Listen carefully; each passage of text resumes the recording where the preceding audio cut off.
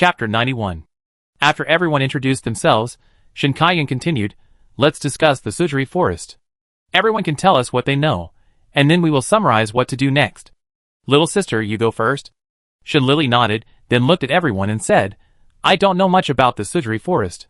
I only know that the total area is more than 500 hectares, and there are many wild beasts living there. There are even star beasts in the center of the forest, so if you don't have to, I suggest not going to the center. Star beasts are different from ordinary wild beasts. They not only have strong mental power, but also have an S-level physique from birth. As they get older, their physique will become stronger. So they are also a group that even the Zerg don't like to provoke. But the most important thing is that star beasts are protected animals in the Federation, just like the national treasure giant panda in the previous life. They are animals that will be imprisoned for a long time. They cannot be killed, sold, or eaten. Unless you want to eat the government's food, or want to live a life of being a judge, then you can experience the punishment or not." Hearing Shinlili's words, everyone nodded in agreement, and then looked at the next person together. Yi Qingqing was a little nervous when everyone looked at her, especially Shinkayan was also looking at her at this time. She was so nervous that she couldn't speak. It was Shinlili who saw this and held her hand encouragingly, as if saying silently, "Don't be afraid, I'm here." Yi Qingqing felt a little warm in her heart, and finally mustered up some courage and said, "I once went to the outskirts of Suzuri Forest with my father. What impressed me most there was that there were many poisonous insects and leeches, so we'd better be prepared before entering the forest. This information is very useful. I leave the insect-repellent herbs to you and Ollie, okay?" Shinkayan looked at the two and asked. Shinlili nodded calmly, while Yi Qingqing nodded frantically. Even her hands were clenched into small fists with excitement. Then it was Shuaichio's turn. He said with some inexplicable excitement, "I heard that there are small fragrant pigs in Suzuri Forest.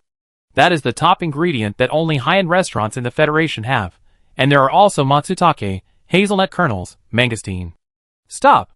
Needless to say, our food will be left to you."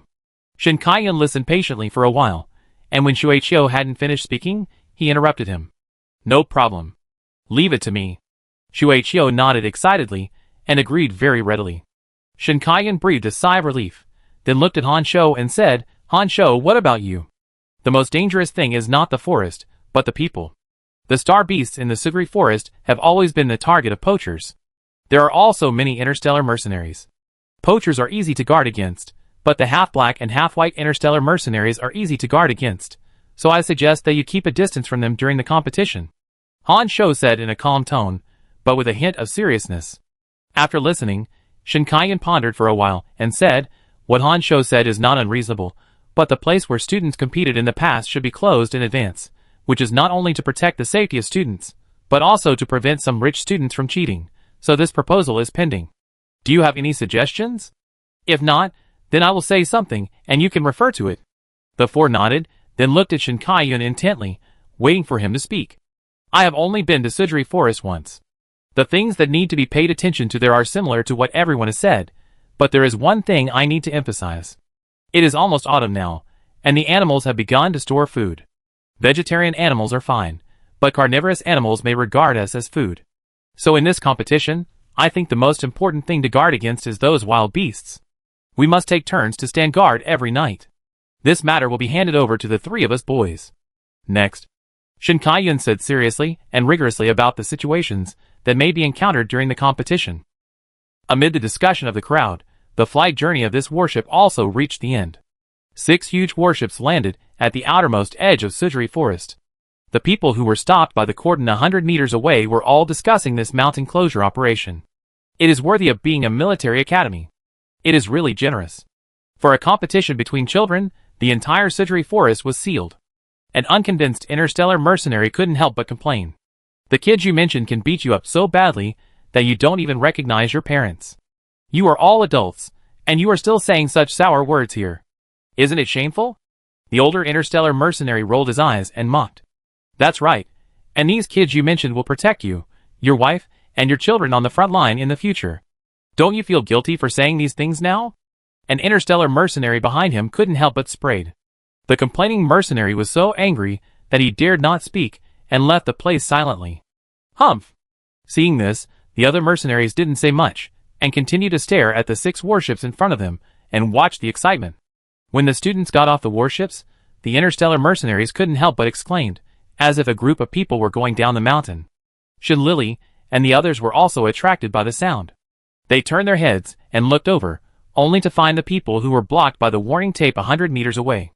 They were all wearing various light and worn combat uniforms, and their weapons were either guns, sticks, or machetes. Just seeing these, their identities were self-evident. They were definitely interstellar mercenaries, who made a living by hunting. The cadets were all curiously looking at the mercenaries, just like the mercenaries rarely saw cadets, and both sides were curiously watching each other. Some interstellar mercenaries, with social bullishness, couldn't help but encourage the cadets. "Come on, little ones. You are the best. Little ones, the next federal marshal is you. Come on, Ollie Goo. Little ones. Yura. Yura." For the enthusiasm of the interstellar mercenaries. The students also responded enthusiastically. "Uncles. Thank you. And we are not little ones. Ha ha." The interstellar mercenaries couldn't help but smile kindly when they heard the students' response, and then teased them more vigorously. Chapter 92. The instructors on the side watched the mercenaries and the cadets fighting each other, not only did not stop them, but raised their eyebrows and watched the excitement with a smile. When it was almost 9 o'clock, the instructors coughed, drew the students' attention back, and then said seriously, "The game will start soon. Students, get ready." "Okay." The students answered in a sonorous and powerful voice, and then waved goodbye to the interstellar mercenaries. When it was 9 o'clock, with the instructor's voice of the game starting, all the cadets rushed to the sugary forest like locusts passing through. After the students on the scene left, the 6th battleship also came out, with at least thousands of soldiers. They all wore a set of silver-white combat uniforms that could make them invisible. After getting off the battleship, they disappeared collectively, as if they had received an order. Then, they found the team of students they wanted to follow based on the positioning of the digital bracelet. Then he hid around them, carefully observing whether the students were in danger of life, and would only choose to take action when necessary. It was okay for the soldiers who only followed the poor students, as these students at least had some common sense of survival in the wild. But it was crazy to follow the soldiers of the rich children. When entering the forest, they did not take any protection, which led to being bitten by poisonous insects and going into shock, or being frightened by blood-sucking insects. Especially for this student, who was sucked blood. What's the point of just looking at the leech in horror? Why don't you get rid of it quickly? And why do you think that you will not live long after being sucked by the leech? And why did you still have the perseverance to carve a suicide note on the tree with tears before you fainted? Are you fragile or strong? The soldier kept complaining in his heart, but after confirming that the student fainted, he immediately walked out of his hiding place. First, he took off the bracelet of the student, who was in shock after being bitten by the poisonous insect, and then he was sent to a hovercraft that came to pick him up. But facing this student, who was frightened by the blood-sucking insect, he was really a little headache. He was not in danger of life, and was not in the elimination range, but he was fainted again, and his life was in danger at any time. After struggling for a while, the soldier looked up at the suicide note on the tree, and finally couldn't help but smiled and shook his head. Forget it, just watch him wake up. As for whether he can wake up smoothly without danger, it depends on his own luck. The Sujli forest is too big, and Shin Lily and others don't know what happened to other students. The first thing they did when they entered the forest was to find a tree that could be twisted into hemp ropes, then peeled its bark and began to twist various ropes of different thicknesses. After everyone could get some ropes, they used thin ropes to tie the edges of their hands and feet, and the exposed skin one by one. This can effectively prevent poisonous insects from getting into clothes without being discovered. After completing the basic protection, Shin Lily and the others began to pick some herbs that can repel poisonous insects, snakes, and ants. When they saw herbs that can be used for treatment, they would also pick them. The route that Shin Kai-yun and his team took was mainly aimed at finding a water source. In the wild, drinking water, washing, cooking, cooling, etc. all require water, so finding a water source in time is a key link in survival in the wild. Along the way, they would move forward according to the growth of plants and the direction of dense root systems. Shin Kai-yun would occasionally lean over and put his ear to the ground to listen carefully for any water sounds nearby. After a long time, he leaned over the ground again and listened carefully. This time, Shin Kai-yun finally heard the sound of rushing water. Although it was weak, it also proved that the water source was not far away. Shin Kai-yun stood up in a good mood, put his fingers into a circle, and put them to his mouth, and then blew a loud whistle. The 4 teammates who were collecting nearby immediately looked up vigilantly when they heard the whistle, and then hurried back quickly. In less than a while, the 5 people gathered together. Shen Lily and Yi Qingqing each held some herbs tied with ropes. Shui Qiu tied a few rabbits and pheasants with ropes, and Han Shou also used huge leaves to scoop up a lot of fruits. Brother Shen, did you find anything? Shui Qiu asked curiously. Shen Kaiyun nodded and said, I have heard the sound of water. Let's act together for the time being and don't separate. Shen Lily and the others nodded in agreement, and not long after that, they really found a small river. After the water problem was solved, they could make a fire and cook. Everyone worked in their own way. Some were carving wooden bowls with daggers, some were drilling wood with branches to make fire, and some were slaughtering prey by the river. Shen Lily was making a tool to filter and purify water. She first cut a few bamboos with a dagger, then drilled a hole in the bottom of the bamboo, and then used a deodorized hemp rope to lay the bottom, and then poured layers of charcoal, stones, fine sand, stones, and water plants in turn. Then, the simple water filter was tied to a high place with hemp rope, and the river water was poured into the bamboo tube. The people who were waiting seemed very motivated at this time, because except for Shen Lily, they had never experienced these things, so they all found it very interesting.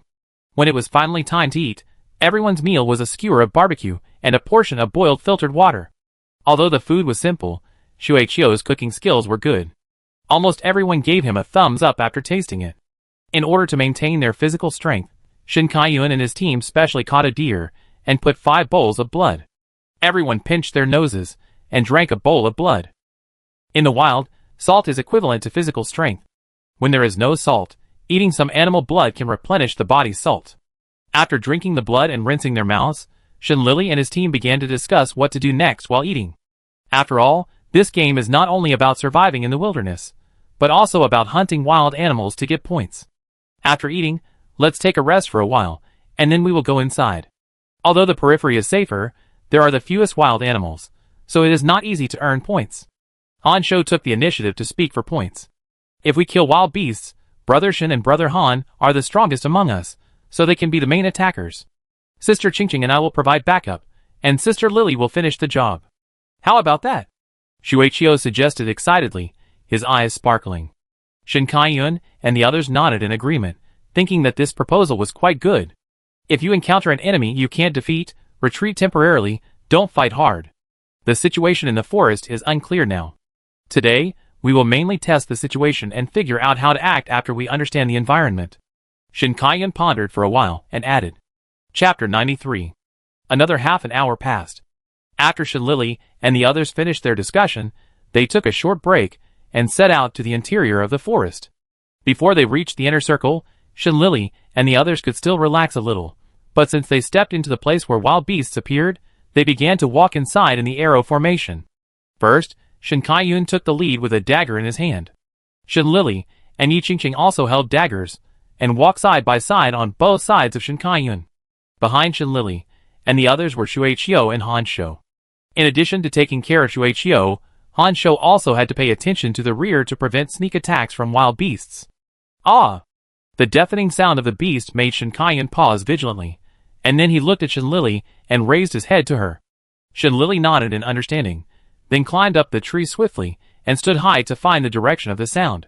When doing this, Shen Lily didn't know why, but she always felt that her behavior was a little familiar, as if she had done this before. Ah, it was probably an illusion. After thinking about it for a while, Shen Lily quickly shook her head, and then looked at the roar. I saw that there were 5 beasts comparable to prehistoric beasts, attacking several students of the 5th Military Academy, 2 of whom were seriously injured. Shen Lily couldn't help swallowing more and more saliva. The beasts of this interstellar era seemed different from her impression. If she was not mistaken, these 5 beasts looked like brown bears. Why are they bigger than elephants now? Is it that humans are progressing, and these beasts are also progressing?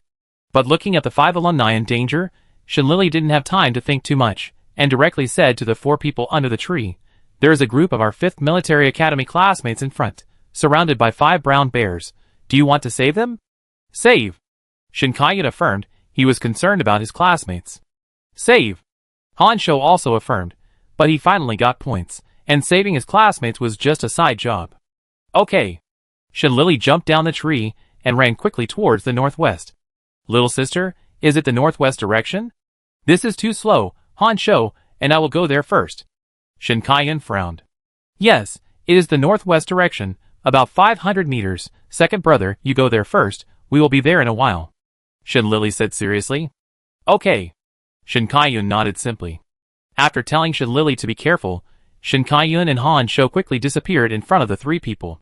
Shin Lily, who was left behind, looked at the two people who were like lightning with Indy, then gritted his teeth and rushed toward Shin Kaiyun at a faster speed. Fortunately, the scene was not far away. When Shin Lily and the others arrived, Shin Kaiyun and Han Shou had already killed a bear. At this moment, they were fighting 2 against 4, desperately trying to stop the 4 brown bears from continuing to hurt the other 5 students, who were either seriously or slightly injured. Shin Lily observed anxiously for a while, and was relieved to make sure that Shin Kaiyun and the others would not be in danger for the time being. Then she quickly said to Yi Qingqing and Shuaiqiu, "Let's go check on the students first." Okay. Yi Qingqing and Shuaiqiu nodded vigorously, and then followed Shin Lily, quickly walked to the side of the 5 students, and began to check. Shin Lily also walked to the most seriously injured and unconscious student, and started to check directly. The left arm was dislocated, the chest was scratched, and it was bleeding heavily. As for the other minor wounds, it was not serious. After understanding the basic situation, Shin Lily did not delay any longer. She used her fingertips to pinch the acupoints on her arm for 2 to 5 minutes, until the heavy bleeding in her chest stopped. Shin Lily began to carefully tear open the clothes on his chest, took out 3 hemostatic herbs from her waist, and chewed them up and applied them on the chest. As for the dislocation, it was easy to deal with. Shin Lily just pressed it a few times, and then connected it with a force. The students who were still awake and Yi Qingqing looked at Shin Lily in surprise, because her treatment speed seemed not only fast but also good. The most important thing was that her medical skills were comparable to those of a treatment chamber. Are you sure it's not someone's treatment chamber that has become a spirit? Shin Lily, who was busy, had no time to care about the reactions of her classmates. She quickly walked to another student, who was also seriously injured and unconscious. She said to Yi Qingqing, who was treating him, "Qingqing, leave this person to me. You help me take care of the student next to him. Just keep an eye on his condition. Call me if anything is wrong." Okay. Yi Qingqing nodded vigorously in response. Taking over the student, who had just been treated by Shin Lily, Yi Qingqing couldn't help but check it again. Then she was surprised to find that such a serious injury was actually easily handled by Shin Lily. You know, there is no treatment chamber in medicine at all, so how did Ali cure this person? Did she rely on magic? Yi Qingqing looked at Shin Lily in shock and admiration. She originally thought that the male god was very handsome. Unexpectedly, the male god's sister was even more handsome. Now he wants to fall in love with someone else. What should she do? Shin Lily has long been as skilled in treating diseases and saving lives as eating and drinking water. In less than 10 minutes, another seriously injured student was rescued. As for the other 3 students, who were less seriously injured, Yi Qingqing had already helped to deal with them. After arranging the injured students, Shin Lily breathed a sigh of relief, and then turned her eyes to the battlefield. While Shin Lily was watching Shin Kaiyun and the others fighting, in the conference room on the 6th battleship, 5 examiners and 5 chief military training instructors, as well as Wen Yuqing, the person in charge of the military training base, were also discussing Shin Lily. A master-level doctor is only so good. Zhang Tianhe looked at the live video of Shin Lily and adjusted his glasses with emotion. Student Shin Lily has always been excellent. Sun Ming also praised him. After all, the students he was responsible for were outstanding, and he, as an instructor, was also proud. TSK. This little guy always brings so many little surprises. Oh, I suddenly want to put a sack on her and take her back to raise her secretly. Tang Changming laughed. Humph. Shin Xiaoxiong hummed complacently, and was in such a good mood that he didn't bother to argue with him. Among all the people present, the only one who felt uncomfortable was probably Zhou Ziheng from the 1st Military Academy. After all, Shin Lily was once a student of their 1st Military Academy. Now she was given to the 5th Military Academy for nothing. After thinking about this, Zhou Ziheng's mentality was immediately broken again. In this world, probably only those who missed the 100 million lottery can understand his mood at this moment. The more Zhou Ziheng thought about it, the more bored he sat on the chair, and continued his life. Chapter 94. The furious brown bear in Sudri Forest roared at Shin Kaiyun and Han Shou, and its sharp claws and sinister teeth kept attacking the two. Sometimes, the brown bear would even raise its paw, which was as big as a hill, and step on the 2 of them. The force of its foot was so strong that it could directly leave deep pits on the ground. Faced with such a terrifying attack, Shin Kaiyun and Han Shou did not panic at all, but cooperated very well. Shin Kaiyan attacked the brown bear head-on, while Honsho kept harassing the brown bear like an assassin, and occasionally, when he saw the right opportunity, he would stab the dagger into their eyes, and the soft skin on their necks. As for the rest of the brown bear, it seemed as if it was cast with iron sheets, and there was no wound at all. Shin Lily, who was outside the battlefield, of course also noticed this situation, so she was really speechless. Originally, Shin Lily thought that interstellar beasts should be no different from those on Earth, so she was quite accepting of a dagger. But when she really saw these beasts, Shin Lily began to feel how inhuman the military training base was. This is simply giving students a toothpick to fight lions and tigers. I tell you blatantly that they are inhuman. Shin Lily covered her forehead, sighed, and then said to Yi Qingqing and Shuiqiu, I will go to help, you two stay and take care of the students.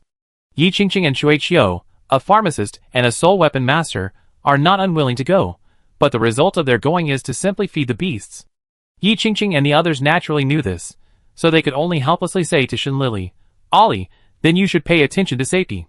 Shin Lily nodded, then took out a dagger and rushed to the battlefield. Shin Lily was definitely not going to win against a frontal attack, so she kept harassing him like Honsho. Little sister, why are you here too? Shin Kaiyan did not agree with Shin Lily coming to help. Shin Lily glanced at Shin Kaiyan unhappily and said, What's the matter? Are you afraid that I will hold you back? Do you want to see who kills more? Okay, if I win, how about you call me dear second brother every day during the game? Shin Kaiyan jumped to the left on one foot, turned around to avoid the sharp claws of the brown bear, and then did not forget to tease Shin Lily. Shin Lily raised her eyebrows when she heard this, and said even more unhappily, Okay, if I win, you have to call me sister during the game. No problem, deal. Shin Kaiyan smiled confidently, and then a strong mental force surged out of his body. The terrifying mental power gradually materialized into an ice-colored spear, which appeared in Shin Kaiyan's palm. Mental power materialization is the only skill close to God among mental power skills. It can materialize things that are imagined, and sometimes it is even more powerful than the real thing. But to achieve mental power materialization, not only must you be able to control your mental power 100%, but your mental power must not be lower than S level. Then you have to practice for many years before you can use the materialized weapon more smoothly. Otherwise, the materialized things will be like fireworks, which will break at the touch and have no attack effect at all. With the materialized spear that looks like an ice sculpture, Shin Kaiyan no longer dodges and rushes directly towards the brown bear to attack. When he was almost in front of the brown bear, he jumped up, holding the spear tightly with both hands, and stabbed it down with force. Poor one of the brown bears, before it could react, it was pierced through the top of its head and froze in place. Shin Kaiyan curled his lips, retracted the spear, and then jumped down from the brown bear's head. After he landed, the brown bear behind him also fell down, and then splashed a cloud of dust. Shin Kaiyan's first kill was completed. Shin Lily can't materialize her mental power yet, but her mental power itself is equivalent to the strongest weapon. This is something Shin Kaiyan can't compare to. A huge mental power surged out of Shin Lily's body, and then like a spike, it pierced directly into the head of a brown bear. The brown bear only screamed, and then suddenly fell to the ground inexplicably, bleeding from all 7 orifices and died. Mental piercing is a skill that uses mental power to attack directly. If you are attacked by this kind of mental power, it can turn you into a fool. In severe cases, it will cause brain death, just like the brown bear in front of you.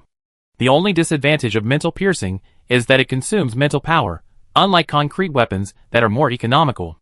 Shin Lily thought with some disdain. And Shin Kaiyan looked at the dead brown bear, and couldn't help swallowing his saliva. Why does his sister's mental power seem to be getting more and more terrifying? The remaining 2 brown bears were so scared of their companion's miserable condition that they turned around and wanted to escape into the forest. But how could Shin Lily and Shin Kaiyan let it go? The 2 of them chased after it at the same time, and Shin Lily's mental power still pierced into the brown bear's head like a thorn. Shin Kaiyan used all his strength to throw the spear that materialized his spiritual power into the head of another brown bear like a javelin. In the end, only 2 screams were heard, and the 2 poor brown bears fell to the ground at the same time, without a breath. It turned out to be a draw.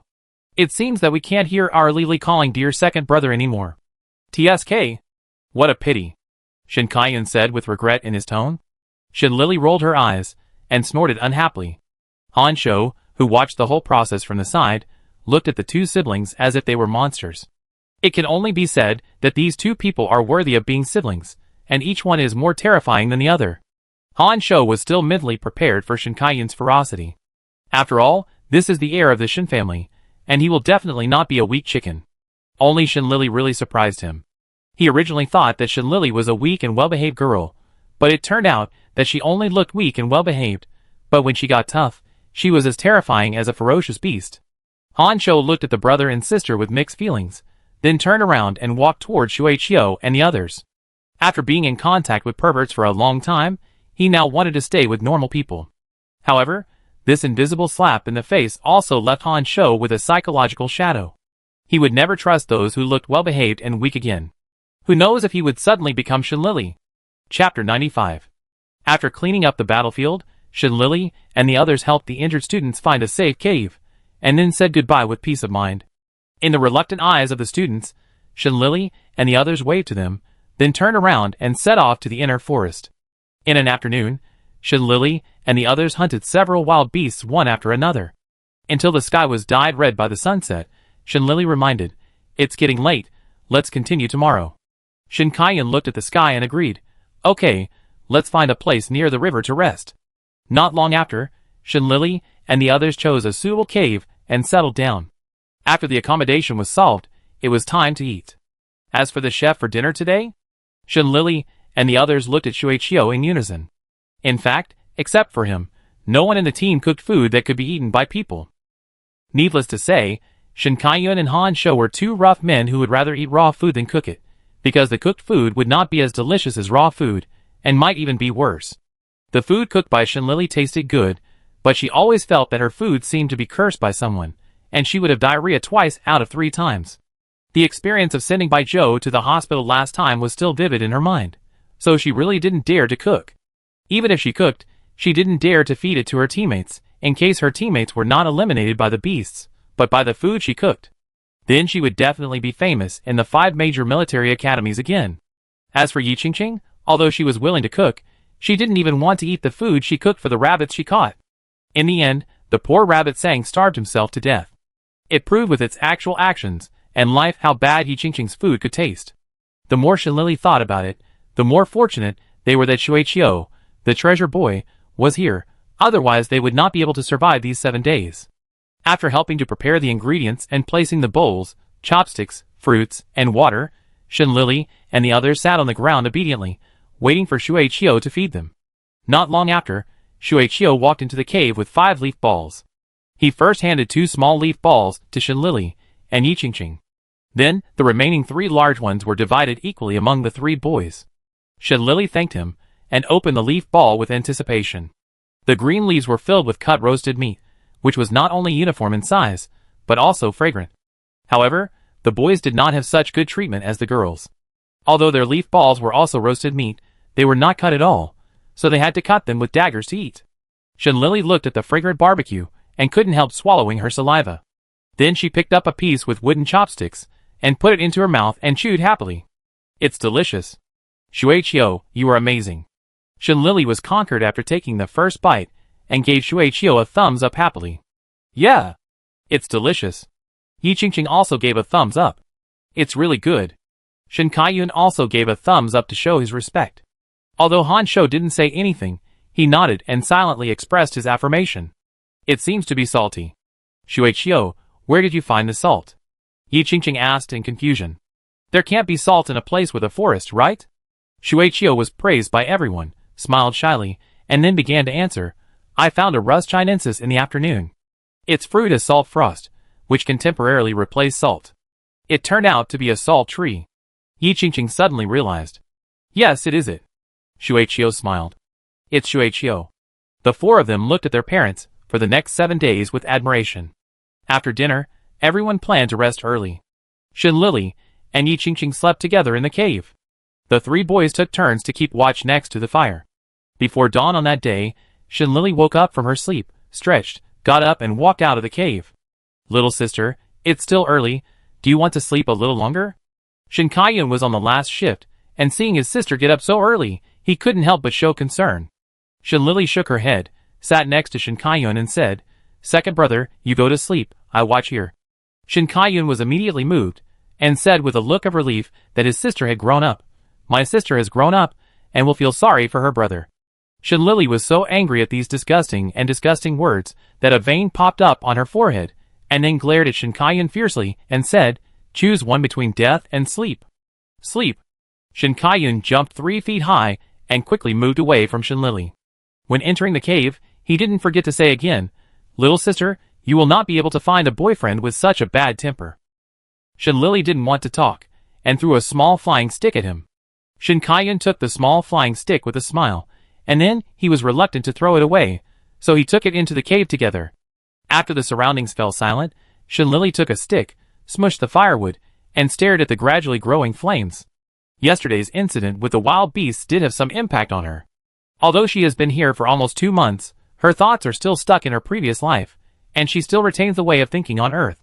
For example, many species are obviously different from those on Earth, but Lily still subconsciously uses things on Earth to replace her imagination. After all, she still hasn't completely accepted the fact that she can't go back to Earth.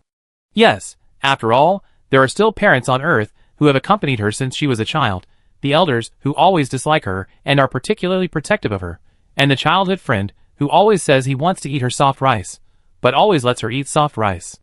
For Lily, these are the deepest ties. How can she forget them just like that? The more she thinks about these, the more uncomfortable she feels. Lily sighed heavily, and then looked at the blazing flames in the fire listlessly. It was clearly a warm firelight, but at this moment it illuminated the desolation and solitude on her face. Chapter 96. Ollie, what are you thinking about? Awo is the most sensitive to emotions. It was in the spiritual space. Suddenly it felt that Ollie was unhappy, so it slipped out of the spiritual space immediately, and then jumped into Lily's arms, asking cutely. Looking at the cute and coquettish Awo, Lily finally smiled, gently reached out and touched Awo's fur, and then said with some emotion, "I was thinking about what happened yesterday. I didn't expect that the beasts of this era would be so big. When I saw it yesterday, I was really scared. Ollie, don't be afraid, I will protect you." Awo thought that Ollie was still afraid, so he took his little head and rubbed Lily's palm to comfort her. "We will protect you too." At some point, Ashui and Amu also came out of the spiritual space. The 2 little ones squatted on the ground, looking at Lily with cold and warm expressions. Especially since the always cold Ashui said this, Lily was moved several times more. "Well, thank you Ahua Ashui Amu, I figured it out. With you around, I won't be afraid anymore." Lily looked at the cute cubs, and her heart was warm. Moving, she picked up the 3 little ones, and couldn't help but rub their furry faces with her face. "Yes, I understand. Since the past can't be redeemed, let's cherish the present. Grandpa, Father Shen, Mother Shen, Grandma Wen, Uncle, Big Brother, Second Brother, Cece, and Ahua are all her future, so what else is there to be dissatisfied with? If she lets down the future because of the past, then Lily always feels that she will let down someone's expectations." Who is that someone? Lily suddenly felt that she seemed to have forgotten someone who seemed very important to her. But no matter how hard she tried to think, she could only think of an old grandfather with a kind smile on his lips and a lot of white beard. Although she couldn't see his face clearly, she could see that he must care about her very much. Could it be his cousin? It seems that he is the only elder with a white beard. But that's not right. The cousin was only known recently, but Lily always felt that the grandfather seemed to have known him for a long, long time, even longer than her parents in her previous life. But how could she forget such an important person? Lily, who really couldn't figure it out, was too lazy to think about it. Maybe these were just her illusions. The sun finally rose in the early morning. After Lily asked Ahua and the others to return to the space, the companions also came out of the cave with a yawn. After washing up, everyone held a bowl of steaming meat porridge and sat together to discuss what to do today. "As long as there are points, we can go anywhere." Han Shou said it didn't matter. "I can do anything." Lily was more Buddhist about this kind of thing. Listen to the bosses. Yi Qingqing and Shui Qiu had no objection. Shinkayan felt that this batch of teammates was too easy to lead, but felt a sense of inexplicable loss. Finally, he said in a Buddhist way, "Then let's continue to walk to the inner circle." "Okay." Lily and the other 4 nodded in agreement. After finishing the meal, everyone saw that it was still early, so they prepared to set off later. Taking advantage of this free time, Lily began to ask Shinkayan about the matter of the concrete weapon yesterday. "Second brother, I want to learn the concrete weapon you teach me." Lily had been interested in the concrete weapon since yesterday. Now that she remembered it, she couldn't help but ask. If you call me dear brother, I will teach you, and I guarantee that you will learn it. How about it? Shin Kaiyun put his arm around his sister's shoulders and smiled obscenely. Shin Lily sneered, took out the dagger, and said with a sullen face, "Are you taking the initiative to teach me now, or?" "I'm just joking to liven up the atmosphere. Daggers are so dangerous. Girls, don't play with them. Be good, put it away quickly, otherwise it will be in the way when I teach you later." Shin Kaiyun's obscene smile froze, and he quickly admitted his weakness and flattered. "Humph." Shin Lily snorted coldly and took back the dagger. Then Death stared at Shin Kaiyun, and his eyes seemed to say, "Why don't you hurry up? What are you waiting for?" Han Shou and the others were just bored, so they just tried it on the side. Ahem, a concrete weapon, as the name implies, is a weapon constructed by your own mental power. First, imagine what kind of weapon you want to have. Shin Kaiyun taught gently and patiently. The weapon I want to have. Shin Lily pondered for a while, and she couldn't help but think of a weapon that she used most easily. Shin Kaiyun saw that her sister's expression was relaxed, and it seemed that she had an answer in her heart, so she raised the corners of her lips and said slowly, "Come on, open your palms now and imagine it." Shin Lily nodded, focusing her mental power on her palms, and then a sharp weapon with a cold light appeared in her hand. But when Shin Lily's weapon appeared in Shin Kaiyun's sight, he couldn't help but laugh. But after realizing that this was his sister's weapon, he immediately tried to hold back his raised mouth corners, and ended up making his face look like a monkey's butt. Others also visualized their weapons. Yi Qingqing's was a bow and arrow. Xue Qiu's was a chef's knife that was slightly longer than a dagger.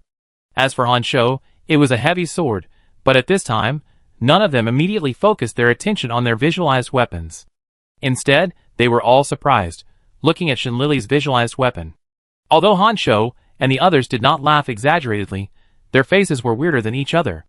I saw that Shin Lily was holding a delicate and small scalpel in her palm. Even a dagger would look tall and strong next to it. Puff! Ha ha! Shin Kaiyun couldn't help laughing, pointing at Shin Lily and wanted to say something, but he laughed so hard that he couldn't speak. "Ollie, it's okay. We concretize a better weapon next time." Yi Qingqing was afraid that her sister would be hurt, so she couldn't help but comfort her. Yes, it's normal that it's not good the first time." Xue Qiu also comforted her. Han Shou didn't say anything, but when Xue Qiu and the others were talking, he also nodded to express his comfort. Shin Lily's reaction was relatively calm. She gestured with the scalpel for a few times, and said with a little joy in her voice, "Thank you, actually, it's pretty good. It can save people and trick people." For her as a doctor, it is simply a must-have partner at home. Chapter 97.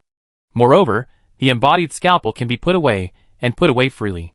Most importantly, it seems that it does not need to be specially disinfected when performing surgery in the future. Not bad.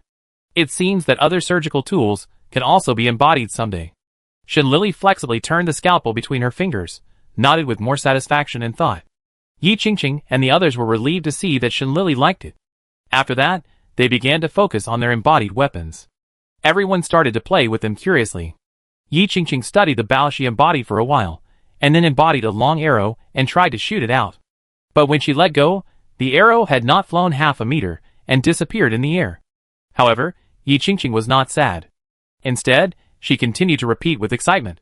But after shooting more than a dozen arrows, her head began to feel uncomfortable, as if it was tied with a rubber band. This was a sign of mental exhaustion. Yi Qingqing was so scared that she stopped and prepared to rest before continuing. Xue Qiu wanted to try to chop meat with a concrete weapon, but the concrete weapon looked sharp, but it was just like a fake one and dissipated before it touched the meat. After trying several times, Xue Qiu began to doubt his life. Looking at the meat that was still intact, he could only cry and try again. Han Shou was the strongest among the three. His heavy sword was not only big, but also powerful. He could cut deep scars on the tree. Everyone practiced for a long time until Shin Kaiyun felt that it was almost dark, so he shouted, "We can set off." Shin Lily and the other three nodded, packed up the temporary residence, and walked towards the inner forest according to the formation of yesterday. Maybe the beasts were still sleeping at this point, so they didn't encounter any danger along the way. They arrived at the junction of the center of the forest and the inner forest smoothly. There was a stone tablet at the junction, blocking the middle of the path, and 8 big characters were engraved on it in red paint. Star Beast Territory, no entry. It would have been better if the stone tablet didn't say it. After it was written, Even Shin Lily was a little curious about what was inside. The 5 people looked at each other at the same time, and the meaning in their eyes was obvious. How about going in and taking a look? Shin Lily's eyes lit up. She had never seen a star beast before. She only heard that star beasts were very beautiful, so they attracted the covetousness of many poachers. It's okay in the Federation, they are protected animals, but at the Empire auction, star beasts are hard to come by. I heard that the auction price has exceeded 10 billion credit points. 1 credit point equals 1 Federation coin. I think it's okay. Anyway, the instructor didn't say that we can't go to the star beast's territory. Shuichio laughed. We go and take a look and then come out. It's okay. Yi Qingqing had only seen star beasts on the Star Network. It was rare to see real wild star beasts now, so she was a little eager to move. As for Shin Kaiyun and Han Shou, the two looked at each other in bewilderment. What else could they do? They could only go. After making up their minds, the 5 of them stepped over the stone tablet together and walked into the center of the super forest, the territory of the star beasts. In the meeting room of the 6th battleship, Sun Ning covered his forehead. How proud he was just now, how socially dead he was now. There are many disobedient students, but can you please not pull out your instructors to show off your presence before committing suicide? Thank you so much. Poochie. Tang Changming was amused, and looked at Shin Xiaoxiong and said, I didn't expect your niece to be so naughty. Humph. How can she compare to your nephew? Shin Xiaoxiong looked at the picture sent back by the nano-robot with a yin and yang look. The unlucky Tang Dongwang was chased by a group of wild beasts. The fat body was shaking violently, and even Shin Xiaoxiong felt tired for him. After saying this, Tang Changming was immediately displeased. No matter what, Tang Dongwang was the only son of his eldest brother, and it was not the turn of others to be yin and yang. Shin Xiaoxiong was the same. Shin Lily was the only girl in their Shin family.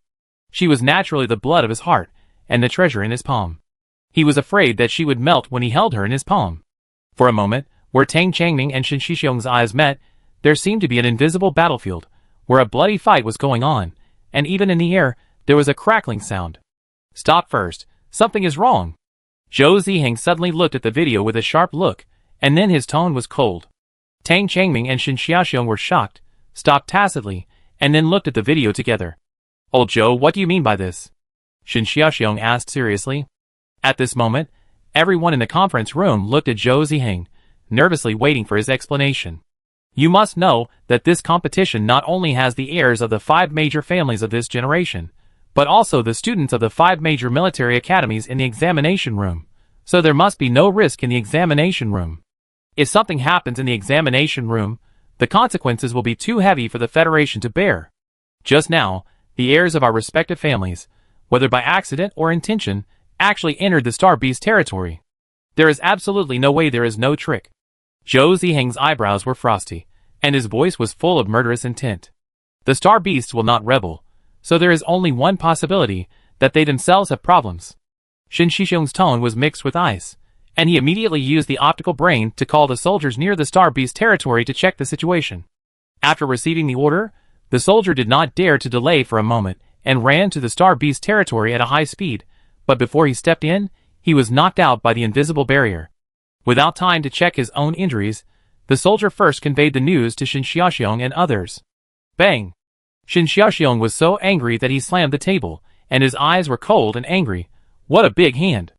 Before the soldier was knocked away, Shin Xiaoxiong and others also saw what the barrier was.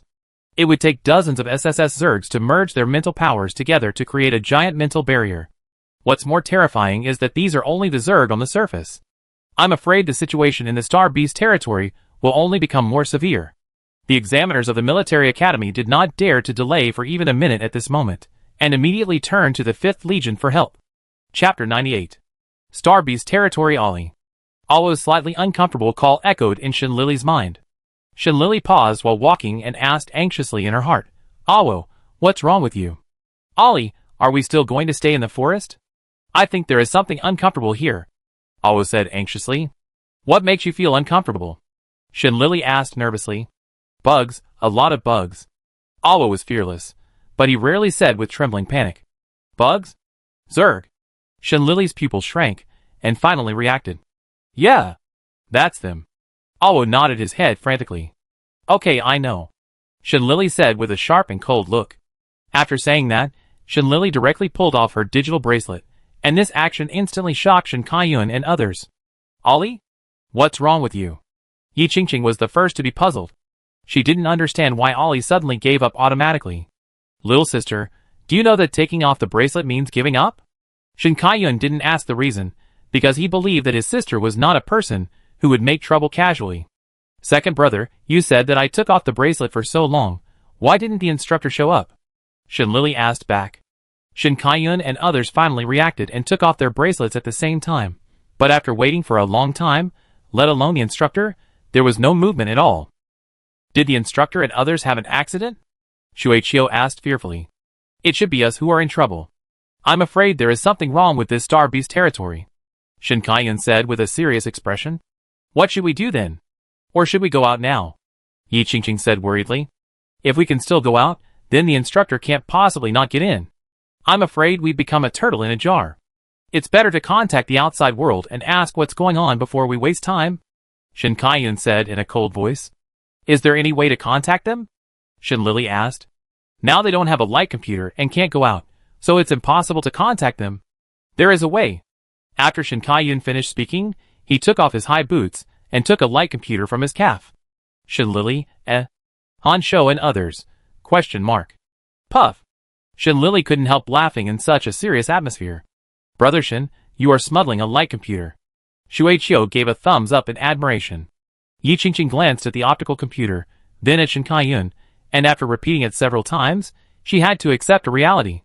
In her mind, Shin Kai-yun, who was glorious and upright, might actually be a troublemaker.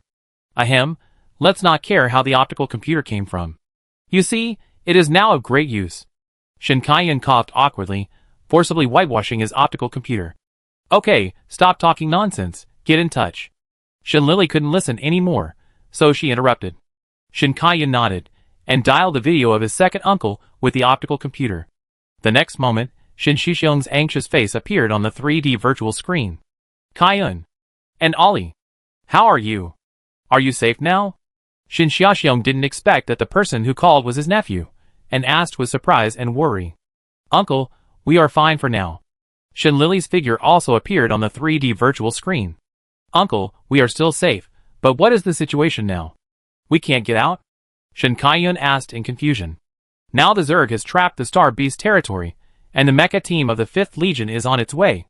Kai-yun, you must protect your sister during this period and wait for rescue. Shin Shixiong urged tightly. Okay, uncle, and you help me open this optical computer and check the location permissions of the digital bracelet. I will gather the students together and protect them first. Shin Kai-yun suddenly said. Okay. Keep in touch at all times.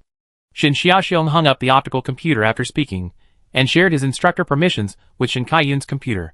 As soon as Shin Kai-yun got the permissions, he immediately opened the digital bracelet location map, and then his face became even uglier.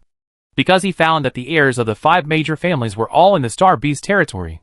The only thing to be thankful for was that, apart from the heirs of the 5 major families, there were not many other students. Little sister Han Shou, Shuichio, Qingqing, I will bring them over, you wait for me here. Considering that everyone's physique was not as good as his, Shin Kai-yun had to resort to this last resort. Okay, second brother, you pay attention to safety. Shin Lily still had some knowledge of her own physique, so she did not object. Yi Qingqing and the others also understood, and nodded in agreement. After Shin Kai-yun finished his instructions, he disappeared without saying anything more. Ollie, will we be okay? Yi Qingqing was afraid, and said nervously while holding Shin Lily's arm. Don't be afraid, I will protect you. Shin Lily held Yi Qingqing's arm in a soothing manner. Yi Qingqing's eyes were full of stars, her cheeks were flushed, and she hummed softly. Sister Lily, and me, remember to protect me a little bit. Shuichio cried. Shin Lily smiled and nodded, you are my classmate, it is natural for me to protect you. Han Shou was very confident in his own strength, so he was not as panicked as Shuichio and the others. Until now, he still had a cold face and looked around vigilantly. However, Shin Lily suddenly realized that he had missed someone, and quickly turned to look at Han Shou and said, Brother Han, if you need it, I will protect you too. After saying that, Shin Lily turned back without thinking much, and then looked worriedly at the place where Shin Kai-yun left. Han Shou had not reacted yet, but when he understood what Shin Lily said, he suddenly felt his heart beating violently, and his eyes could not help but look closely at Shin Lily's back. But after a while, Han Shou hurriedly shook his head, still thinking in his heart. No! If you like such a perverted girl, there will be no good results. But she seems pretty. Honshu never cared about the appearance of any girl before, but now, he didn't know why, he began to notice that Shinlili's hair was long and black, her eyes were big, and her lips seemed soft like jelly. The more Honshu looked at her, the redder his face became. He was obviously guilty like a thief, but he couldn't help but secretly look at Shinlili. Chapter 99. On the other side, after Shin Kai-yun left, the first person he met was Tang Dongwon, who was being chased by a wild beast. He looked miserable at the moment. His clothes were torn by the branches, and there were many wounds on his face and body. The worst thing was that he had to run for his life, because the wild beast behind him was only half a meter away from him. If he ran a little slower, he would be killed on the spot. So when Tang Dongwon saw Shin Kai-yun, he was like seeing a relative, and he shouted excitedly, "Fuck! Shin Kai-yun! Save me!" Shin Kai-yun was amused by Tang Dongwon's miserable appearance, and then he looked at the wild beast. He first used his mental power to materialize a spear, and then used his toes to gain leverage, and jumped directly to the wild beast that was opening its bloody mouth, and was about to bite Tang Dongwon. At the critical moment, Shin Kai-yun used his spear to knock it away in time, and then he also jumped up, holding the spear tightly with both hands. When he fell, it was like a meteorite rushing to the earth, and one shot pierced the beast's crown.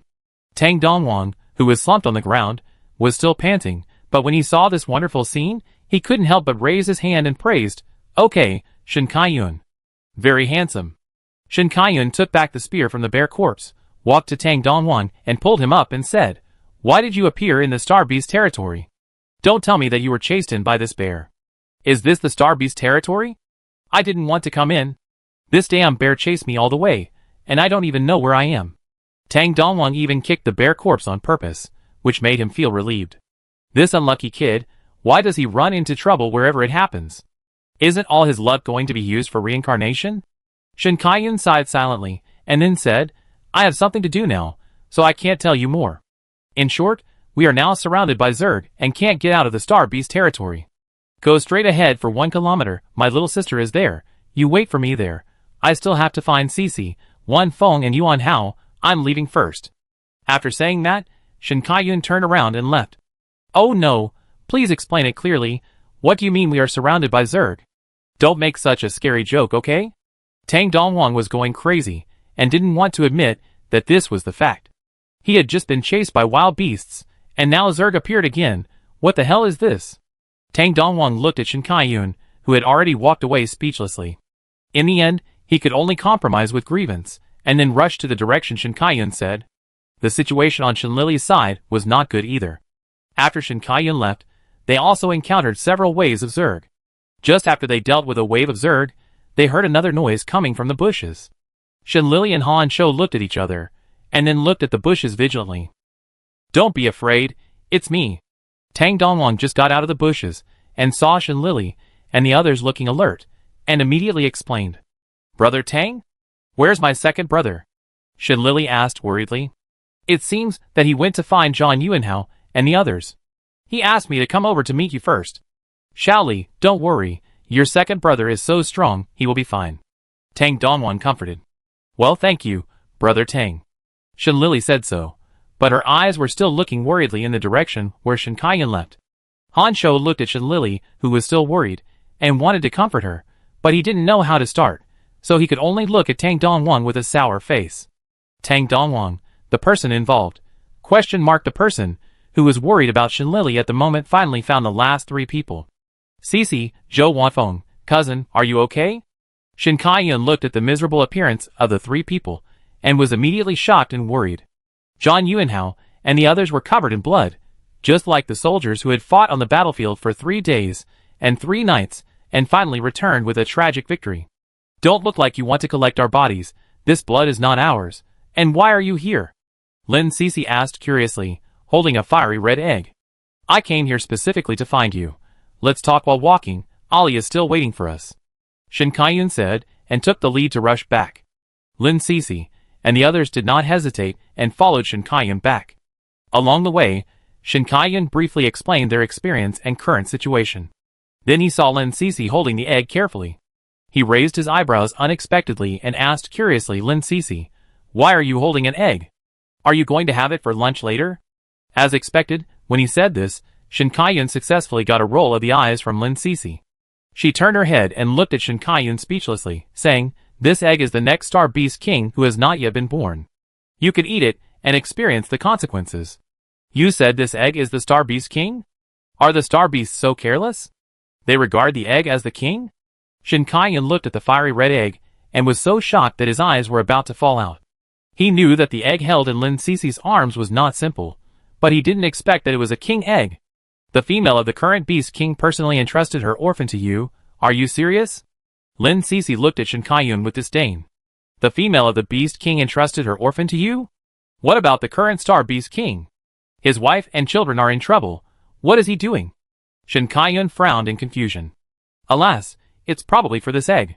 I heard that there is a problem with the innate mental power, so the Beast King took some Star Beasts and went out to find medicine, which gave the Zerg an opportunity to take advantage of it. Lin Cece thought of the Blue Phoenix entrusting his orphan to you, and his heart suddenly felt a little uncomfortable. He couldn't help but protect the king egg in his arms more tightly. Alas. After listening to this, Shin Kai-yun's mood was also much lower. After sighing, he stopped talking and rushed to the direction of Shin Lily with all his strength. You know, his sister is also in danger. Thinking of this, Shin Kai-yun's heart became more anxious, and even his eyes were red with anxiety. Ollie! Wait for me! Chapter 100. Shin Lily has gathered quite a few students, who were rescued by Shin Kai-yun. Fortunately, the students are in good condition. They are not as scared and panicked as Shin Lily imagined. Instead, they seem to be ready to die in advance. Sister Lily, can I go back? One of the most seriously injured students looked at Shin Lily weakly, and asked softly without hope. The student's dead and desperate eyes, like a sharp and cold knife, pierced Shin Lily's heart deeply. Shin Lily suppressed the sadness in her heart, touched his hair encouragingly and said, "We will be able to get out soon. The 5th Corps has arranged for the mecha team to rescue us, so you must hold on, okay?" "Okay, I will. I will hold on," the student said, then closed his eyes and fell into a coma. Shin Lily's originally relaxed face turned solemn after the student fell into a coma. If rescue does not come, this student will not be able to hold on. With severe internal bleeding, without medicine and special tools, even Shin Lily could not prolong his life for too long. What should I do now? Shin Lily frowned, feeling a little helpless for the first time. "Second brother, haven't you come back yet?" Before she had time to see if Shin Kai-yun had come back, Shin Lily heard the student's screams of fear. So many Zergs. Are we finished? Although the students were prepared to sacrifice, they couldn't help but feel scared when they saw so many Zergs. And this time, the Zergs did not attack directly like before, but seemed to be in order. But this discovery did not make Shin Lily relax, but made her pupils shrink, because this meant that a stronger Zerg appeared. Compared with the previous scattered soldiers, the orderly Zerg now may be more difficult to deal with. Look, why is there a person on the head of the leading Zerg? Some students also found that the Zerg was unusual this time, but they did not expect that someone could stand on the head of the Zerg. The voice of this student made almost all students look at that person curiously. But is that really a person? I saw a blond boy with red eyes sitting leisurely on the head of the Zerg. The man was handsome, with a face like a sculpture with distinct features and angular face. Under a pair of sword eyebrows was a pair of slender peach blossom eyes, full of passion, which would make people fall into it if they were not careful. The high nose and the red lips of moderate thickness were now rippling with a dazzling smile. Finally found my little lamb. The blond boy with red eyes smiled intimately and weirdly. Following the boy's words, the atmosphere at the scene suddenly became heavy. Some knowledgeable students had already recognized the boy in front of them. "Everyone be careful. Don't get close to him, he's a Zerg." The students who recognized his identity cried out in horror. "But he's obviously a human." Some other students' eyes were full of confusion. "He is the crown prince of the Zerg. Only the royal family of the Zerg can become a human. This also means that his mental strength and physique are at least super SSS." The voice of the student, who warned before, became more and more trembling, and in the end, he was even full of despair. It's over, I will definitely not be able to wait for rescue. The crown prince of the Zerg has appeared. Is there any chance for us to survive? I haven't said goodbye to my family yet." Listening to the student's desperate words, Shin Lily silently stood at the front. If she really had to die, she would try her best to protect these children before that. Ares looked at the student, who had seen through his identity, propped up his chin with his palm, gave an encouraging smile and said, I didn't expect that there are smart people in the human race. I admire you very much. You will become the food of my mount in a while. It's a reward for you. The student's eyes were more and more terrified, but thinking of his identity, he still tried to pretend to be calm and stood there. The worst thing is death, but he would rather die than dirty his identity. They are military academy students, born to be proud of dying on the battlefield. So no matter how scared they are, they can't be cowardly, because they are the future soldiers of the Federation. Just allow them to be weak for a while. They are not afraid, but just the natural reaction of the body. It's boring. My people are hungry, so please go and die. Ares looked at the students who were like ants, curled his lips cruelly, and there was no humanity in his tone.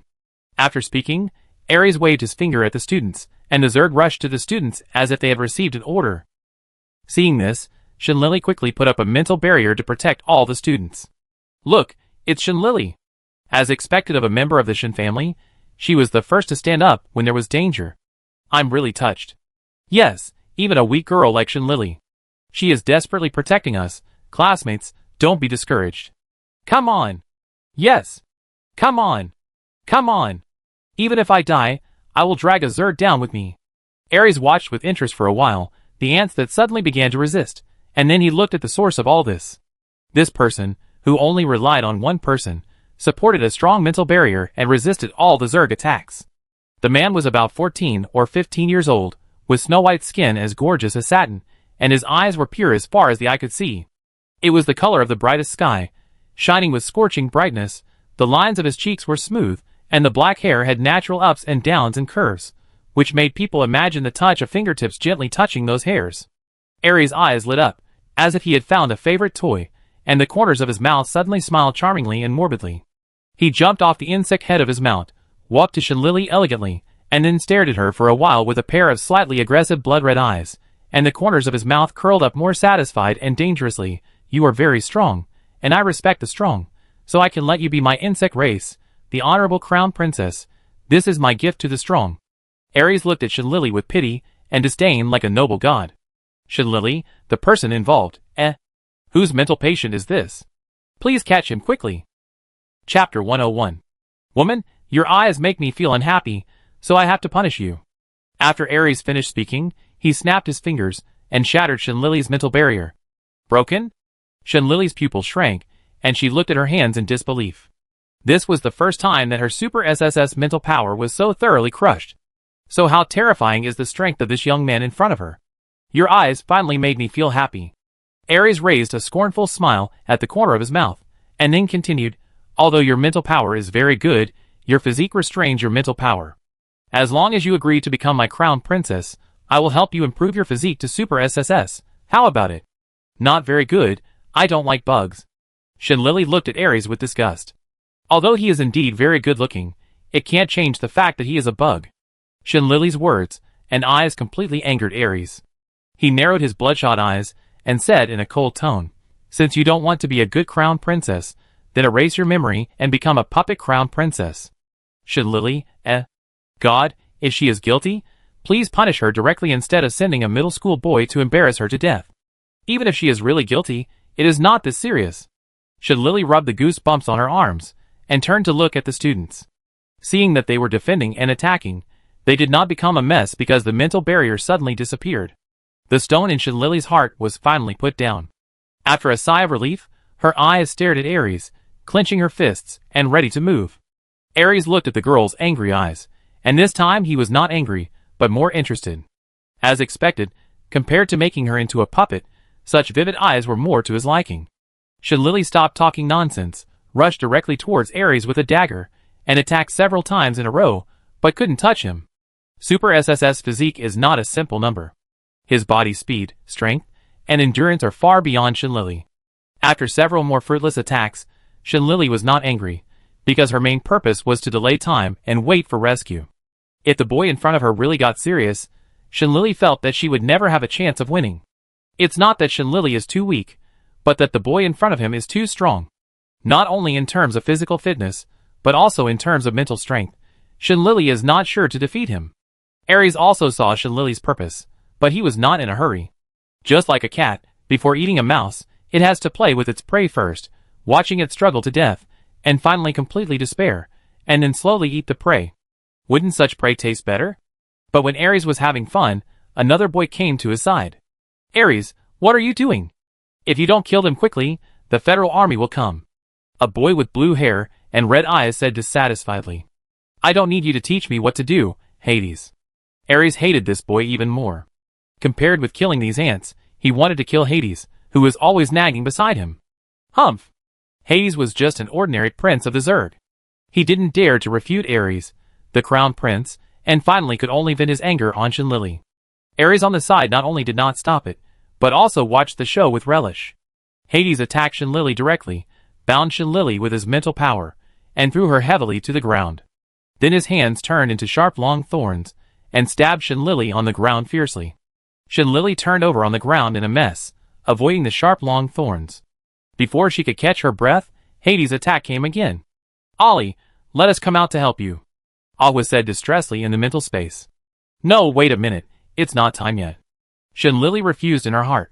Although the boy in front of her was difficult to deal with, he was not as scary as Ares. In other words, Shenlili had to guard against Ares from the beginning to the end. This young man was not only very powerful, but also like a mad dog. Who knows when he will go crazy? Now he showed mercy to Shenlili just for fun, treating her as a toy. But Ares might kill Ahwa and the others directly, and Shenlili's chance of stopping him was 0. So Shenlili must not expose Ahwa and the others until she was desperate. Hades, don't kill her. This is a new toy I found with great difficulty. Ares warned casually. Hades sneered, but his attack was even heavier. Not long after, Shenlili was covered in wounds, lying on the ground in a mess, spitting out a mouthful of blood. The students who were watching wanted to go forward to save Shenlili, but were stopped by the rest of the Zerg. Shenlili, don't worry about us, just go by yourself. The helpless students cried. They knew that Shenlili could escape alone with her strength, and now she stayed here to help them delay time. But watching classmates being bullied like this was more painful than killing them. Shenlili, go, we don't need you to save us. Other students were also crying. Ollie, go by yourself, don't worry about us, go. Yi Qingqing cried the most, and shouted the loudest. Tang Donghuang killed a Zerg while crying, and cursed the 2 Zergs with all the dirty words he knew in his life. Han Shou didn't shout, but his palm holding the dagger was already bleeding, and his eyes were bloodshot as he looked at the scene in front of him. Hades listened to the shrill and desperate voices of these ants, but he didn't show any mercy. Instead, he seemed to be encouraged and attacked more fiercely. After Shenlili was kicked out again, Ares finally said coldly, Enough, if she dies, you die too. Hades reluctantly stopped, snorted coldly, and stopped moving. Chapter 102. Ares saw Hades calm down, so he retracted his murderous eyes, and looked at Shenlili, who was lying on the ground and unable to move. Walking in front of Shenlili, Ares squatted down, stretched out his hand to pinch Shenlili's purple and bleeding cheek, and repeated again, Are you willing to be my crown princess now? If you agree, I can help you do something, such as killing the person who abused you just now. Shenlili pulled the corner of her mouth with effort, sneered at Ares, and said, Impossible. Hee hee. Ares laughed in anger, his blood-red eyes looked at Shenlili charmingly and dangerously, and then raised a contemptuous smile at the corner of his mouth and said, Is it possible or not? It's not up to you. It's like a force melon. How can you know if it's sweet if you don't taste it? Shenlili was so sick that she couldn't speak. She endured the pain and turned her head away, not wanting to see this person again. Ares looked at the silent Shenlili, thinking that she had accepted her fate, so he stood up with satisfaction and snapped his fingers. A transparent spherical mental barrier wrapped up Shenlili on the ground, and then floated beside Ares. Shenlili did not resist, sitting in the spherical mental barrier, silently wiping the blood from the corner of her mouth with her hand. Such an obedient Shenlili also pleased Ares even more. He was satisfied and took out an S-level healing potion from the space button and threw it directly to Shenlili. You should heal your wounds first. When I finish killing these ants, I will take you back to our Zerg Empire. Ares looked at Shenlili gently, but said the cruelest words.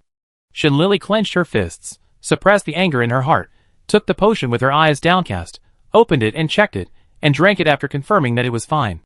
Now is not the time to be hypocritical. Drinking this potion may increase her chances of resistance. Awo, Amu, Ashui, are you ready? Shenlili looked at Ares, who had his back to her, and said secretly in her heart, Yeah. The 3 little ones nodded with serious expressions. Then the 3 little ones used their mental power at the same time, and Shinlili finally materialized a real materialized weapon in her hand. After breaking the mental barrier that trapped her, Shinlili took the scalpel and tried her best to stab Ares in the heart behind him before he could react. However, Ares, who should have died, not only did not show any abnormal injuries, but in the next second, he was able to use his mental power to hit Shinlili hard and fly out. Impossible. Why is this happening? Shinlili spits out a mouthful of blood while lying on the ground, looking at Ares in shock. She can't understand why Ares is still alive after all this. Ha! Ares sneered, bound Shinlili with his mental power, and grabbed her in the air in front of him. Are you curious? Why am I not dead? Ares drank a healing potion slowly, and there was no anger in his tone. This is probably like humans. If they are scratched by cats and dogs, will they still get angry with them? Pets are so cute, of course they choose to forgive them. Ares has the same mentality, or he is a pervert. The more the pet resists, the more excited he becomes. Shinlili stared at the wound that she had tried her best to inflict, and it healed right under her eyes. At this moment, Shinlili finally had a mental breakdown. She stared at Ares fiercely and asked for the first time, "So why haven't you died yet?" Ha ha. Ares couldn't help laughing. When he finally laughed enough, he touched Shinlili's face and said with pity, "Woman, your name is Ollie, right? You are really silly and cute.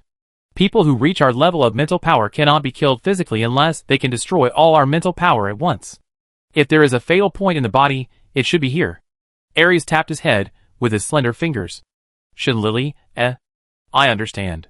The current technology is so advanced, and the race is so perverted.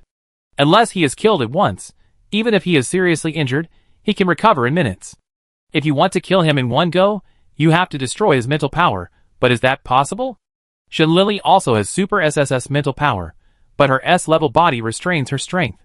If she wants to exert her true super SSS mental power, the first thing she can't bear is her body. So let alone destroying Ares' mental power, it can be said that the first person to die before touching him is Shinlili herself. But if it was the head that was stabbed just now, even if Ares didn't die, he might have been seriously injured. Thinking of missing such a good opportunity, Shinlili suddenly felt a little regretful. Well, how about I do it again? This time I promise I stab your head? Shinlili tried to negotiate. What if this middle school Zerg boy agreed to it? Ares couldn't help laughing, covering his forehead with his right hand and laughing wildly for a while, almost making Shinlili laugh to death, and finally stopped. Ollie, you are so cute, I am more and more reluctant to kill you. Ares touched the corners of Shinlili's eyes intimately and gently, and those blood-red eyes were full of morbid obsession and fanaticism. Shinlili's mouth twitched, and when she was about to retort, she heard a roar of extreme anger. Asshole, let go of my sister. Shin Kai-yun looked at his sister, who was covered in scars, and was being molested by scumbags with a broken heart.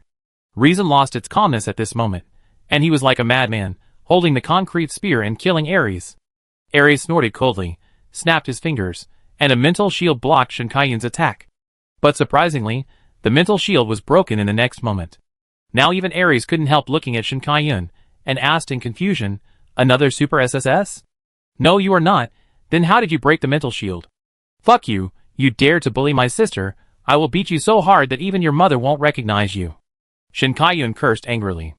Especially when he saw Shinlili's miserable state, his anger broke through the limit, and every move and style he attacked Ares was with terrifying power, as if a killing god had descended. Chapter 103. Under such a terrifying attack from Shin Kai-yun, even Ares began to struggle. In addition, with Shinlili beside him, he could not use his full strength at all. Helplessly, Ares could only throw Shinlili to Hades and warned him, "Watch her." After that, Ares let go and fought Shin Kai-yun more fiercely. Hades took Shinlili, with a strange and sinister smile on his face, and whispered to Ares in the fight, "Okay, my royal highness." Shinlili looked at Hades' evil plan and succeeded, and suddenly a bad premonition surged in her heart. "You are Shinlili, right?" Hades smiled coldly. "I'm not." Shinlili shook her head to deny, and added, "I'm Li Shinshin, you can call me Shinshin." "Heh! So many people called you Shinlili just now, do you think I'm deaf? Whether you are or not, you have to die today. This is the killing order issued by the Zerg Queen herself. You should feel honored for this," Hades said, as he took out a strange crystal stone, and threw it on the ground, and a terrifying vortex instantly formed on the ground. "Is this a black hole? A black hole that will turn people into ashes if they fall into it?" Shinlili's pupils shrank in fear, and she was about to ask for help from the two people who were still fighting, but before she opened her mouth, Hades saw her purpose and covered her mouth tightly. Shinlili whimpered a few times, but didn't attract their attention at all. Hansho, who had always wanted to save Shinlili, was the first to discover the abnormality and shouted loudly to the two people fighting, "Shinlili is in danger, go save her." The two people who were fighting stopped their actions at the same time and looked nervously in the direction of Shinlili. "Damn Zerg! Let go of my sister!" Shinkaiyun wanted to tear Hades apart at this moment, but when he saw his little sister in his hands, he didn't dare to act rashly. "Hades! Stop! Do you want to die?" Ares saw the black hole on the ground and immediately understood what Hades wanted to do. Black holes are different from wormholes. Although wormholes are also black holes, they have space channels built by their Zerg. Black holes that are considered safer are wormholes that have not yet been developed. If you accidentally fall into them, you will not only get lost in the universe, but the space storm inside can completely crush a person and turn him into garbage in the universe. Ares, this is what we should do. Don't forget that the purpose of the Queen's asking us to come this time is to kill the variables of the Federation. This woman is Shinlili. Do you still want to stop me now? Hades frowned and looked at Ares unhappily. Ares thought of that scary woman, and his pupils shrank immediately. But seeing Shinlili struggling, he couldn't bear it and said, "Leave her to me, I take care of it myself." Hades, Why didn't I realize that Ares was a love-brained person before? I should have known not to go on a mission with him. He is simply a pig teammate who drags down the team. Hades finished his disdain and stopped talking nonsense, preparing to push Shinlili directly into the black hole. Luckily, Ahwa, Amu, and Ashue appeared at the same time, and the three little ones knocked Hades away together. Shinlili, who was tied up, just breathed a sigh of relief, but before she had time to rejoice, she was knocked into the black hole by a Zerg that appeared out of nowhere. Shinlili, She must be dead today, right? Shinlili, who lost her balance, couldn't help but smile bitterly, but before she was swallowed by the wormhole. She seemed to have seen Bai Zhou, who came with the Federation army, but before she could see clearly, she was completely swallowed by the black hole. "Ollie!" The three little ones shouted in fear, and then resolutely jumped in. "Sister! Ollie! Lily!" The heart-wrenching cry of Shinlili resounded throughout the Sugar Forest at this moment. Shinkaiyun, Hansho, Yi Qingqing, Lin Sisi, Tang Dongwang and countless unfamiliar classmates rushed to the wormhole like crazy, trying to pull Shinlili back. But the moment Shinlili fell in, the black hole closed as if it had completed its mission. No matter how fast or early you go, there is no chance to pull back Shinlili, who has already fallen in. "Ah!" Shinkaiyun roared in pain. He didn't want to believe this was true. Black hole. If you fall into it, there is no hope of coming out alive. His sister who just returned home. How could he lose her again? And this time, even the possibility of survival is so slim. Is it possible for him to find her back? Shinkaiyun was crazy, constantly digging the soil at the location of the wormhole, trying to find the wormhole, and then go in to accompany Shinlili. His sister is such a weak and kind girl, how could he leave her alone in the dark and cold black hole? Bai Zhou, who had just arrived, looked at all this in disbelief, and his anger broke through his reason. He was seen instantly turning into a huge wolf, with majestic golden eyes staring at Hades, the culprit. "Roar!" Bai Zhou roared, like lightning, and attacked Hades. Hades was so scared that he quickly propped up the mental barrier, but no matter how strong the barrier was, it was like a piece of glass in front of absolute strength and was easily shattered. "Ares! What are you standing there for? Save me!" Hades was frightened by Bai Zhou's terrifying aura. He asked his teammates for help. Ares, who was standing aside and watching coldly, also wanted to kill Hades, but he was the prince of the Zerg after all. No matter how hateful he was, it was not the turn of outsiders to decide his life or death. Ares held up a super SSS mental barrier to resist Bai Zhou's attack, then turned to Hades and said disgustedly, "You really want to die here without opening the space channel to leave? Oh, good." Hades took out a special crystal stone and crushed it hard. A vortex similar to a black hole appeared beside the two of them in an instant. "Let's go!" After saying this, Ares took Hades and walked into the vortex, disappearing in front of everyone. Bai Zhou watched helplessly as the two Zergs who killed Shinlili disappeared. He felt furious. After spitting out a mouthful of blood, he instantly turned back into a little white wolf and fell from the air. Chapter 104. The Duke of Gran, who arrived a step late, quickly caught his own prince Bai Zhou, and then complained helplessly, "Oh my prince! Your body has not recovered yet, How can you fight again? How can I explain to the Emperor if you return to the Empire dying like this? Save her. Before Baijiu fainted, he did not forget to remind her. Okay, save her, you can sleep peacefully. I am good at finding people, especially those who fall into wormholes. The Duke of Gran thought of something and rolled his eyes. Baijiu wanted to say something, but the heavy injuries on his body made him completely unconscious. The injuries he suffered in the wormhole last time were not completely healed, and within this month, he forced his mental power twice in a row, causing his injuries to relapse again. Duke Gran held the little wolf cub in his arms and sighed. No wonder they say that love doesn't last long. It turns out that you, the lovers, are wasting your lives like this. My Lord Duke, the matter in the Federation is over. Are we going back to the Empire now? Butler Jerson stood beside the Duke and asked respectfully. Go back to the Empire? No, no, no. Jerson, look at this little wolf cub in my arms. He has risked his life for the Federation twice. If he doesn't take some benefits back to the Empire, it would be a loss. Duke Gran looked at Butler Jerson like a fool. Butler Jerson, Although he was speechless for a while, because of his own Duke's thick skin. But as a qualified lackey, Butler Jerson immediately changed his expression of flattery without any flaws, and flattered with admiration. You are worthy of being the Duke. You are always so wise and intelligent. Duke Gran raised his mouth proudly, holding the wolf cub and walking towards the outskirts of the forest, and said, as if talking to himself, I heard that the Federation has recently developed a mental healing potion. How can we miss such a good thing? Let's go and take a look. Okay, Your Excellency. Butler Jerson responded respectfully.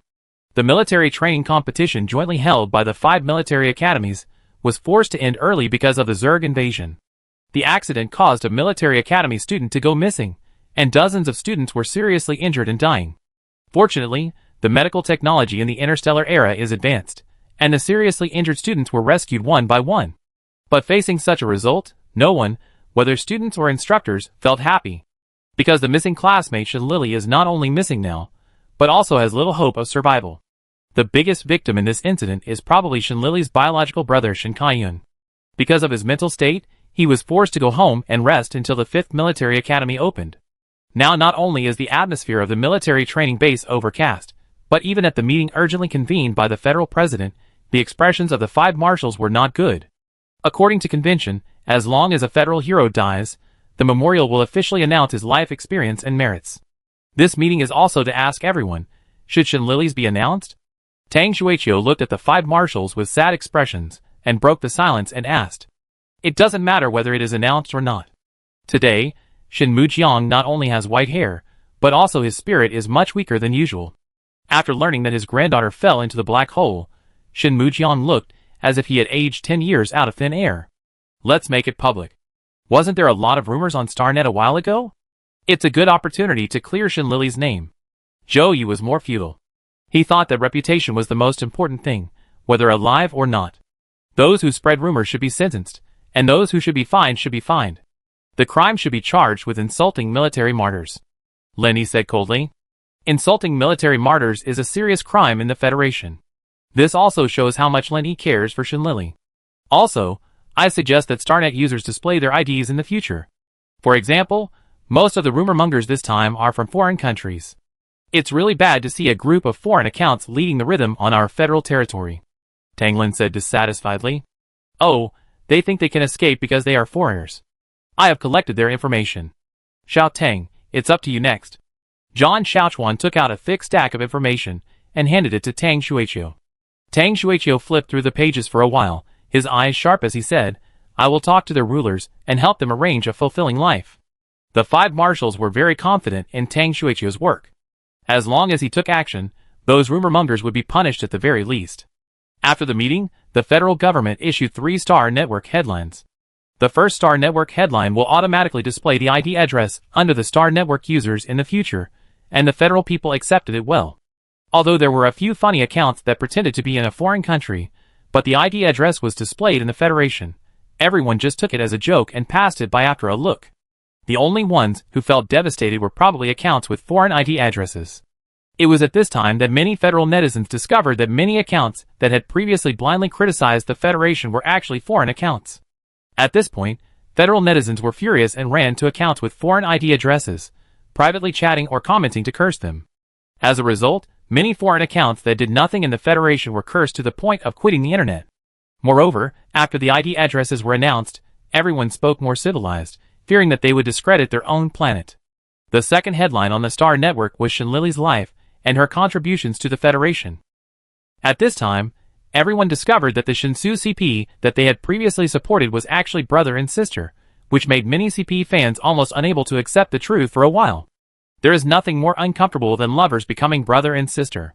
But soon, some sharp-eyed netizens discovered that the researcher of the mental healing potion was actually Shinlili. But before everyone had time to be surprised and excited, and lament that the Federation had added a genius in medicine, the third Star Network headline came out. Yesterday, classmate Shinlili was in the Sugri forest. In order to save countless classmates, who were slaughtered by the Zerg, she sacrificed herself to delay time, and finally fell into a black hole and disappeared. But falling into a black hole is not so much missing as it is sacrifice. In the history of the Federation for so many years, no one has ever fallen into a black hole and returned alive. Everyone who already understood in their hearts did not expect that they would eat a mouthful of knives in the end. After seeing the last Star Network headline, netizens burst into tears directly and cried enough. Many netizens in the Federation spontaneously went to the outer edge of the Sugri forest, which was still on alert, and sent a bouquet of flowers to Shinlili. The lovely people of the Federation expressed their commemoration and regret for the martyr Shinlili with flowers. Chapter 105. The outside world is expressing regret for Shinlili's death, but in the black hole, there is a girl's spirit body, mad at Shinlili. Hey Shining! How long are you going to sleep? I don't have much time. An angry female voice sounded. Shinlili opened her eyes in a daze, and saw her face in her previous life mad at her. Shinlili, who was still a little confused, was stunned for 3 seconds, and then a scream resounded throughout the black hole. Help! Ghost! Help! Help! Shinlili screamed and jumped, but found that she couldn't run away. She was now trapped in a transparent spherical barrier, and could only watch her past life slowly approaching. Awo, who didn't understand the situation, also screamed and ran away, but Amu and Ashui squatted calmly. Don't come over here, I'm warning you. If you come over again, I do it. Shinlili shouted at her in a state of collapse. Shining, are you sick? You've been in my body for 10 years, and you're still so afraid of me? Su Lili looked at Shinlili with disdain, and there was no trace of anger in her tone. What are you talking about? When did I stay in your body for 10 years? Shinlili's eyes were so scared that they turned into tears. She hugged Awo aggrievedly, and the man and the beast looked at Su Lili pitifully and innocently. It was as if the girl in front of her was a bad person, and they were the poor little ones who were being persecuted. Heh! Su Lili laughed angrily, pointed at her face and said, My name is Su Lili, understand? I understand.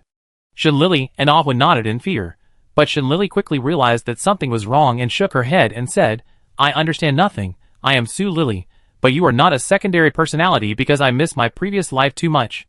So the personality split out? Su Lili closed her eyes speechlessly, took a deep breath, and then hit Shinlili on the head with a critical hit, cursing, You are the real Shining, and I am the real Su Lili. Have you figured it out? If not, I will treat you again. It hurts, it hurts, it hurts. Shinlili covered the bump on her head and squatted on the ground, crying pitifully. But seeing Su Lili's horrible eyes, she immediately nodded and cried, I understand, isn't it enough? Then why don't you tell me why we traveled through each other? And how did we travel back again? Shinlili's words really stunned Su Lili, because she didn't know much about this matter. Shinlili saw that her words successfully calmed down the irritable girl in front of her, and she was relieved immediately. He quickly picked up Amu and Ashui and asked with concern, Amu and Ashui, are you okay? Nothing. Amu and Ashui shook their heads cutely, and lay obediently in Shinlili's arms, then looked in the direction of Su Lili and whispered to Shinlili, Ollie, she doesn't seem to be a bad person, she has no ill will towards you, and we were rescued probably because of her. Shinlili looked at this strange girl curiously, and then observed the surrounding environment. It seems that they have not left the black hole yet, but with the protection of this spherical barrier, there is no danger. And this inexplicable spherical barrier can only be done by the person who calls himself Su Lili. Shinlili coughed shyly, and it was quite embarrassing to read her name to others. On the other side, Su Lili, who had sorted out a little bit of the clues, suddenly asked Shinlili seriously, Are the memories you received incomplete? Why did you even forget that you are Shining? Shinlili was stunned by the question. She really had no memory before the age of 5. She thought it was normal to forget the memory of childhood after growing up.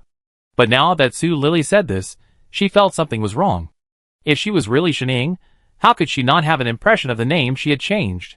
And Su Lily couldn't be lying, because the appearance of the spirit in front of her was really what she looked like in her previous life. You should know that the spirit is equivalent to the soul, and the appearance of the soul is the appearance of the body.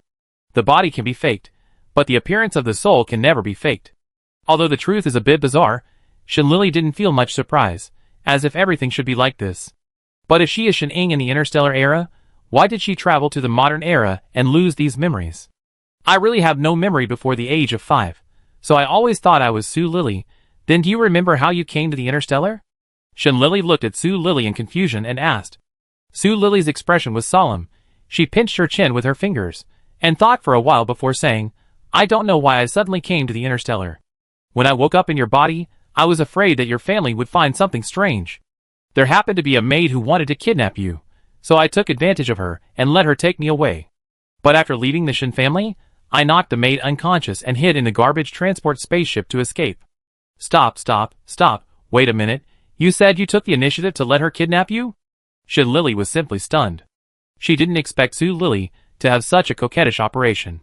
Normally, shouldn't we pretend to have amnesia, or develop in a wretched way first? Su Lily stared at Shen Lily with death.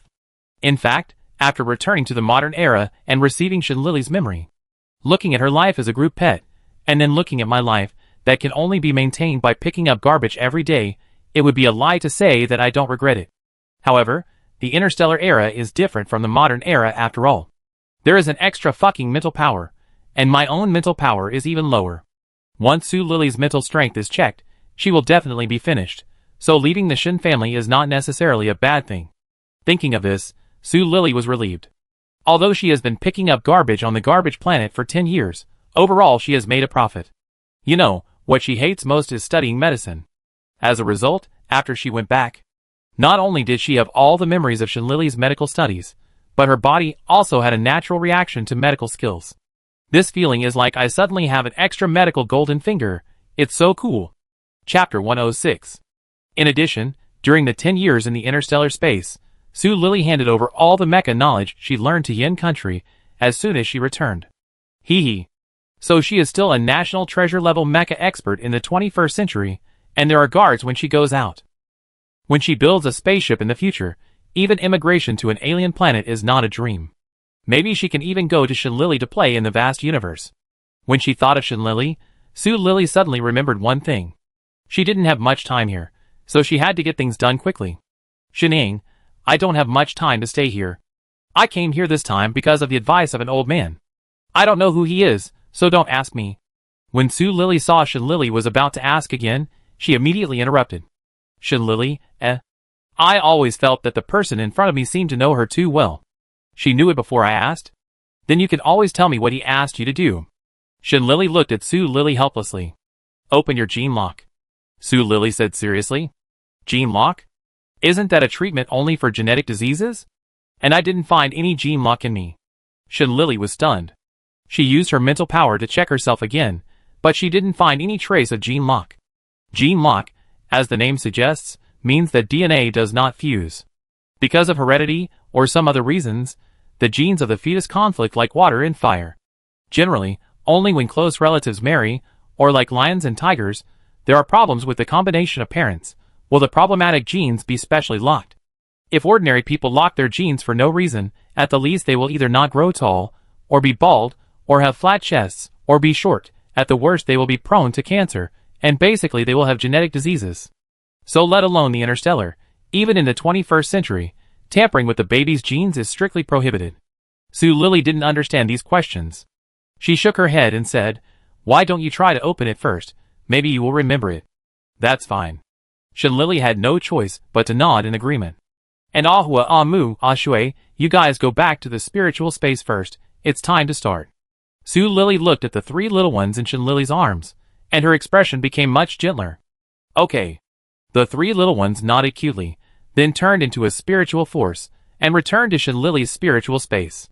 After everything was ready, Su Lily held Shen Lily's face, and put her forehead against it. Isn't this a bit unscientific? The gene lock doesn't seem to be open like this. Shinlili felt the temperature coming from her forehead, and suddenly felt a little awkward. Shut up. We are all people who have traveled through time, and you are still telling me the fucking science. Su Lili's forehead showed a hashtag sign, and she was furious.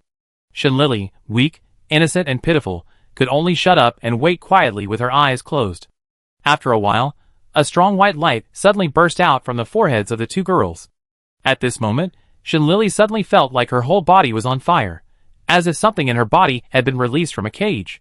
She couldn't help but open her eyes in pain, and found that Su Lili's spirit body was gradually becoming transparent. Su Lili. What's wrong with you? Shinlili said worriedly while enduring the pain. It's okay, it's just that the time has come, and Shinlili, we have to say goodbye.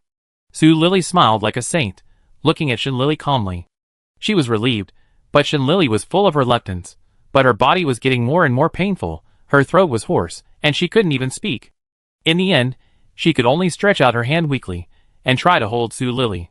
Shin-ing, I thought my crossing was just an accident, but on the night I died, a mysterious old man appeared next to my body. No, it can also be said that your body. I couldn't see his face clearly, I only knew that he prayed for a long time, and then your soul returned to this body. I don't know what happened afterwards. He only told me that if I came back to the interstellar again, he would open the gene lock in your body. After he finished speaking, he sent me back to the modern era. Although this stinky old man is a bit arrogant and ignores people, I am still very grateful to him. Su Lili said proudly and a little coquettishly. Shinlili's expression became a little bit funny when she heard these words, but at this moment, she didn't care about the old man at all. She only knew that this friend she had just met was about to part before they could get to know each other properly. Shin-ing, although we just met and we have to say goodbye, I still want to say that I am glad to know you. Su Lili smiled and stretched out her hand, wanting to rub Shinlili's head again to comfort her, but the hand didn't reach out in time. Su Lili's spirit body was like when the data was deleted, it suddenly turned into fragments and disappeared. Shinlili's eyes shed big tears, and she didn't know whether it was pain or reluctance. She said something silently to the place where Su Lili disappeared with a hoarse voice. Su Lili, me too, I'm glad to meet you. After Su Lili's spirit body disappeared, Shinlili finally couldn't stand the severe pain and passed out directly. In the end, there was only a transparent ball of light in the dark and dangerous black hole, wrapping Shinlili, not knowing which direction to go. In the magnificent and sacred beast god temple of the empire, an old man dressed in the clothes of a high priest and a white robe with gold edges was sitting cross-legged on a cushion, praying to the huge statue of the beast god in front of him. Perhaps because he had believed in God all his life, the old man seemed to exude the breath of God. Although he looked kind and wise, his eyes revealed indifference to the world. But when Shinlili's gene lock was unlocked, the high priest's prayer suddenly stopped. He slowly opened his eyes, and finally there was a touch of emotion in his eyes. Lord Beast God, should I intervene? Guan Monsang murmured with a complicated expression. 10 years ago, he made an exception for his granddaughter and changed her fate. Now his granddaughter fell into a dangerous black hole again, and his reason told him that he should stand aside and watch. But his restless heart was laughing at Guan Monsang's self-deception. The high priest, who felt uneasy for the first time, closed his eyes and prayed for a while, until his face relaxed as if he had received some information. Thank you, Lord Beast God, I understand. After saying this, the high priest closed his eyes, and began to pray again without any distractions. Chapter 107. In an unknown forest, early in the morning, a beautiful meteor suddenly streaked across the sky. The white tiger mother, who was half squatting and licking water, raised her tiger head and looked at the meteor in the sky with curiosity. After watching the meteor, the white tiger mother had drunk enough water, so she picked up the hare next to her and walked towards her own nest. It was a little late to hunt today, and I don't know if the cubs are hungry. When the white tiger mother returned to the cave, she first checked the door, the weeds and stones covering the cave entrance, and made sure that no one or animal had moved them, and then she breathed a sigh of relief. Using her claws to push away the weeds and stones, the white tiger mother half squatted and crawled into the small cave entrance. It was not until she entered the spacious cave that the white tiger mother shook the hair on her body, then held a prey in her mouth and walked towards the nest of her cubs.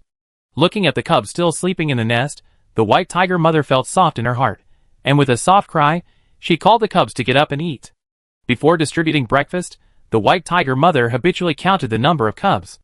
1 cub, 2 cubs, 3 cubs, 4 cubs, 5 cubs.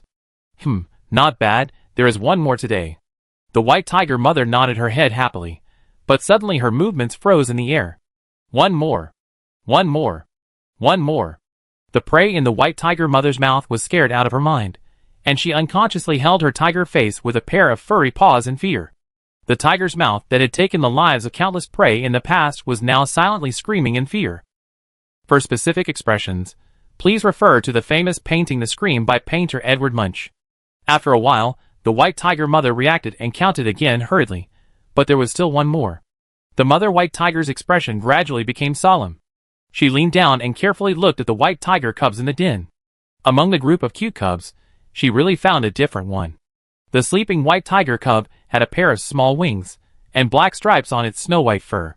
The most conspicuous thing was the golden totem on its forehead, which looked noble and mysterious on its round tiger head.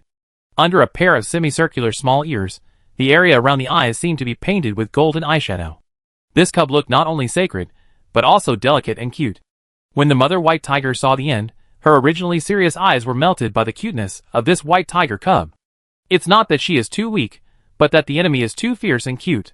After being intoxicated for a while, the mother white tiger shook her head quickly. No, now is not the time to think about these things. So where did this strange white tiger cub come from? And how did she have wings? Did she get abandoned by the tribe because of the extra wings? Or did the cub's father secretly give birth to this cub with a bird-like star beast, and then didn't want to take care of it, so he threw it to her? The white tiger mother's expression gradually became fierce, no matter whether she was right or not. When the white tiger father came back, he would be beaten up. However, the most important question now is how to deal with this cub. The white tiger mother picked up this cub that was not her cub with her claws, and her tiger face fell into deep thought. Shenlili woke up in this situation.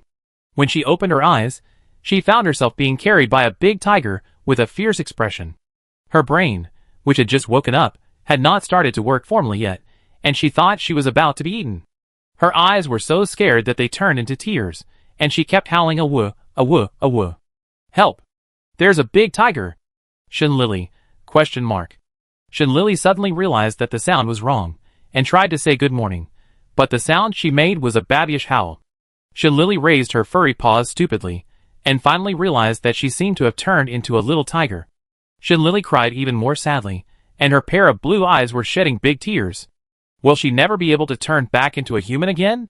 Will she never see Grandpa, Dad, Mom, Big Brother, Second Brother, Cousin Grandpa again?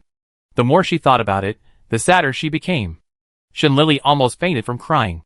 The mother white tiger looked at the crying cub. Her heart was broken. She hurriedly put Shenlili back into the nest, and then stretched out her tongue to comfort her, licking Shenlili's furry cheek. After licking her tears clean, she rubbed her little face with her huge tiger head.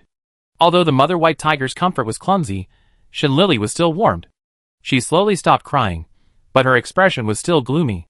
Seeing Shenlili was listless, the mother white tiger thought she was hungry, so she divided the big rabbit she caught into 5 portions, and left the most delicious rabbit leg for Shenlili.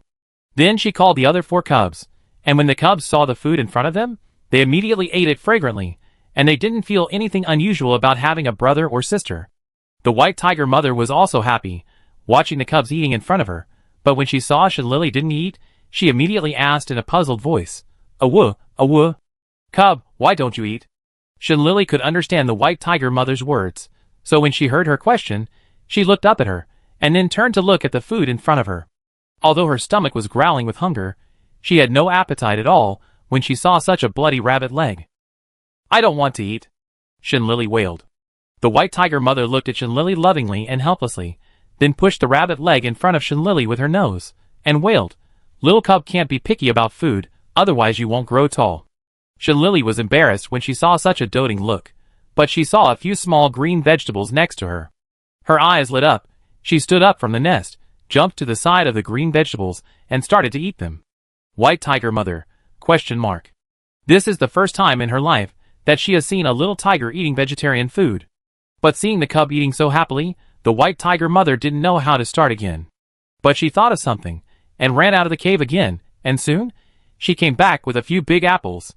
Chapter 108.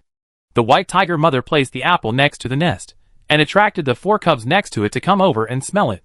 However, They did not smell the aroma of food, so the white tiger cubs lay down and went back to sleep. "Cub, come and eat this," the white tiger mother called to Shenlili softly. Shenlili was still eating vegetables gracefully. When she heard the white tiger mother's words, she turned her head and looked at her in confusion, and then saw the big apple next to her. "Wow, Big Apple!" Shenlili cried out in surprise. She immediately ran to the apple, hugged it, and started to eat it happily. Sure enough, the sweet and delicious Big Apple was much better than the slightly bitter vegetables next to it. After eating, Shenlili felt a little sleepy, and her little head dozed off little by little. Seeing this, the white tiger mother gently picked up Shenlili, put her back in the nest, and leaned against the other cubs. The soft and comfortable environment around made Shenlili stretch her body involuntarily while sleeping. She rubbed her head against the white tiger cubs huddled together, and then fell into a deep sleep comfortably. "Wow, how come Ali looks exactly like us? I almost didn't recognize her." "Yes, she looks alike. It feels like we have an extra Xiaoxi. This is what she looks like. What's so strange about it?" Shenlili heard someone talking in her ear while she was sleeping, and the voice was very familiar. She opened her eyes in a daze, but didn't see the white tiger mother. Then she turned around and found that Ahua and the others were sitting in a row and looking at her. Shenlili was stunned for a moment, then she cried out in surprise and pounced on the three little ones. "I feel relieved when I see you. I thought I had traveled through time again," Shenlili cried excitedly. "Don't be afraid, touch it." Ahua raised his little paw and touched Shenlili. Amu looked at the two cute cubs, with a slight arc at the corner of his mouth, and touched them gently. Ashui happened to be standing in the middle, and was squeezed so hard that he rolled his eyes helplessly, but he didn't say anything. After all, after experiencing life and death together, even the most arrogant people will become more tolerant. After playing and fighting for a while, Shenlili's mood calmed down, and then he looked at the three little ones and asked, "By the way, how did I become a little white tiger, Ashui? Do you know? The little white tiger was originally your beast body, but it was sealed before. The person named Su Lily helped you open the gene lock, which is equivalent to unlocking the seal," Ashui said lightly. "Then will I become a human again?" Shenlili asked nervously. Ashui nodded first, but then shook her head, which made Shenlili feel very nervous, and even her four paws couldn't help shaking. If she couldn't turn back into a human, what would happen if a beautiful and good-looking little tiger like her was taken home by a male tiger to be the tigress when she grew up? No! She couldn't accept human animal love. The more she imagined it, the more Shenlili felt that she was like the cabbage in the field, weak, innocent, and miserable, and she had to worry about being eaten by wild boars all the time. Ashui looked at Shenlili, whose expression was angry and frightened at one moment, and knew that she was imagining something strange again, and quickly interrupted her. "Of course it's okay to turn back into a human, but there is a prerequisite, that is, to get the blessing of the beast god. Ali, you are now equivalent to the cub of the orcs, and in the Empire, the orc cubs who have not received the blessing of the beast god cannot successfully transform into humans. What are we waiting for? Let's go find the beast god now. We have to get his blessing even if we act like a spoiled child." Shenlili's eyes lit up, full of fighting spirit. "It's not that simple. If you want to get the blessing of the beast god, you have to participate in the blessing ceremony held by the Imperial High Priest every year. And you, Ali, can't participate as a single beast, unless you can find an orc who is willing to adopt you, and then they will take you to the ceremony." After explaining, Ashui was also a little distressed. Where can you find someone to adopt you in this wilderness? And how to get others to adopt you willingly is also a problem. What Ashui can think of, Shenlili naturally also considered. She sat on the ground, propped up her chin with her paws and pondered. Or else, learn from the stray cats in the previous life and try to bump into someone. Maybe you can get a shit-shoveling officer. Or pretend to be an abandoned cub, lie at someone else's doorstep, and beg for adoption with a pitiful and innocent look. Even worse, join the Empire's welfare home and receive blessings with the orphaned or cubs? Shenlili thought these ideas were all good, and after making up her mind, she was ready to set off. After all, her parents and brother must still be worried, and if she sets off earlier, she can also contact them earlier. But before setting off, Shenlili's mind suddenly flashed the image of the white tiger mother.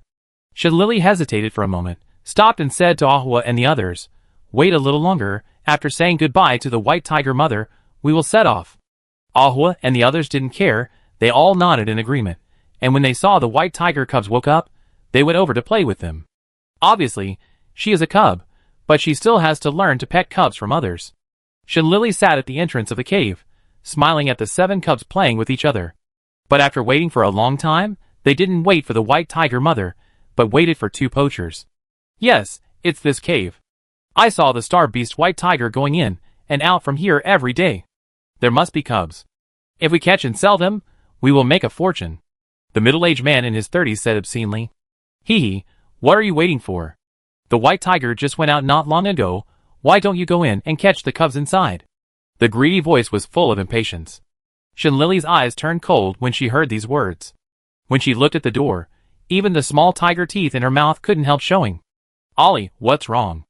Ahua and others saw that Shenlily was not in a good state, and hurriedly worried. There are poachers. They are here to catch the little white tiger and others. Shenlily's tone was murderous. Not to mention that she hated poachers the most, and the mother of these cubs had a meal for her. So she would never allow anyone to take advantage of these white tiger cubs. Chapter 109. Hearing Shenlily's words, the 3 little ones were furious, and even Ah Shui's expression turned cold. I'm so angry, these bad guys. Ollie, let's go! Go out and beat them up. Ahua was so angry that he gritted his teeth. No Ahua, I go, you guys go back to my spiritual space. But Shenlily shook her head. Why? They are not the crown prince of the Zerg. Why should we be afraid of them? Ahua felt very aggrieved. Ahua, listen to Ali, we are spiritual bodies. If we appear in front of the orcs, we will be exposed as federal people, and it will definitely cause trouble to Ali. Ahua doesn't want that, right?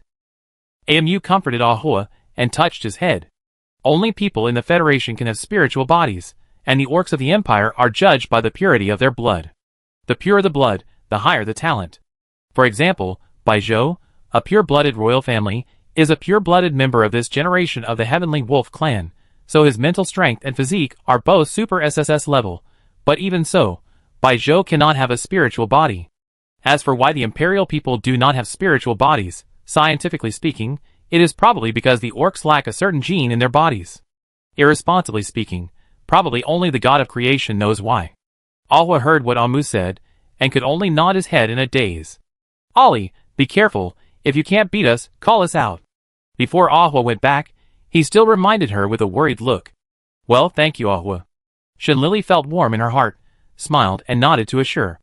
After the 3 little ones went back, the smile on Shenlily's lips disappeared, and her eyes looked outside with a chilling coldness. Without waiting for the 2 poachers to come in, Shenlily walked out directly. When they fight later, they must not dirty the mother white tiger's cave. The 2 poachers, one tall and one fat, did not expect that a cub would come out of it by itself. They were both happy immediately, as if 2 old perverts suddenly saw a stunning beauty walking slowly towards them. Oh my god, this fur color, these eyes, and this golden tattoo, it's so rich, if it is sent to the auction house, it will earn at least tens of billions of credit points. The thin poacher was rubbing his hands impatiently, ready to catch Shenlily, and live a peak life from then on. Yes, yes, how come it has wings? This is not like a star beast, but like our orc cubs. I remember that the white tiger tribe, that is, the high priest of our empire, seems to have wings. The fat poacher hesitated as he thought about it. Although the empire also forbids the capture of wild star beasts, the punishment is not so severe, at most a fine. But if it is a kidnapping of orc cubs, it is not something that can be solved by fines and imprisonment. The lighter punishment is to go to the mining planet to mine for life, and the heavier punishment is to solve it directly on the spot. What are you afraid of? Even if it is an orc cub, so what? It is in the wilderness. Even if it is sold, no one will find it. Don't forget, our empire is not without orc cubs for sale. And think about it, this cub is definitely worth tens of billions of credit points. The thin poacher has been blinded by the prophet. His eyes are full of red bloodshot, and he said madly. The fat man was originally shaken by his concerns, and was gradually convinced by the thin man, and his eyes began to show madness. Yes, if no one finds out, he can also earn 10 billion credit points, as long as no one finds out. The clarity in the fat man's eyes was gradually replaced by greed, and the abyss of desire had swallowed his soul. Shenlily also changed from just wanting to teach a lesson to gradually wanting to kill. These 2 ugly people were more hateful than the Zerg in a sense. The evil of the Zerg was just pure evil. They told you directly and openly that they wanted to eat your flesh. But these 2 were wearing human skin and doing things that were worse than animals. Letting evil people go was hurting the good people, so Shenlily no longer held back, and the terrifying mental power turned directly into 2 mental cones, and pierced into the brains of the 2 people. However, She was a doctor after all, and she still couldn't bear to end the two lives, but she had destroyed their brains, and they could only live like fools for the rest of their lives. Unless they met an opportunity in the future, they might be able to return to normal, but at that time, Shinlili felt that the suffering they had endured was probably enough to atone for their crimes. After dealing with the two, Shinlili tied them up with her mental power, and threw them into the distant forest. Garbage should be thrown into the trash can. If there is no trash can, throw it far away. Seeing it will affect your mood. After doing all this, Shinlili returned to the cave, and waited for the white tiger mother obediently. When it was almost noon, the white tiger mother finally came back with two preys. As soon as she entered the cave, the white tiger mother saw Shinlili, who seemed to be waiting for her, and her whole little heart was warmed. She put down the prey and felt that her mouth was stinky, so she didn't lick Shinlili this time, but used the huge tiger head to rub Shinlili gently. "What's wrong with you, cub? Do you miss your mother?" The white tiger mother has completely regarded Shinlili as her own cub, so her tone is full of love. Shinlili nodded obediently, rubbed her head against the white tiger mother's thigh, and then whimpered, "Just now, bad guys came and wanted to take my brother and sister away. Fortunately, the kind-hearted star beast uncle beat them away." When the white tiger mother heard this, she was immediately startled. She quickly looked at her cubs, and made sure that nothing was missing. Then she breathed a sigh of relief and whimpered at Shinlili, "Cub, wait a minute, Mom, I go out and take a look." After saying that, the white tiger mother rushed out, and found human footprints outside the cave. Her eyes suddenly became fierce. Sniffing the smell of the footprints, the white tiger mother looked at the forest not far away with murderous eyes. "Roar!"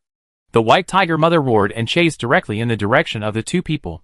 When she came back, there was a clear blood line at the corner of her mouth. When Shinlili saw the blood on the white tiger mother's mouth, she had already guessed the ending of the two people. But she would not feel any remorse. Sooner or later, you will have to pay for your troubles.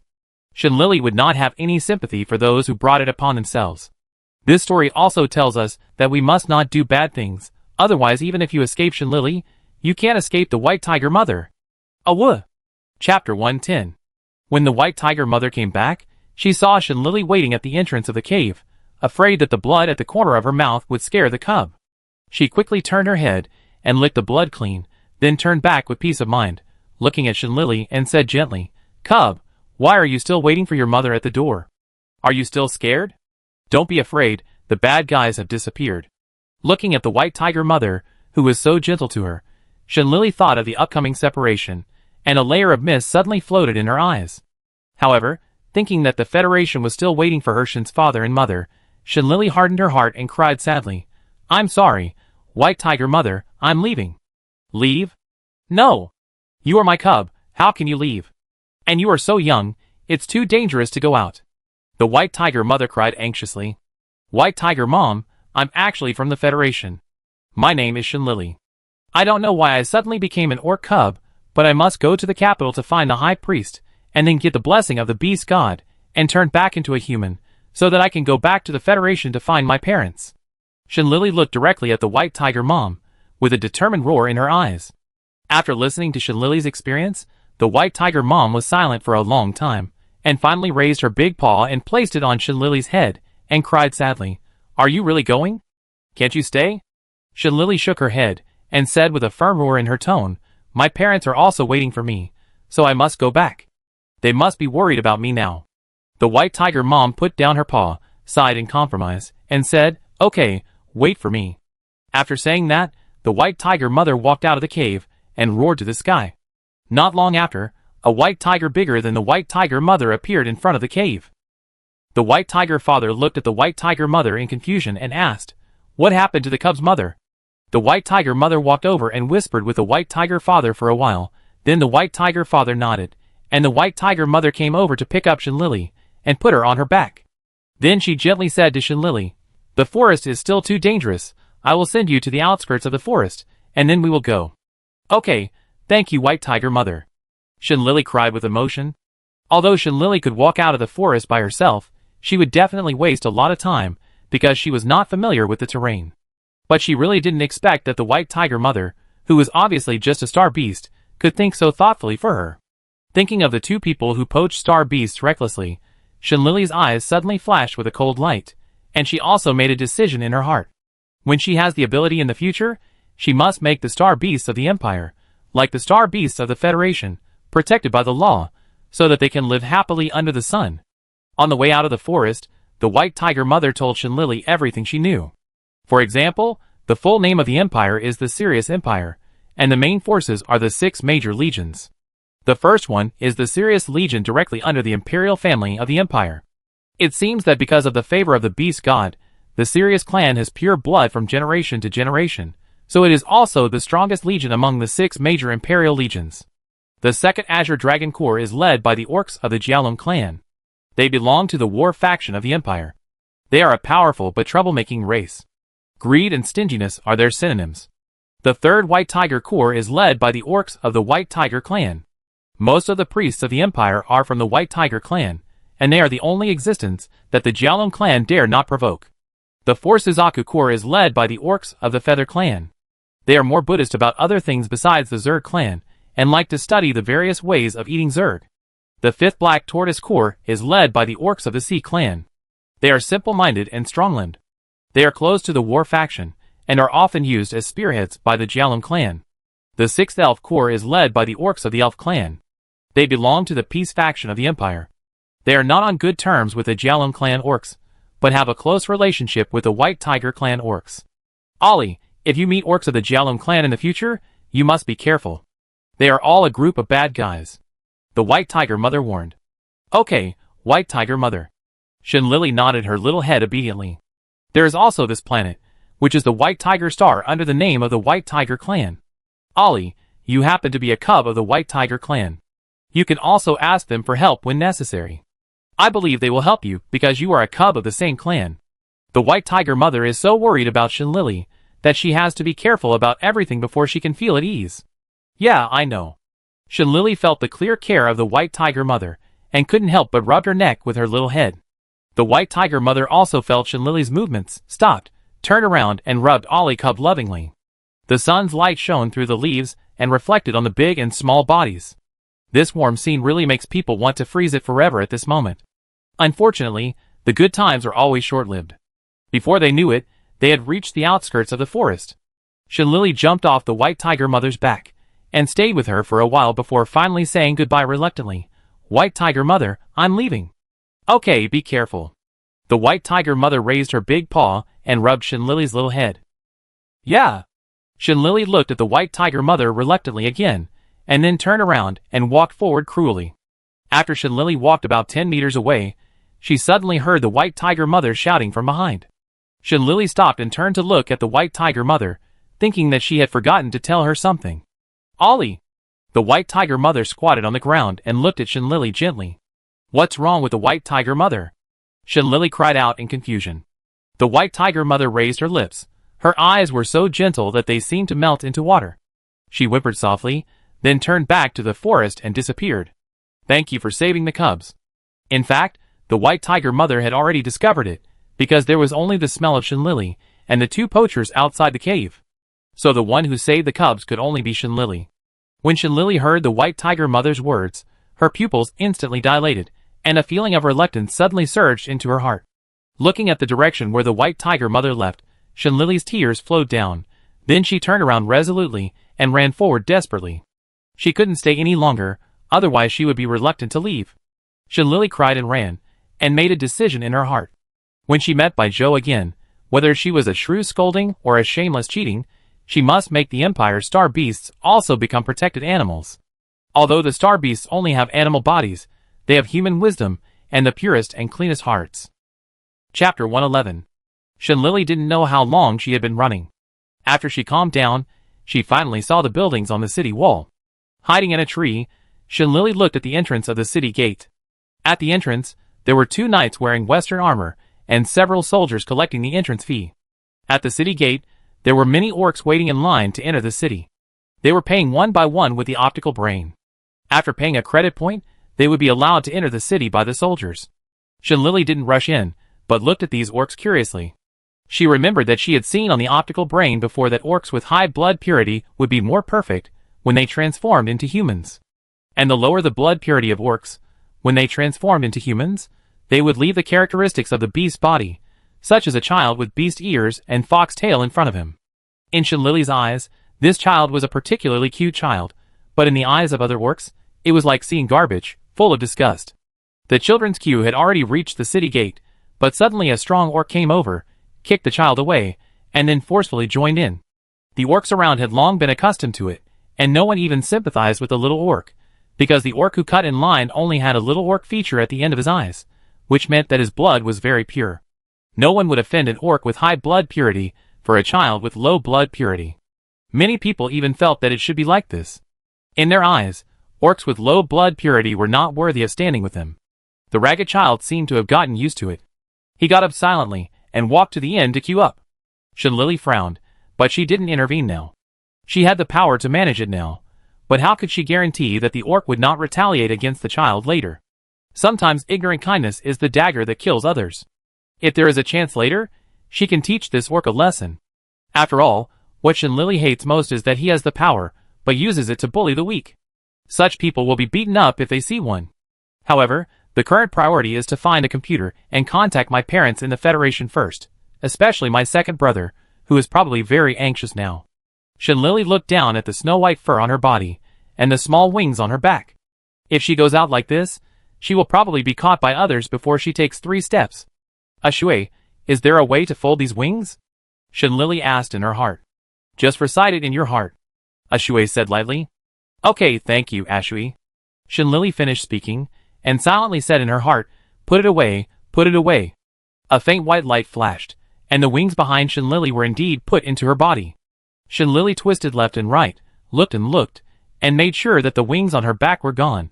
Then she let out a surprised cry.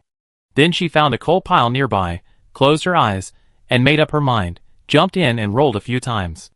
The originally delicate and cute little white tiger was tossed into a pitch-black stray cat whose color could not be seen.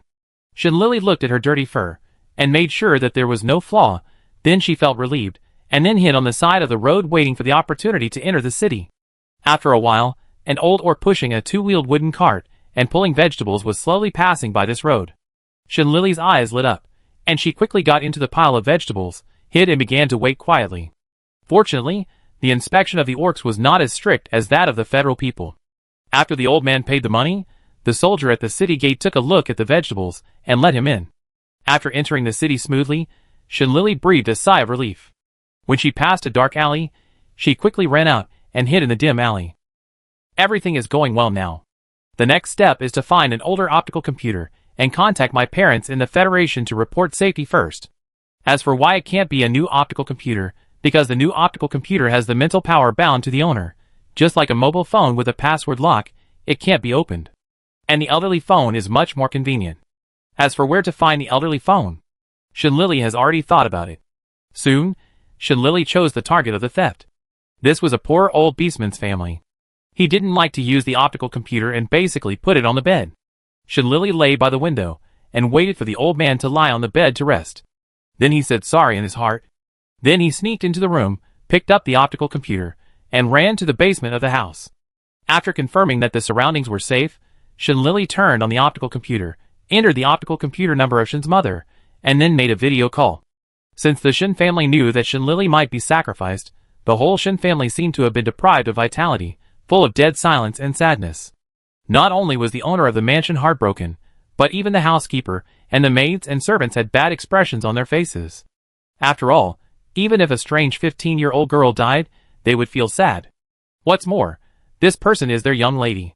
Thinking of the well-behaved, lovely, and troubled third young lady, everyone couldn't help but feel sorry for her. After Guan Yu knew that her daughter was missing again, she locked herself in the bedroom alone, holding her daughter's things in her hand, and crying silently. Ollie, Guan Yu murmured hoarsely. Dear Master, there is an unfamiliar optical computer number, which is requesting to connect to the video call. Do you agree? The optical computer that Guan Yu placed on the bedside table suddenly sounded. The sound was not loud, but it broke the silence in the room. Guan Yu glanced at the optical computer and thought it was a sales pitch, so she ignored it and continued to miss her daughter.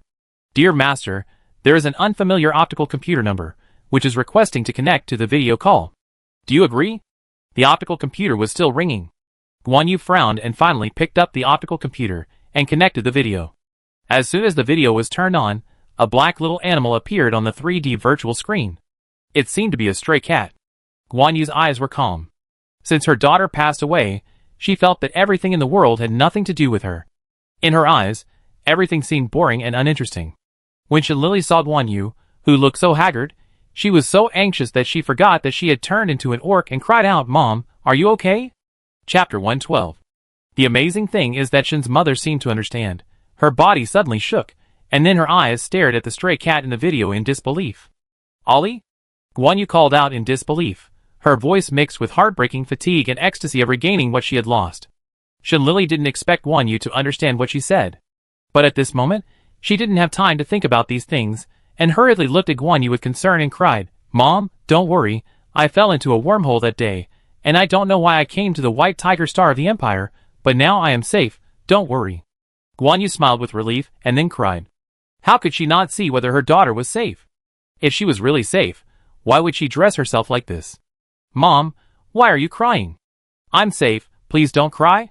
Shen Lily was in a hurry, trying to wipe Guan Yu's tears on the virtual screen.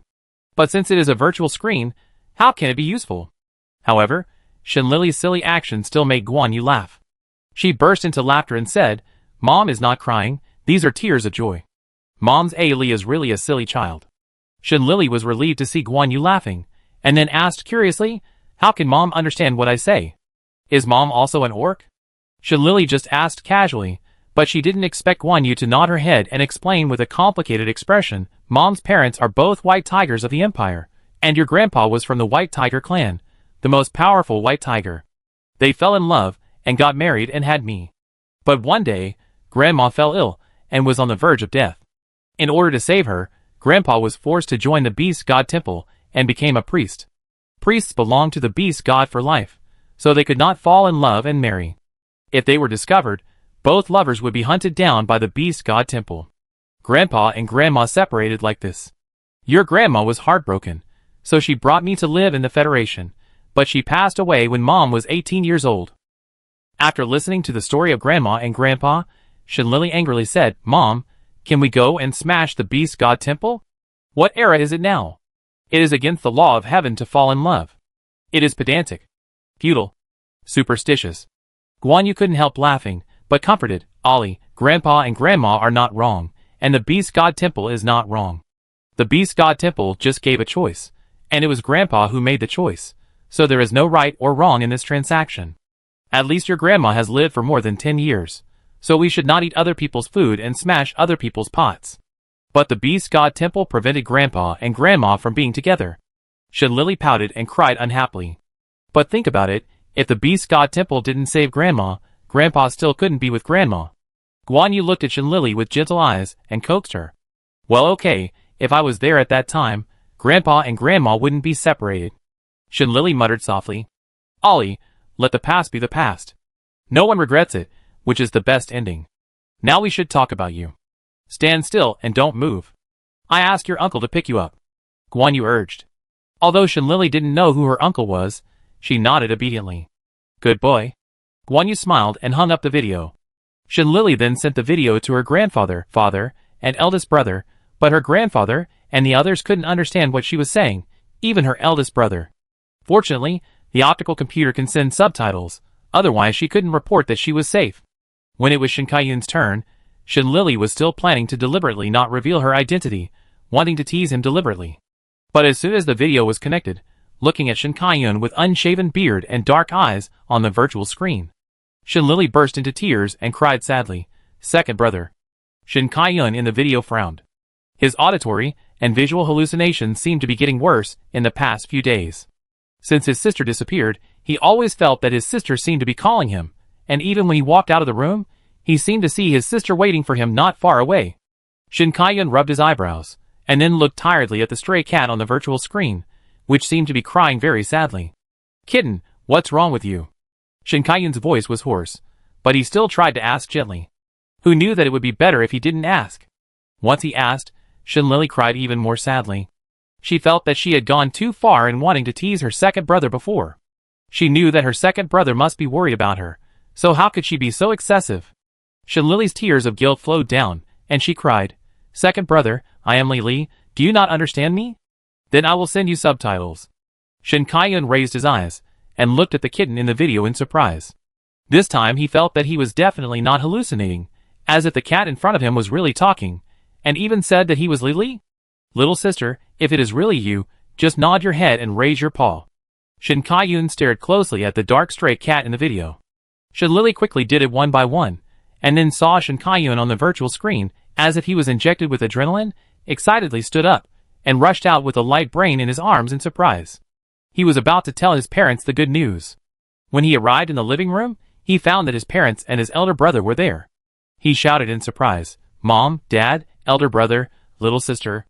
Look, this is little sister?" To Shin Kai-yun's surprise, his parents and elder brother were very calm and nodded to show that they knew. Shin Kai-yun, ? Why is everyone not excited? Shin Kai-yun thought that everyone didn't hear clearly and repeated, "Mom, Dad, elder brother, this is little sister." Little sister. Guan Yu was impatient and said to Shin Kai-yun with disdain, I know, we knew it a long time ago." Shin Kai-yun was stunned for a while, and when he realized what was going on, he looked at Shin Lily on the virtual screen with a fierce look in his eyes, grinning and gritting his teeth. "Little sister? I was the last one you notified?" Shin Lily, It's over, the group pet has overturned. Chapter 113. Faced with the unexpected rollover, Shin Lily blinked guiltily, then pretended to be innocent, and used her paw to smooth the fur on her ears. She pretended to be a real cat, and pretended not to understand what Shin Kai-yun was saying. How could a cat be so cute? Shin Kai-yun was really angry and laughed. He looked at the kitten in the video with disdain and said, "Okay, stop pretending to be a cat. You are rubbing your ears with your paws. Isn't it dirty? Dirty?" Shin Lily opened her eyes wide, and the whole cat seemed to be struck by lightning, and her girlish heart was broken. This is the first time someone said she was dirty. Heartbroken, Shin Lily was so angry that she hung up the video directly. She didn't want to see Shin Kai-yun, the dead pig's hoof, for the time being. Shin Kai-yun was dumbfounded when he saw the virtual screen suddenly darken.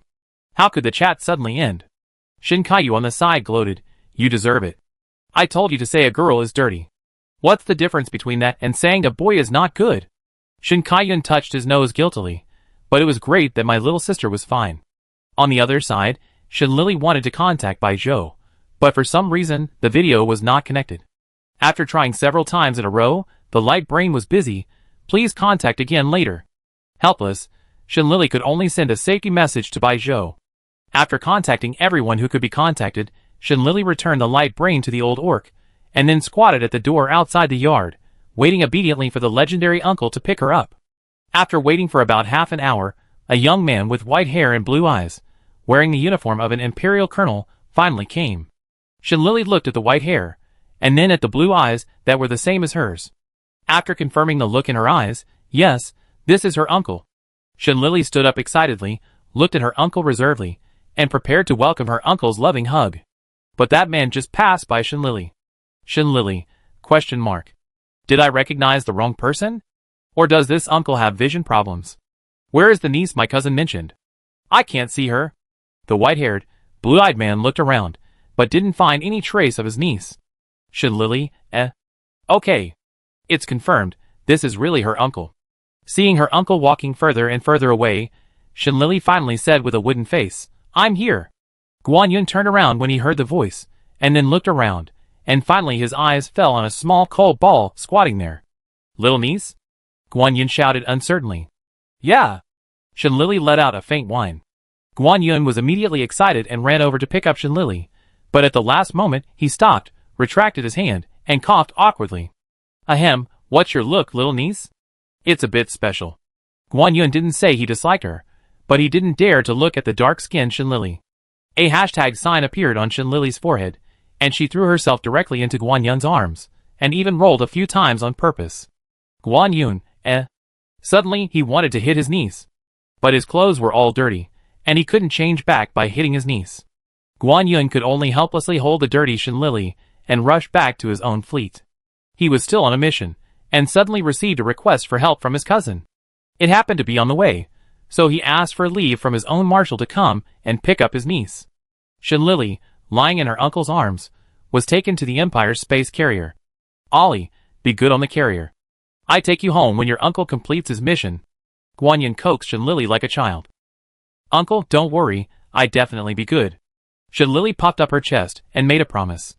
After touching Shin Lily's head, Guan Yin also felt that his niece was very good, and would not be as bad as the bad boys at home. Guan Yin first found a rest room for Shin Lily, then waited in the room for his niece to finish her bath, and then took her to report to the marshal. Shin Lily took a bath very quickly. After a while, she opened the door handle, and jumped out of the bathroom, shaking off the water on her fur. Seeing the safe and comfortable environment around her, Shin Lily simply let out her pair of small wings. Wings are like a second pair of hands. It will feel uncomfortable if you keep them closed. After taking a bath, you really become much cuter. Guan Yin smiled with satisfaction, and was about to hug Shin Lily and blow her hair. Who knew that this time, it was Shin Lily's turn to be disdainful. She quickly jumped away, and avoided her uncle's bear hug. Then he looked at his uncle with disdain and said, "Don't hug me, you're dirty." Guan Yin was stunned for a moment, then looked down at his pitch-black military uniform, and suddenly felt angry and funny. "You still have the nerve to disdain. Which little naughty boy's masterpiece is this?"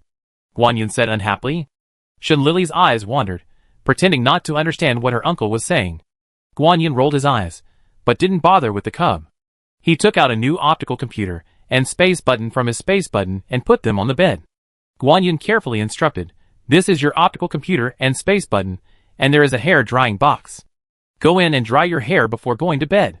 I will also take a shower." The hair drying box is a must-have furniture in the Empire. Whether it is hairy or not, orcs like to go in and dry their hair. Even if they don't need to dry their hair, it is good to dry their skin and scales. When Shin Lily saw the optical computer and space button, she was no longer arrogant. She smiled like a dog and said, "Okay, uncle, you go take a shower." Guan Yin looked at his little niece with two faces in front and behind, snorted unhappily, took off his coat, and went into the bathroom to take a shower. The smile on Shin Lily's face disappeared after Guan Yin entered the bathroom. She quickly opened the hair drying box, jumped in, and pressed the button on the box.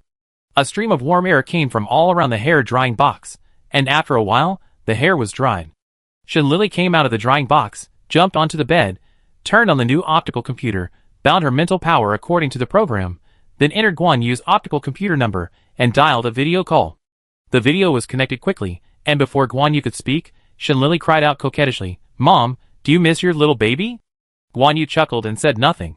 Shin Tian, who was standing next to her, put his head close to the virtual screen and said happily, "My baby girl, do you miss Daddy?" Shin Lily nodded her little head frantically, and cried sweetly in a baby voice, "Yes, I miss Daddy and Mommy very much." This cute little appearance made Shin Tian and Guan Yu smile immediately. Chapter 114. The three of them stayed together for a while, waiting for the video to end. Guan Yu specifically reminded, "Ollie, I asked the tribesmen, the blessing ceremony will be next month.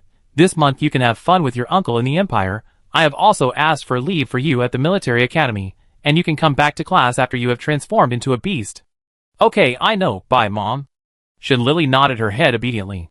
Finally, when Guan Yu hung up the video with a smile, Guan Yin just came out of the bathroom, wet, and asked casually, "Were you chatting with your cousin just now?" "Well, Mom said the blessing ceremony will be next month. I have to trouble you this month." Shin Lily explained with a whine. "My cousin is still so polite. What's the trouble with taking care of a child?"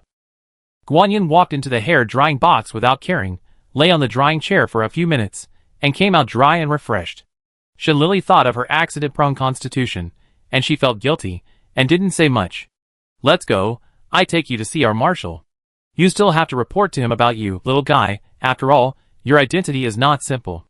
Guan Yin picked up Shin Lily, and held her in his arms, then walked towards the marshal's meeting room. Marshal? In Shin Lily's impression, people of this level seem to be grandfathers. The marshal of the Empire is probably a respected old orc. By the way, Ollie, don't do anything rude when you see the marshal later. If you annoy him, he won't let you stay on the space carrier. Guan Yin threatened. "Humph, impossible." Shin Lily snorted proudly. As long as the elderly in the family, there is no one who doesn't like her. After all, who among the older generation doesn't like a child as cute and powerful as her? Shin Lily's thoughts were actually correct, but when she really saw the marshal, she silently took back her previous words. Is this snow-haired and icy handsome man in front of her really the marshal of the Empire? Shin Lily turned her head to look at her uncle, and cried in disbelief. Is he really the marshal? Although Guan Yin didn't know why his niece asked this, he still nodded and gave a positive answer. After confirming that there was nothing wrong, Shin Lily turned her head in surprise, and looked at the marshal of the Empire carefully. He was about 20 years old, with a face as clear as a sculpture, a handsome face with sharp edges and corners, a pair of blue eyes under the slightly protruding eyebrows, which were better than 1,000 years of ice. Thin lips were slightly cold, and his whole body exuded a kind of aura of strangers not approaching. Although it's cold, it's really beautiful. Shenlily's heart was beating wildly. After coming to the Interstellar for so long, this was the second time she saw such a beautiful opposite sex. One is Baijiu, and the other is the Imperial Marshal in front of him. If Baijiu is like the sun god Apollo, handsome, noble and sunny, then the Marshal in front of him is like the moon in the middle of the night, which can only be viewed from a distance and cannot be approached. Even looking at it for a second is considered blasphemous. Guan Yun didn't know that his niece at his arms was so crazy that she was almost drooling. At this moment, he was respectfully saying to the Marshal in front of him, "Marshal, this is my little niece Shenlily, the granddaughter of the Marshal of the 5th Legion of the Federation. She has a special identity, so I brought her here to report to you." When Guan Jing heard that the little girl in front of him was the granddaughter of the Marshal of the 5th Legion, his emotionless eyes, like a cold pond, finally let him go. Seeing that Shenlily was still a cub, his eyes became a little softer and said, "It's okay, just take care of her." "Okay, thank you, Marshal, then I take my leave." Guan Yun put his right hand on his chest and saluted, then hugged Shenlily, and turned to leave the meeting room. On the way back to the lounge, Shenlily couldn't help but look up and asked, "Uncle, the Marshal of the Empire is so young, and why does he seem so cold? Did he have a bad childhood?" When Shenlily asked, she had actually imagined 800 bloody plots in her mind, because the cold personality was basically caused by childhood or acquired, and family harm was the most likely.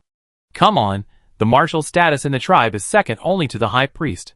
Even the tribe leader has to salute him respectfully when he sees him. As for personality, priests are basically like this. Guan Yin rolled his eyes. Priest? But isn't he the Marshal? Shenlily widened her eyes in surprise. Before, well, it can't be said that it was. It can only be said that the Marshal was trained and raised as a High Priest. It's just that no one is qualified to be the Marshal of the White Tiger Corps, so he will take over temporarily.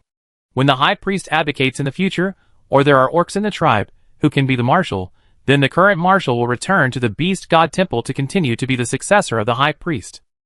Guan Yin explained in detail. Okay. Shenlily's heart was jumping, and the little deer died in an instant, and the whole little tiger was speechless.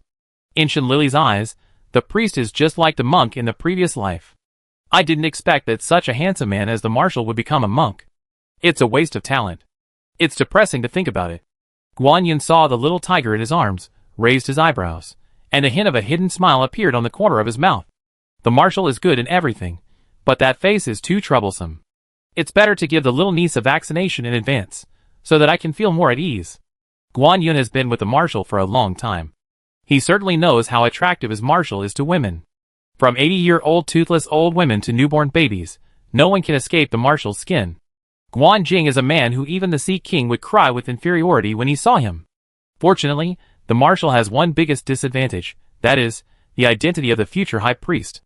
The woman who liked the Marshal in the last second almost gave up immediately when she heard that he would be the High Priest in the next second. Moreover, this trick works every time. Guan Yun has never failed. After all, no woman would like a man who is destined to devote the rest of his life to the Beast God. Shenlily didn't know what her uncle was thinking. After a while, she put the matter behind her. Now she only wanted to eat. After all, she had only eaten some vegetables and apples from morning till now, and her stomach was almost flat. "Uncle, I'm hungry," Shenlily said in a rare coquettish way. "Let's go, Uncle will take you to eat, and meet everyone by the way." Guan Yin rubbed Shenlily's little head lovingly, and smiled gently. After that, the man and the beast stopped chatting, and went directly to the army cafeteria. Chapter 115. The cafeteria of the Empire is somewhat different from that of the Federation. If the food in the Federation cafeteria is basically Chinese food, then the cafeteria of the Empire is more complicated, with grilled steak, vegetable salad, hamburgers, French fries, fruits, nuts. Shenlily guessed that it might be because the soldiers of the Empire have different animal bodies, such as herbivorous beastmen, who only eat fruits and vegetables. If it is a carnivorous beastman, he is only interested in meat. But there are also omnivorous beastmen, such as rabbit beastmen, dog beastmen, and cat beastmen, who eat both meat and vegetables. The soldiers of the Empire are very friendly to the cubs, so when they see Shenlily, they come over enthusiastically to rub her fur, and then start asking all kinds of questions. Wow, Xiaoyun, who is this cub? So cute. The eyes of the Rabbit Tribe Empire soldier are shining, looking at the cute Shen Lily. My cousin's cub, she has something to do, I'm here to take care of her for a month. Guanyin said cheerfully. We are on a mission, why did you bring a cub? It's so dangerous. The Fox Clan's Imperial soldier said this, but he kept rubbing Shen Lily's head. It's okay, our mission this time is not difficult. I will take her back to the clan after the mission is completed. Guanyin explained patiently. It's rare to see such a beautiful cub, the blood must be very pure, right? The other Imperial soldiers also looked at Shen Lily with bright eyes. We test it when we get back to the clan, and the cub is hungry, I won't talk anymore, I'm leaving first. Guanyin thought of an excuse to get out of the situation. Okay, don't let the cubs get hungry, go quickly. The soldiers of the Empire left with regret when they heard that the cubs were hungry.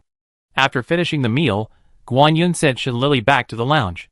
He left a message saying that he had something to do and asked Ollie to play by herself and not run around, and then hurriedly left the room. Shen Lily squatted on the bed obediently. When she saw her uncle leave, she immediately jumped off the bed, opened the door of the room, and slipped out. This is a space carrier. If you don't take a good look, it would be a waste of opportunity. A space carrier is a huge, integrated spacecraft. Space carriers generally do not act alone. They are accompanied by other warships, collectively known as space carrier formations. Under the overall control of the space carrier, the entire fleet can search, track, lock and attack hostile targets within thousands of kilometers. The appearance of the space carrier is like a huge flat fishing boat. On the spacious deck, there is not only a runway for fighter jets, but also the mechas have to prepare for landing on the deck after the battle. So there must be a lot of mechas there. If you are lucky, you can also see the mechas fighting. Shen Lily's eyes lit up, and she quickly ran through the aisles in the cabin of the space carrier. The busy Imperial soldiers around her thought that the little cub was playing, and did not take it seriously. Instead, they kindly reminded her where there was fun. Shen Lily gave a sweet cry to express her gratitude. But if nothing unexpected happens, there will definitely be an accident. At a bend, Shen Lily collided with a person who came because of her too fast speed, and she was knocked away because of her too light weight. Before Shen Lily could react, she was caught by someone with mental power and held in his arms. Awah! Shen Lily rubbed her little head, which was a little hurt with her paws, and then looked up in confusion. After seeing who it was, Shen Lily was so scared that her whole body froze. Marshal. Shen Lily stuttered and groaned in fear. Not only was her voice trembling, but even her paws were shaking with fear. It's over. She won't be driven off the space carrier. After all, her uncle had repeatedly warned her not to provoke the Marshal. Marshal, are you okay? Colonel Chris, the Marshal's adjutant, asked anxiously. It's okay. Guan Jing waved away the adjutant, who was concerned about him, and then looked at the little cub in his arms. As if he could see Shen Lily's fear, Guan Jing rubbed her little head and asked softly, Where is your uncle? Why are you running around alone? Seeing that the Marshal didn't mean to blame her, Shen Lily breathed a sigh of relief, and then cried, My uncle is busy. I want to visit the space carrier. Marshal, is it okay? If not, I go back to the lounge. As she spoke, Shen Lily's ears drooped down, showing how much she couldn't say what she said. Guan Jing looked at such a cute little guy, and it was a cub of his own race, and his cold eyes softened by 3 points. He touched Shen Lily's head and asked tentatively, Do you want to go shopping with me? Can you? Shen Lily tilted her head and looked at Guan Jing, asking in disbelief. Yes. Guan Jing nodded affirmatively. Wow, that's great. Shen Lily was instantly surprised and jumped a few times in Guan Jing's arms. Guan Jing looked at the happy little guy in his arms, and couldn't help but curl up a little arc at the corner of his mouth. In the afternoon that followed, Shen Lily lay in Guan Jing's arms and followed him everywhere. When he was busy, Guan Jing would put Shen Lily down and let her play by herself. Shen Lily was also very well behaved. Apart from being interested in machinery, she basically didn't look around randomly. Guan Jing was also a little closer to such a well-behaved cub. When he finally sent Shen Lily back, the two of them became closer in addressing each other. Brother Guan Jing, can you still take me to play tomorrow? Shen Lily didn't expect to arrive at the lounge so soon. She rubbed Guan Jing with her little head reluctantly and cried in a sweet voice. Guan Jing smiled slightly and nodded. Okay. Great, don't cheat. Shen Lily cheered in surprise, then jumped out of Guan Jing's arms, opened the door of the lounge and went back. Guan Jing looked at the empty arms and felt a little uncomfortable. After closing his eyes and opening them again, he turned back into the cold marshal. Go back, Guan Jing said lightly to the adjutant beside him. Yes. Colonel Chris nodded respectfully. Shen Lily, who had just returned to the room, immediately froze the smile on her face when she saw Guan Yun. She stood against the wall with a guilty conscience, as if she was ready to run away at any time.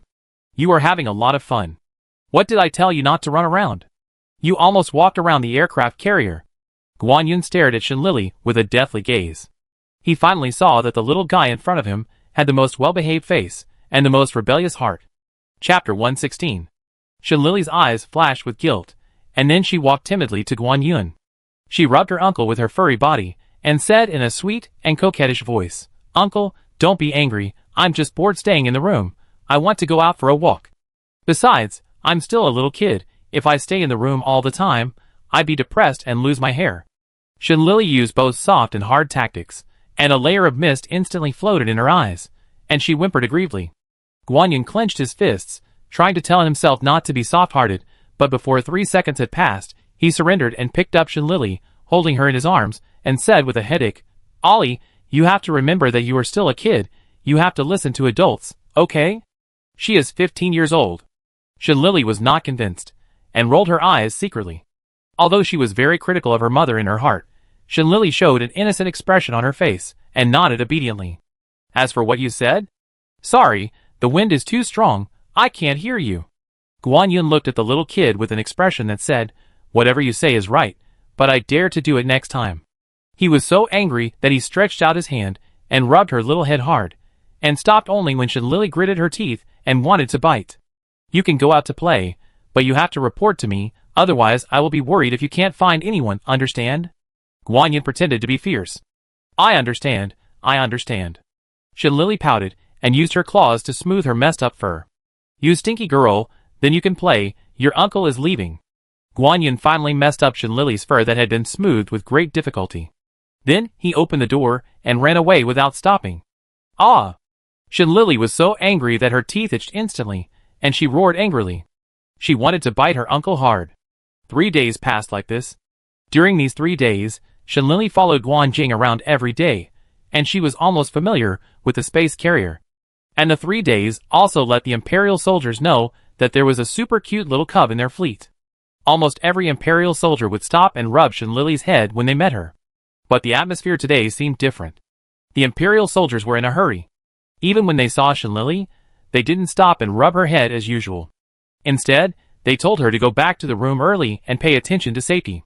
Shen Lily nodded obediently, and wanted to find Guan Jing to ask what was going on. As a result, when she got outside the meeting room, she saw Guan Jing and others seem to be in an emergency meeting. There was no way. Shen Lily could only turn back. Halfway through the journey, Shen Lily met her uncle. As soon as they met, Guan Yun picked her up. Then he ran towards the lounge, anxiously saying, Ollie, it's too dangerous outside now. Stay in the room, and don't run around. Uncle, what happened? Can I help? Shen Lily cried worriedly. Our mission this time is to strangle the Zerg harassing the border, but when we arrived, we found that there was a Zerg tied here. There was an emotion in Guan Yun's eyes that Shen Lily couldn't understand, like the anger of being betrayed and the deepest despair hidden. Shen Lily knew that the situation must be very bad without asking, otherwise her uncle would not be so serious, and even feel guilty. Ollie, I regret bringing you to the front line. If it weren't for me, you wouldn't have encountered these dangers. Guan Yun's tone was a little nasal. He really regretted and blamed himself.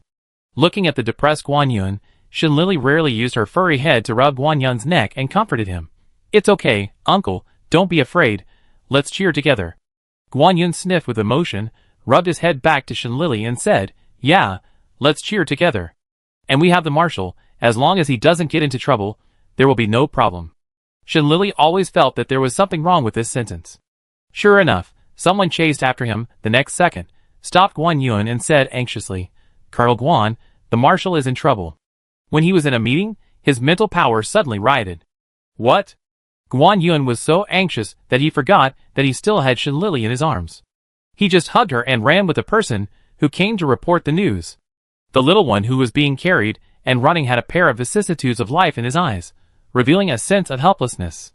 I beg you, brothers and sisters, next time you encounter an emergency, don't set a flag for yourself. It's really accurate. Shin-Lili complained madly in her heart, and finally sighed with a headache, intending to go over and see the situation. If it's a problem of mental strength, then she should be able to help a little. The three of them were very fast, and they arrived at an isolation room in a short while. At this moment, outside the isolation room, there were 3 or 4 Imperial officers, looking at the isolation room anxiously and worriedly.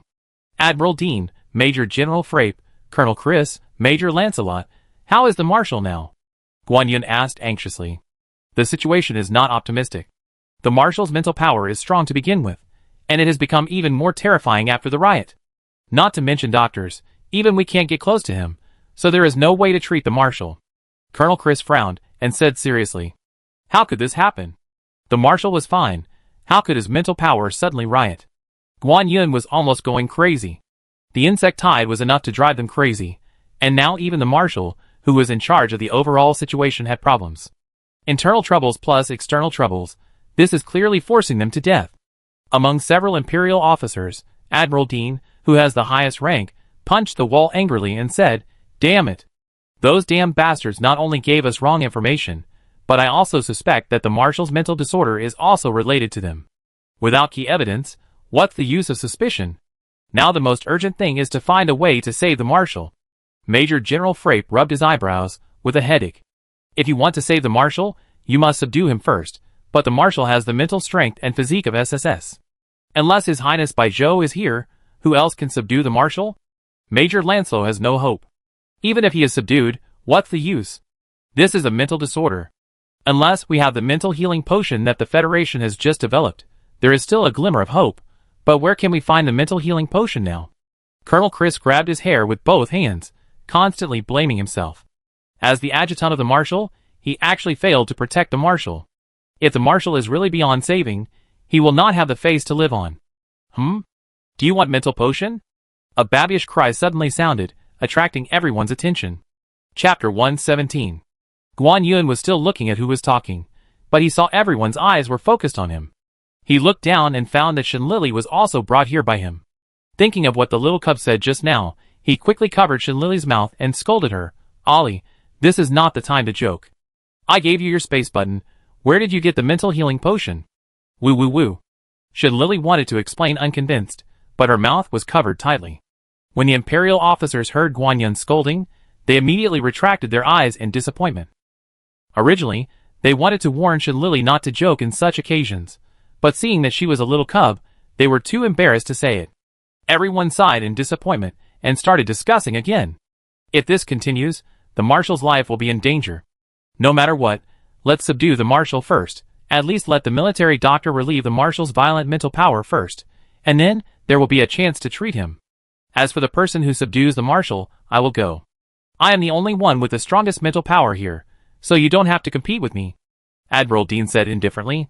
His calm tone and expression made it impossible to tell that he was going to subdue a person with a higher mental power level than himself, and whose mental power was violent. You should know that even if Admiral Dean went, he would be seriously injured at best, and die with the Marshal at worst. No! The insect tied outside still needs you now, because your mental power is the strongest among us, so we can't take risks. Let me go for this person. Major General Frape was the first to object.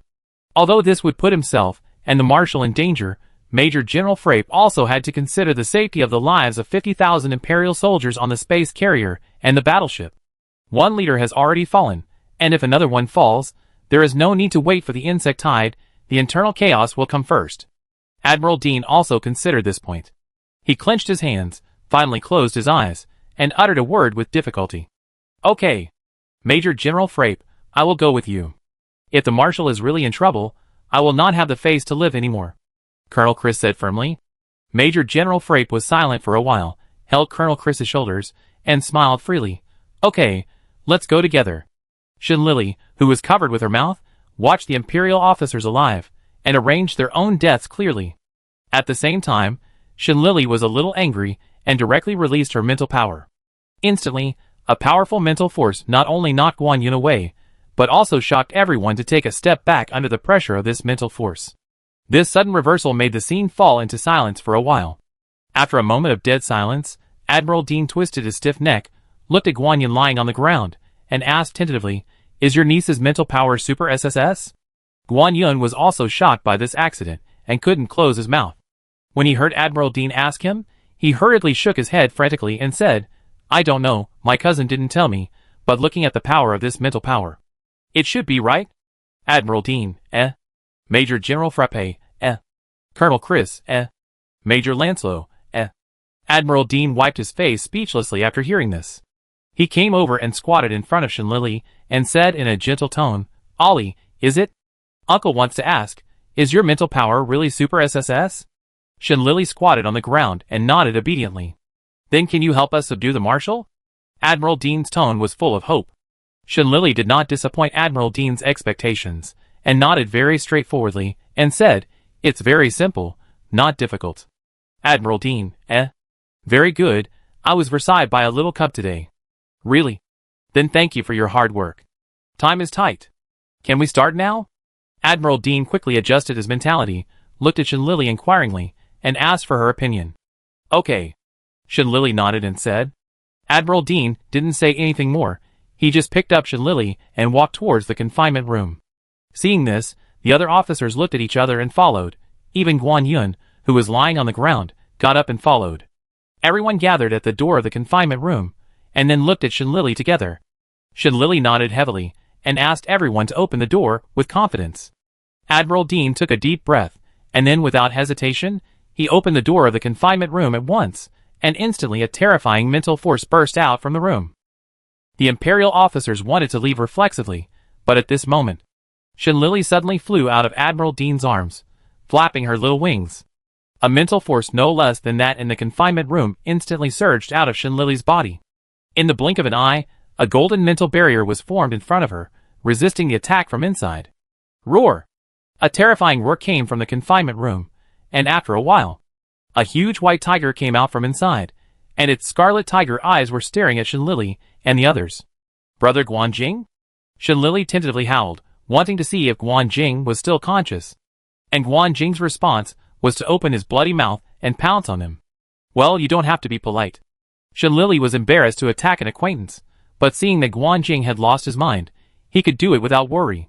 The battle between the two can be said to be without suspense, although Shenlili is very small, maybe not even as big as Guanjing's head. But the small Shenlili beat Guanjing without any chance to fight back, and even stepped on Guanjing's head in the end, looking at Guanjing who was tied up by her mental power with satisfaction. In the end, the little cub was like scolding a disobedient patient, and he howled angrily, "When you are sick, you should be honest. Those who cause trouble to others are bad children." The several Imperial officers outside the confinement room looked at their marshal with mixed feelings, who was miserably taught a lesson by a little cub. But the officers did not stop it. Instead, they tacitly turned on the light brain and recorded the scene with shining eyes. The marshal's dark history cannot be missed.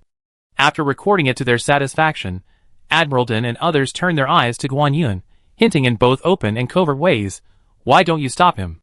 After all, he is our marshal, so we have to give him some face." Chapter 118. Guan Yun, who was forcing himself to go into battle, rolled his eyes speechlessly, then coughed and said to Shenlili, "Ollie, it's almost done. Now let the military doctors take a look at the marshal." After hearing Guan Yun's words, Shenlili jumped off the marshal and walked out of the confinement room obediently. "Uncle, do you still need mental potion?" Shenlili asked casually. "Where did you get it?" Woo-woo. Guan Yun was about to ask where did you get the potion. He was quickly covered by Major General Frappe and dragged away decisively. General Dean was satisfied and nodded to Major General Frappe.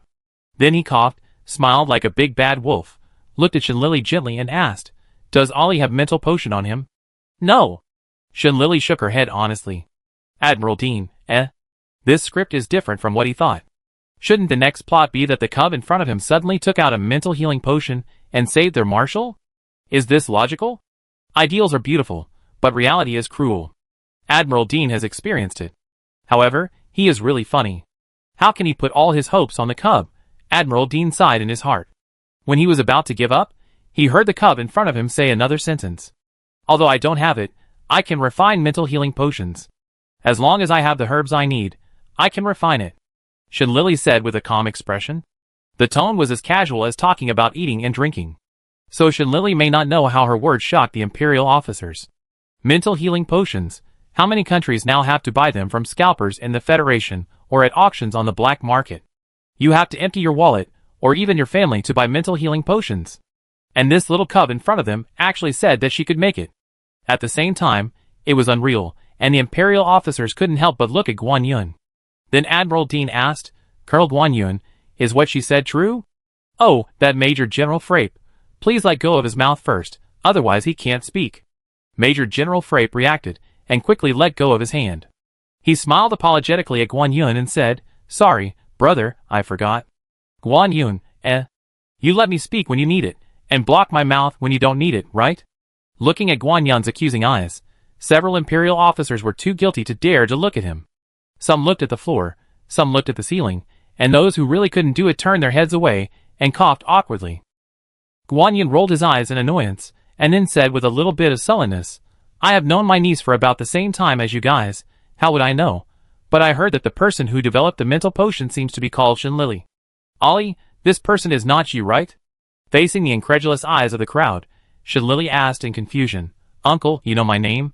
Don't you recognize it yet?" Guan Yun was about to roar. Who would have known that a little cub like you would be the one who refined the mental potion? But before he could say anything, he was pushed away by other Imperial officers. Admiral Dean's eyes sparkled as he picked up Shinlili, and then the other officers also surrounded Shinlili enthusiastically and began to ask for medicine. "Little Ollie, when you are free in the future, can you help Uncle Dean to make a few?" Admiral Dean smiled so gently and kindly. Shinlili nodded simply. It was not a difficult task anyway. Seeing this, the other Imperial officers also hurriedly tried to please Shinlili and beg for medicine. Shinlili also agreed one by one, which moved all the Imperial officers, and they instantly fell in love with this little cub. When the Imperial officers sent Shinlili to the pharmacy, Admiral Dean and the others suddenly turned their heads together and looked at Guan Yun quietly. "Guan Yun, brothers, please don't look at me like that." Admiral Dean, who was the leader of the officers, coughed, then looked at Guan Yun seriously and said, "Colonel Guan Yun, don't you think we should talk about the identity of the little cub?" "Yes. Let's not talk about the little cub's super SSS mental power first. Let's talk about the mental power treatment potion. If Ollie is really the one who developed it, then the Federation is really bold, and actually let a treasure run around outside." Major Lancelot said in amazement. "The Federation is really irresponsible. I suggest changing Ollie's nationality to our empire." Colonel Chris's eyes lit up, thinking this idea was very good. Yes, and Ollie is originally a cub of the orcs, and his bloodline is also very pure. If he is not a cub of our empire, how can he be a cub of the Federation? Can they give birth to cubs of the orcs? Major General Frape felt more and more that he was right. Even the other officers nodded. "Guan Yun, what a misleading. What a reversal of right and wrong. Unfortunately, no matter how much I say, they will be disappointed. Shinlili's identity is not an ordinary Federation kid." Thinking of this, Guan Yun finally spoke sympathetically. "Ollie's mother is the daughter of the High Priest, and her father is the General of the Federation. The High Priest is from our empire, so this is not a big problem. There is nothing to be afraid of the General? I am also a General." General Dean straightened his chest and snorted proudly. "But the General's father is the Marshal of the 5th Army of the Federation, with the strength of a legion. The General's father is the current patriarch of the Shin family, one of the 5 major families. Moreover, the 5 major families of the Federation have always been united. Do you think you can beat the 5 major families?" Guan Yun's sympathy became more and more. The more beautiful the thought was just now, the more cruel the reality was. Guan Yun's words successfully hit the officers of the Empire, and the atmosphere on the scene instantly became gloomy and depressed. If they were to rob a general's cub, maybe they would still have a chance of success. But to rob the cubs of the 5 major families? Oh, forget it, just go to bed. Seeing the listless look of the crowd, Guan Yun began to reflect on himself, whether he had said too much. After all, the cub is so cute, it is normal to like her.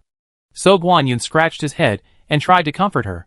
Although Ollie is not a cub of our empire, don't forget that her mother is an orc of our White Tiger clan, then our White Tiger Corps is equivalent to Ollie's in-laws, right?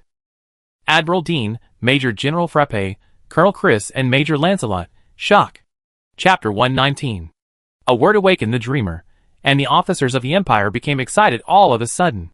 Yes, no matter whether the little cub is a federal or an imperial, we are all the cub's family. Major General Frape's eyes lit up, and his back straightened up all of a sudden. I didn't expect that at the critical moment. Your brain was still useful, Guan Yun. Not bad, not bad. You did a good job this time. Admiral Dean smiled, and patted Guan Yun's shoulder with satisfaction. Colonel Chris and Major Lancelot also gave Guan Yun a thumbs up in admiration. Guan Yun didn't expect that he would be praised by everyone for just saying it casually. He scratched the back of his head shyly, and laughed along. Shen Lily in the pharmacy was frowning and serious, carefully matching the medicinal materials for Guan Jing. Guan Jing's mental power is infinitely close to Super SSS mental power, so ordinary mental power treatment potions can't completely cure Guan Jing. Even when Shen Lily stepped on his head just now, it was not for fun, but mainly to be able to check the cause of his illness at a close distance, and then to prescribe the right medicine according to his physical condition. In fact, the only trouble is that Shen Lily is still in the form of an animal. When choosing medicinal materials, he has to jump around, unlike before when he could just reach out and grab them. And even his hands have become small claws, and he can't grab the medicinal materials at all. Sighing deeply, Shen Lily could only helplessly use his mental power to tie them or hold them in his mouth to put the medicinal materials he would need later on the medicine table one by one. If someone was there, he would probably be killed by the cuteness of the little cub. What could be more charming than a little cute thing that is working hard? Holding the last medicinal material in his mouth, he put it on the medicine table and looked at the selected medicinal materials. Shen Lily selected the herbs again, and finally breathed a sigh of relief after confirming that there was no problem. Now all that was missing was the medicine. Thinking of this, Shen Lily turned to look at Ahua, who was lying on the table and digesting the Zerg crystal core. Ahua, is the SSS level Li crystal ready? Shen Lily asked. It's ready. Ahua nodded cutely, stood up and walked to Shen Lily, squatting down like a cat pooping. Not long after, a fiery red, hot Li crystal was pulled by Ahua on the medicine table. Thank you, Ahua. Looking at such a fresh Li crystal, Shen Lily's claws moved slightly, barely controlling the twitching corners of her mouth, and thanked Ahua. Fortunately, she was not the one who drank the potion, so there was no psychological shadow. But Shen Lily also secretly swore in her heart that she must protect the spiritual space in the future. I must not allow myself to have the opportunity to drink the mental healing potion. After all the necessary medicinal materials are prepared, Shen Lily took out a box of Zerg crystal cores given by Admiral Dean from the space button and placed it on the table beside. Awo, these crystal cores are also troublesome to you? Shen Lily asked gently. Okay. Ahua's eyes lit up when he saw the Zerg crystal cores. He immediately ran over actively and took a Zerg crystal core out of the box. Then he lay lazily on the table, holding the crystal core with his two little paws, and began to chew it happily. Shen Lily looked at Ahua with an ant smile on her face, and then began to seriously refine the mental healing potion. Because there are many inconveniences in the beast's body, Shen Lily changed to use mental power to control the medicinal materials and pharmaceutical equipment this time. Fortunately, I had practiced mental power visualization before, so I was quite good at controlling mental power. Crush the required herbs, put them into the test tube, boil them for the specified time, use mental power to separate the impurities in the medicine juice, and when the pure liquid medicine is obtained, wrap it with mental power and take it out. The impurities produced by crushing the next batch of herbs and putting them in are also taken out in the same way. After processing all the herbs, Shen Lily finally poured the Li crystal that had turned into a solution into the liquid medicine and mixed it with the liquid medicine. Looking at the light blue liquid medicine, which turned into pitch black, Shen Lily smiled with satisfaction. Finally, pour the liquid medicine into the medicine tube, seal it, and the healing potion is ready. Awo, we are going out. I will put away the crystal core first and eat it when we return to the lounge. Shen Lily turned her head and said to Ahua gently. Okay. Awo said cutely, transformed into a fiery red mental power, and returned to Shen Lily's mental space. After that, Shen Lily took the Zerg crystal core and Li Jing back to the space button.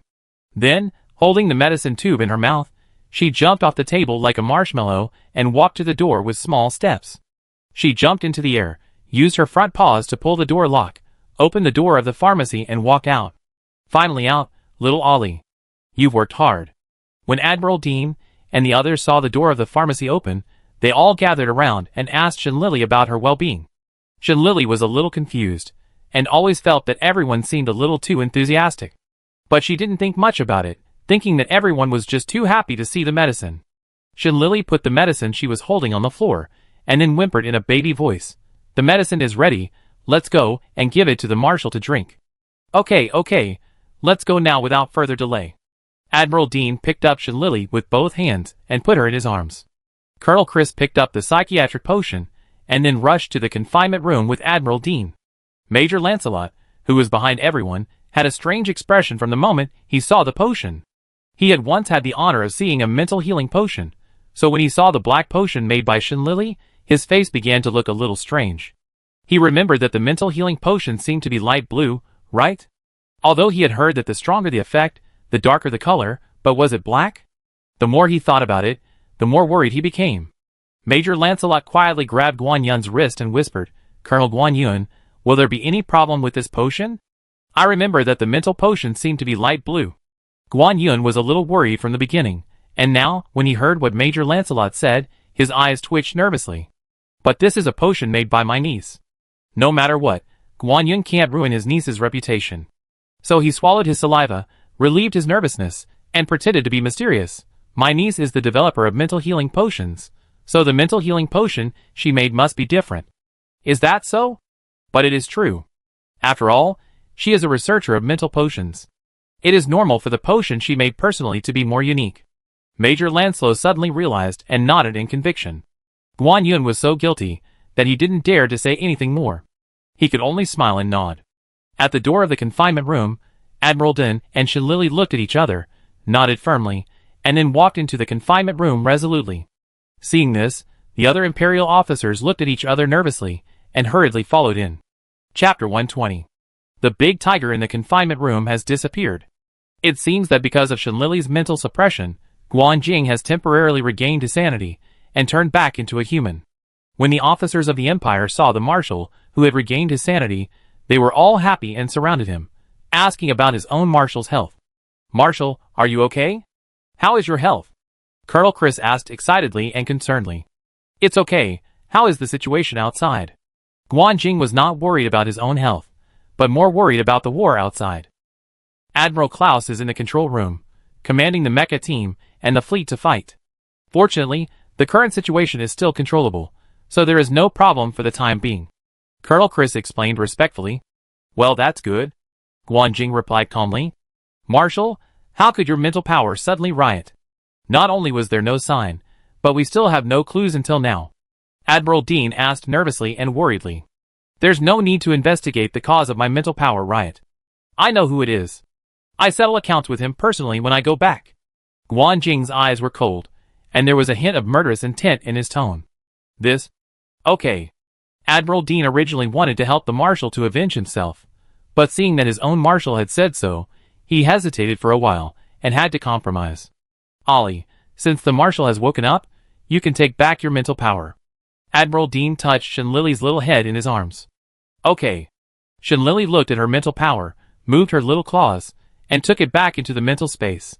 Guan Jing, whose hands and feet were finally freed, looked at the little cub in surprise. If he guessed correctly, this seemed to be Super SSS mental power. Guan Jing didn't expect that the cub was still Super SSS.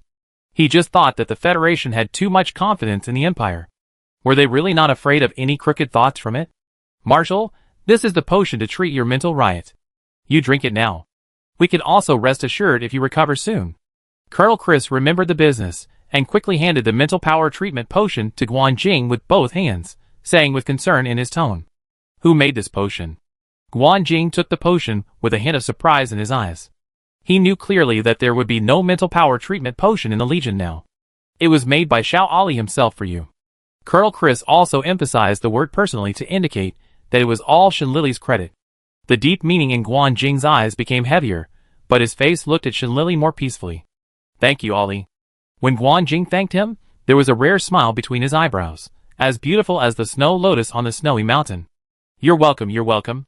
Shinlili's cheeks turned red because of the handsomeness, and she huddled in Admiral Dean's arms, waving her paw shyly. After thanking Shinlili with a smile, Guan Jing lowered his head to look at the mental healing potion in his hand. He opened the potion seal first and sniffed it. The pungent smell in the potion made Guan Jing's breathing stagnate for a second. After hesitating for a while, Guan Jing decisively drank it all in one gulp. After drinking the potion, Guan Jing just frowned at first, thinking that the taste was a bit strange, but after a few seconds, his face suddenly turned ashen. A bitter and astringent taste suddenly rushed straight to his head, making his brain suddenly chaotic, as if he had been electroshocked.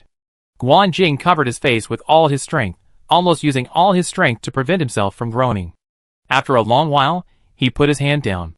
If he hadn't been able to clearly feel that the potion was taking effect in his spiritual space. Guan Jing almost thought that what he drank was not a healing potion, but a biological weapon. Marshal, what's wrong with you? Are you still feeling uncomfortable? Colonel Chris saw that the marshal's face was not right, and hurriedly asked worriedly. Guan Jing shook his head and sighed. It's okay, I just suddenly realized that there are things in this world that are more terrible than death. Huh? What is that? It's even more terrible than death. Colonel Chris was shocked. Did the marshal talk about the Zerg? It doesn't seem to be more terrible than death? Guan Jing did not answer Colonel Chris's question, but said something inexplicably that Colonel Chris couldn't understand for a long time. When you drink Ali's potion one day, you will understand. Guan Jing said calmly, but there was a hint of fear in his eyes. Colonel Chris, ? Could the potion of the little cub make people smarter? Then he must try it someday. Colonel Chris thought with shining eyes. After a while, Guan Jing, who had recovered his health, stood up and said coldly, We have been delayed for so long, now we should complete the mission. Admiral Dean and the others were immediately excited, with big smiles on their mouths. They put their right hands on their chests, bowed respectfully, and then said in a deafening unison, Yes. Marshal. Before the officer set off, Shen Lily was handed over to an Imperial soldier by Admiral Dean with grievances. Ali, we are going to fight the Zerg next. You are still a little cub. It is too dangerous to go with us. Be good and go back to the lounge to wait for us. Admiral Dean coaxed gently. Shen Lily looked aggrieved, turned her head unhappily and groaned. Admiral Dean wanted to say something, but was interrupted by Guan Jing. Ali, do you want to go to the front line with me? Guan Jing asked casually. But before Shen Lily could answer, the officers of the Empire went crazy. Marshal, no, Ali is still too young, and children should not be exposed to these things. Admiral Dean retorted like a father. Yes, if something goes wrong, my cousin will beat me to death. Guan Yin also objected. Little Ali, she is indeed too young. Even the adjutant, Colonel Chris, who obeyed the marshal's orders 100%, hesitated. Facing everyone's worries, Guan Jing said calmly, Don't worry, she is better than all of you. The officers of the Empire who were speechless and suffered from ginseng roosters. Chapter 121. Looking at the Imperial officers, who were collectively doubting their lives, Shen Lily mourned for 3 seconds in her heart. Then, she jumped directly into Guan Jing's arms without any sympathy, and excitedly cried, I want to. Brother Guan Jing, can you take me with you when you drive the mecha later? Guan Jing looked at the excited little cub in his arms, and couldn't help but smile. Okay. Ah. That's great, Brother Guan Jing. I found that you are my real brother. Shen Lily screamed excitedly and happily. Guan Jing smiled and didn't say anything. He touched Shen Lily's little head, then carried her outside. The Imperial officers behind the two looked at each other, all shook their heads helplessly, or spread their hands, and finally compromised and followed. On the deck of the space carrier, Shen Lily, lying in Guan Jing's arms, looked up and looked at the battlefield between the Empire and the Zerg in shock. Through the energy shield of the space carrier, Shen Lily saw countless Zergs in the starry sky of the universe, overwhelming the fleet. Compared with the small Zergs that Shen Lily had seen before, the Zergs outside the energy shield were simply their fathers. Not only were the numbers terrifying, but their sizes were also several times larger. The most terrifying thing was that Shen Lily saw 3 Zergs as big as the space carrier. How big is the space carrier? That's equivalent to hundreds of football fields. If the Zergs in the Zerg Tide are the same size as mung beans, then these 3 special Zergs are the same size as eggs. Ordinary Zergs are simply not comparable to them. Shen Lily felt that only a certain classic sentence could describe her mood. That is, the Zerg is so big that it can't be stewed in one pot. After watching the Zerg side in shock, Shen Lily turned her eyes to the Empire. If the Zerg wins by quantity, then the Empire wins by quality. The Empire's battle is mainly based on the space carrier, and the main combat force is the 9 smaller military warships around the space carrier, which are under the command of the space carrier. It can search, track, lock and attack the Zerg within thousands of kilometers around. Moreover, the powerful particle beam weapons and super electromagnetic guns on the military warships can kill tens of thousands of Zergs, with almost one beam in one shot. The only disadvantage is that this type of weapon accumulates energy for too long, which will cause some Zergs to break into the protection circle of the space carrier. So at this time, mechas are needed. There are thousands of mechas in the starry sky, and the mecha soldiers are holding heavy swords or pulse guns, as well as various weapons. They are fighting hard to kill the Zerg that broke into the protection circle of the space carrier. Seeing the passionate battle scenes of the mecha soldiers killing the Zerg with one sword, Shinlili also became excited. She wanted to drive the mecha and rush into the Zerg tied to fight. Unfortunately, she is still a student and has not started to learn how to drive the mecha, so let alone drive the mecha to fight. Even controlling the mecha to walk is probably difficult. The more Shinlili thought about it, the more frustrated she became. Her ears drooped uncomfortably. "Ollie, are you afraid?" Guanjing noticed the little cub's depressed mood and asked with a slight smile on his lips. Shinlili shook her head and whimpered in a baby voice, "I'm not afraid, I'm just curious. I haven't seen such a big Zerg before." "Then let's take a closer look," Guanjing said inexplicably. Then he took out a pure white mecha about 15 meters high and holding a long sword from the space button. Shinlili looked at the towering mecha in front of her, swallowed her saliva excitedly, and then said excitedly, "Brother Guanjing, is this your mecha? What's its name?" Guanjing looked at the mecha in front of him, and his expression was rarely softer, saying, "It's called Sword Saint. It has accompanied me since I was a child, and is my important partner." "Brother Guanjing, you are so lucky. I also want a mecha that can be a partner." Shinlili was so envious that her saliva almost flowed out. Guanjing smiled and touched Shinlili's furry little head, then looked up at the mecha and said, "Sword Saint, get ready for battle." As Guanjing's voice fell, the huge mecha in front of him suddenly moved, and it knelt on one knee, and the hand that was not holding the sword stretched out in front of Guanjing. "I look forward to fighting with you, my master." The voice of the Sword Saint was full of respect like a knight. Guanjing nodded, then held Shinlili, and stood in the palm of the Sword Saint's hand. After the two stood up, the Sword Saint steadily put them into the control cabin in the middle of his chest, then stood up and looked directly at the Zerg in the distance. After entering the mecha cabin, Shinlili lay obediently in Guanjing's arms, looking at the environment inside the cabin excitedly. The control cabin of the mecha is a bit like the cockpit of an airplane. It is not very big, but there are also many buttons. However, the control panel of the mecha is virtual buttons, which looks much more high-tech. The only difference from the plane is that the front of the driver's seat is not transparent glass, but a virtual screen. Even the AI of the Sword Saint has appeared on the screen. What surprised Shinlili was that the Sword Saint was just a child with silver hair and blue eyes, about 5 years old. At this moment, the Sword Saint was looking at Shinlili curiously. His voice was different from the mature and steady voice outside the control cabin. He was obviously puzzled by a childishness. "Master, who is this little guy?" But before Guanjing answered, the Sword Saint suddenly realized, "Oh, I know, it's the Master's cub." "But Master? When did you have a mistress?" How come the Sword Saint didn't know? Guanjing's forehead was bulging with veins, and the feelings of childhood sweethearts were gone. He said 2 words coldly. "Mute." "Sword Saint, eh? Master, can't you afford to play?"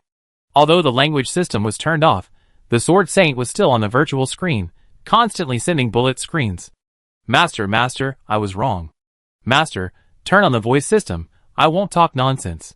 "Master, you have a new cub, so you don't want the old one?" Master.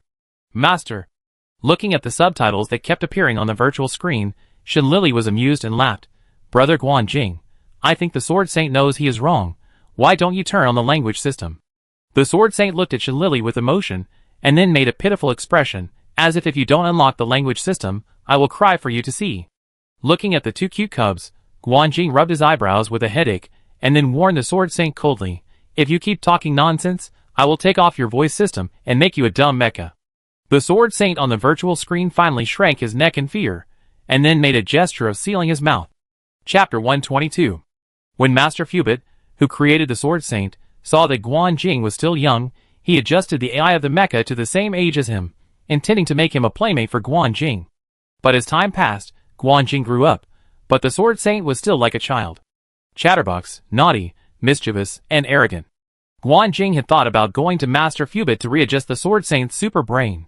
But the little Sword Saint was still special to him after all. From a trustworthy partner in childhood, he gradually regarded it as a younger brother, and now he is also worried about his old father. In the boring years, Guanjing accompanied the Sword Saint for more than 10 years, but the Sword Saint also protected Guanjing for more than 10 years. One person and one armor had become the deepest bond between each other in the unconscious companionship. Since I chose to keep the Sword Saint, there is nothing to regret. Guan Jing was not a person who would get tangled up. He sighed deeply, shook his head helplessly, and said, "Understood." After the language system was turned on, the Sword Saint became much more honest, and didn't dare to talk nonsense to Guan Jing anymore. Because this petty master couldn't afford to play with him. The Sword Saint said something in his heart, and then he looked at the little cub in his master's arms, and couldn't help but ask curiously, "Who are you, little cub?" "Hello, Sword Saint, my name is Shenlili. I'm glad to meet you. Thank you for taking care of me today." Shenlili looked at the Sword Saint on the virtual screen with shining eyes, and said shyly with excitement, "Don't look at the Sword Saint as just a child, but it is a genuine SSS mecha. Ordinary people may never see an SSS mecha in their lifetime. And even if you are a military academy student, you have to wait until you graduate and join the Legion before you can have the honor of seeing a mecha of this level.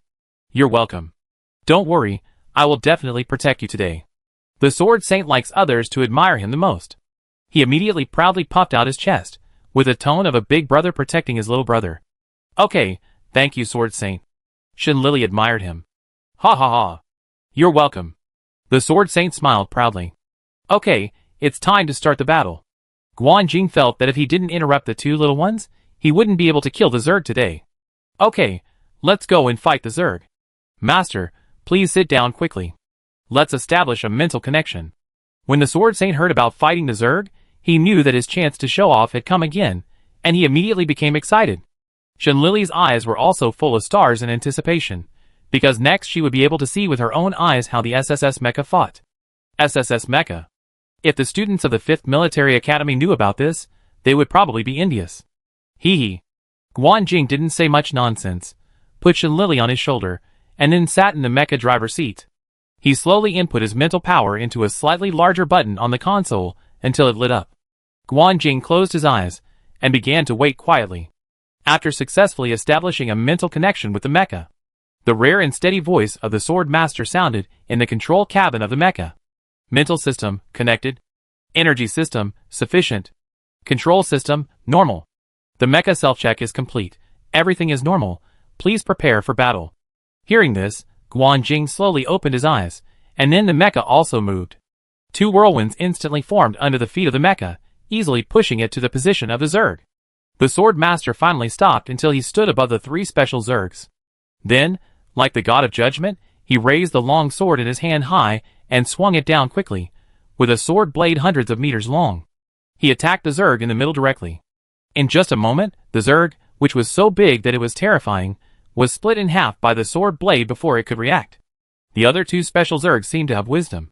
Seeing their companions die tragically, they hissed in anger. Countless other Zergs around him also attacked the pure white mecha at the same time as if they had received an order. Facing the 1,000-foot-high waves of insects, Guan Jing was not afraid at all. He calmly opened the energy shield of the mecha and directly resisted all attacks. Then he controlled the Sword Saint to soar into the air, and made a sword flower in the air. A 50-meter-wide sword blade directly cleared all the Zergs within 100 meters in front of the mecha. The most terrifying thing is that the sword swung by Guan Jing was not much worse than the particle beam. At this moment, Shenlili finally realized the horror of the mecha. No wonder the person driving the mecha is called a mecha soldier. This is clearly a soldier who can beat a warship. Ahem, of course, it may also be that Guan Jing is too abnormal. Since the Marshal joined the battlefield in the control room of the space carrier, Admiral Klaus and Admiral Dean were relieved, and they handed over the command to other officers. Then the two stood side by side, watching the battle scenes transmitted back in real time on the virtual screen. After seeing Marshal Guan Jing clear all the Zergs within 100 meters with one move, they were directly amazed and exclaimed, "As expected of a Marshal, this lethality is like a human-shaped weapon," Admiral Klaus said admiringly. "The Marshal has never been weak, but the Sword Master is stronger. It's probably because Master Fubit has given the Sword Master some special treatment." Admiral Dean touched the space button of his mecha and said with some envy and jealousy, "I can't help it. Marshal Guan Jing is someone's godson.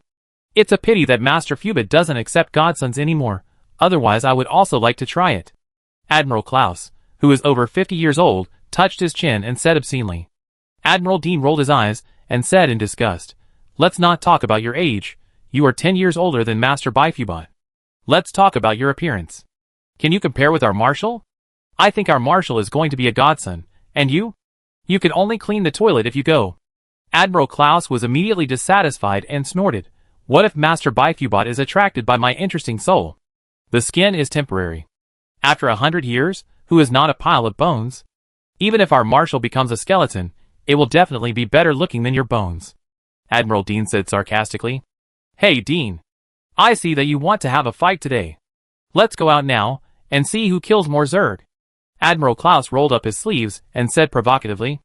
Come on, you talk like you are afraid of anyone. Admiral Dean took off his neat coat and said provocatively. The Imperial officers in the control room secretly rolled their eyes in their hearts. They had long been accustomed to these two officers, who would compete with each other at the slightest disagreement. As long as they didn't come to cause trouble for them, they would be happy. Chapter 123. However, before leaving, Admiral Klaus and Admiral Dean suddenly remembered one thing. That is, the Marshal is not in the control room now, and the two of them have to stay here to suppress the rear. This is a bit difficult. If they don't play today, they will feel uncomfortable, but they can't leave for the game. So after looking at each other, they had an idea in their minds at the same time. Colonel Chris. Admiral Klaus suddenly shouted. Colonel Guan Yun. Admiral Dean also suddenly shouted. Colonel Chris and Colonel Guan Yun looked at each other, and secretly said that they were unlucky. After the two agreed. Then they heard what they expected. You two go out, and kill the Zerg. Whoever kills more will get this S-level energy stone. Admiral Klaus took out a purple crystal. Hey, you're getting stingy. I have a bottle of SS-level healing potion here. Whoever wins will get it. Admiral Dean took out a green potion and said proudly. Colonel Chris, thank you. He didn't want it. But after seeing the trophy, Guan Yun raised his eyebrows, and finally showed a little interest in his eyes. Although he was not interested in these things, he could win them, and give them to his niece.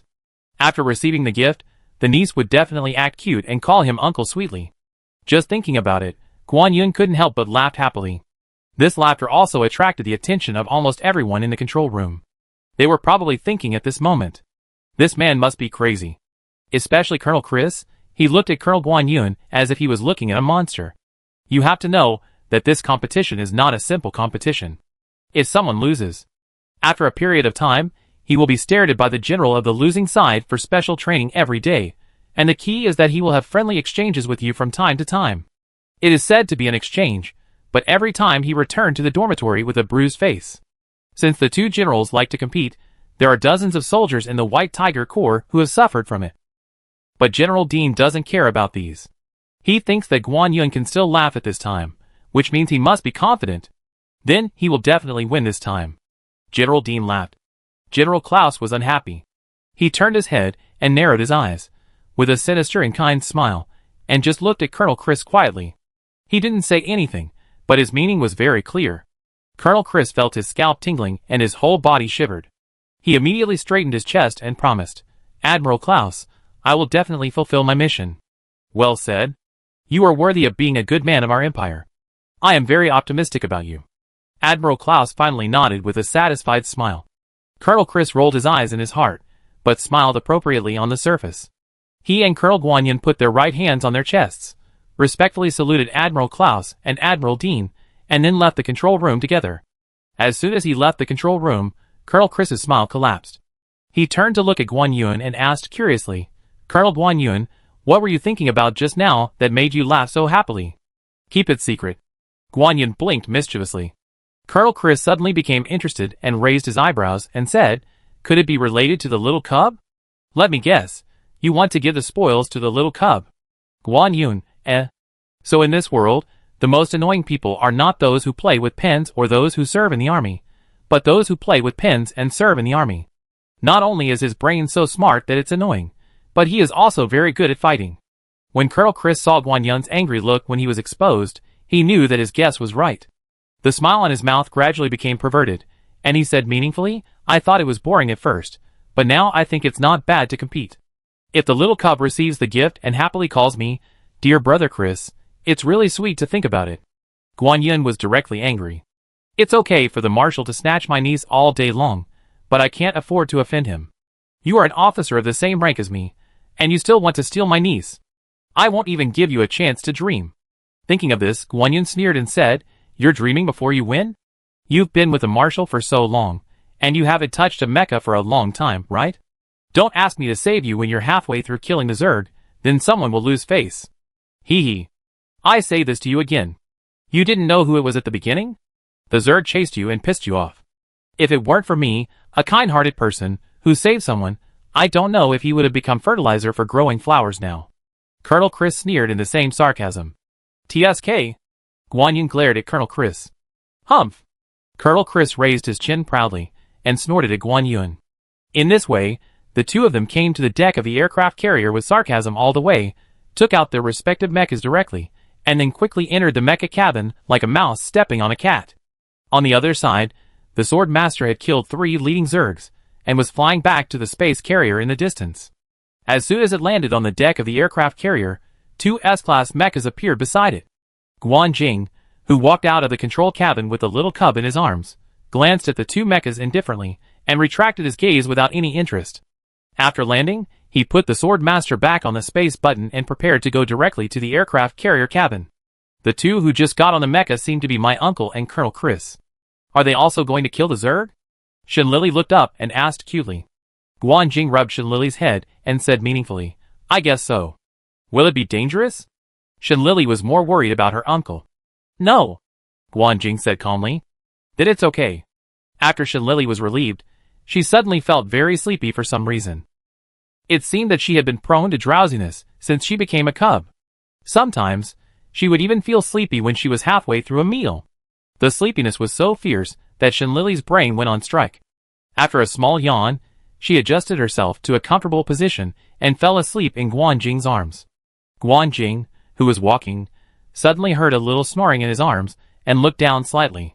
He saw the cute and defenseless sleeping posture of the little cub.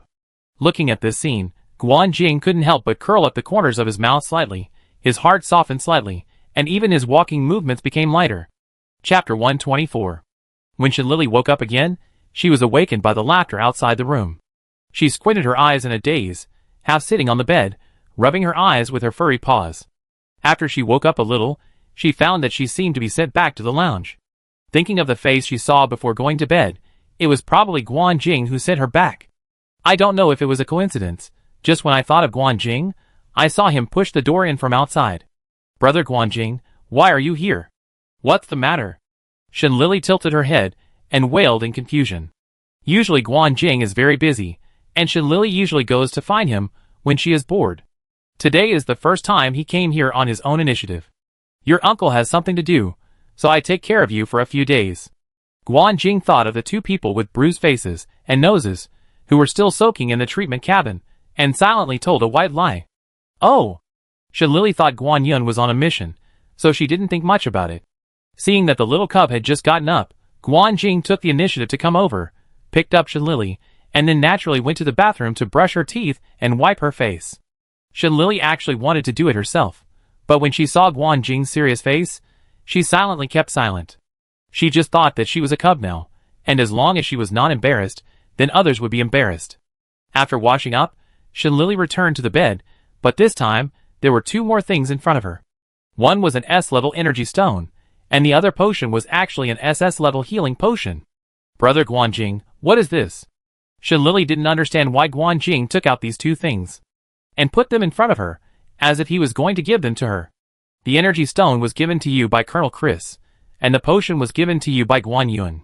Guan Jing saw the little cub's confusion and explained. After hearing that it was Colonel Chris and his friends who gave it to her, Shinlili didn't know why they wanted to give her a gift, but she didn't say much and accepted it directly. Next time, she will practice more mental healing potions and give them a few bottles as a return gift. Putting the gift on the space button, Shinlili suddenly heard laughter coming from outside the room again. Is there anything good today? Everyone seems very happy. Shinlili asked curiously. Well, it's good. There's a celebration banquet tonight. Ollie, do you want to go and see it? Guan Jing touched Shinlili's furry little head tenderly. Go, but before you go, I want to go to the pharmacy. Shinlili had promised to do something before, and it's a good time to add icing on the cake while everyone is happy. Okay. Guan Jing didn't ask why, he held Shinlili in his arms, and went straight out to the pharmacy. Shinlili was very fast this time, and in about an hour, she had prepared 50 mental healing potions. After putting the potions in the space button, Shenlili pushed open the door and walked out of the pharmacy. As soon as she walked out, Shenlili was stunned.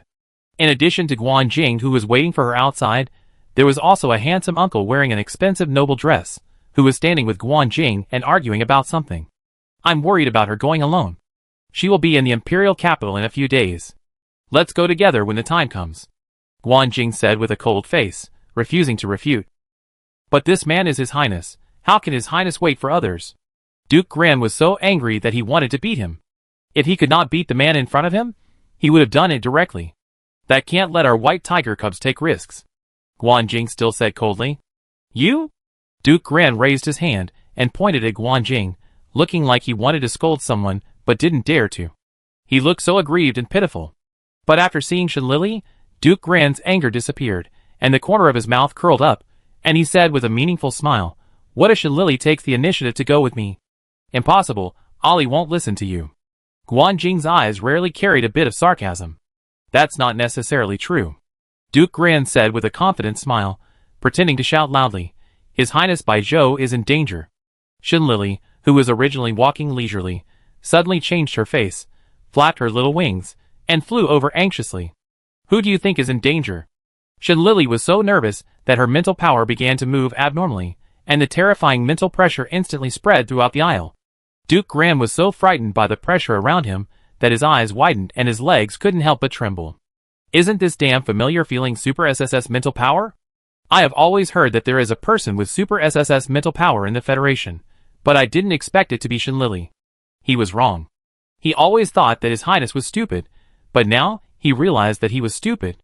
If he gets hurt a little, he can marry the top genius of the Federation. This wave is simply a blood prophet. Duke Gran thought of His Highness Baizhou, who was still unconscious, and immediately had an idea in his mind. Pretending to be uncertain, she asked, "Are you Miss Shenlili?" "Yes, you just said that Baizhou was in trouble." "What happened?" Shenlili asked nervously. She saw Baizhou before she fell into the black hole, and Shenlili thought it was just an illusion. But she couldn't contact him afterwards, and she began to feel uneasy. Sure enough, Baizhou must have been in trouble, otherwise it would be impossible to contact him. Duke Gran saw Shenlili's worried look, and of course, he couldn't hold his own prince back. So he pretended to sigh and said, "His Highness Baizhou has never recovered from his injuries after falling into the wormhole. He used his mental power twice for Miss Li, and he saw you fall into the wormhole with his own eyes. His Highness fought with the two Zergs to avenge you.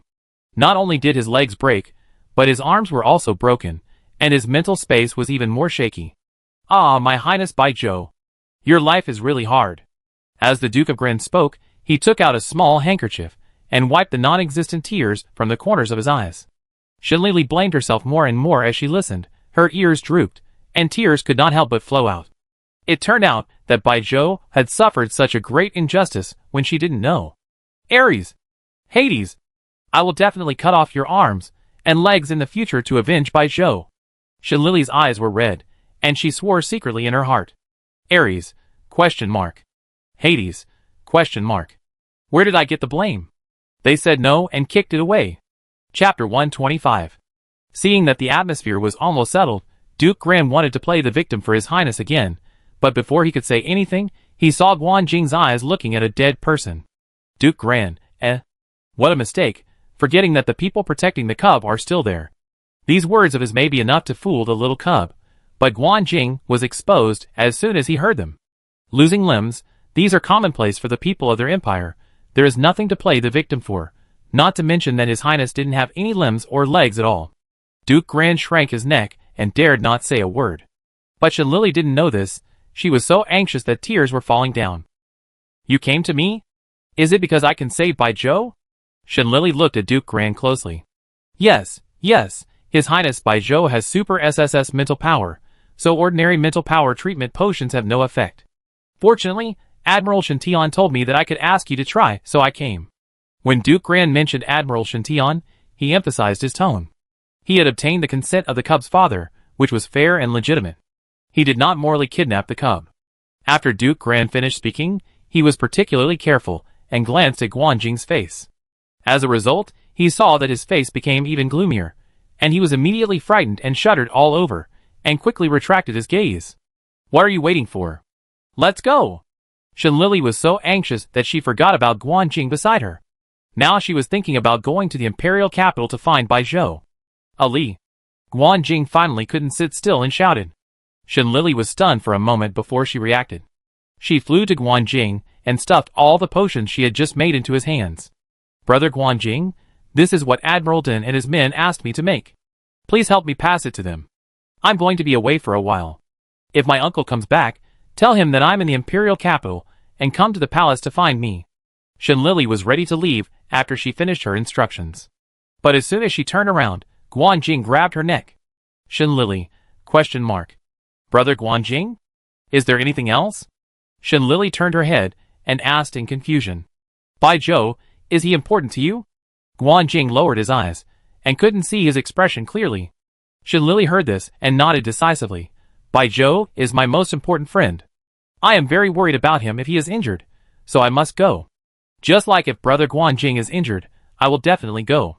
Hearing the last sentence, Guan Jing's eyelashes suddenly trembled slightly, and his fingers seemed to be burned, and he suddenly withdrew from Shen Lily's neck. However, he was afraid that he would be discovered abnormal, so he quickly turned his head and coughed and said, Okay, I know, I will go with you. Shen Lily was stunned for a while, then nodded, thinking that Guan Jing was worried about her going to the imperial capital alone, so she didn't think much about it. The little cub didn't think much, but the Duke of Gran, who was an expert in love, saw Guan Jing's red ears. His pupils suddenly contracted, and his throat swallowed unconsciously, and he felt as if he had discovered a shocking melon. Marshal Guan Jing wouldn't be attracted to a little cub, would he? No. I must go back and inform His Highness Bai Zhou. I can't let my poor highness get hurt both physically and mentally. Fire prevention, theft prevention, and martial prevention. The responsibility of protecting the imperial princess was borne by him, Grand Kashmir. The Duke of Gran's eyes were burning with the flame of justice. At this moment, he felt that he was the light of justice, shining on the mothership. He wanted to defeat the evil marshal. Then he would protect the weak, pitiful and innocent, the imperial princess for his sick and weak prince. What are you still standing there for? Aren't you rushing to save your Bai Zhou prince? Guan Jing was ready to set off with the little cub in his arms. After taking 2 steps, he found that the Duke of Gran was still standing there, looking like he was daydreaming. Guan Jing's cold voice instantly brought the Duke of Gran back to the cruel reality. He showed a flattering smile to Guan Jing reflexively, and replied in a particularly flattering way, I'm coming. After that, the Duke of Gran followed him timidly, and at the same time, secretly apologized to his own prince in his heart. He was a weak noble, and Guan Jing was an imperial marshal who killed a Zerg with one sword. So dear His Highness Bai Zhou, Your Highness the Crown Princess, you should guard it yourself. 2 hours later, Shen Lily and the other 2 boarded the teleporter and jumped in the space tunnel about 9 times before finally arriving at the gate of the imperial capital. As soon as they got off the teleporter, except for Guan Jing who looked a little bad, Duke Gran and Shen Lily were out of breath. With a wow, Shen Lily vomited out all the bitter bile in her stomach. After vomiting, she was slightly relieved. Now recalling the memory of riding the teleporter, Shen Lily couldn't help but feel a little scared. The 2 hours in the teleporter were just like being stirred alive in a washing machine for 2 hours. If Shen Lily hadn't had good mental strength, she would probably be the same as the Duke of Gran next door. Shen Lily glanced at the Duke of Gran, who almost vomited his heart and lungs, and silently said amen in her heart. In fact, ordinary people can only jump 3 times at most in a jump machine, and Shen Lily can only jump 8 times. It was because Shen Lily was too worried about Bai Zhou that she tried her best to reach 9 times. As for the Duke of Gran, he could only jump 7 times, but because he was familiar with it, after riding it frequently, he could barely reach 9 times. After resting for a while, the Duke of Gran barely held on to his breath, and contacted the butler of his mansion to ask them to pick him up at the city gate. Just after he notified the light brain, less than 10 minutes later, Butler Dawson personally drove a luxurious carriage and stopped in front of him. My Lord Duke, the beautiful Miss Lily, and the distinguished Marshal, please get in the carriage. Butler Jerson got off the carriage, put his right hand on his chest, and bowed to his own Duke first. Then he bowed respectfully to Shen Lily and the others. Thank you. Shen Lily stretched out a paw in Guan Jing's arms, and shook it, whimpering in a baby voice. It is my honor to serve you. Miss Lily, you are welcome. Butler Jerson looked at Shen Lily, smiling with respect and tenderness on his face. Guan Jing nodded to Jerson with a cold expression, and got on the carriage with the cub in his arms. Seeing this, The Duke of Gren also hurriedly got on the carriage and told Butler Jerson, "Go directly to the palace." "Okay, my Lord Duke." Butler Jerson responded respectfully, then hit the air with a whip and controlled the horse to set off for the palace. Chapter 126. The architectural style of the imperial capital is a bit like the otherworldly continent, and a bit like the ancient Western architecture. Most of the shops on both sides of the street are pharmacies, mecha shops, soul weapon shops, and shops selling materials. But the most luxuriously decorated shop is the restaurant. Looking at the charming maid with cat ears, and the strong male servant with wolf ears soliciting customers at the door of the restaurant, Shenlili couldn't help it, and also had the desire to go. It didn't matter whether she ate or not, but the cat girl and the wolf dog boy were probably more tempting than the food. The people of the Empire know how to play. Shenlili secretly gave a thumbs up in her heart. The carriage carrying Shenlili and others went very fast, and it arrived at the gate of the palace in less than half an hour. Because the carriage could no longer be used in the palace, Shenlili and others could only get off the carriage at the gate of the palace. Then, they had to be checked by the guards, and confirmed that there was no problem before they were allowed into the palace. On the path of the palace, Shenlili lay in Guanjing's arms, carefully looking at the place where Bai Zhou lived. It can only be said that it is worthy of being the residence of the imperial family. It is not only large but also luxurious. Therefore, all the buildings and facilities are very luxurious.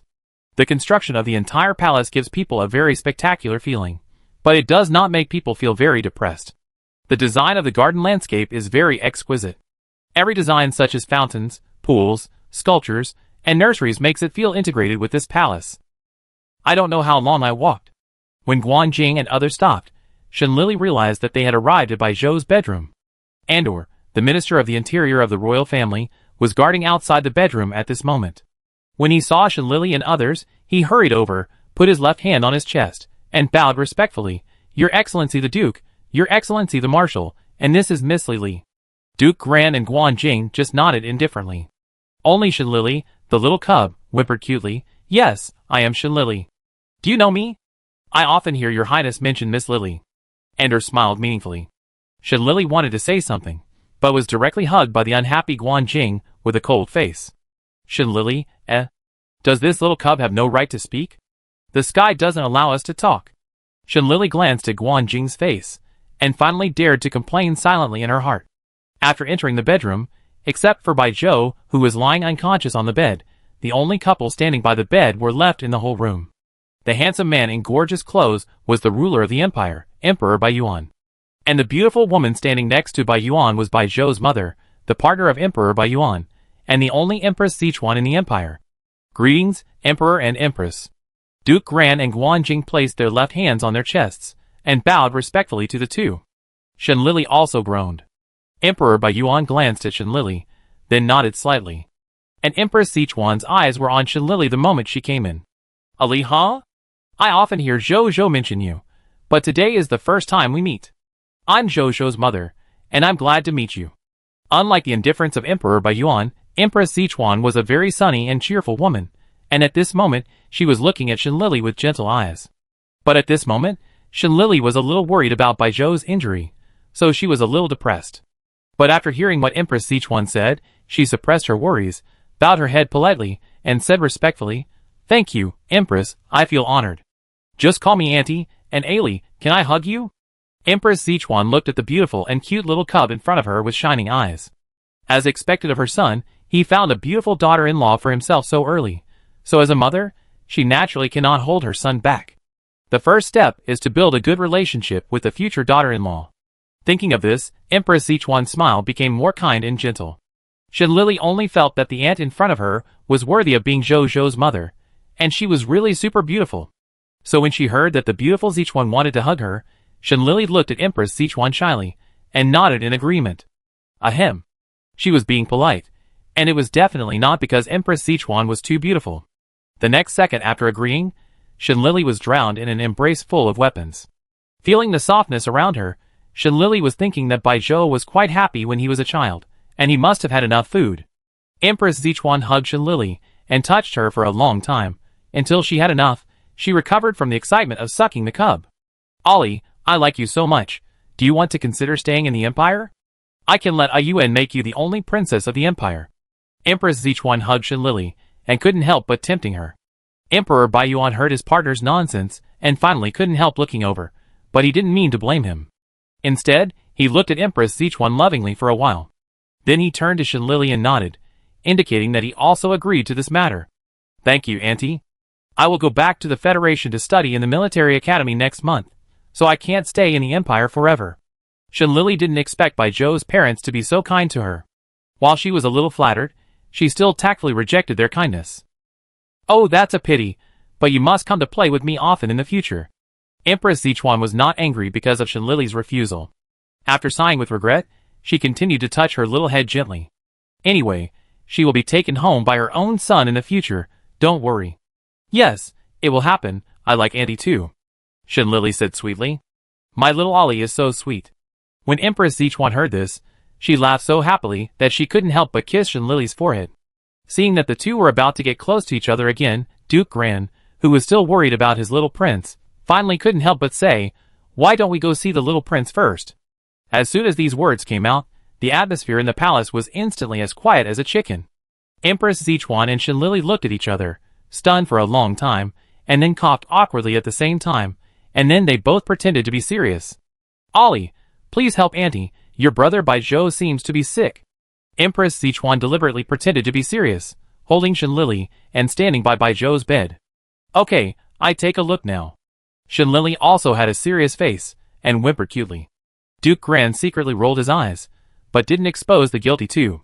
Of course. It was definitely not because of Emperor Baiyuan and Marshal Guanjing next to them. Chapter 127. Before starting the treatment, Shenlili first checked Bai Zhou's body, and then used her mental power to observe carefully. The conclusion of the examination was that the body was healthy, but the mental space was on the verge of collapse. Looking at Bai Zhou's mental space full of cracks, Shenlili's heart suddenly ached, and she inexplicably remembered the wormhole of Sirius. At that time, Bai Zhou's mental space was probably not restored at all, but he still chose to help her prop up the mental barrier, even if the consequence was to aggravate his own injuries. This time, in order to avenge me, even the mental space was almost broken. Bai Zhou, you are obviously not a stupid person, but you are stupid for me twice? Is it worth it? Shenlili's eyes were slightly hot, and she rubbed Bai Zhou with her head distressfully, and then began to slowly transfer AMU's mental power into Bai Zhou's mental space. AMU, please this time. Shenlili's voice was rarely pleading. Okay. AMU's gentle voice sounded in the mental space. As soon as the voice fell, Shenlili and AMU's consciousness came to Bai Zhou's spiritual space together. Unlike the spiritual space of the Federation people, the consciousness in the orc spiritual space is not a diamond-shaped crystal, but a small version of the animal body that is only the size of a palm. To Shenlili's surprise, Bai Zhou's spiritual consciousness was actually awake. But he had no fear or care about the collapsed spiritual space around him, and he was completely in a bad attitude. Now he was lying on the ground like a pancake, and he kept howling. Shenlili, who was a little surprised that her spiritual consciousness turned into an animal body, was not surprised to see the scene. She was directly angry at Bai Zhou to the point of tearing her teeth and splitting her mouth. Not realizing that his spiritual space was broken into, he was still playing around and not healing his spiritual space. You know, spiritual space can heal itself, although slowly, but it is better than waiting to die. As a result, Bai Zhou not only didn't care, but also let the spiritual space continue to collapse. What Shenlili couldn't accept the most was that she almost cried to death for this guy. But this guy was just playing around and didn't care about his injuries at all. AMU seemed to see something, and said helplessly and sympathetically, Ollie, be gentle later, after all, he is a patient. Shenlili's eyes flashed coldly, and a sinister smile appeared at the corner of her mouth, saying, I am still a doctor? AMU, go and help him heal his spiritual space, and I will also go to heal his brain. Okay. Seeing that he couldn't persuade Shenlili, AMU could only look at Bai Zhou with sympathy. Then he flapped his wings and flew up, and began to mend the cracks in the spiritual space everywhere. The abnormality in the mental space finally attracted Bai Zhou's attention, but before he looked up and took a closer look, he saw a white ball of fur attacking him. Bai Zhou's eyes became sharp, and he jumped back a step to avoid this inexplicable attack. When he was about to fight back, he saw that the one attacking him was actually a white tiger cub. Who are you? Bai Zhou stopped attacking, and looked at the little ball in front of him in confusion. Heh! Shenlili sneered, but it was not surprising that Bai Zhou did not recognize her. After all, not many people know that she has become an orc. Although she wanted to tell Baijiu last time, she couldn't contact anyone at all. It was also because she couldn't contact anyone that she worried for a long time in her heart. What did she find out today? Baijiu is actually playing badly. Good guy. If she doesn't give him a spanking today, she won't be called Shenlili. The more she thought about it, the angrier she got. Shenlili was too lazy to answer his question, and she just showed her little fangs and bit him. Baijiu looked at the little cub speechlessly, and couldn't help but threaten, "Brother is in a bad mood now. If you hit me again, I won't be polite." Shenlili sneered in her heart, and did not use her mental power, but used her teeth and claws. The fierce eyes and movements made Baijiu almost think that he had stolen the little cub's food. Otherwise, how could he provoke a cub with a bottle in his mouth to chase him and bite him? He ran away, and she chased. "Little cub, you've had enough, I'm just letting you go, I'm not afraid of you. If you make trouble again, I will fight back." Baijiu was also angry, and his light golden pupils were full of anger. Shenlili sneered disdainfully, ignored Baijiu's threats, and opened her mouth to bite him directly. Baijiu twitched his mouth speechlessly. He couldn't use his mental power now, so he could only rely on physical combat. So, the two little fur balls entangled with each other, punching and kicking each other, and fought for a long time. Until Amu repaired the mental space, the two little ones were still fighting. "Ollie, the mental space has been repaired. Are we going out now?" Amu asked helplessly, when he saw the two little fur balls still fighting. Baijiu's movement froze when he was about to fight back. He seemed to have heard something just now. "Ollie?" While Baijiu was stunned, Shenlili grabbed his neck and raised her claws to slap him on the butt. Strangely, Baijiu did not resist, but shyly buried his face under the claws. New Shenlili showed confusion in his eyes. Was he beaten silly by me? Baijiu's cheeks flushed, and he was screaming wildly in his heart. Ollie actually bit my neck. Is she courting me? There is a rule in the Empire that if a male orc wants to chase a female orc, he can choose to fight with her. If he wins, he can bite the other person's neck. So biting the orc's neck is both courtship and a desire to mate in the Empire. But Shenlili didn't know this. After she spanked Baijiu, she felt much less angry. She let go of Baijiu's neck, snorted at him again, and then went out of the spiritual space with Amu. Baijiu, who was still in the same place, was shy for a long time before he raised his face. Then a pair of golden eyes with sparkling water looked at the direction where Shenlili left shyly. Baijiu knew in his heart that Ollie should not know the meaning of biting the neck, but he still couldn't help feeling a burst of joy and excitement. Also, it's time for him to go out now. Originally, he was afraid that the outside world would no longer have Ollie, so he had been hiding in his own spiritual space. But now Ailey is still alive, and treated him like this. How can we not let her take responsibility? She is a pure and good wolf, and she must take responsibility for destroying his innocence. Shenlili, ? Innocence, ? Chapter 128. As soon as Shenlili's consciousness returned to her body, she thought of what happened in the spiritual space, and angrily hit Baijiu's head with her claws. However, after hitting him, she remembered that Baijiu's parents seemed to be there.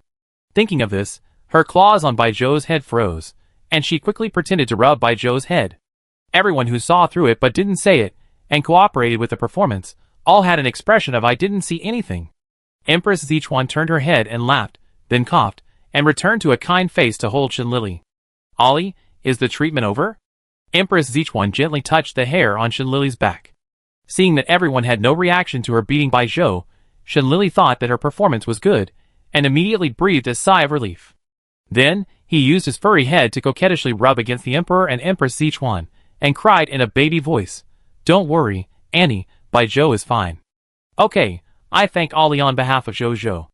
The voice of the Emperor and Empress Zichuan was as sweet as sugar, and her eyebrows and eyes were like spring lake water, refreshing and gentle. Shenlili was directly obsessed with the beauty, and a drop of saliva flowed from the corner of her mouth.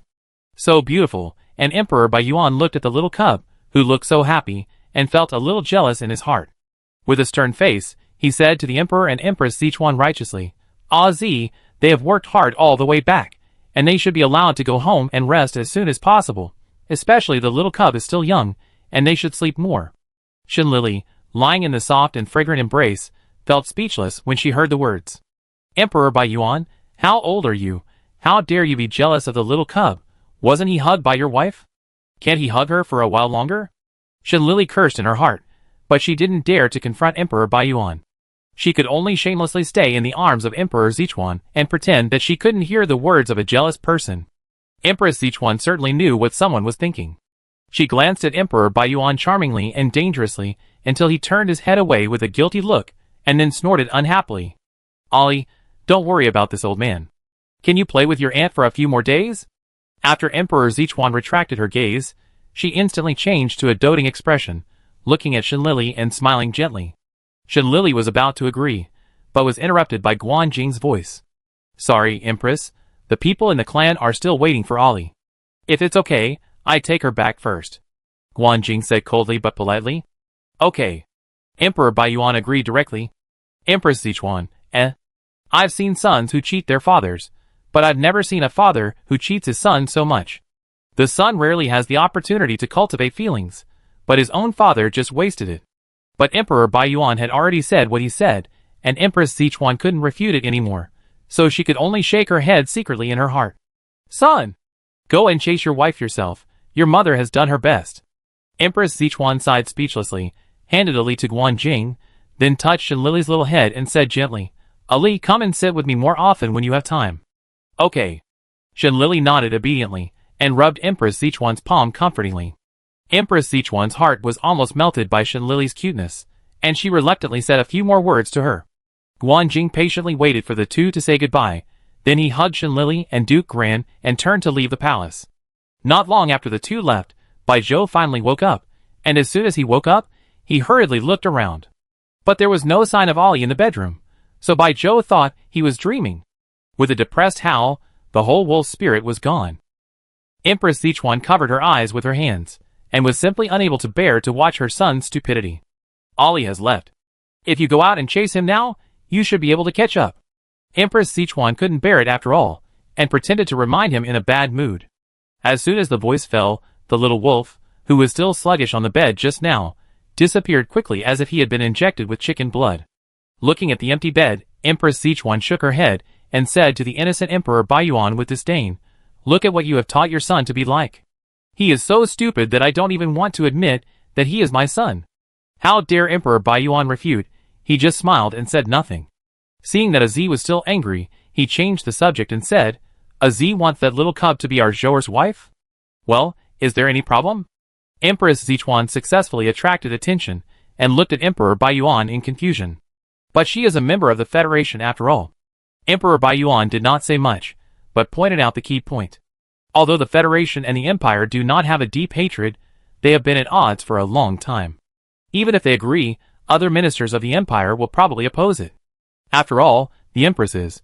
If an outsider is allowed to be the Empress, it will definitely cause controversy in the Empire. Hearing this, a cold light instantly condensed in the eyes of Empress Sichuan, which were as soft as spring. She said in a cold tone, "It doesn't matter if he is from the Empire or the Federation, as long as my son likes him. He doesn't have to be a human. If he talks too much, I will beat him until he surrenders." Emperor Baiyuan did not refute, and gently put his arm around his wife's shoulders, and said lovingly, "As he is still as powerful as she was back then. If I'm not more powerful, how can I become your wife smoothly?" Empress Sichuan stretched out her finger unhappily, and tapped Emperor Baiyuan's chest. Empress Sichuan's family background was not good. When she was young, she fell in love with Emperor Baiyuan, which was opposed by many ministers, but fortunately she had good talent. Whenever there were ministers who dared to oppose her, Empress Sichuan would go find their sons and daughters, who were also her classmates, and beat them up every day in the name of sparring. This action not only vented his anger, but also because it was for the purpose of sparring, he did not have to bear any responsibility. As for revenge, no orc in the Empire dared to touch Baiyuan's woman. Being beaten by Empress Sichuan, at most he would be injured, but if Emperor Baiyuan took action, several lives would not be enough for him to kill. In the end, Empress Sichuan was happy, but the ministers of the Empire were bald. Because as soon as they returned home, they would be surrounded by their sons and daughters with bruised noses and swollen faces, begging them not to kill them. So later, there was not even a minister who opposed Sichuan becoming the Empress. Thinking of the past, Baiyuan couldn't help but smile, and the love in his eyes when he looked at his wife was deeper, and the little hand that kept touching her chest. Baiyuan only felt a quick breath, swallowed his saliva involuntarily, and then decisively picked up Empress Sichuan and quickly disappeared in the bedroom. This speed is no less than that of Bai Zhou, who disappeared just now. Chapter 129. Only Shenlili and Guan Jing were in the carriage on the way back. Duke Gran had left after leaving the palace. Perhaps because she was going to see her relatives, the carriage was not moving very fast, but Shenlili still felt that time passed very quickly. As long as she thought of the uncles and aunts she was about to meet, Shenlili felt like crying without tears. The fear of being dominated by the aunts last time had not disappeared, and new ones were coming soon. And she didn't know whether the relatives of the White Tiger clan would hate her. After all, she was not an imperial. With a feeling of uneasiness and expectation, Shenlili and her friends finally arrived at the door of a luxurious manor. "Ollie? Are you afraid?" Guan Jing looked at the little cub hiding in his arms, with only a pair of eyes showing, and couldn't help asking with some confusion. He remembered that this little cub could jump up and down excitedly on the battlefield surrounded by Zerg, but why did he become timid when he returned home? If he hadn't known that the little cub in his arms was still Shenlili, Guan Jing would have almost thought that the little cub had been switched. "I'm not scared. There's nothing to be scared of." Shenlili swallowed her saliva and said stubbornly, "Ollie, don't shake your legs, it will be more convincing." Guan Jing looked at the trembling little cub in his arms, and told the truth with a cold face. "Shenlili, eh?" Seeing that the little cub couldn't speak for a long time, Guan Jing rubbed her head comfortingly, and said with a rare gentle tone, "Don't be afraid, I'm here."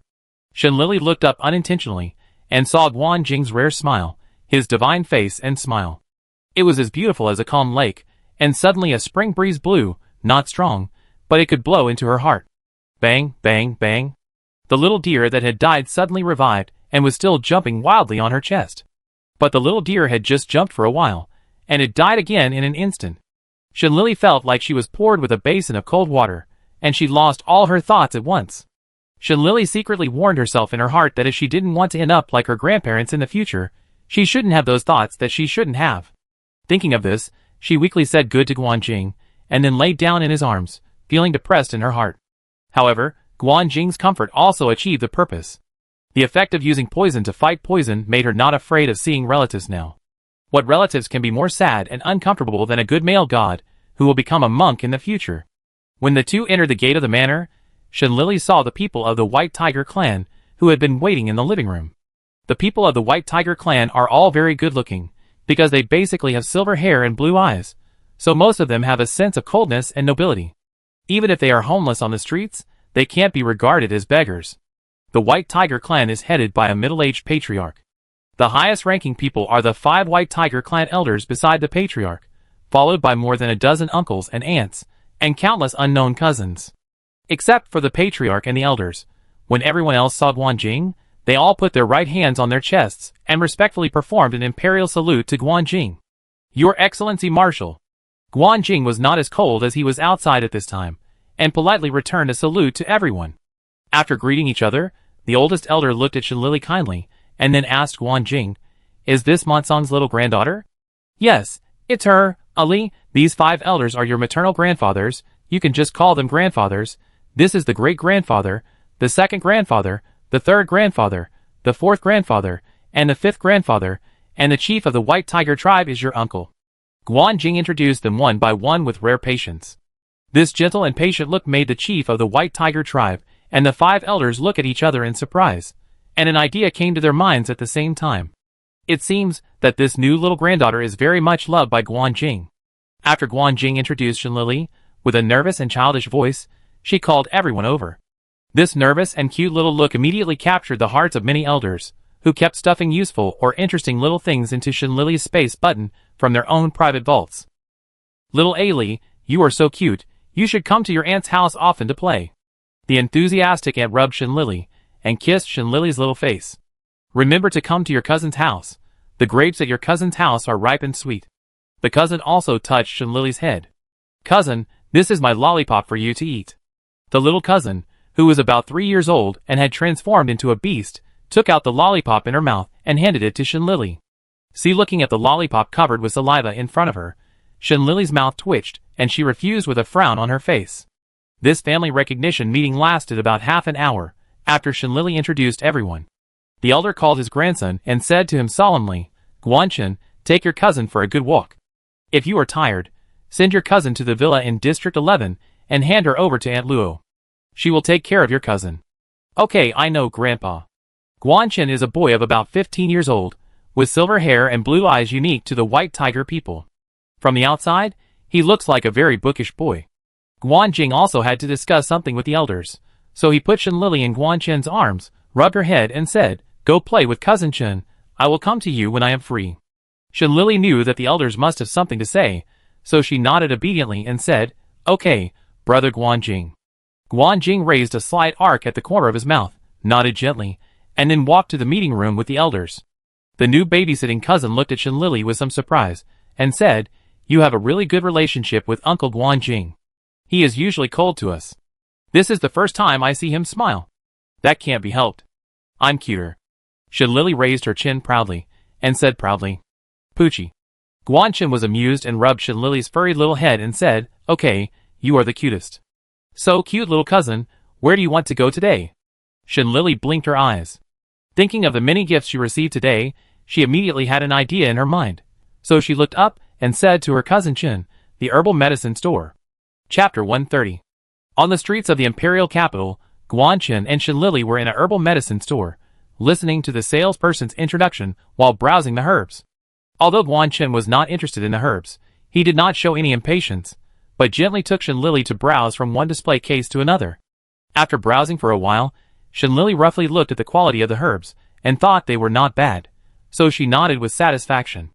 Then she said to the salesperson who had been serving them, "I want to buy these herbs. Can you help me prepare them?" "Okay, dear customer, please tell me," the salesperson said politely. 1 caddy of Uncaria rhynchophila, 5 caddies of Gynostemma pentaphyllum, 1 caddy of Coix lacrima coralifolia, 3 caddies of red rhizoma, 2 caddies of borix. Shen Lily reported the herbs she needed. The salesperson recorded them one by one on the optical computer, and finally calculated the amount, and then respectfully said to Shen Lily, "Dear customer, your consumption this time is a total of 350,000 credit points.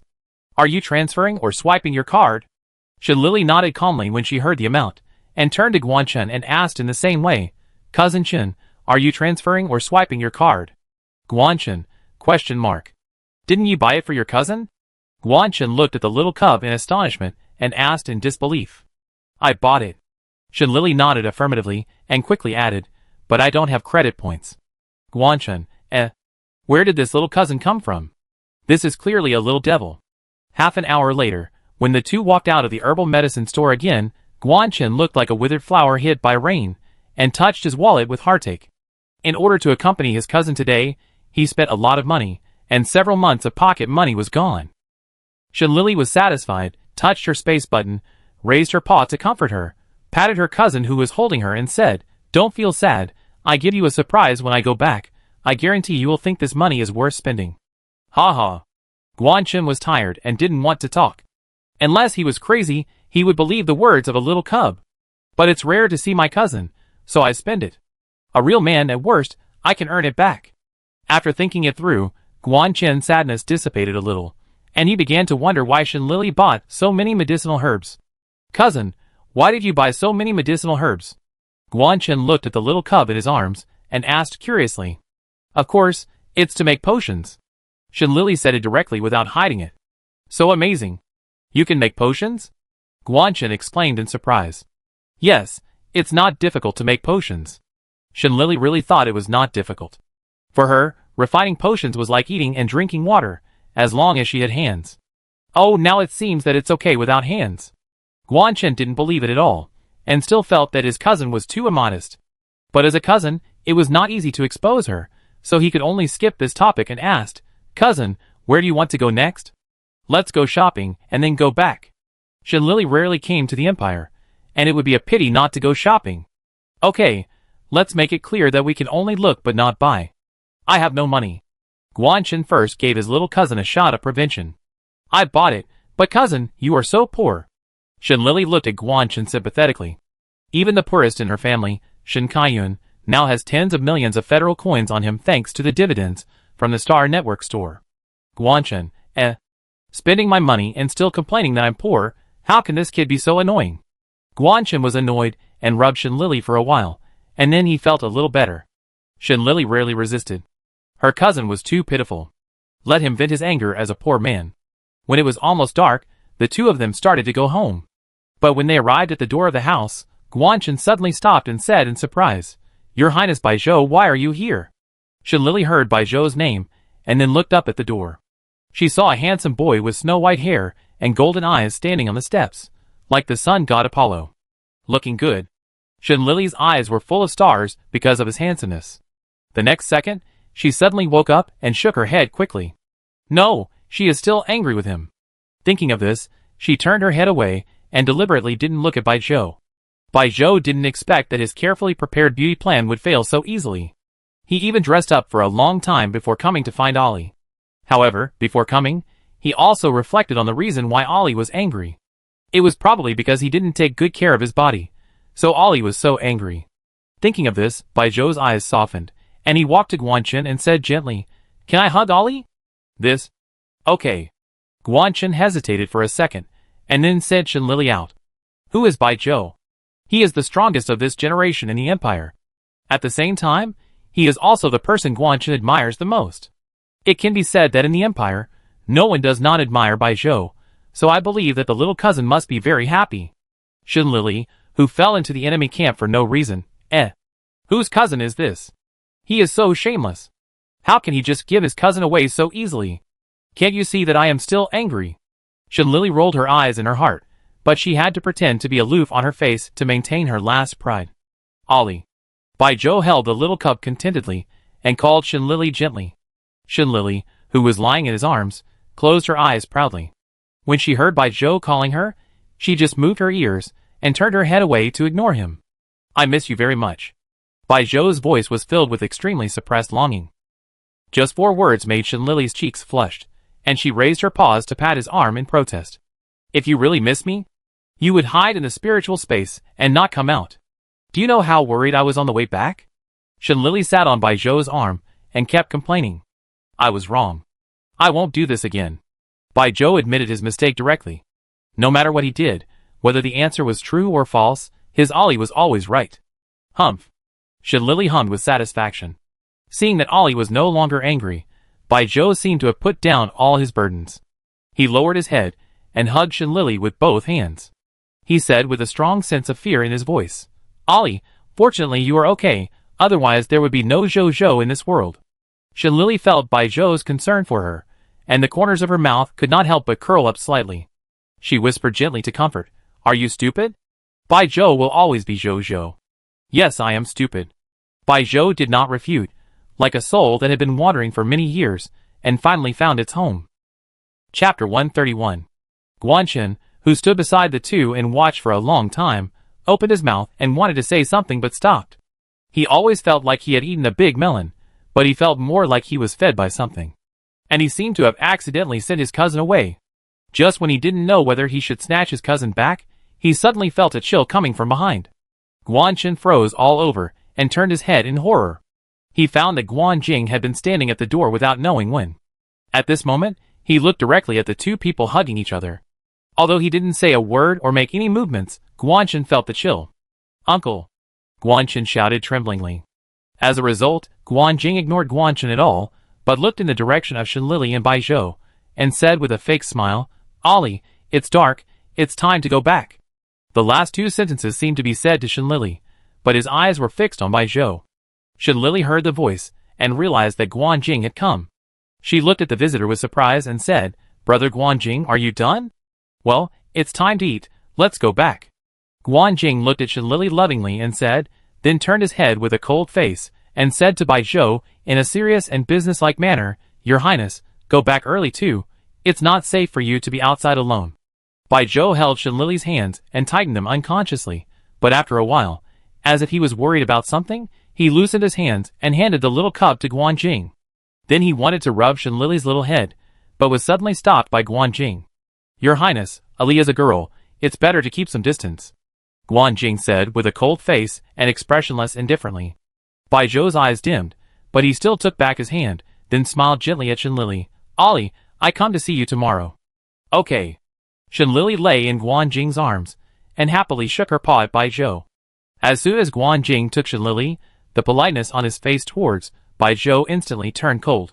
But he didn't do much, just hugged Shenlili and turned into the door. Shenlili, who wanted to say goodbye to Bai Zhou properly, was cut off by Guanjing again. Fortunately, Shenlili was a little used to it.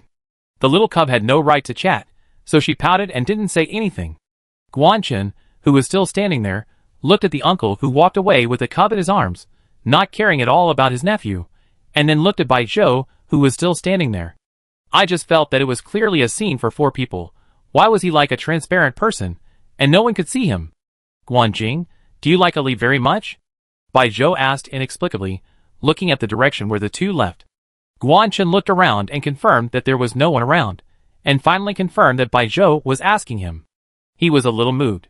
Finally someone remembered him, so he spoke out his heart and said, "Yes, my uncle is really good to my cousin. For example, I often stay with my uncle, but I have never seen him smile, but today I saw him smile at my cousin several times. Just now, he took the initiative to find my cousin to go home. Normally, even if we don't go home, my uncle won't care about us." And Guanchen wanted to say something, but was interrupted by Bai Zhou. Enough, no need to say. Bai Zhou's lips were clearly smiling, but the chill emanating from his body was no less than Guanjing just now. Guanchen shuddered, feeling that winter was coming, otherwise how could he have caught a cold several times today? After returning, he must drink a bowl of ginger soup to warm himself up. "Well, if your highness is okay, I will go back first." Guanchen wrapped his clothes around him, feeling that he would really catch a cold if he didn't go back. "Well, thank you for today." Bai Zhou forced a smile, thanked him and turned away. The moment he turned around, the smile on Bai Zhou's mouth completely sank. Guanjing. Thinking of the words that the Duke of Gren had said to him today, Bai Zhou didn't believe it before. After all, anyone could have a plan to take advantage of Ali, except Guanjing, who Bai Zhou didn't put on alert at all. But watching what Guanjing did just now, he had to accept this reality, that is, Guanjing really might have a plan to take advantage of Ali. Maybe even Guanjing himself didn't realize that he had that kind of thought. But looking at Guanjing, who was no worse than himself, still made Bai Zhou feel a deep sense of crisis. However, when he thought of Guanjing's future identity as the High Priest, Bai Zhou couldn't help but curl up a strange smile. A man who will devote the rest of his life to the god of beasts, if he loses to such a love rival, he might as well go out now and find a Zerd to kill. On the other side, Guanchen looked at the door that was finally empty, and felt particularly lonely and cold. After closing the door, with a sense of sympathy, he chased after his uncle and the others. "Cousin, you are so slow." Shenlili, who was lying in Guanjing's arms, looked at her cousin, who finally caught up, and said with some disdain, "You have your uncle to hug you, but I don't." Guanchen said with a sour and jealous tone, "Cousin, what are you talking about? I can't hear you." Shenlili stuck out her tongue at Guanchen, and then deliberately rubbed Guanjing provocatively, and finally smiled at Guanchen with her teeth showing. The flame of anger in Guanchen's heart instantly ignited 3,000 feet, and he wanted to catch the little cub and give him a good spanking. But when he saw Guanjing's expressionless face, he immediately stopped as if he had called 119. Finally, Guanchen had a dead face, and said something to Shenlili silently. "You wait for me." "Ha ha." Shenlili looked at Guanchen's frustrated expression of wanting to beat her, but not daring to. She was so happy that she lay in Guanjing's arms and laughed, and even lost her composure and exposed her belly. Guanjing looked down, and saw that the cub's belly was exposed. He covered it with his sleeves, and said helplessly and gently, "Ali, stop making trouble. Be careful not to catch a cold." "Okay, brother Guanjing." Shenlili still listened to Guanjing.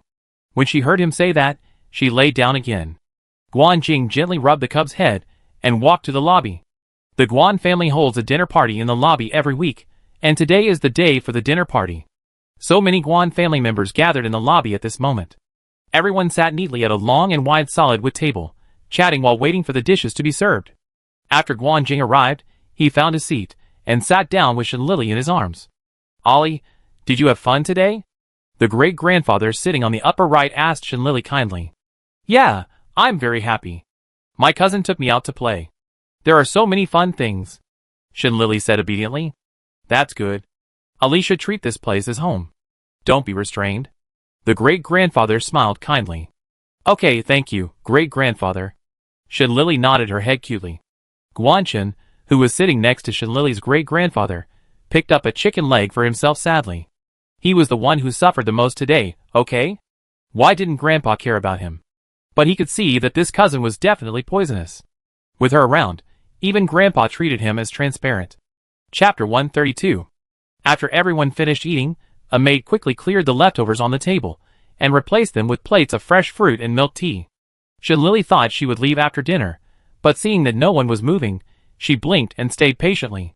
Sure enough, after a while Guan Su, the chief of the White Tiger clan, who was sitting in the first seat, suddenly spoke seriously.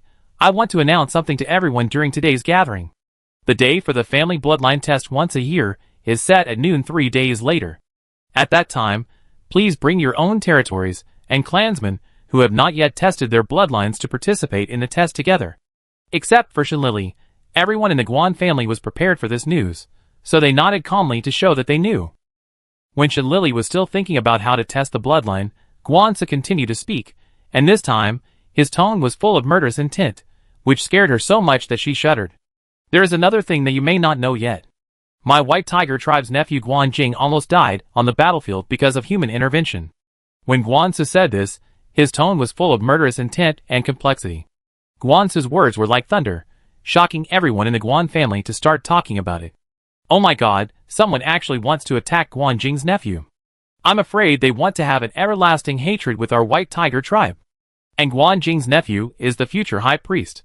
Who would be so careless as to attack him? Aren't they afraid of causing the anger of the beast god temple? That's right. How important is the high priest in the empire? This is a key figure related to whether the cubs of each family can successfully transform into beast bodies. Someone actually attacked him. It's unimaginable. It's simply lawless. At this moment in the hall, all the White Tiger tribe members were shocked. They could not imagine that someone would actually attack the future high priest. You know, if this matter spreads outside, it will probably directly cause the anger of the entire Tianling Empire. In the previous life, this is equivalent to murdering the older generation, who have devoted themselves to the country. I am afraid that the people of the entire Yin Kingdom will be so angry that they lose their minds. Some of the White Tigers, who are protecting their children, are so angry that they slam the table and ask which family dares to murder their Tianju. Patriarch, tell me, who dares to murder Guan Jing? We will kill him now. Guan Yu, the hot-tempered Guan family, is so angry that he wants to overturn the table. He only holds back his temper when he thinks that this is his own table. Guan Su had expected the anger of the crowd, but unfortunately, the mastermind of this matter is not an external enemy, but a domestic thief. Guan Su's eyes were dim for a while, and then he looked at the fifth elder, who had been sitting in silence on the chair. Uncle Qiming, you can say it yourself. Guan Su threw this sentence and closed his eyes tiredly. As soon as these words came out, the White Tiger clan in the entire hall fell silent, as if their throats were being strangled. At this moment, everyone looked at their beloved fifth elder with disbelief. It's impossible. It can't be my grandfather. He has devoted his whole life to the family. How could he attack Uncle Guan Jing? Guan Qiming's grandson, Guan Yang, stood up like crazy and denied excitedly. He didn't believe it. How much did his grandfather sacrifice for the family? Others didn't know, but how could he, his own grandson, not know? For the sake of the family, how many times did his grandfather's life hang by a thread, but he always looked calm and comforted his grandson, saying that his injuries were worth it and glorious. How could such a person, who has worked hard for the family all his life, be the one who murdered Uncle Guan Jing? Even if he died, he would not be willing to believe that this was true. Yang, sit down. What your Uncle Guan Su said is true. Compared with the excited Guan Yang, Guan Qiming accepted it calmly. When he attacked Guan Jing, he had already made preparations to be buried with Guan Jing. But the only thing he was worried about was his ignorant and naive grandson, so he had been enduring the pain of betraying the family and lingering in this world. No! No! This is not true. Not true. Guan Yang heard his grandfather's words, and he felt as if his belief in life was taken away from his body. He staggered to the ground, roared the last sentence without confidence, and turned around and stumbled out. Eyeing! Guan Chen looked at his friend, who ran away with a breakdown, shouted worriedly, and then turned to look at his grandfather. After getting the nod of the elder, he immediately chased after him worriedly. Guan Qiming looked at his grandson's desperate eyes, and it seemed as if he was stabbed by thousands of sharp blades at the same time, just an ordinary flesh and blood heart. The extreme pain from his chest made him open his mouth several times, but he couldn't make any sound. Finally, he closed his eyes, took a deep breath, and then looked at Guan Su and said, Patriarch, I accept any punishment next. I just hope that you can treat Guan Yang well, because I have devoted my whole life to the Guan family. He only has 1 month to live. Guan Qiming's face had a deathly look on it, but when he said the last sentence, he couldn't help but shed 2 lines of tears in his eyes. Who gave you the poison? Guan Si didn't agree first, but asked the most critical question. The 9th elder of the Jialong clan has a way to cure Yanong. As long as I get rid of Guan Jing's nephew, he will help me treat Yanong. I couldn't resist the temptation. Guan Qiming said everything without hiding anything, hoping that this would atone for his sins. Old 5, you are confused. The great elder closed his eyes in grief, unable to bear to see the end of his old friend. The other 3 elders also closed their eyes helplessly, acquiescing to the fate of old 5. There is no other way out for murdering the family's genius except death, even if the person is an elder. The rest of the white tigers in the hall also knew the fate of the 5th elder. At this moment, many people began to sob sadly. But none of them would plead for the 5th elder. It's not that they are cold-blooded, but if they forgive the 5th elder, Guan Jing, who was implicated, is so innocent. Chapter 133. The most uncomfortable person in the room was actually Guan Si. He choked for a long time when announcing the punishment, but he finally spoke it out with a trembling voice. Guan Qiming, the 5th elder of the Guan family, murdered the family's genius Guan Jing. From today on, he will be dismissed from the position of family elder, expelled from the White Tiger clan, and will not be buried in the ancestral tomb after death, nor will he be worshipped by future generations. In addition, he will be escorted to the Beast God Temple tomorrow. Sacrifice. After Guan Si said the last 2 words, he seemed to have exhausted all his strength and sat down in the main seat without saying anything. Guan Yang, who had run out of the hall early, had been hiding outside and eavesdropping. When he heard the truth, he burst into tears, and his strength seemed to be drained away in an instant. But he still covered his mouth tightly and forced himself to listen until he heard the word sacrifice. He finally couldn't hold on any longer, spitting out a large mouthful of blood, and then fainted from excessive grief. Eyeing! Guan Chen hugged his friend's weak shoulders and shouted anxiously. Seeing that he had not responded, he immediately picked him up horizontally and ran towards the family doctor's residence. Guan Qiming in the lobby seemed to have sensed something and looked towards the lobby door, and then saw the pool of blood on the ground, which was so red that it was dazzling. He trembled with his hands, closed his eyes hard, and then said in a hoarse voice, Qiming, plead guilty and accept the punishment. Xiaowu, I will take good care of Eyeing, but hell is too dark. If you are afraid, just... The elder with white hair and beard said with tears in his eyes. Guan Qiming's lips trembled, and he forced a smile and said, Thank you, brother, but I hope you live a long life, so I won't wait for you. Shen Lily, who watched the whole process, felt sorry for Guan Qiming, but did not speak up for him. She knew how bad Guan Jing's situation was at that time. If she hadn't been there, Guan Jing's best outcome would be his mental power exploding and death. But she was cold-hearted. But Guan Jing suddenly said, Since I'm not dead, there's no need to sacrifice. The 5th elder has dedicated his whole life to the family, so let's offset his merits and demerits. After saying that, Guan Jing stood up and hugged Shen Lily and left, not caring about Guan Qiming's next outcome. Hearing this, all the white tigers shook their heads with mixed feelings, and then stood up and left. Guan Qiming opened his eyes wide, and looked at Guan Jing's back in disbelief. Then he stood up tremblingly, and knelt in the direction Guan Jing left. Then he kowtowed 3 times, until his forehead was bleeding, and then he raised his head, and said to the direction where Guan Jing left, Nephew Guan Jing, I am sorry for you in this life. If there is an afterlife, I am willing to repay you by being a cow, horse, dog, or sheep. The final outcome of this storm is that the 5th elder was expelled from the White Tiger clan, and will leave tomorrow. His only grandson Guan Yang, after waking up and knowing this, dragged his sick body to the door of Guan Jing's villa alone, and knelt for a long time. He was both apologetic and grateful. Brother Guan Jing, the 5th cousin is still kneeling outside. Do you want to ask someone to get him up? Shen Lily lay on the windowsill, and looked at the door of the villa. Guan Yang, who had been kneeling for a long time, turned to Guan Jing and asked. Let him.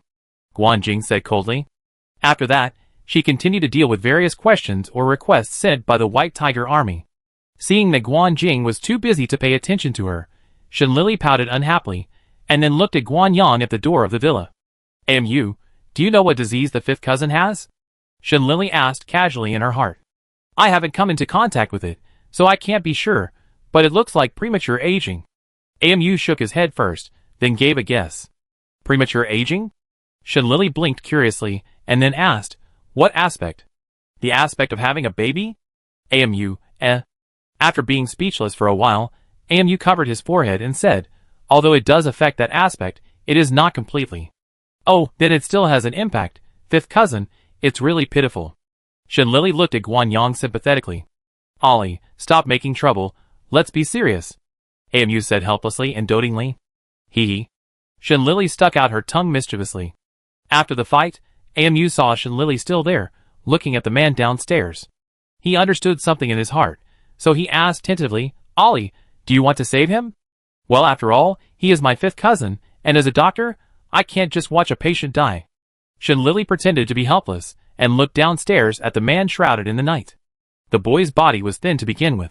He knew that Guanjing would not see him, but he still dragged his fragile body, and knelt stubbornly on the cold ground, trying to thank Guanjing in this stupidest way.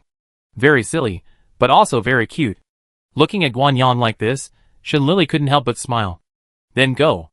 AMU always supports Shenlili's decision 100%. Okay. After Shenlili made her decision, she jumped down from the windowsill, and wanted to go out to find Guanyang. Where are you going? Guanjing had just finished a business, and took the time to look at the little cub, who had already walked to the door. Shenlili's paws that were about to move forward froze, and then she turned around and answered obediently, I want to see my fifth cousin. Guanjing was silent for a while, then continued to deal with the business at hand, and then asked casually, when will you be back? It's a long time, I'm not sure. Shenlili thought about it, and answered truthfully. Guanjing paused for a second, then lowered his eyes, and said lightly, okay, come back early. Okay. Shenlili happily showed her little tiger teeth, and when she turned around and was walking out. Suddenly, Guanjing's indifferent voice came from behind again. Just do your best. Shenlili's eyes flashed with surprise, and then the corners of her mouth could not help but curl up, and she said, okay. After that, Shenlili continued to walk outside. Guanjing, who was still in the room, put down the things in his hands, and slowly walked to the window. He lowered his head, and looked down for a while, kneeling at the door of the villa. Then he raised his hand to open the light brain, and among the countless light brain friends, he clicked on a light brain friend with no name and a black avatar. Tomorrow morning, I want to hear the death of the 9th elder of the Jialong clan. Guanjing sent a message coldly. As soon as the message was sent, the nameless friend sent a message back in seconds. As you wish, boss. After reading the message, Guanjing calmly turned off the light brain, and then looked at the round moon outside the window without saying a word. Chapter 134. Guanyang knelt straight in front of the villa, with a strong sense of self-blame and gratitude on his cold and thin face. He knew that his behavior of kneeling here was a little stupid, and it would even embarrass his uncle. But he really didn't know how to repay his uncle. He was useless, and had always been a burden to others. This time, it was because of him that his grandfather, who had been respected all his life, almost became the murderer who killed his uncle. Thinking of this, Guanyang hung his head more and more guilty. His clear eyes were gradually shrouded in sadness, and tears could not be controlled and flowed down. He should be the one who should die the most. At this moment, Shenlili just put her paw on his arm to check his pulse. Guanyang was crying sadly, and he saw a warm little paw, like comforting, on his arm. He looked up with some doubt, and saw a little cub grinning at him. Hello, fifth cousin. Guanyang was stunned for a long time, before he remembered that this was his cousin who had just arrived today. Thinking that his cousin saw him crying, he wiped his tears with some shame, and then tried to raise a smile, and replied, Hello, cousin. Shenlili looked at the boy who was laughing so hard that his tears were streaming, and he had a nose bubble. Finally, he couldn't help but burst out laughing. Please, don't make me laugh anymore, I can't take my pulse properly. Guanyang blinked his eyes, looked at the little cub, who was laughing, turned his head away embarrassedly, and scratched his neck shyly. However, after being interrupted by the little cub, Guanyang couldn't cry anymore, thinking that his uncle liked this little cub so much. Could it be that he was sent by his uncle? The more Guanyang thought about it, the brighter his eyes became. He couldn't help but look at the little cub expectantly. After Shenlili laughed enough, she saw Guanyang's expectant eyes. She knew what he was thinking without having to guess. However, she came to treat Guanyang, which was also invisible to Guanjing's consent. She should be able to represent Guanjing, right? So Shenlili nodded her head in acquiescence. Then what did my uncle ask you to do? Guanyang looked at the little cub expectantly. What? Of course, it's to treat you. Shenlili thought of the cause of Guanyang's illness, frowned slightly, and began to take out the treatment tools, a scalpel. What else? I think about it. While Shinlili was still thinking about what to take out, Guan Yang's eyes were fixed on the scalpel. Did my uncle mean to let him commit suicide to apologize? Yes, if people like him died earlier, they would not drag down Grandpa and my uncle. Guan Yang unconsciously grasped the scalpel in his hand, and then slowly slashed towards his neck. Shinlili just took out the tube to put the test blood, and then found that the scalpel was missing. She looked around in confusion, but did not find the shadow of the scalpel. When she was confused, her eyes were reflected by a cold light. As a result, when she looked up, she saw her fifth cousin, who was about to commit suicide. Shinlili was immediately frightened, and her hair all over her body exploded. She jumped up and knocked the scalpel away with a claw. What are you doing? Are you sick? You want to commit suicide for such a small thing.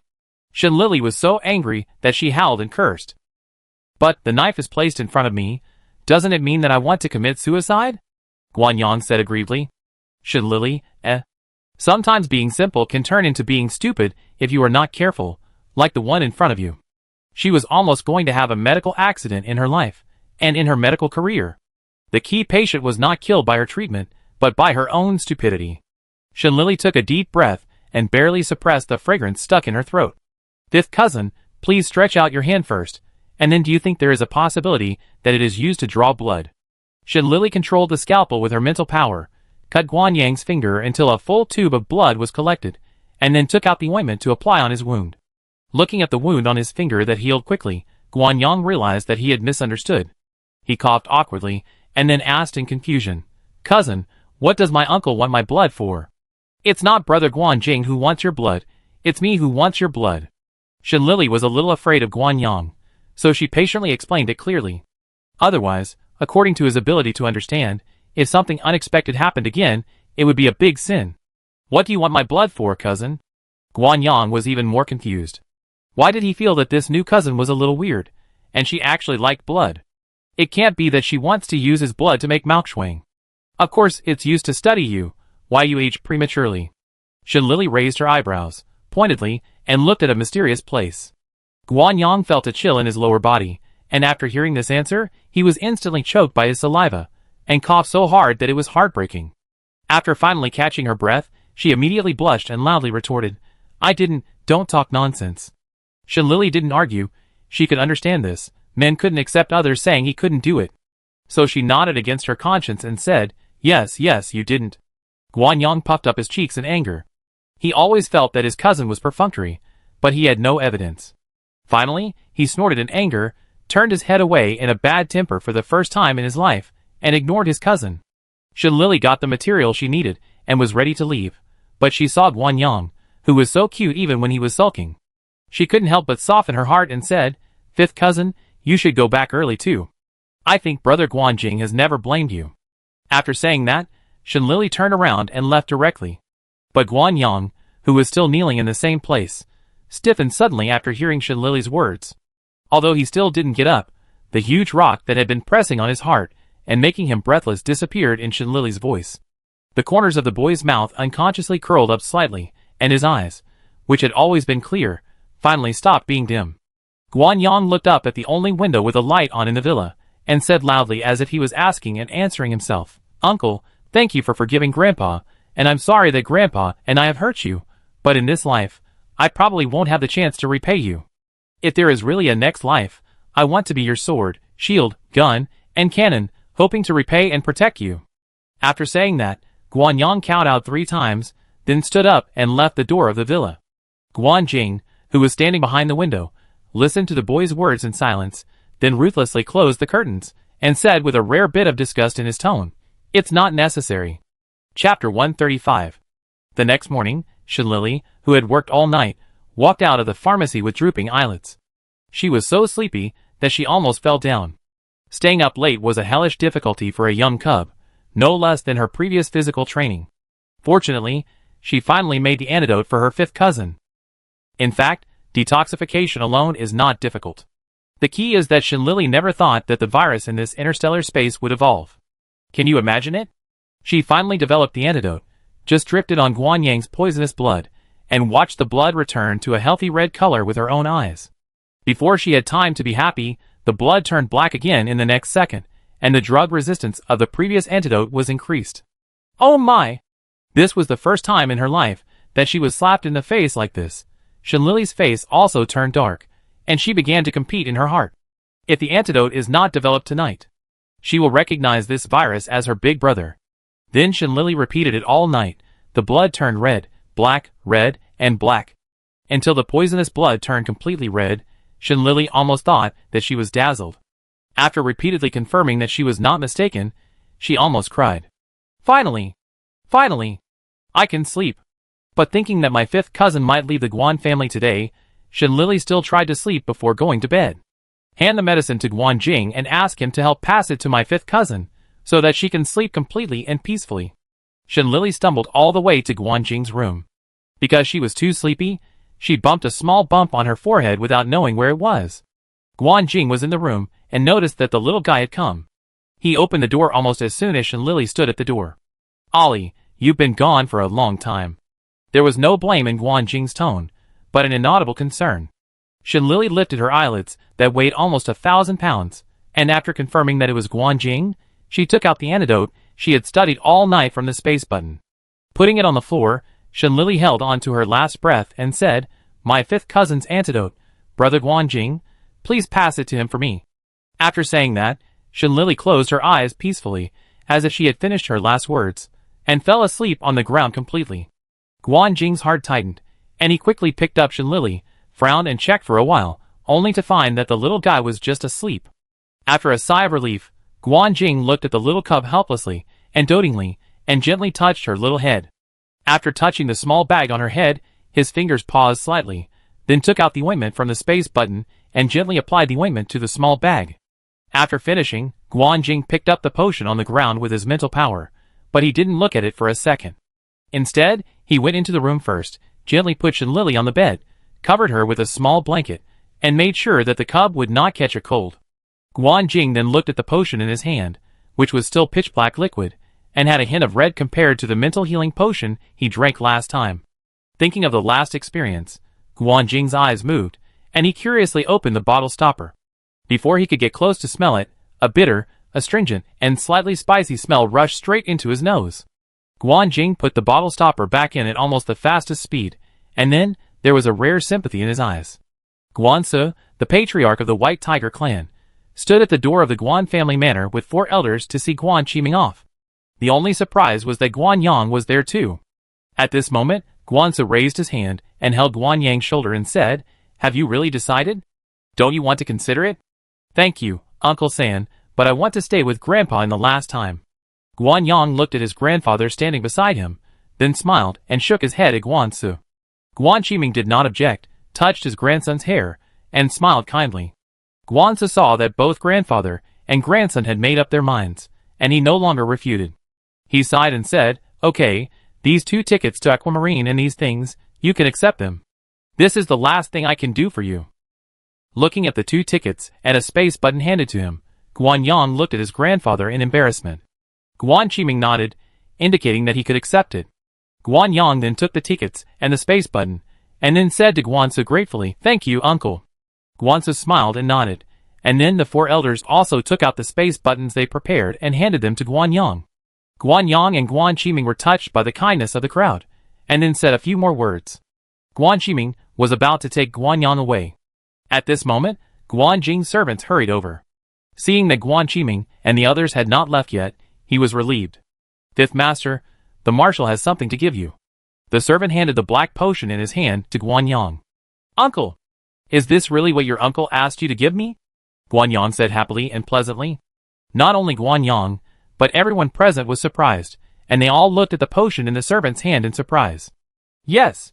It was given by the marshal, and he said that this is a potion that can cure you, and you should drink it now. The servant tried his best to complete the marshal's brief words.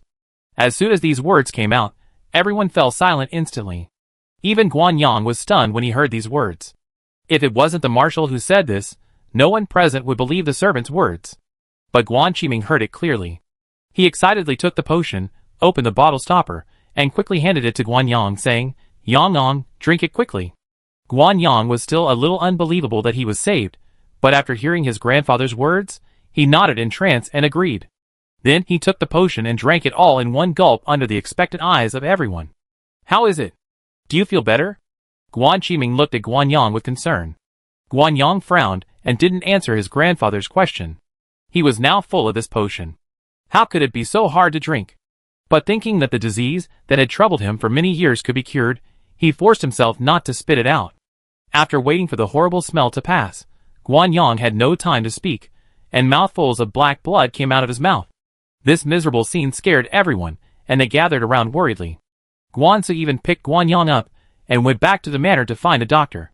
Guan Yang, lying in Guan Su's arms, didn't feel any discomfort. The only problem was that he kept spitting blood. And what happened? He felt more and more comfortable after spitting. Although Guan Yang was a little puzzled, he saw everyone's worried look. He wanted to say, "Don't worry, he's fine."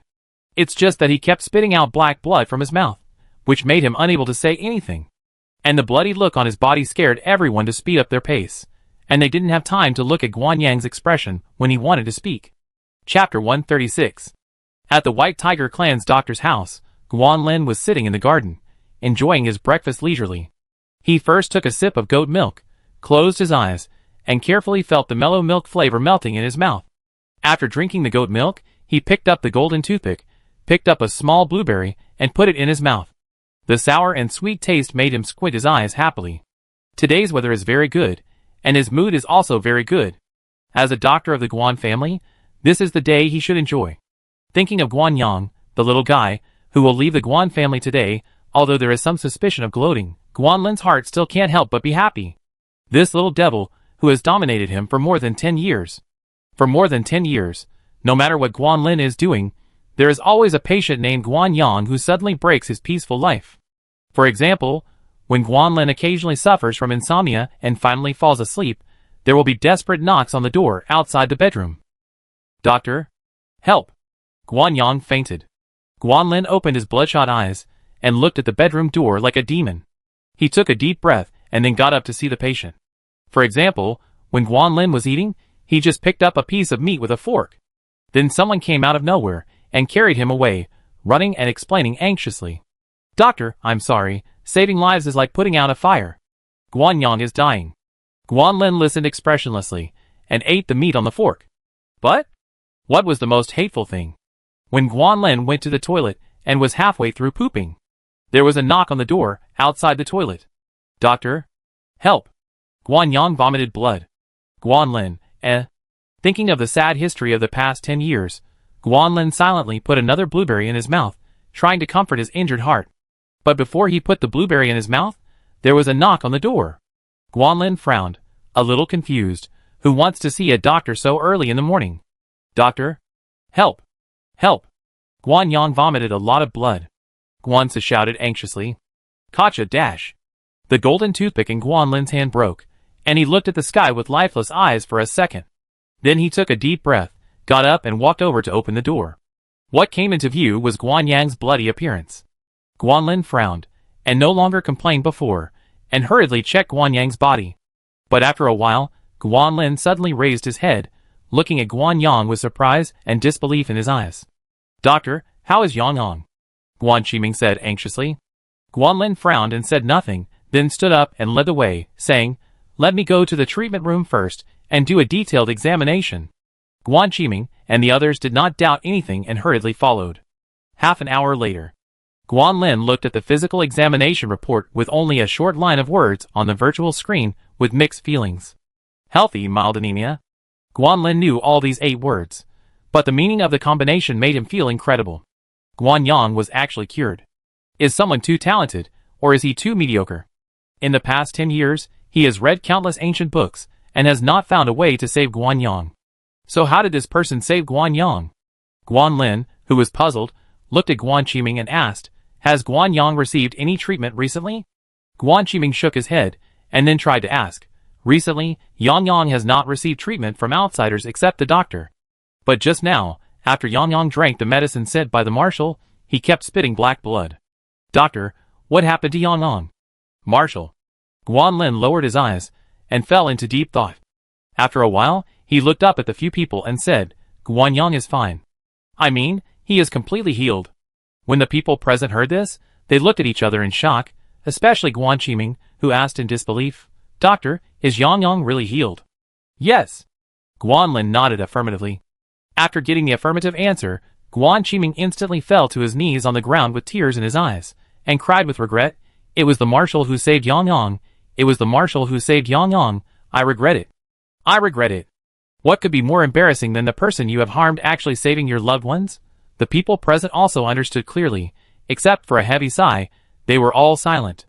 However, among the few people, only Guanlin's joys and sorrows were not in line with theirs, and he even thought they were noisy. In addition to being a little interested in the marshal's medicine, his mind was now only in the garden, where he had not finished his breakfast. Thinking of the little blueberry, who was still waiting for him, Guanlin directly and ruthlessly ordered them to leave. "Since everything is fine, take them out."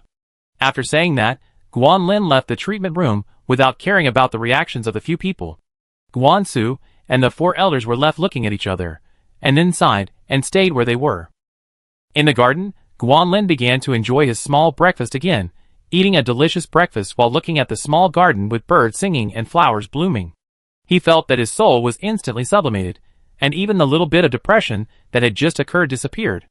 After finishing breakfast, Guanlin leisurely turned on the light brain and sent a video to Guanjing. "Uncle Guanlin." Guanjing quickly connected the video. "Guanyang is fine now. And the potion you gave him, which potion master made it?" Guanlin said with curiosity in his tone. "Not a master," Guanjing said lightly. Guanlin looked at Guanjing in surprise, and then asked more curiously, "Then who is this person?" Guanjing remained silent and looked at him quietly. Guanlin understood that this meant that he couldn't say it. He curled his lips and said, "Then let him give me a potion, and I can study it myself." "No," Guanjing said with a paralyzed face, and looked at him quietly like this. Guanlin understood again that this meant that he was annoying. So he didn't say much nonsense, and just hung up the light brain. With his paralyzed face, who would want to see it except those ignorant women? Guanlin thought indignantly in his heart. But there aren't many pharmacists around the marshal these days, so who made this potion? Holmes Guanlin pinched his chin and began to think. Chapter 137. Guanlin thought for a long time, but had no clue. Just when he was about to give up, a little cub suddenly appeared in his mind. Guanlin was silent for a while, then hurriedly opened the light brain and searched for the three words Shinlili. After a while, a lot of information about Shinlili appeared on the virtual screen. But why are the avatars of these information all black? Guanlin frowned and opened the introduction of Shinlili on the Star Network. Shinlili, May 3083 to September 3098, female, Federation Sirius, with the rank of corporal in the 5th Legion of the Federation. In May 3083, Shinlili was born in the capital of Sirius. In September 3098, during the military training competition, encountered Zerg invasion. In order to rescue alumni, Shinlili fought bravely and fought back without fear until she fell into the wormhole and died. Main deeds of the character's 5 major families. The third daughter of the Shin family. Ranked in the top 10 in the entrance examination competition of the 5 major military academies of the Federation. Seal the wormhole alone in the capital of Sirius and hold on until the 5th Legion supports him. The main researcher and inventor of the mental healing potion. After his death, he was awarded the highest honor medal of the Federation by the President of the Federation. Dead? Could it be that this little cub now just has the same name? Guanlin frowned and tapped the table with his fingers. No! Guanlin sat up straight. There may be many people named Shinlili, but there can only be one white tiger cub named Shinlili, unless Guan Yu's niece does not marry into the Shin family, and the child she gives birth to is not named Shinlili. Guanlin was so excited that his eyes lit up, and he said excitedly, "No wonder she was able to save Guanyang. For someone who can even research mental potions, it's not a big deal to cure such a minor illness." Guanlin finally realized. The name Shinlili represents someone who has conquered a terminal mental illness in the pharmaceutical industry.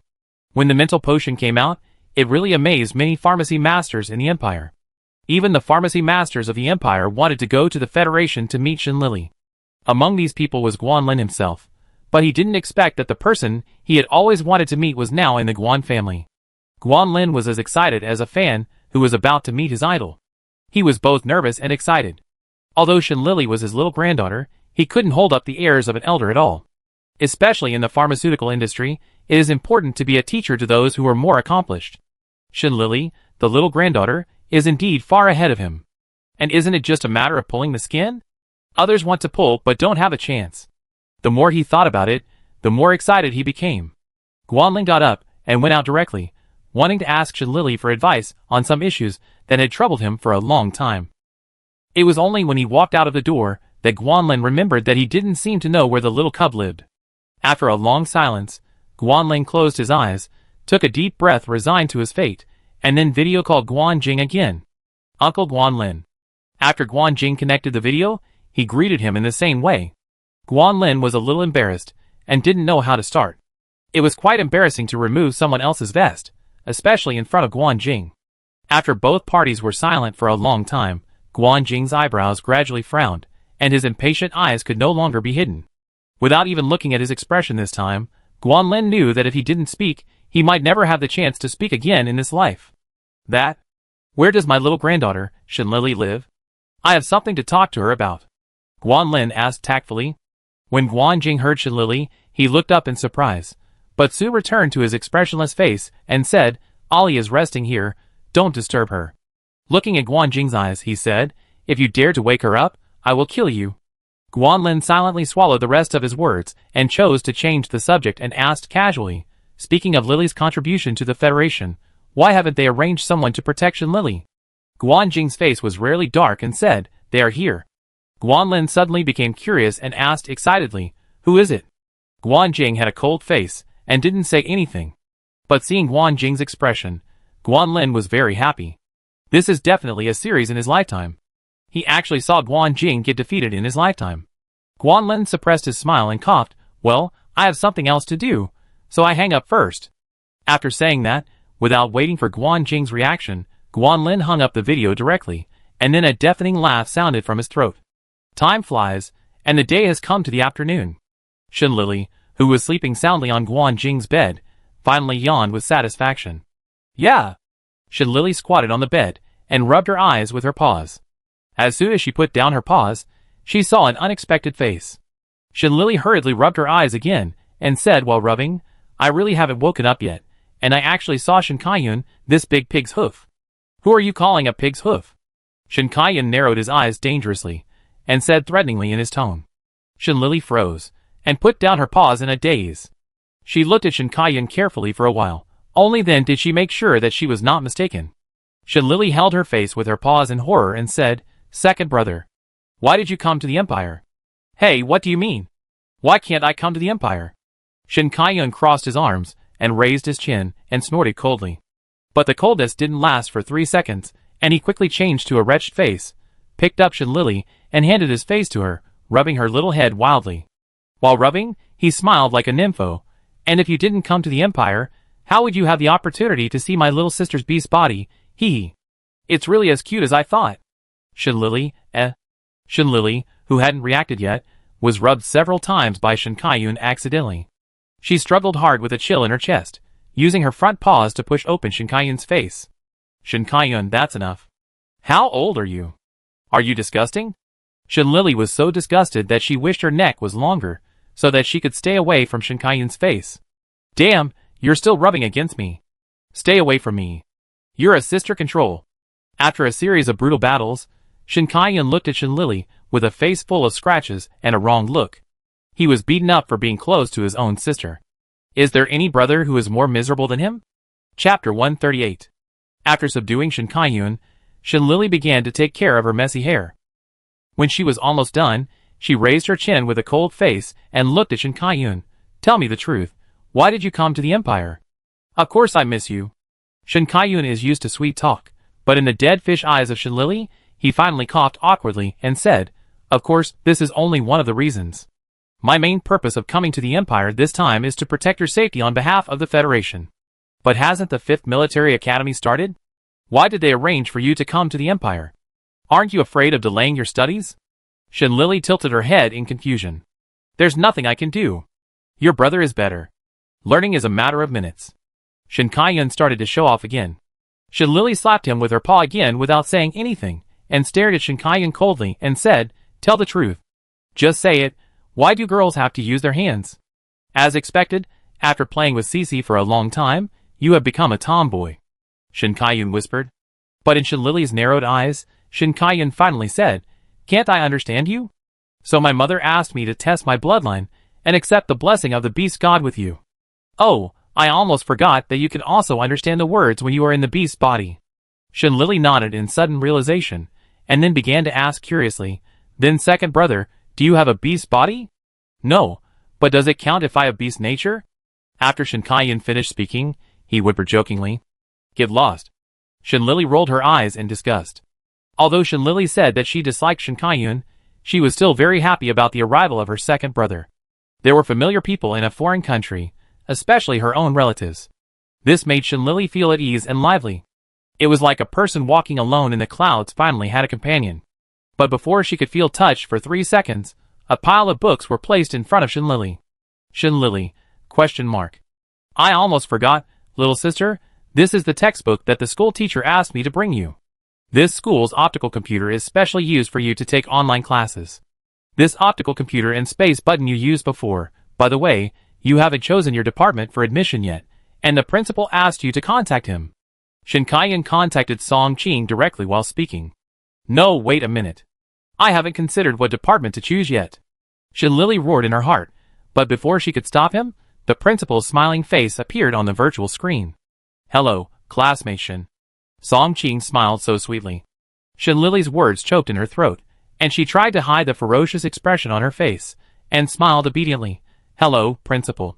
Song Qing smiled kindly and nodded, and then began to ask, today I want to ask, has classmate Shen decided which department to choose? Oh, by the way, before choosing a department, there is one thing I haven't told classmate Shen yet, that is, the mecha manufacturing department you chose before remains unchanged, but the pharmacy department is compulsory.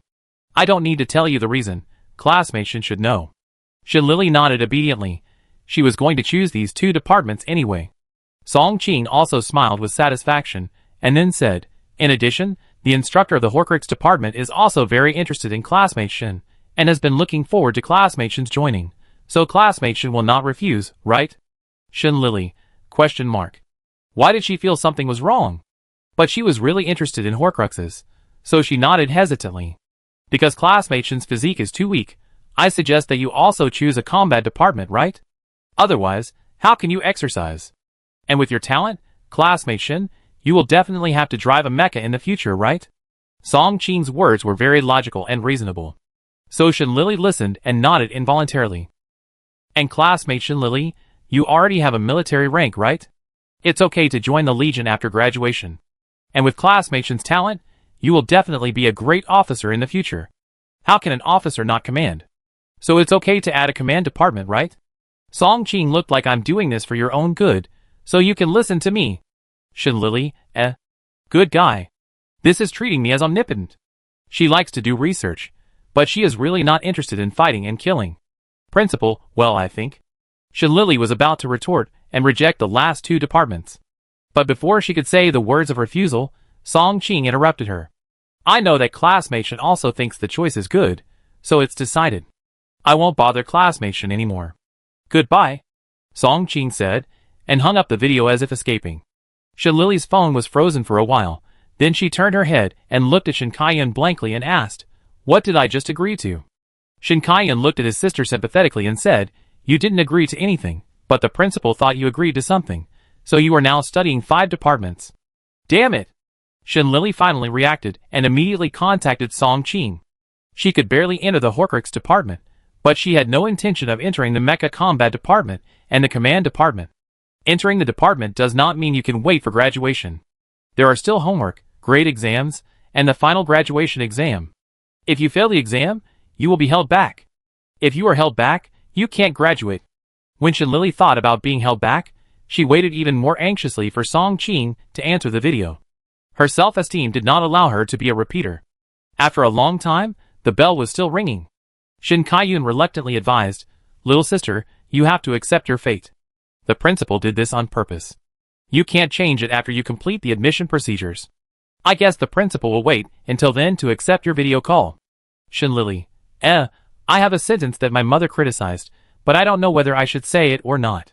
The office of the principal of the 5th Military Academy. Shen Xiaoxiong silently watched the whole process of Principal Song Qing cheating his niece. With a rare pang of conscience, he hesitated and said, isn't this too much? There is only one department for ordinary students. Is Shen Lily an ordinary student? And do you think I am willing? She was forced. The people in the pharmacy department are making a scene because Shinlili has not yet joined the department. The old men in the Horcrux department are jealous of Shinlili's research on mental healing potions for the pharmacy world. They are still making a scene and think that such a genius should join their Horcrux department. Maybe they can even research a Horcrux that can heal mental power. They also threatened that if Shinlili did not join the Horcrux department, they would resign and go to the 4th Military Academy. Do you know how difficult it is to find a Horcrux instructor now? Song Qing scratched his head with his bald hands. What about the Mecha Combat Department and the Command Department? Shin Xiaoxiong said weakly. Do you think the deans of these two departments will give up a student with super SSS mental power? Song Qing sneered. Shin Xiaoxiong was silent for a moment. He didn't know whether to sympathize with the principal or his poor niece. Alas, his niece is too good, which is also a kind of trouble, but why did he couldn't help but raise the corners of his mouth? Chapter 139. Empire Shinlili changed back to her previous optical computer, and then stared at the screen with dead fish eyes, one prompt after another. Congratulations to Shinlili, you have successfully joined the Medicine Refining Department. Congratulations to Shinlili, you have successfully joined the Horcrux Creation Department. Congratulations to Shinlili, you have successfully joined the Mecha Manufacturing Department. Congratulations to Shinlili, you have successfully joined the Combat Command Department. Congratulations to Shinlili, you have successfully joined the Mecha Individual Soldier Department. P.S. Congratulations to Shinlili for becoming the freshman with the most selected departments in this year. Shin Kaiyun on the side was a little dumbfounded, and couldn't help but say, Awesome, little sister, there are only 7 departments in the school, and you directly joined 5. Second brother, do you think it's too late for me to drop out now? When Shinlili thought of the future military school life, she felt a blackness in front of her eyes. Even the donkey in the production team is not as miserable as her, right? TSK, little sister, I advise you to give up this dangerous idea, unless you want to play mixed doubles. Shin Kaiyun grinned. Some people always want to tear up other people's umbrellas after being caught in the rain. Thinking that little sister also has the opportunity to play mixed doubles, Shin Kaiyun is inexplicably very happy.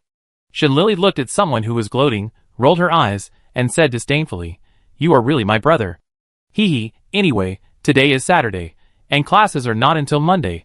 Why don't we go out and play for a while now? And it's not bad to meet relatives in the Empire. Shin Kaiyun is like a happy husky. Just thinking about going out to play, Shinlili remembered that she hadn't given the relatives a gift yesterday, flipped the old space button, looked at the pile of potions inside, and nodded a little gloomily. Okay, it's a good time to give a gift. Okay. Let's go! Shin Kaiyun picked up his little sister and set off. As soon as they opened the bedroom door, the brother and sister saw Guanjing standing in the corridor. Uncle Guanjing. Shin Kaiyun called politely. Guanjing's face froze, and he nodded coldly, ignoring Shin Kaiyun. Brother Guanjing, are you done? Shinlili was in a good mood when she saw the beauty. The whole little cub was in a different mood from the previous listlessness, and immediately asked energetically. Little sister, although he is not very old, he is older than us. Is it inappropriate to call him brother? Shin Kaiyun whispered in the little sister's ear. Shinlili suddenly turned her head and stared at Shin Kaiyun with a death stare, as if he would kill you if you kept talking. Shin Kaiyun, Is he okay with shutting up the microphone? Little sister's problem of being obsessed with face needs to be cured. When she becomes obsessed with him, she doesn't even recognize her brother. Seeing Shin Kaiyun shut up, Shinlili turned to look at Guanjing again, smiling innocently and cutely. Yeah. Guanjing nodded modestly, then looked at Shinlili tenderly and said, The kitchen is preparing dinner. What do you want to eat tonight, Ollie? Steak. Shinlili licked the corner of her mouth with shining eyes. The tender and delicious steak, coupled with the black pepper to remove the odor and enhance the freshness, is simply irresistible. Okay, let's have steak tonight. Guanjing raised the corner of his mouth slightly, and said with a doting tone. Shin Kaiyun, ? Why didn't anyone ask me? I want to eat lamb chops. Unfortunately, the two of them ignored him, and chatted among themselves. Guanjing pretended to be casual and asked, Ollie, where are you going? When Shinlili mentioned this, she remembered that she had taken a lot of medicine from the space button, and put it into a ring-shaped space button. Then she handed the space button to Guanjing and said, Brother Guanjing, this is a gift for you. Guanjing's eyes moved slightly, and after carefully looking at the ring for a while, he looked up at the little cub and said, Mine? Yes. Shinlili nodded. Guanjing's eyelids drooped, and his face could not be seen clearly, but he carefully took the ring, and put it on his index finger. Thank you, I like it very much. Guan Jing raised a smile at the corner of his mouth and gently touched the ring on his index finger. You're welcome. Shen Lily was happy to see the beauty happy. But thinking that it was almost time for dinner, she turned to Shen Kaiyun and said anxiously, Brother, hurry up. After giving the gifts to the relatives, we will come back for dinner. Brother Guan Jing, we are leaving first. Okay. Shen Kaiyun had wanted to slip away for a long time. When he heard his sister's words, he immediately left without stopping. The two walked too fast, and did not see Guan Jing's mouth suddenly froze behind them. It turns out that it is not just for me. Guan Jing's tone was rarely filled with a hint of loss. Outside the villa, Shen Kaiyun finally couldn't help but ask out of curiosity, Little sister, you don't like Guan Jing, do you? I like him. Shen Lily did not hesitate at all. Guan Jing is so handsome, who doesn't like him? Shen Kaiyun took a breath and wanted to shake Shen Lily frantically to ask. Sister, where is your reserve? Your shyness and timidity, did you eat it? But he tried his best to suppress his emotions, and asked with trembling mouth, Then who do you love? Is it him too? No. Shen Lily still shook her head without hesitation. Shen Kaiyun, shock. Such a philandering scumbag. Despise? Although he despised his sister's philandering, Shen Kaiyun was even more curious, so he sneaked and whispered like a thief. Then, sister, what do you love? Of course I love mecha.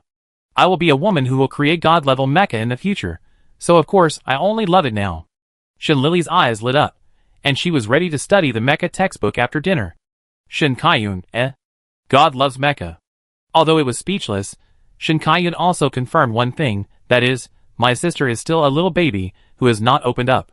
I guess her love for Guan Jing is just because he looks good. Just like female fans love stars. No matter how heartfelt they say, they still marry someone else. Little sister, have you ever thought about finding someone to marry in the future? For example, Guan Jing, although he is a little worse than your brother, he is indeed very good. He became an imperial marshal at a young age. Shen Kaiyun tried to save his sister's love view. Brother, are you sure Guan Jing is worse than you? Shen Lily did not answer first, but looked at Shen Kaiyun with disdain, who began to be confused again. Ahem, this is not the point. Shen Kaiyun turned his head and coughed awkwardly. Shen Lily snorted in disdain, and then began to answer Shen Kaiyun's question. Marriage requires love as a prerequisite, and love is about gains and losses, suspicion and defense. So I think it's better to read 2 more books about mechas instead of being sadistic and deep in love. Seeing Shen Lily's talk so clearly, Shen Kaiyun began to despise her in his heart. TSK. Look at this stupid look who hasn't opened his mind yet. If this wasn't his own sister, he would definitely despise her. But he was disappointed with his sister's view of love. Given her fate of being alone, the chance of having a brother-in-law in the future is not as high as buying a lottery ticket. Chapter 140. While the brother and sister were chatting, they came to the first villa they were going to visit. Cousin Guanchen, open the door. Shen Lily shouted loudly. After a while, the door of the villa opened, and Guanchen showed his head from behind the door, looking at Shen Lily vigilantly. Little cousin, why are you here? And who is this? Guanchen looked at Shen Kaiyun curiously. This is my second brother, Shen Kaiyun, and this is my eldest cousin, Guanchen. Shen Lily introduced the two enthusiastically. Shen Lily always felt that her brother and Guanchen would definitely get along well, because their auras seemed to be the same kind of people. The same kind of people who had been cheated by Shen Lily. Sure enough, when Guanchen heard that Shen Kaiyun was his cousin's brother, he immediately cast a sympathetic look. It must be hard to have such a little devil sister. Hello, Shen Kaiyun. Guanchen walked out of the door, and took the initiative to extend his hand to Shen Kaiyun. His attitude was so kind and friendly, and there was no sense of alienation at all. Shen Kaiyun was also confused by Guanchen's enthusiasm. When shaking hands, he thought Guanchen was a social idiot, and was naturally more outgoing. Until he suddenly leaned over and whispered in her ear, You have also been tricked by your sister. After saying this, what else did Shen Kaiyun not understand? It turned out that he had met a brother in distress. Brother Guanchen, when I saw you, I felt like I had known you for a long time. This is fate. Shen Kaiyun shook Guanchen's hand excitedly, as if he had met a close friend. After that, the two of them chatted like brothers, and occasionally glanced at Shen Lily from time to time. Until the time of separation, the two were still at the door of the villa, saying goodbye with mutual sympathy. Shen Lily was in a hurry to visit several relatives and go back to eat. So he interrupted the two who were reluctant to leave and said cruelly, Cousin, this is the surprise I said yesterday for you, remember to take a look, second brother. Let's go, we will have dinner later. Got it, then cousin, we will leave first, bye. After saying goodbye, Shin Kai-yun obediently hugged his little sister and started walking towards the second villa. After seeing them off, Guan-shin couldn't help but sigh. Cousin Kai-yun has a really good temper. If I had such a little devil sister, I would spank her every day to let her see what the majesty of a brother is. After sighing, Guan-shin looked down at the surprise sent by his cousin. Not to mention that the packaging of this surprise is quite good, it even uses a temporary space button. Although this space button is only temporary, it costs 2,000 credit points. It is usually only used when giving expensive gifts. So what surprise did the little cousin give? Guan-shin raised his eyebrows and curiously probed his mental power into the space button. Fuck! Guan-shin screamed and rubbed his eyes in disbelief. What is lying in the space button? 10 mental power treatment potions. Just now, my cousin gave 2 mental power potions to my family as a gift, which made my grandfather so excited. Now she actually gave me 10. Although the mental power potion in the Federation is only 100,000 federal coins per potion, it is because the Federation has not officially sold it to the outside world. Therefore, the Empire can only get mental power treatment potions through gray channels. But if you want to buy it, the price is at least 10 times the credit points, but it is still in a state of no demand. And the most crucial point. The packaging of these mental healing potions of my cousin is so simple that it is unbearable to look at, considering the most popular potions at present. Now, the mental healing potions in the Empire are all packed in expensive gem boxes. In addition, my cousin said before that it is not difficult to refine potions. So there is only one truth. That is, these potions are definitely refined by my cousin herself. Guan-shin, who felt that he had discovered a big secret, suddenly understood why Shin Kai-yun doted on his sister so much. This is not a sister at all, this is clearly a golden thigh. Is it too late to hug her now? On the other side, it was almost dusk, and the brother and sister finally visited all the relatives. Thinking of the overly enthusiastic relatives, Shin Lily and Shin Kai-yun were still a little scared and trembled. Especially when the brother and sister took out the mental healing potion, they almost regarded the two as their own sons and wanted to take a few sips. So in one afternoon, this specialty from the Federation directly made the brother and sister the most popular people in the White Tiger clan. Some relatives who received the news even waited at the door to greet the two. However, the relatives did not take it in vain. Almost every family gave a lot of precious gifts from the Empire to the brother and sister. Little sister, how about we go visit relatives again sometime? Shin Kai-yun, who only cares about food and not about beatings, touched the space button that was stuffed full, and his eyes couldn't help but smile into crescents. Shin Lily no longer had the energy to scold this stupid second brother. Today, her hair was almost rubbed bald by relatives. After smoothing her hair with heartache, Shin Lily said disdainfully, "If you want to go, go by yourself. I just want to be a quiet, beautiful woman." Shin Kai-yun saw that his little sister didn't want to go, so he had to give up. But he couldn't help but feel sorry in his heart that the opportunity to get rich just discovered was gone again. After the two returned to Guanjing's villa, Shin Lily kicked Shin Kai-yun away and quickly flew into Guanjing's arms, whimpering in grievance. "Brother Guanjing, look, my hair is almost bald." Guanjing was sitting in the living room reading a book, but a small ball of hair suddenly broke into his arms, still whimpering in grievance. He put the book down helplessly and dotingly, then looked at the little cub in his arms with so much hair that it was almost exploded into a ball, touched her little head, and said with a slight smile in his tone, "Not bald." "Hee hee." Brother Guanjing said not bald? Then it must not be bald. Shin Lily rubbed Guanjing's palm and whimpered in a baby voice like a spoiled child. "Well, are you hungry? Let's go eat."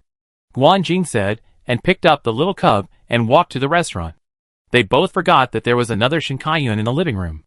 It was only when Shin Lily suddenly remembered that she turned around and said, "Second brother, come over for dinner." "I'm here." The invisible Shin Kai-yun immediately replied with relief. His sister didn't love him in vain.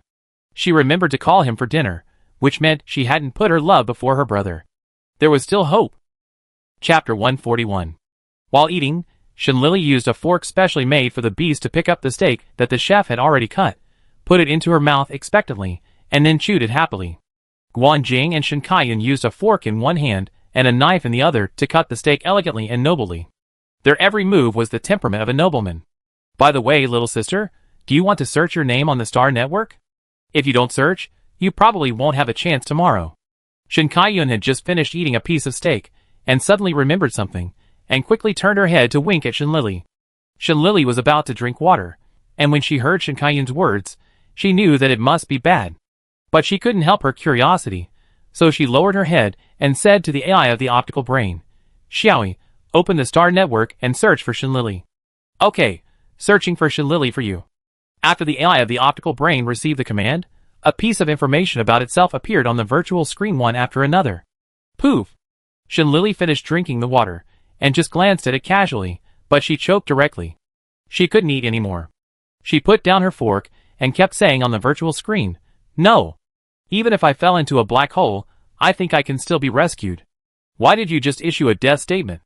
Shinlili was so depressed that she was about to vomit blood again. This rubbish star network. Last time they spread rumors about me, this time they are even more awesome. They just killed me. Are you going to spread rumors about me running away next time? After all, you fell into a black hole. If it was a wormhole, there would be hope of survival, such as by Zhou's super SSS physique and mental strength. But so far, no one in the entire universe has ever come out alive from a black hole. But sister, how did you get out? Shin Kaiyun asked curiously. I was saved, but I don't know who he is. I just know he's an old man. Shinlili could only remember half of his lower face with white hair and beard. If she guessed correctly, the person Su Lily was talking about should be the old man in her mind. But why can't she remember it? It feels like someone has deliberately erased this memory. No matter who it is, our Shin family should thank him. Shin Kaiyun put his hands together, prayed, and then started eating. Ollie, have you fallen into a black hole before? Guan Jing put down his knife and fork, frowned and looked at Shinlili, with obvious concern in his tone. Hearing this question, Shinlili didn't react, but Shin Kaiyun paused while eating. He remembered the moment when his sister fell into the wormhole, and his eyes gradually showed self-blame. Well, during the military training competition on Sirius, I was attacked by the Zerg and fell into a black hole. When I woke up, I was in the Empire. Shinlili didn't want to worry Guan Jing and the others, so she said it lightly, as if she was talking about someone else's business. Although Guan Jing hadn't been with Shinlili for long, he knew that this little cub liked to hide her wounds the most, leaving only her strength and courage to others. However, Guan Jing didn't expose her, but touched her little head and asked, Are you afraid? Of course I'm afraid, but there are some things that you have to do even if you are afraid. If I didn't stop it at that time, more people would die. Shinlili recalled the tender faces of those classmates in her mind. Although she almost died that time, Shinlili would not regret it. If she didn't save someone once, even if she made up for it thousands of times in the future, this matter would still become a demon in her heart and follow her for the rest of her life. It's not her sainthood, but the basic bottom line of being a human being. You are still young, you have to protect yourself. Guan Jing neither agreed nor disagreed. Yeah. Shinlili nodded obediently. Good. Guan Jing opened his lips slightly, and looked at Shinlili with soft eyes. Shinlili saw that the atmosphere was a bit heavy, so she changed the subject and asked, By the way, Brother Guan Jing, it seems that we will have a blood test tomorrow. What preparations should we make? As soon as this question came out, even Shin Kaiyun, who had been a little depressed since just now, couldn't help but look over curiously. No, I take you there at 8:45 tomorrow. Guan Jing smiled softly. Okay. Shinlili whined at Guan Jing cutely, and then continued to eat steak. That? And me? I also want a blood test tomorrow. Shin Kaiyun saw that both of them had forgotten about him, so he could only take the initiative to rely on himself. Shinlili paused while eating, and then suddenly realized and said to Guan Jing, Oh, by the way, Brother Guan Jing, my brother will also have a blood test tomorrow. He? Is he also an orc? Guan Jing looked at Shin Kaiyun with some surprise, but after looking for a long time, he didn't see any trace of orcs. It is estimated that the purity of his blood will also be very low.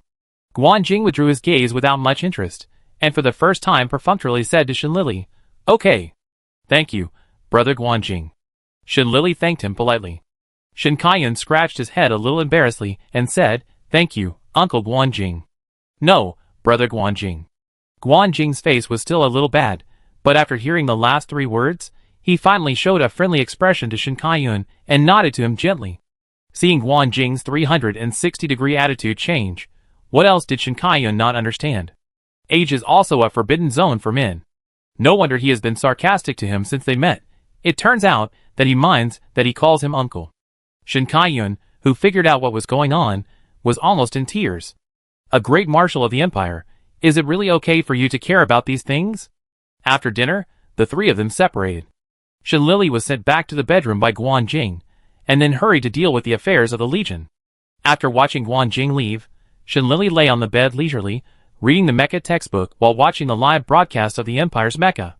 The systems of the mecha are internal and external core systems, and 10 terminal systems.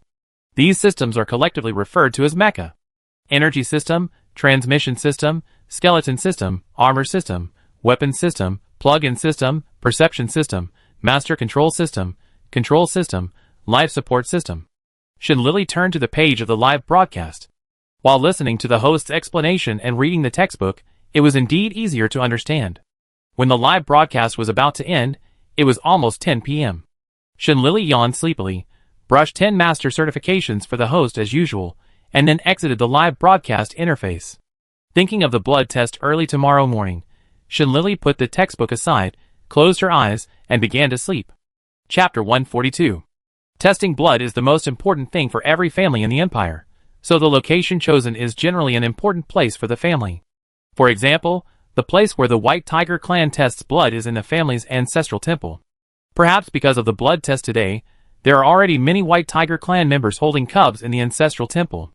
Except for a few local White Tiger clan members, the rest are branch members, who came from other planets to participate in the blood test on the mother planet. Because it was not yet 9 o'clock, the ancestral temple had not yet opened its doors. They were a large group of people, and could not enter the ancestral temple in advance, so they could only wait at the door of the ancestral temple. Everyone started chatting out of boredom, and the cubs in their arms were basically discussing whose cub had a high blood purity, and whose cub had a low blood purity. When the discussion was intense, Guan Jing happened to come over holding Shenlili. This high-value combination immediately attracted the attention of many cubs' parents. Whose child is the one in the marshal's arms? You can tell her bloodline is very pure. I don't know whose child it is, but looking at the golden totem on her forehead, you can tell her bloodline must be very high. The first-generation White Tiger had such a totem on his forehead. Now that you mention it, I also realize that this little child does look like the first-generation White Tiger. Although Shenlili didn't understand what everyone was saying, she thought they were probably praising herself. Thinking of this, Shenlili was secretly happy in her heart, and she even straightened her little body very deliberately, and then pretended to be noble and indifferent on her face, and sat calmly in Guan Jing's arms. She was brought by the marshal, so she couldn't lose face for him. But what Shenlili didn't know was that she thought she looked dignified, but in the eyes of others, she was almost cute. Everyone thought that this little cub was not only good-looking, but also had a cute personality. She wanted to pretend to be aloof, but she secretly glanced at everyone. Such a contrast was really cute to death. The kind-hearted giggle sounded from time to time, and even Guan Jing couldn't help but raise a slight arc at the corner of his mouth. Shenlili was the only one present who still thought she was cool. Shin Kaiyun, who was standing behind Guan Jing, covered his face silently.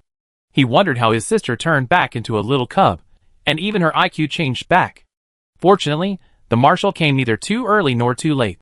When he walked to the gate of the ancestral temple, it was exactly 9 o'clock. When the time came, the gate of the ancestral temple opened, and everyone was in no mood to tease the little cub. They all began to enter the ancestral temple one after another. The ancestral temple is a large hall. In the innermost part of the hall, there is a huge simulated white tiger. This lifelike white tiger statue is now looking down majestically at the people in front of it. In front of the white tiger statue, there is a circular platform about half a meter high, located in the middle of the hall. From the 3 steps of the platform, there is also a long carpet, which is laid from the platform to the entrance of the ancestral temple. There are many eternal lamps on the walls of the ancestral temple. Shenlili looked carefully, and found that the names of the White Tiger tribe were densely engraved on the walls on both sides. The White Tiger tribe members, who can engrave their names in the ancestral temple, should be the ancestors of the White Tiger tribe. Shenlili thought with respect. You will be on the platform for the blood test in a while. After Guan Jing held Shenlili, and stood on one side of the carpet, he raised his hand and pointed at the high platform in the center. Shenlili looked curiously as he said. She had noticed the platform just now, but it seemed nothing special. I don't know how the blood test will be done on the platform later. Will it be like cultivating immortals, taking out a test plate, and just putting your hand on it to show the purity of the blood? Or taking out a crystal ball, and dropping a drop of blood on the crystal ball? It can't be just standing there, right? While Shenlili was still guessing, Guan Ce, the patriarch of the White Tiger clan, was walking into the ancestral temple with 4 elders. As soon as they came in, they walked along the carpet and onto the platform, and then the 5 of them turned together and looked at the white tigers on both sides of the carpet below the stage. Guanzi glanced at everyone and said, "The blood purity test has begun. You can now put the cubs that have not been tested on the carpet in the middle." As soon as the chief finished speaking, the white tigers put the furry cubs one by one on the carpet in the middle in an orderly manner. When all the cubs lined up in a row and stood cutely on the carpet, only Shin Kai-yun was left standing there with a dead look on his face. Shin Lily looked back and didn't see Shin Kai-yun, so she turned around to look for him. Then she saw Shin Kai-yun hiding behind Guanjing. Puff. Shin Lily was amused. She looked in front and behind her again, and they were all furry cubs. It's no wonder that Shin Kai-yun didn't cooperate. It turned out that he was the only big cub. But as a caring sister, how could she not help her brother? So Shin Lily left the team directly, flapped her wings and flew to Shin Kai-yun, and directly held his sleeve and walked to the end of the team. The white tigers in the hall were still confused, wondering what the little cub was doing. It was not until they saw the little cub dragging Shin Kai-yun and standing at the end of the furry team that they finally reacted. Poochie. Ha ha ha. Hee hee. The people of the white tiger tribe couldn't help laughing, but they still laughed secretly to show their respect. Mother, look, there's a big cub. A little cub, whose bloodline had been tested a year ago, pointed at Shin Kai-yun and said in surprise in a baby voice, "Ahem, son, brother just tested his bloodline late, we can't laugh at him." The white tiger mother, who was still laughing secretly, smiled at Shin Kai-yun shyly, and then explained to her baby gently, "Oh, brother is so late, didn't he listen to his mother?" The little cub thought Shin Kai-yun was a disobedient child, and immediately looked at Shin Kai-yun with contempt. Ahem. The white tiger mother glanced at Shin Kai-yun awkwardly, then quickly covered the little cub's mouth, and hid behind the crowd with a guilty conscience. Shin Kai-yun, eh? What evil did he do in his life to be despised by a little cub? Shin Kai-yun was completely numb. Let him do whatever he wanted. Anyway, his image was gone. Shin Kai-yun, who had completely given up treatment, stood stiffly and straight behind the furry team. But what was standing was just an empty shell, and Shin Kai-yun's soul had already left his body. Chapter 143. Looking at the little ghost coming out of Shin Kai-yun's mouth, Shin Lily laughed twice in a good mood. She is really a good sister who is united and friendly. Look, her brother is so excited that his soul has left his body. Shin Lily nodded with satisfaction, then retracted her sight, and looked at the platform in front of her attentively. At this time, the test has begun. The first little cub slowly walked to the middle of the platform and stopped, and then began to wait quietly. Everyone's eyes were also focused on the little cub, as if they were expecting something, and the expression on their faces was even more nervous than the little cub. I saw that the little cub was surrounded by a stream of energy, and then in the blink of an eye, the little cub's forehead was pierced by the energy with a needle-sized wound. A drop of blood quickly emerged from the little cub's forehead. Then the drop of blood flew to the forehead of the white tiger statue, and melted into it like a drop of water into the sea. After a while, a totem with red light lit up on the forehead of the white tiger statue. Shin Lily didn't understand what the red light meant. A lot of sighs were heard in the ancestral temple. Does this mean that the talent is not good? Shin Lily frowned and thought. Guan Feihong, red blood purity, next one. Guan sighed, and then announced the test results personally. Although the cub's parents couldn't accept it, they still took the cub away with tears on their faces, who knew nothing about it on the platform. Guan Xingwen, green blood purity. Guan Shuwei, blue blood purity. Guan Qinghao, blue blood purity. The next cubs all have good talents, especially Guan Qinghao, who caused many white tigers to exclaim. Another genius of the Guan family was born. Blue level blood purity means that after the transformation of the beast body, the mental strength and physical fitness are at least SSS level. Guan Qinghao's parents were so happy that they almost fainted. You know, they were originally just members of the side branch of the white tiger tribe, and they didn't even have the qualifications to live on the white tiger's mother planet. But because of Guan Qinghao's talent, they can move to the main family after the test. This is a great honor for any member of the side branch of the white tiger tribe. As the number of cubs waiting for the test decreased, Shin Lily also understood how the test was done. Red, orange, yellow, green, blue, and purple, with purple level blood purity being the highest, and red level blood purity being the lowest. After a while, only Shin Kai-yun and Shin Lily were left. Shin Kai-yun turned his head and looked at his sister behind him and said, "Little sister, do you want to come first?" Shin Lily shook her head, It didn't matter who came first or later. Seeing his sister shook her head, Shin Kai-yun stopped struggling and walked directly to the center of the platform, then followed the cubs and waited quietly. The White Tiger clan was quite curious about Shin Kai-yun, the big cub.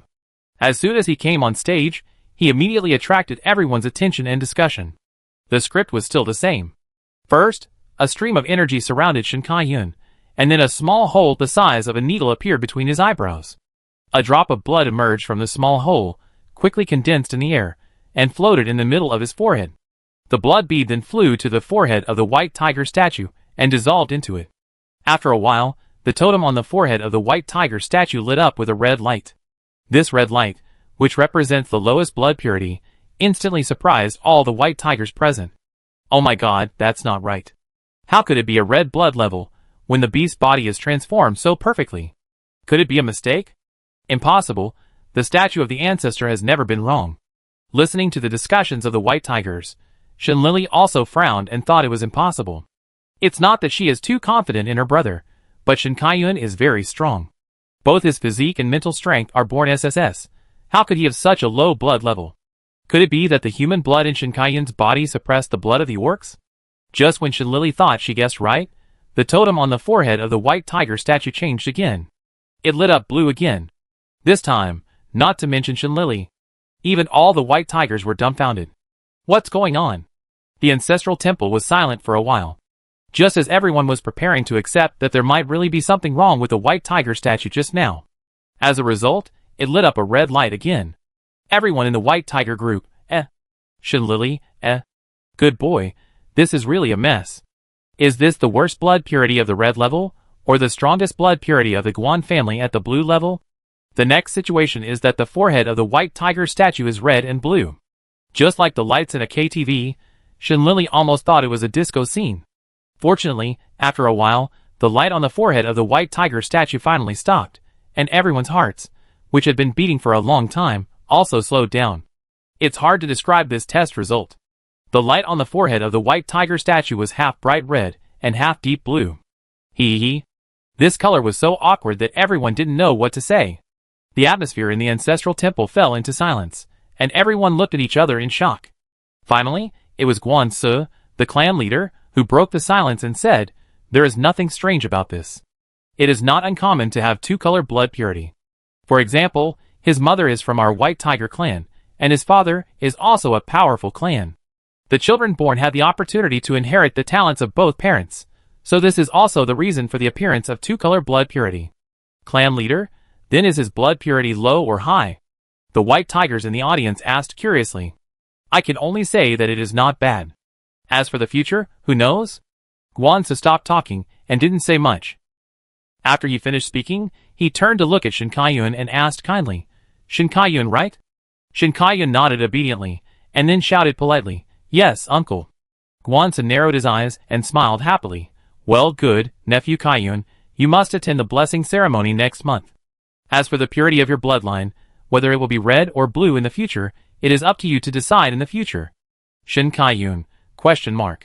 Why did he feel that what his uncle said was like the totem of the White Tiger statue, which was lit, and seemed not to be lit, and said, and seemed not to be said?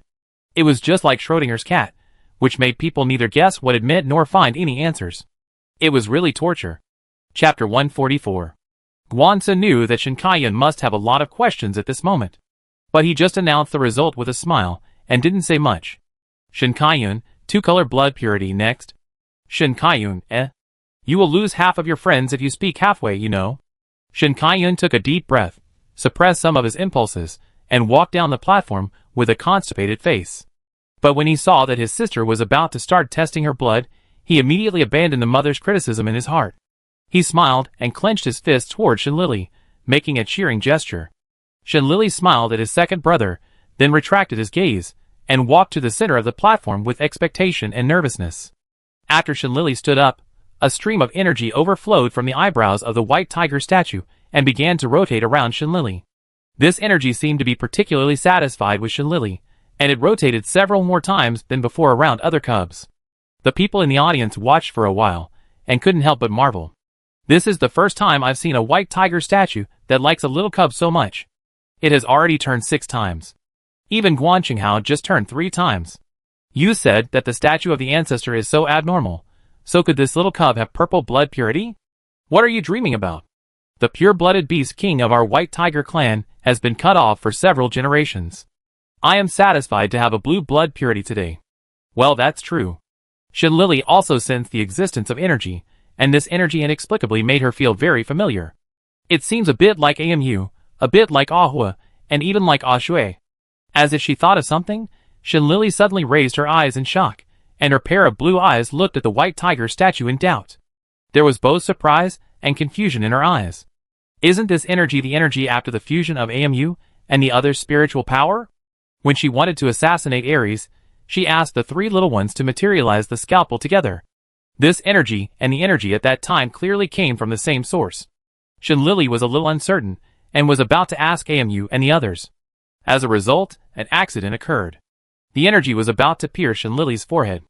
It was estimated that it would only pierce a small wound, as big as a pinhole, to take a drop of blood from the forehead. But Ahua didn't know that a few seconds before the energy touched Shinlili's forehead, Ahua, who was still sleeping in the spiritual space, was instantly awakened by it. Seeing the energy that seemed to be attacking, Ahua thought that someone wanted to sneak attack Ali, and the whole spiritual body was immediately angry. The next second, Ahua almost crushed the strength and swallowed the energy in one gulp. Swallowed. Swallowed. The sudden disappearance of energy made the atmosphere in the ancestral temple dead silent for a while. The people of the White Tiger clan didn't know what happened. They only knew that the energy of the ancestor statue seemed to disappear suddenly.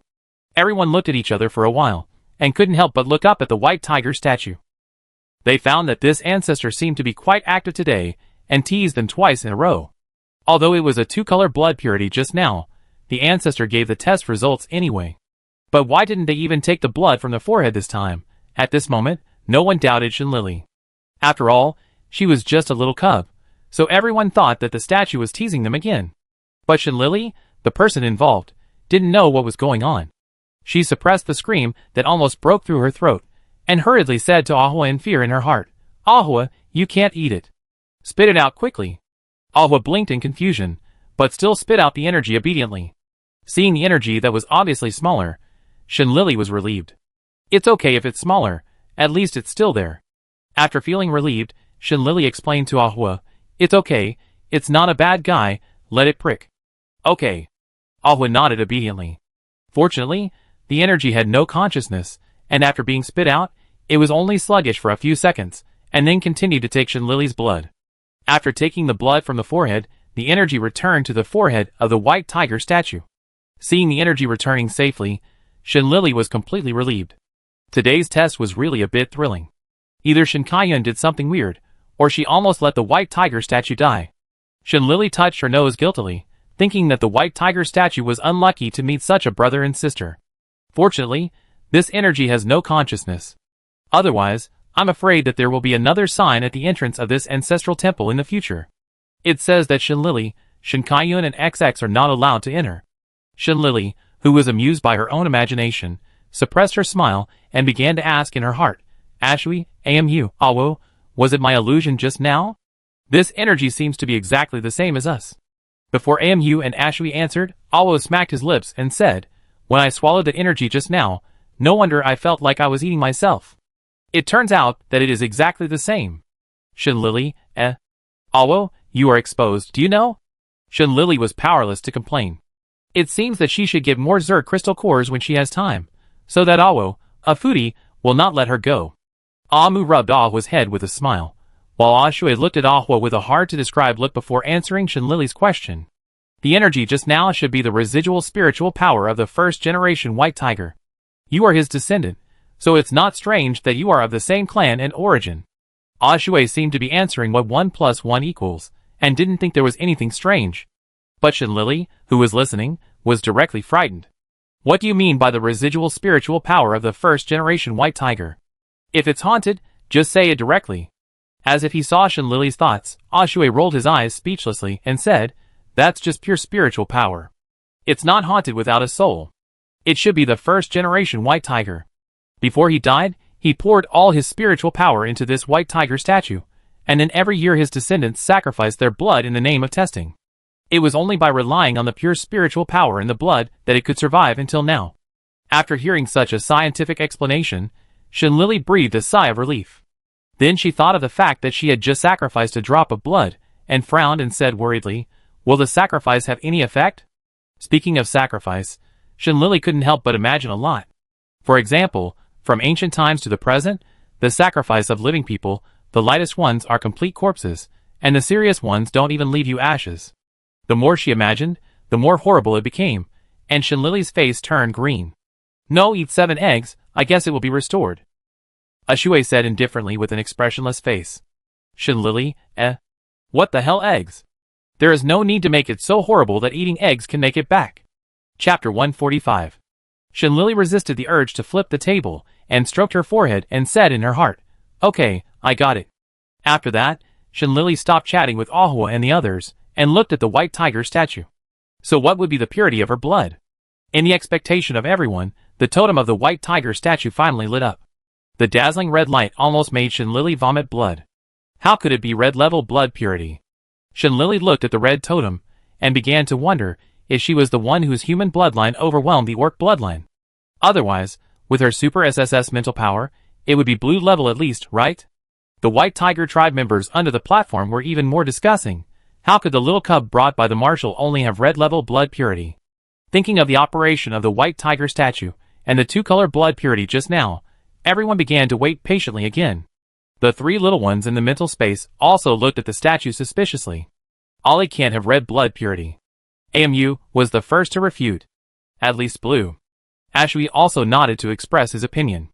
"Ollie, why don't I go and swallow it?" Awo looked at the statue with cold eyes, showing a pair of small tiger teeth threateningly.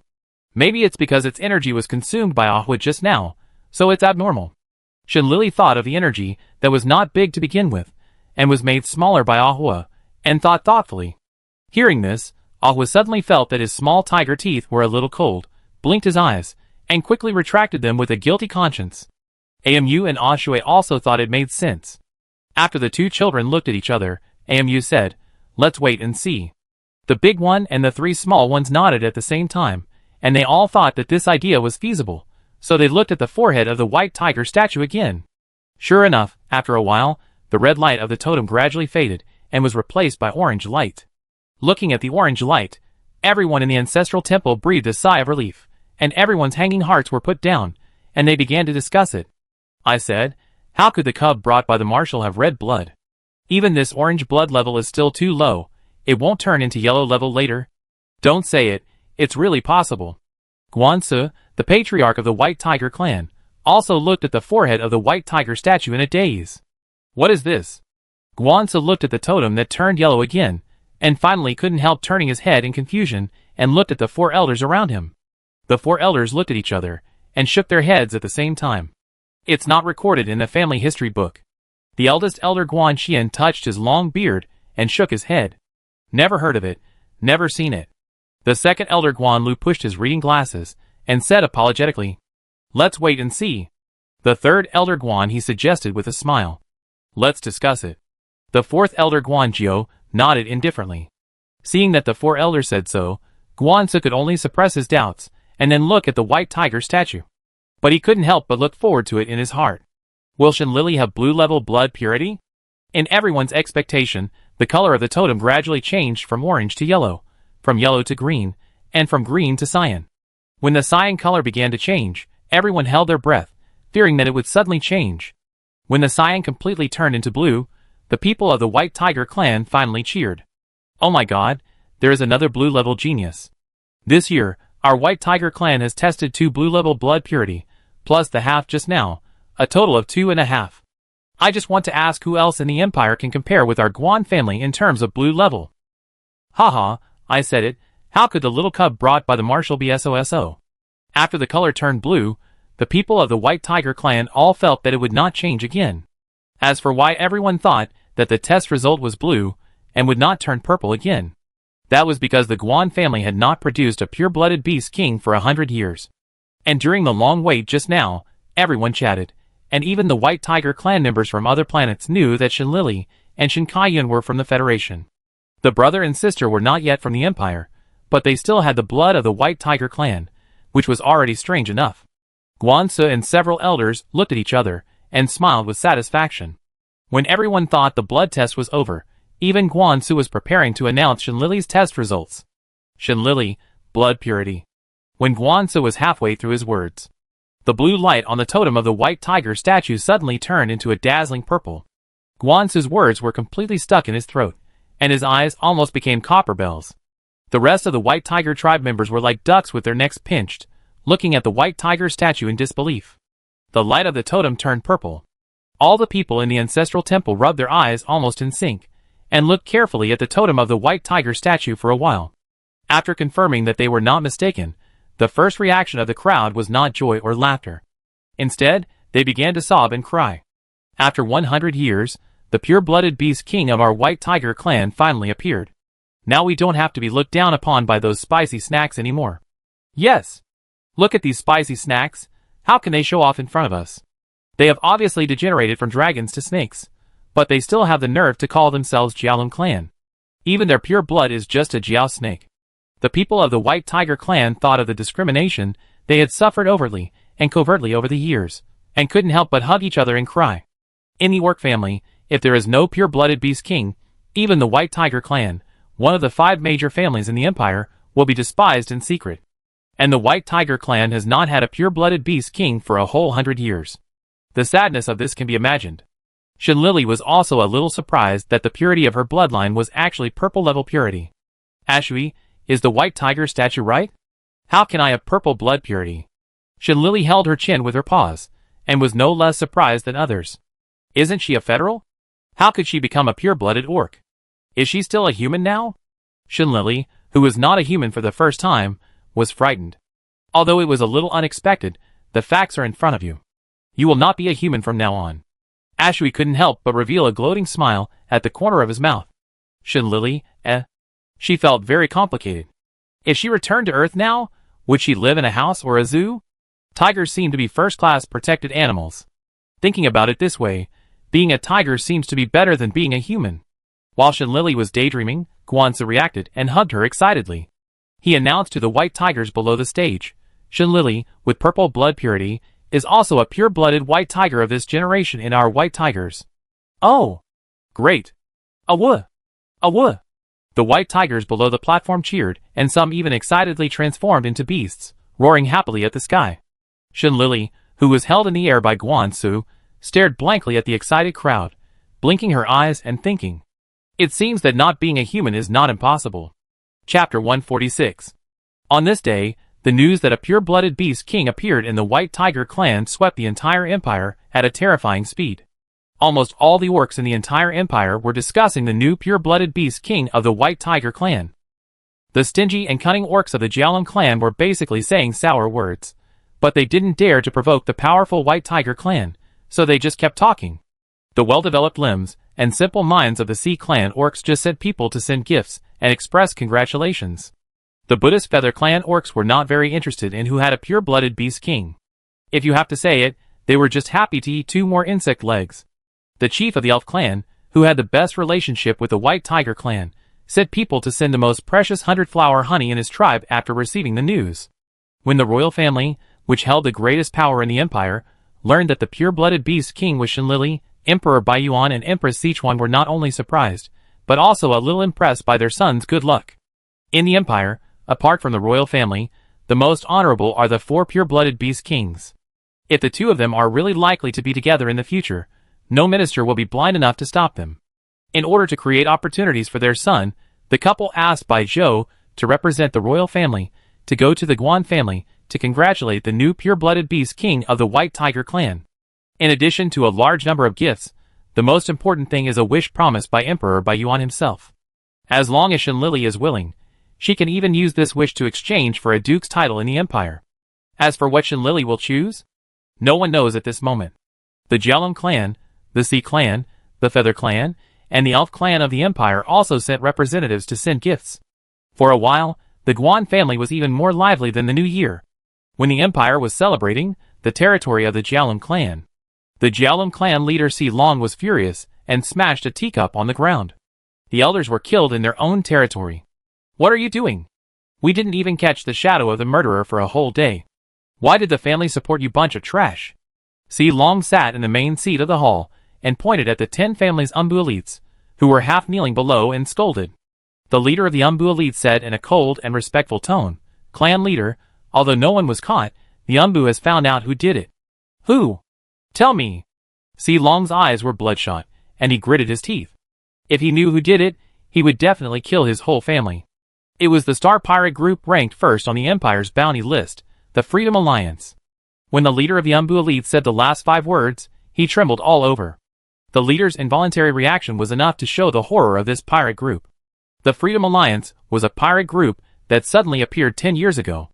No one knew their origins, and no one knew where they were. After they appeared out of thin air, they fought all over the pirate circle in the entire empire with their powerful strength, becoming the strongest pirate group that deserves the title.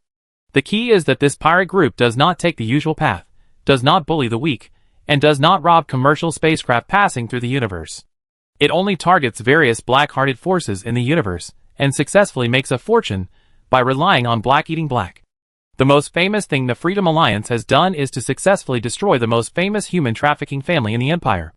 After removing the cancer of the Empire, the Freedom Alliance not only gained a good reputation, but also became the messenger of justice in the hearts of many civilian orcs in the Empire. Even the Imperial family began to turn a blind eye to them after that. As a result, many young people in the major military academies of the Empire shouted that they wanted to join the Freedom Alliance. Unfortunately, the Freedom Alliance is too mysterious and low-key. Although many people want to join, no one has ever successfully joined. Many families who originally wanted to plant spies had no choice but to give up. Hearing that it was the Freedom Alliance, Si Long's eyes twitched, and the anger at his heart was instantly extinguished.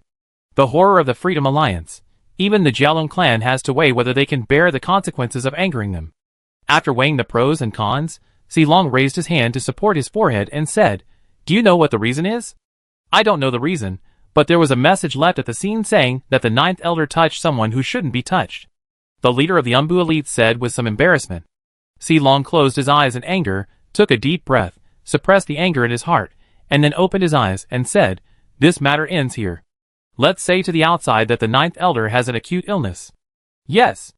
The leader of the Umbu elite put his right hand on his chest, bowed respectfully, and then left the room with the other Dark Guard elites. Soon, only Si Long was left in the room. He frowned and said gloomily, "The 9th Elder is dead, and the White Tiger clan has a new pure-blooded beast king. There has been no good news recently." On the same day, there was also good news on the Star Network of the Federation. The official headline of the Federation released the latest news about Shinlili on this day. The general content is that Shinlili, the winner of the highest honor of the Federation, has been rescued a few days ago and is now recuperating. In about a month, she will be able to return to the 5th Military Academy to attend classes normally. As soon as this news came out, the entire Federation, online and offline, went crazy. The Star Network friends, who were eating melons, went to the Star Network and sent their blessings to Shinlili. Some beneficiaries of the mental potion also expressed their gratitude under the official headlines of the Federation. The happiest people were the students of the 5th Military Academy. Almost everyone was happy from the bottom of their hearts. The dark clouds hanging over the 5th Military Academy have completely dissipated today. Shinlili's friends were even more happy to tell each other everywhere. After hearing the news, Zhou Huafeng of the 1st Military Academy was still wiping the energy gun in his hand calmly. But his slightly raised corners of his mouth betrayed his good mood. Tang Dongwang of the 2nd Military Academy has been training frantically since Shinlili fell into the black hole. Hearing the news that Shinlili was still alive, she instantly collapsed on the floor of the training ground and kept saying, "Great, great." Zhang Yuanhao of the 3rd Military Academy pushed his glasses on the bridge of his nose and said with deep longing in his tone, "Cousin, when will you come back to help me make potions?" Zhang Yuanhao said, and then continued to make a lot of herbs sent by his pitfall grandfather. Lin Cece of the 4th Military Academy, who was originally practicing with her brother, couldn't help crying after hearing the news. While crying, she said to herself with a strong nasal tone, "Welcome back, Lily." After Lin Cece finished speaking, she found that her brother was staring at her blankly. Her fingers twitched, and she remembered that her brother was still here. Lin Cece wiped the tears from her face, her expression instantly turned cold, and the corners of her mouth raised in horror as she said, "You didn't see it, right, brother?" Lin Shuaishui was so scared that he swallowed his saliva, then shook his head frantically and said, "No. No." Chapter 147. The protagonist who caused a sensation in both countries was sitting on the table in the pavilion at this moment, looking at Bai Zhou with a shocked face, his eyes wide open and incredible. Are you sure? Your father really gave me a wish. Yeah. Bai Zhou nodded affirmatively, and then said with a bit of disdain, Father is too stingy, only one wish. I would definitely give Ollie 3. Shenlili was really embarrassed by this. She scratched the back of her head and smiled. No need for so many, just one is enough. Since Shen Kaiyan learned that Bai Zhou was the crown prince of the empire, he has been sitting on the chair in the pavilion doubting his life. But when he heard his sister's words, he immediately shook his doubtful head, looked at Shenlili with great curiosity, and said, Sister, you really have one. Yes, it's a very good wish. Shenlili recalled every bit of her time with the white tiger mother with soft eyes. Now, just thinking about it, she felt warm in her heart. What wish? Do you hope that the Federation and the Empire will never go to war again? Shen Kaiyan thought this wish was the best.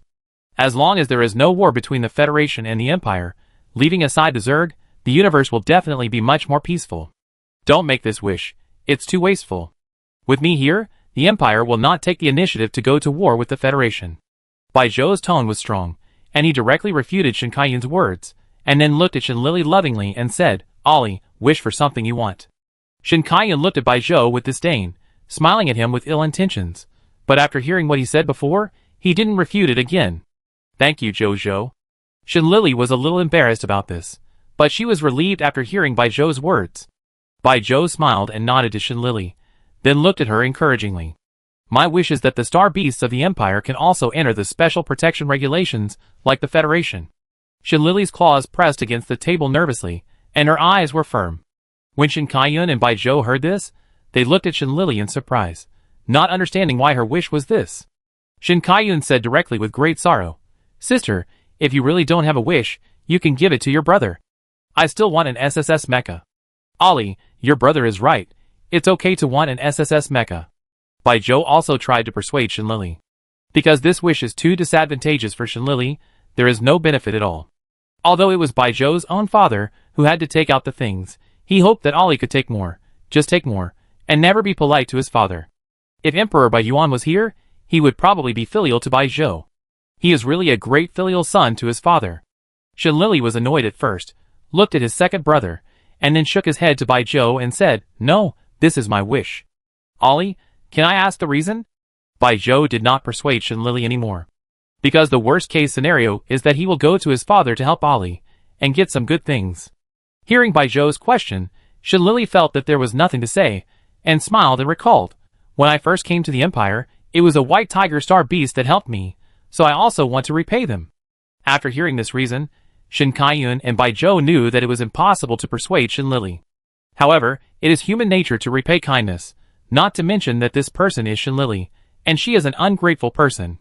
This difficulty is not as difficult as killing Ares, at least there is hope. Shen Kaiyan sighed with pain, but didn't say anything else. Bai Zhou had already made up his mind, and his mouth curled up slightly.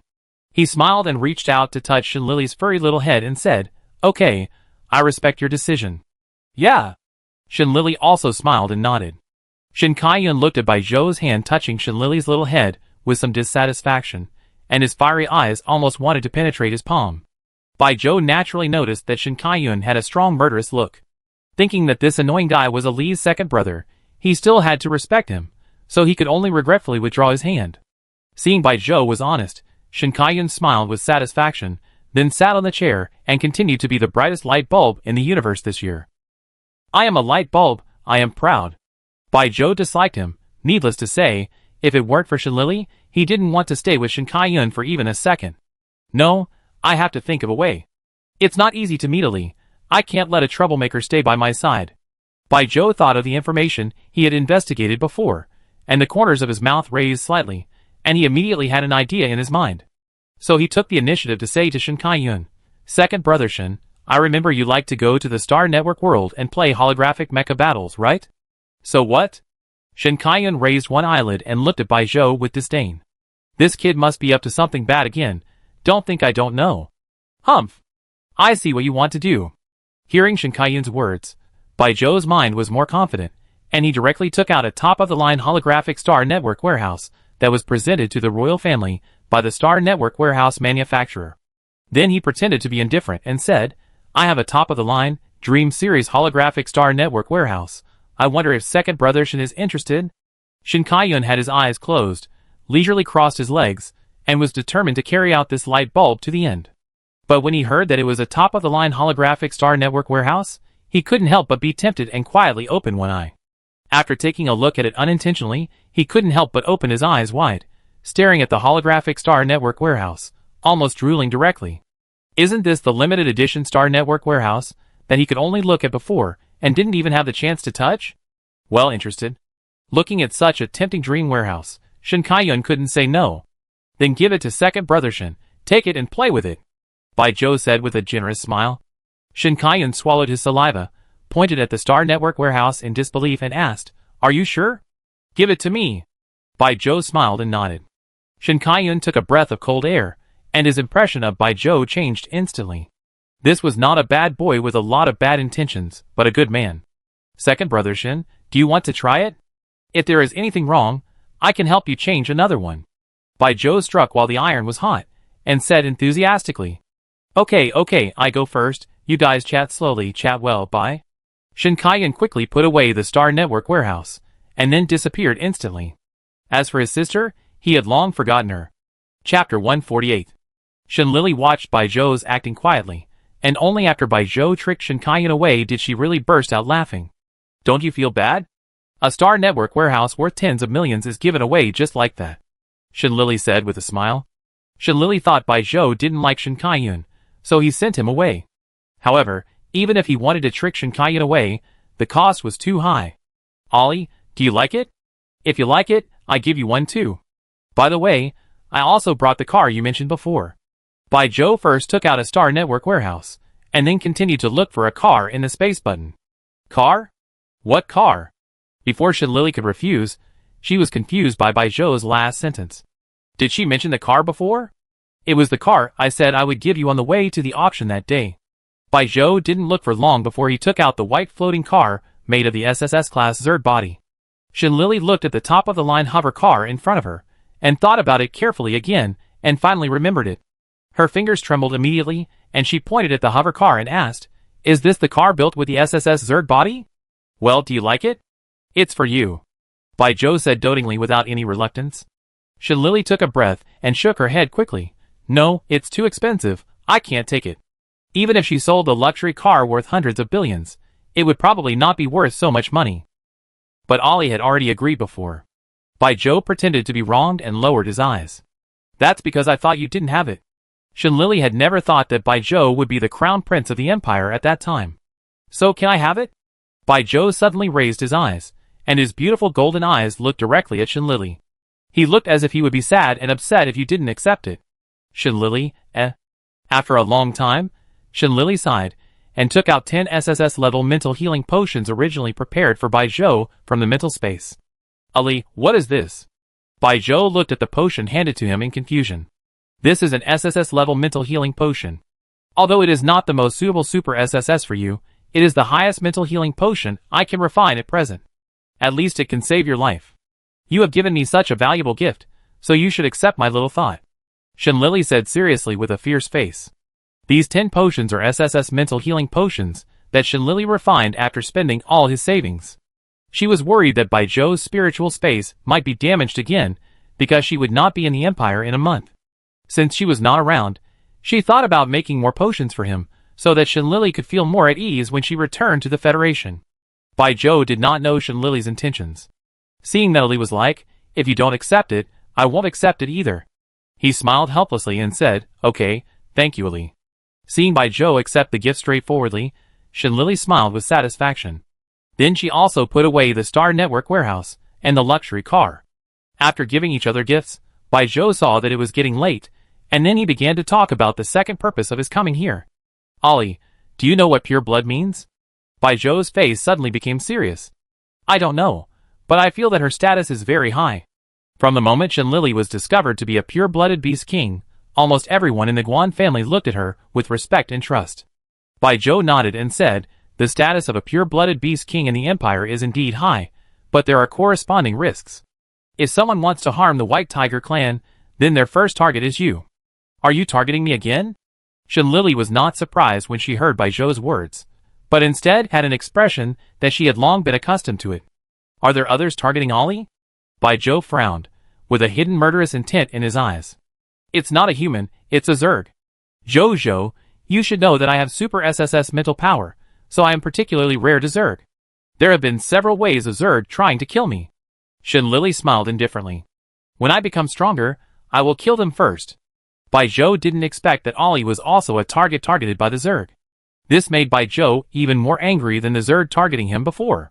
Don't worry, Zhou, I will protect myself. Shen Lily saw that Bai Zhou was about to explode, and hurriedly comforted him.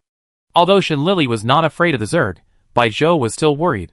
He took out a sapphire necklace from his neck, put it in front of Shen Lily, and then looked at her seriously and said, Ollie, drop your blood on it. What is this? You are not going to give me something precious again, are you? Shen Lily frowned in resistance. Even a pig's brain knows that the jewelry that can be worn close to the body must be extraordinary. Although Bai Zhou wanted to give her all the good things on his body, Shen Lily was very touched. But she didn't want Bai Zhou to do stupid things for her. Don't worry, this is not a very valuable thing, it's just a locator. If you are in danger in the future, I can find you with it. Bai Zhou smiled helplessly and dotingly. Shen Lily still didn't believe it, and always felt that Bai Zhou was fooling her. But before she had time to refuse Bai Zhou again, he had already cut Shen Lily's finger with his mental power, and then a drop of blood dripped directly onto the sapphire. The sapphire glowed faintly, absorbed the blood, and returned to its original state. You? Shen Lily was almost angry to death, pointing at Bai Zhou for a long time, but she couldn't bear to scold him, so she could only turn her head away and sulk. Ollie, don't be angry, this way I can feel more at ease. Bai Zhou gently touched Shen Lily's paw with his finger, and said in a flattering tone. Shen Lily, She really couldn't get angry with Bai Zhou, so before she could last for 3 seconds, Shen Lily seemed to be deflated, and turned to Bai Zhou and said, So what is this necklace? Can you tell me now? The protection of the beast god. Bai Zhou's face was calm, as if he was giving away cabbage. Shen Lily frowned, although she didn't know what the protection of the beast god was, but the name of the necklace sounded not simple, so it couldn't be an ordinary thing at all. After thinking about it, Shen Lily pushed the necklace back, then stared at Bai Zhou and said firmly, I don't want it, you take it back. Bai Zhou smiled and shook his head, saying with a proud and shameless tone, It's useless, it has already shed blood to recognize its master, and you will be its only owner from now on. You? Shen Lily raised her paw and pointed at Bai Zhou, wanting to say something else. Bai Zhou picked up the necklace and hung it around her neck, saying in a gentle voice, Ollie, I can't be with you all the time, so let this necklace represent me to protect you.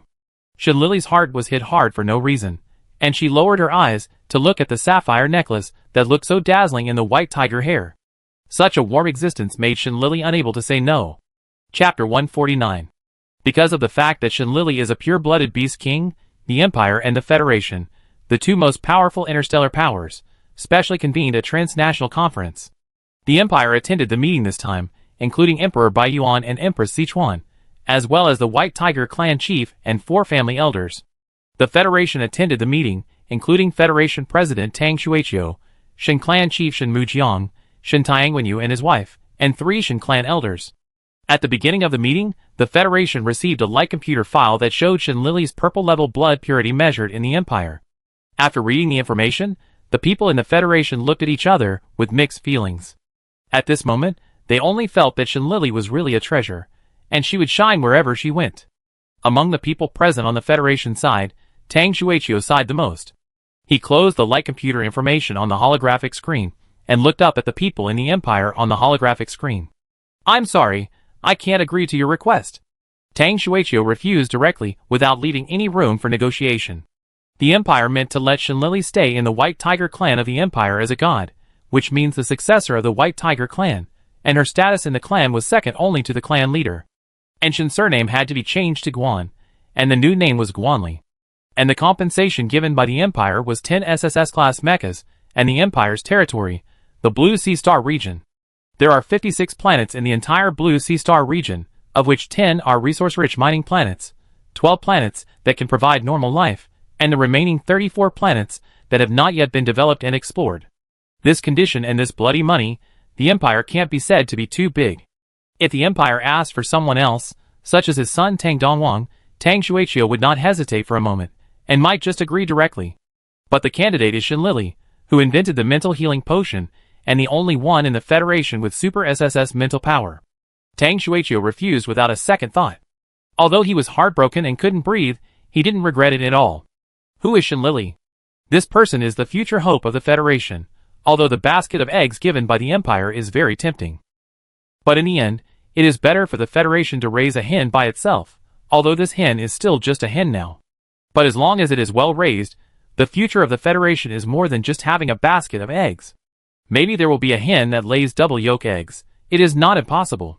So the Empire's request must be rejected. But how painful it is for Tang Shuichio to refuse such a big cake, only he knows.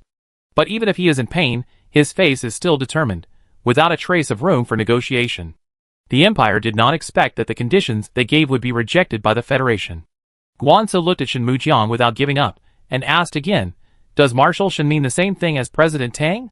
Shin Mujiang almost nodded in affirmation without thinking. And he thought Guanzi was just asking nonsense. He would never change his beloved granddaughter even if he was given the whole empire. But thinking that the person opposite was his daughter-in-law's family, Shin Mujiang barely held back from cursing. If he had to change someone, he would definitely not let go of the coffins of his 18 generations of ancestors. How much bear gall did he eat to have the delusion of wanting to take advantage of his granddaughter?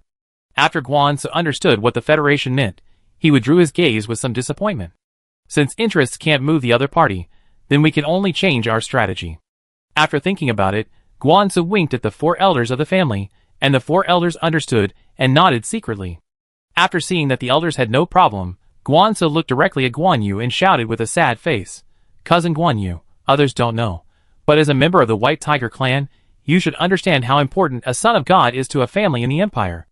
I don't ask Shin Lily to become Guanli of my Guan family directly. I just hope that Shin Lily is not only a member of the Shin family of the Federation, but also a son of God representing the Guan family of the Empire. Cousin has only such a humble request, and I hope you can agree." Guanzi said it as humble as possible, and the other 4 elders also complained. "It's been 100 years since my Guan family has had a pure-blooded beast king. I don't know how much discrimination we have suffered, openly or secretly. When I think of this, my heart aches." Guan Xian is like the ancient Chu Yuan, who watched his country go to the end with his own eyes, but was powerless. All he saw was endless pain and vicissitudes, as if he would jump into the river and bury his country like Chu Yuan in the next moment. How desperate, how sad. Yes, it doesn't matter if we old guys are discriminated against a little. The young people in the clan are so innocent.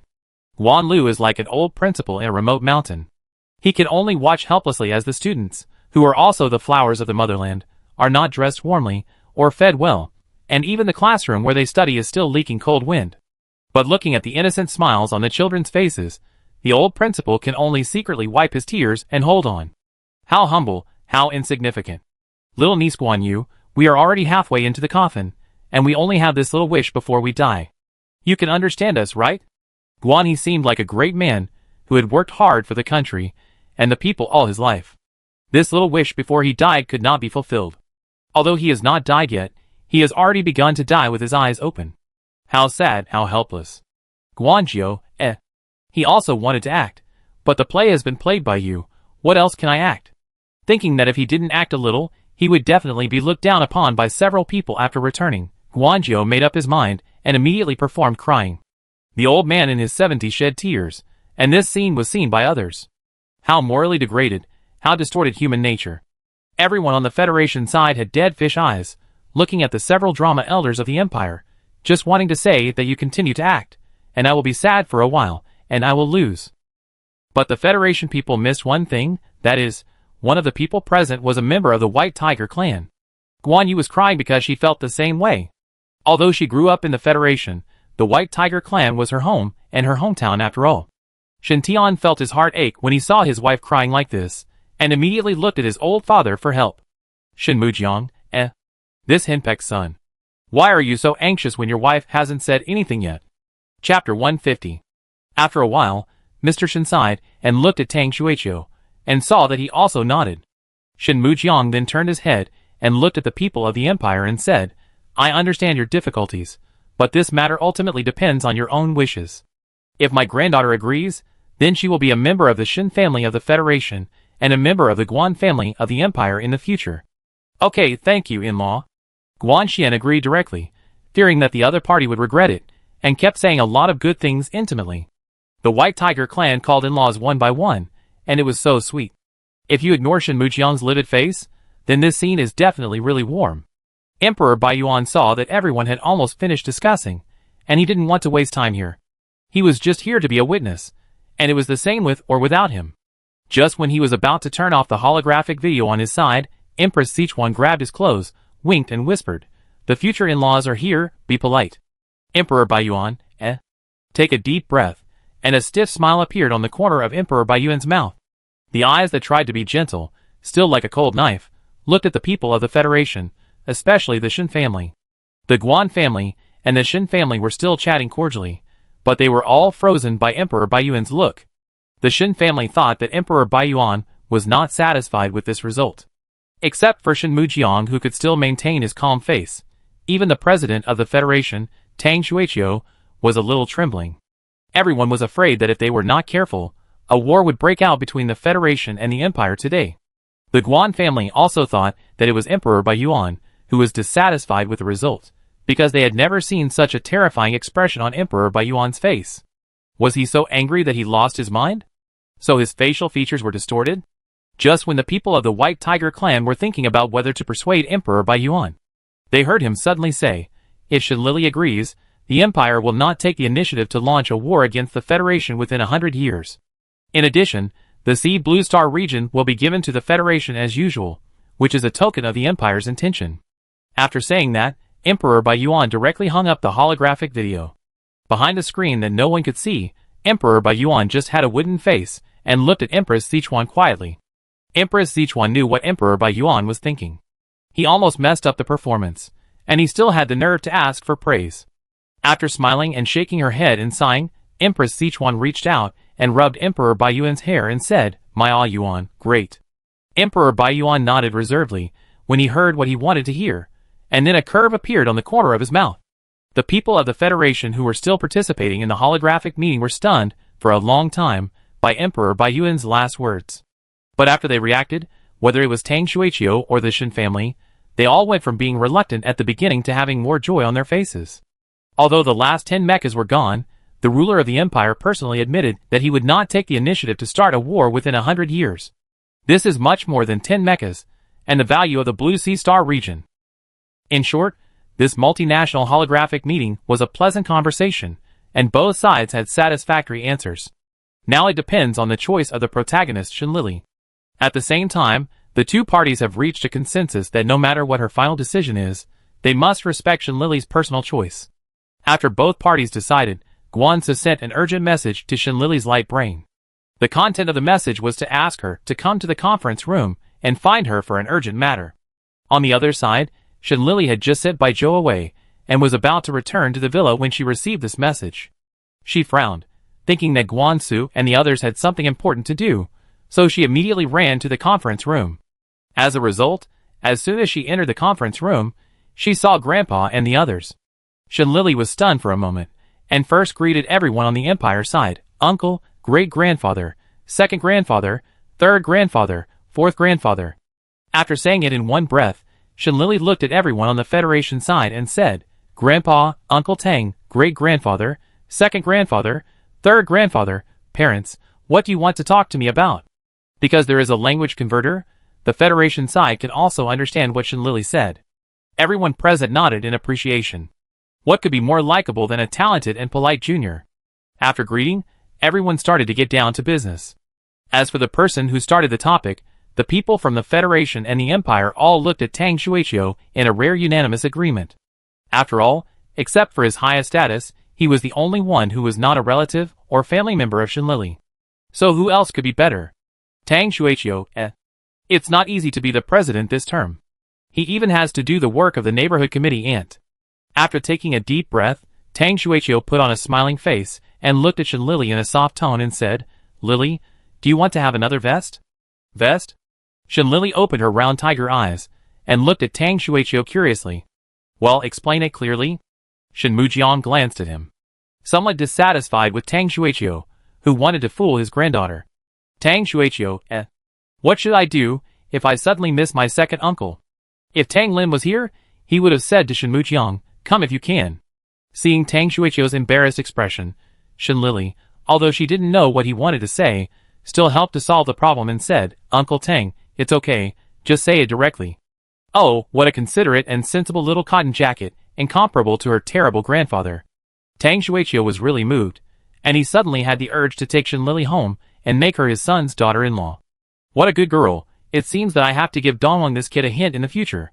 If I can marry Shen Lili home, our family's ancestral graves will be filled with smoke.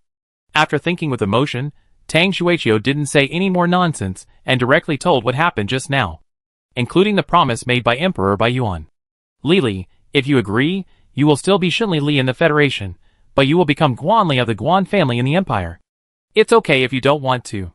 We respect your wishes. Don't feel any psychological burden.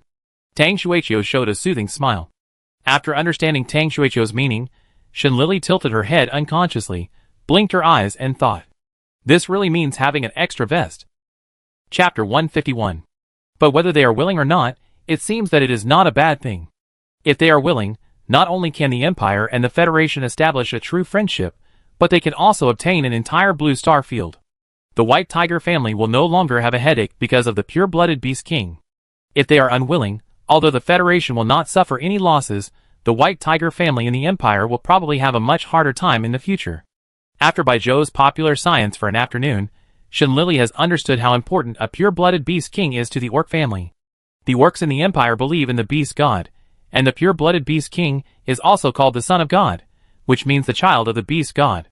If an Orc family does not have a pure-blooded Beast King, it means that it is a family abandoned by the Beast God. If it were not for the fact that the White Tiger clan has had people from generation to generation who have become the high priests of the Beast God Temple in these years. Even if the White Tiger clan is as strong as it is, it would have been weakened by other families long ago, or directly annexed, especially the Jiaolong clan, which has always coveted the wealth of other families. In recent days, because the White Tiger clan has never had a pure-blooded Beast King, the Jiaolong clan has become more and more open-minded and eyeing the White Tiger clan.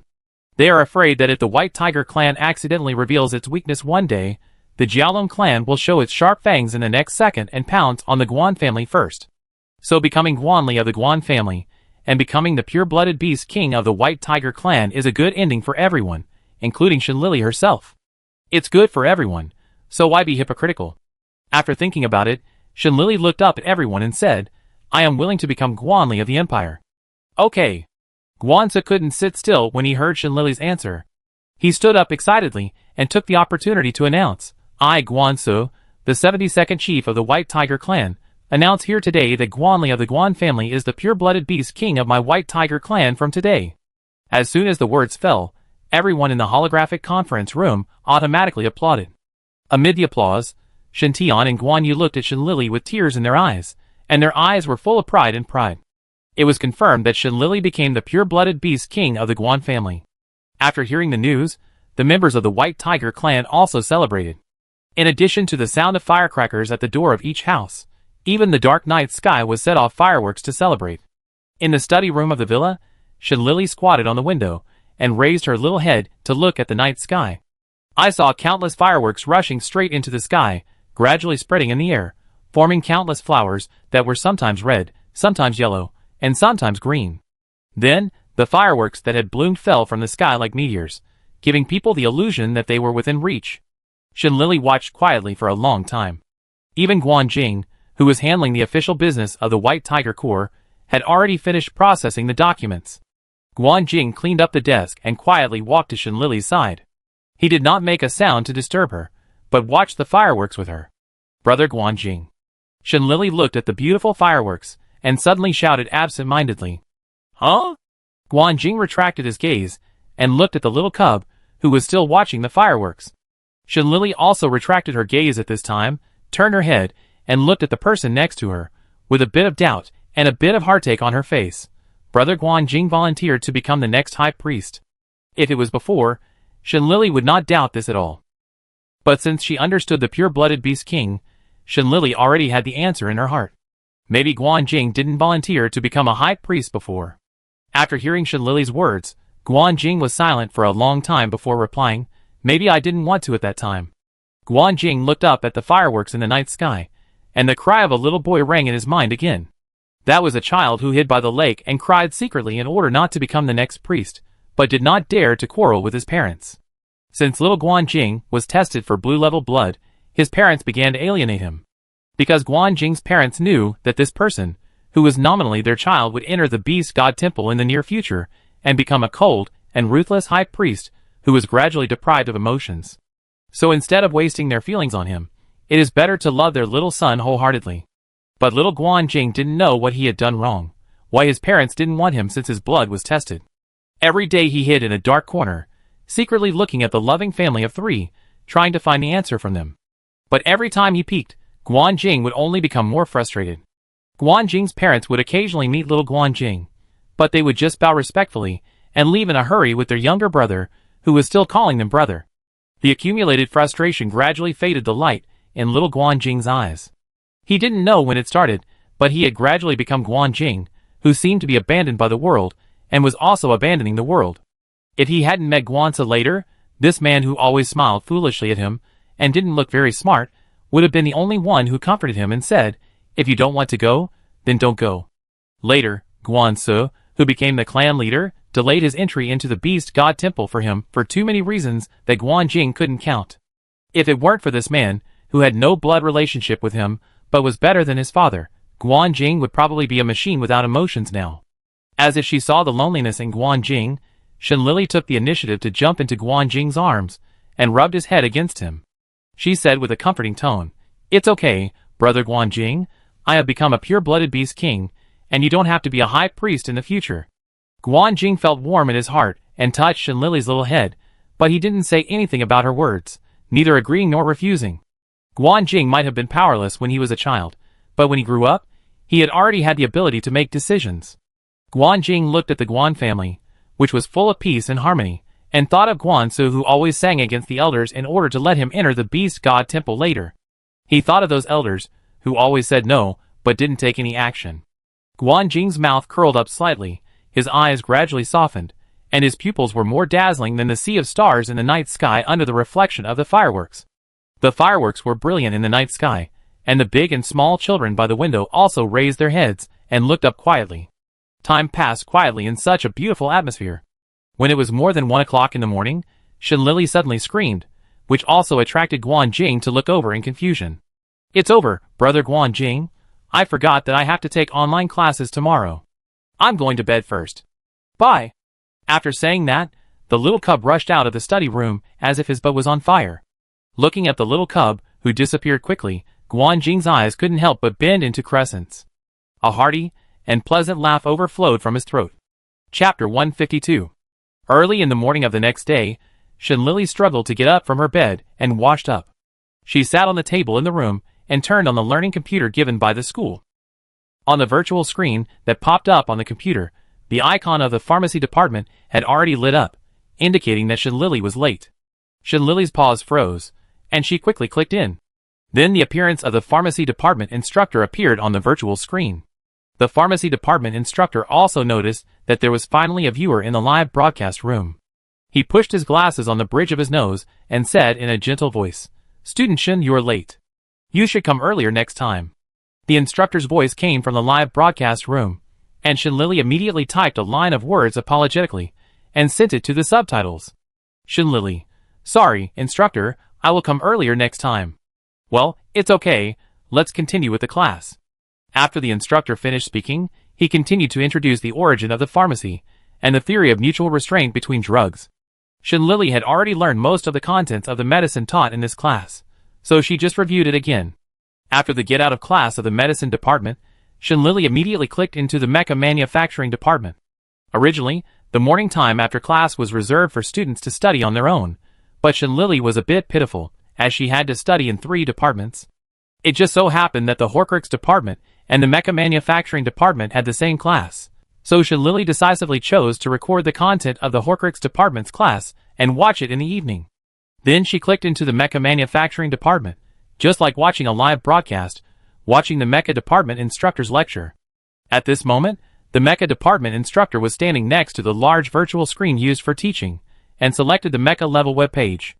Mecha level. Super SSS level equals God level Mecha SSS level equals Emperor level Mecha SS level equals King level Mecha S level equals General level Mecha equals Master level Mecha equals Advanced Mecha C level equals Intermediate Mecha D level equals Primary Mecha. Mechas are also divided into levels. The highest level is the Super SSS God level Mecha. But this type of mecha is equivalent to the existence of a national treasure, and even the teacher has never seen what it looks like. When the mecha instructor said this, he couldn't help but sigh with regret. There is a legend that everyone knows that once a mecha reaches the god level, they will evolve into mechanical life.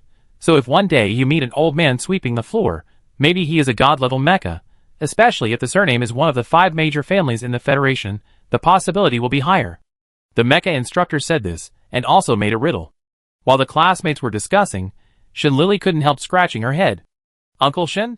Could it be that his grandfather was a god level mecha? No, but he gave birth to his father, which means the probability is not high. It seems that when I return to the Federation, I should observe more uncles in the tribe. Maybe one of them is a god-level mecha. Shinlili's eyes lit up, and she always felt that the door to a new world was opened. When the class of the mecha department was over, Shinlili wanted to give a reward reflexively. She searched for a long time, but couldn't find the reward button, and then she realized that she was in class. Shinlili, who almost laughed at herself, yawned and stretched. Thinking that there were classes in the afternoon, Shinlili finished a bottle of nutrient solution, and went back to bed to catch up on sleep. At this time, I had to indie Shinkai-yun, because the courses of the command department and the individual soldier department were in the afternoon, so even if he stayed up late to play games last night, he could still sleep until noon. Shinlili hummed indignantly, then closed her eyes, and went to sleep. Sister, get up and go to class. Why are you so lazy? It's already afternoon, and you're still sleeping? Shinkai-yun, who was full of energy, knocked on the door of Shinlili's bedroom, ready to take online classes with his sister. Shinlili, sometimes, I really want to throw this brother away. After opening the door to let Shinkai-yun in, Shinlili was too lazy to wash her face. Anyway, the teacher couldn't see her face. After being disliked by Shinkai-yun, the brother and sister started the first command class in the afternoon. During the Song dynasty of ancient Earth, the famous General Yu Fei, who fought 126 battles in his life without a defeat, created countless classics of command and combat. The reason is that he read a lot of military tactics, and was eager to learn. The instructor of the command department seemed to admire Yu Fei very much, and almost the entire class was about Yu Fei. So Shinlili always felt like watching a live broadcast of a large fan praising their idol. These 2 books, Sun Tzu's Art of War, and Wu Zi's Art of War, are your homework today. I will check your recitation tomorrow. Okay, get out of class is over. The instructor of the command department said, and directly closed the light computer live broadcast. After class, Shinlili searched for these 2 books, put them in the bookshelf, and then looked up at Shinkai-yun next to him. He was still playing light computer games. You don't recite? Shinlili looked at him puzzled. No, I can recite these 2 books by heart. Shinkai-yun raised his mouth proudly, with an expression that everyone was his younger brother. As the heir of the Shin family, he would be trained in this knowledge since childhood. So let alone these 2 books, Shinkai-yun can basically recite any book about commanding a battle. Shinlili's mouth twitched, and she rolled her eyes in annoyance, but she didn't say anything. The second class in the afternoon was finally the class of the individual soldier department that Shinlili was looking forward to the most. In order to prepare for this class, Shinlili even took out the C-class mecha awarded by the school and wiped it. Shinkai-yun, who was watching this action, scratched his head and looked like he wanted to say something but stopped. Sister, class is about to start. What are you doing? Shinkai-yun finally couldn't help asking. Wipe the mecha, didn't you see it? I need it in class later. Shinlili looked at Shinkai-yun inexplicably. Shinkai-yun, This time, Shinkai-yun was the one who spoke inexplicably. He asked speechlessly with a twitching mouth, Who told you that you must drive a real mecha for the individual soldier course? Then what else should I prepare for the individual soldier course? Shinlili stopped wiping the mecha and looked at Shinkai-yun in confusion. Of course I have to prepare this. Shinkai-yun took out the Star Network cabin that Bai Zhou gave him yesterday from the space button. Shinlili looked at the Star Network cabin on the floor, then looked at Shinkai-yun, and then said with disdain, Shinkai-yun, that's enough, who are you trying to fool?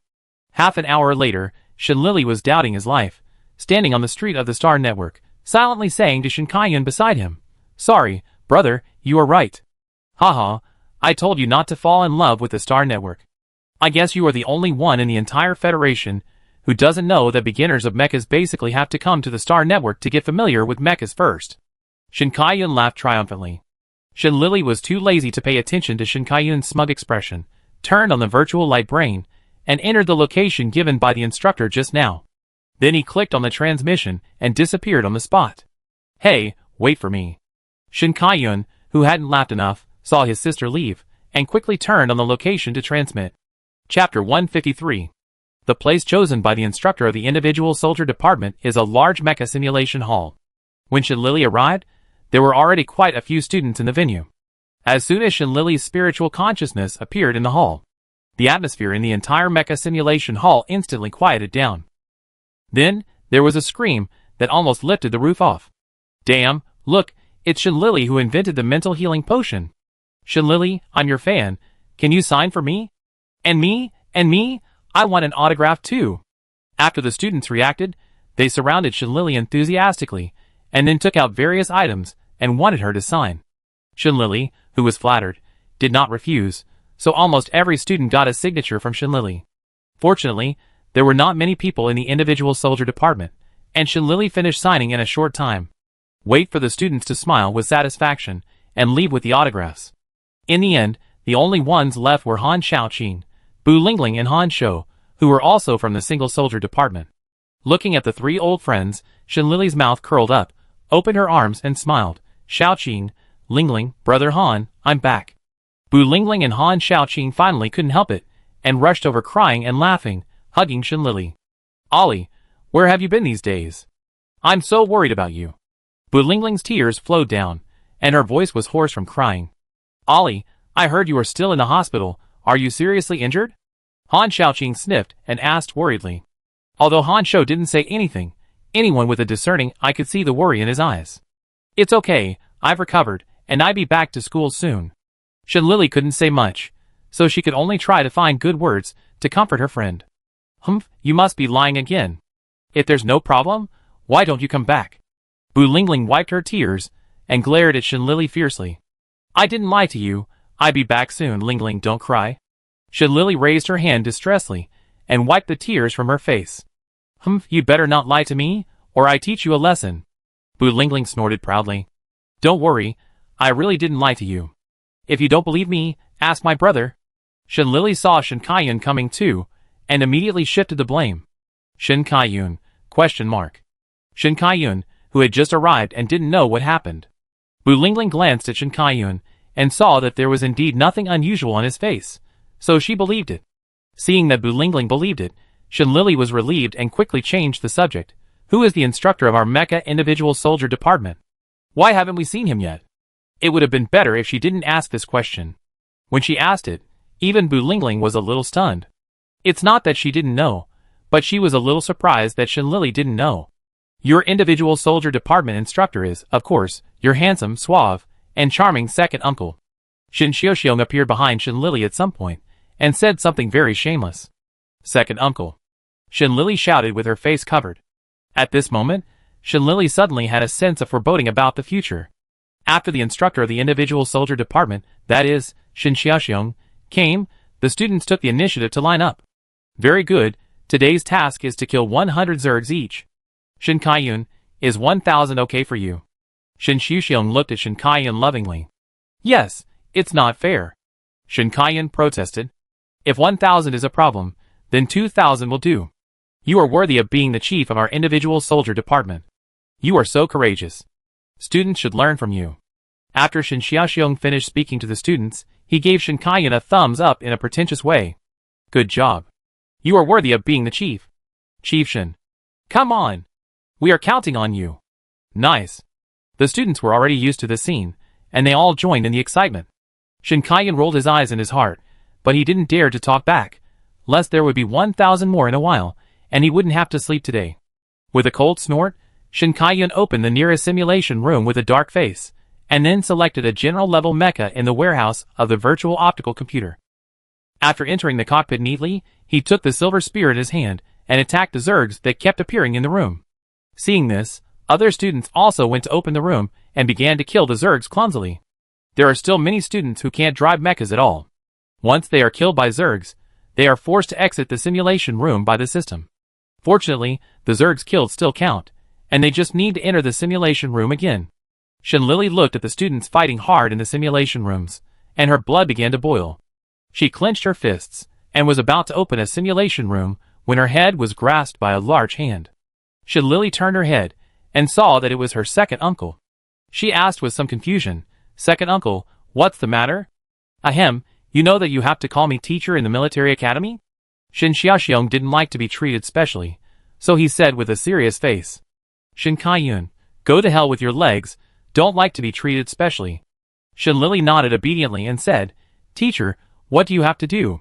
"Ollie, it's your first time to drive a mecha today, don't try too hard, just do your best." Shin Xiaoxiong touched his niece's hair distressfully. Shinlili didn't force herself, nodded obediently, and then said with some worry, "Will the second brother have too many 20 times more than us?" "Him?" When Shin Xiaoxiong mentioned Shin Kaiyun, the gentle look on his face instantly changed to an expression of disgust. It was as if he saw a second-rate guy who was hated by everyone and dogs, and it was good enough that he didn't kick him.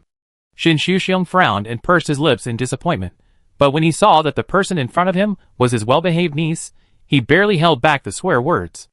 "Ollie, don't worry, your second brother is the lazy donkey of the production team. He won't move unless he is whipped. You know, with your brother's talent, if he tries hard, it is not impossible for him to have a super SSS physique." The more Shin Xiaoxiong talked, the more he felt that the 2,000 just now were too few, and he would order 1,000 next time. Shinlili shuddered for Shin Kaiyun for some reason, and didn't dare to ask Shin Xiaoxiong again. She always felt that if she continued to ask, her second brother's future life would probably be more fulfilling. Chapter 154. Shinlili sympathized in her heart, and silently said amen for Shin Kaiyun. Then she said goodbye to Shin Xiaoxiong, and walked into an empty simulation room. When she was outside, the simulation room looked very small, but after entering, she found that the space inside was as big as a playground. Shinlili looked at the 3-minute countdown on the virtual screen in front of her, and there was no time to study it, so she directly opened them all on the virtual optical computer.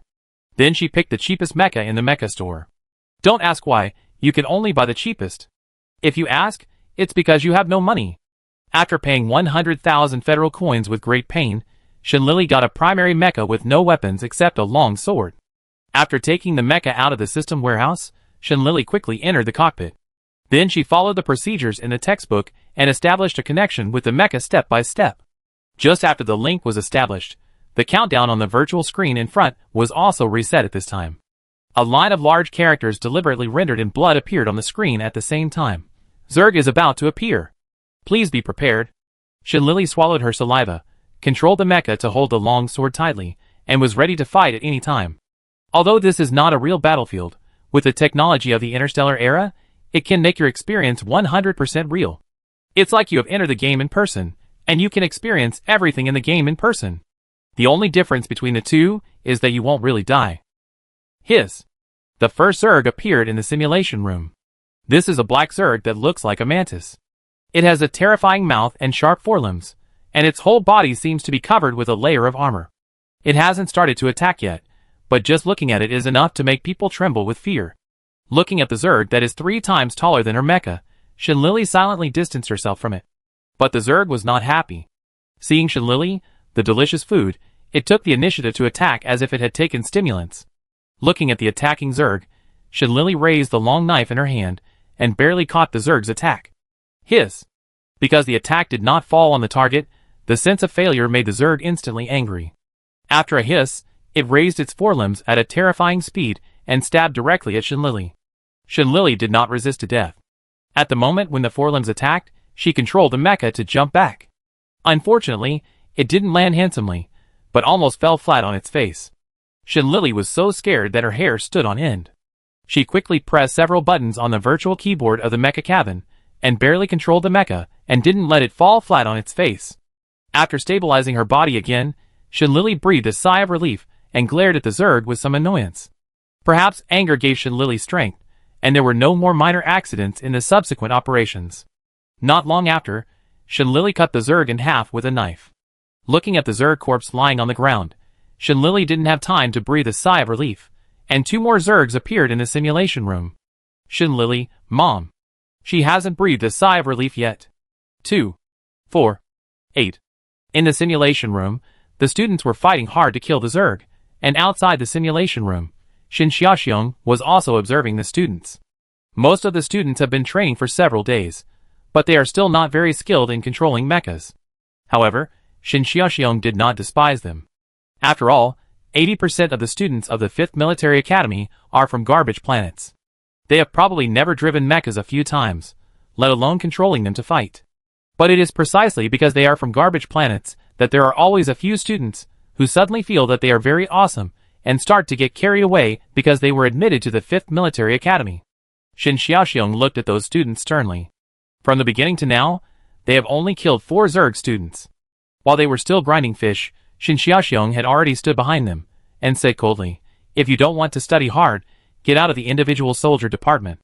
If you don't want to be a soldier, get out of the 5th Military Academy. You are sent to the military academy to protect the people and your country in the future, not to enjoy yourself. If you have this idea, go back to farming early, maybe you can get rich."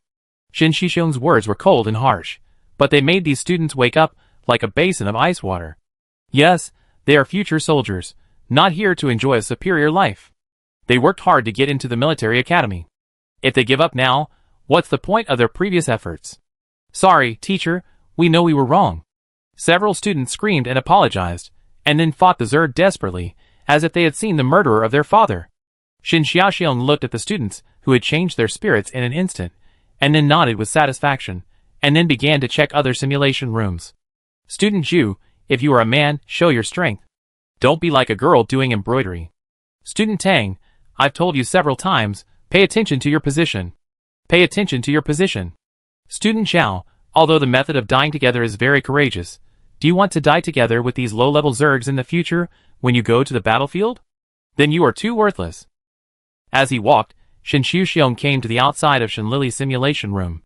Looking at Shin Lily in the simulation room, although her movements were still a little unfamiliar, she could kill a Zerg with one knife. Shin Xiaoxiong's eyes were full of pride, and the corners of his mouth curled up unconsciously. "Student Shin Lily, you did a great job, beautiful. Wow! You have improved again. That's right, that's it. Oh! It's worthy of being Shin Lily. Great." Shin Xiaoxiong changed his previous poisonous tongue, and said beautiful words as if they were free. Shin Lily was a social death, but the students in the simulation room around her were envious. Shin Xiaoxiong reminded him again not to get too tired, and then he walked to the next simulation room with a feeling of unsatisfied desire. Wherever he went, there was a burst of poisonous mental blows. Finally, Shin Xiaoxiong came to the outside of Shin Kaiyun's simulation room. Looking at the number of 965 Zergs killed on the screen, Shin Xiaoxiong nodded with satisfaction and said, "Well done, classmate Shin Kaiyun. Others only have 20 to 30 Zergs, and you have almost 1,000. It seems that 3,000 Zergs will basically satisfy you next time." Shin Xiaoxiong finished speaking with emotion, and as expected, he heard Shin Kaiyun vomiting blood in anger. With a gloating smile, Shin Xiaoxiong finished his work with satisfaction. Chapter 155. The mecha that Shin Lily bought for 100,000 federal coins in the simulation room has been broken beyond recognition after a long battle. Every time the mecha was damaged, Shin Lily's heart seemed to be hurt as well. After all, she spent 100,000 federal coins to buy this mecha. As she felt the pain, Shin Lily's attacks became more fierce. She had almost spent all her savings to refine SSS mental healing potions before, and now she only had about 100,000 federal coins left. Today, she bought this virtual mecha again, and her savings were close to zero. No money equals anxiety plus irritability plus anger plus wanting to kill insects. So this accidentally superimposed poor dog buff made Shin Lily's attack power reach 200%. Before the mecha completely fell apart, Shin Lily finally succeeded in killing the last Zerg. At the moment of the Zerg's death, this mecha, which was physically disabled but strong-willed, finally began to strike because it could not bear the huge workload.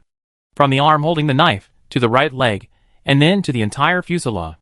This mecha was born only 1 day ago, but it seemed to have worked hard for a lifetime. At this moment, it gradually collapsed like a domino. After a deafening roar, at the top of the mecha ruins, a mecha head with bald skin was suddenly pushed away by someone. Then Shin Lily climbed out of the mecha cabin alone with difficulty. After she stood trembling on the floor, Shin Lily said to the mecha that had become a mountain of garbage, "Thank you, Old friend, I will not forget your sacrifice, amen. After that, Shinlili walked out of the simulation room. Don't ask her why she, as a mecha master, didn't repair this mecha. Shinlili thought about this and took another look. The system gave a repair fee of up to 10 million. Even if she bought the materials for the repair, the budget for the mecha materials alone would cost millions of federal coins. No matter which of these two choices, Shinlili wished she was blind. Too shady. Too shady. The repair fee of a mecha of 100,000 is enough for her to buy several mechas.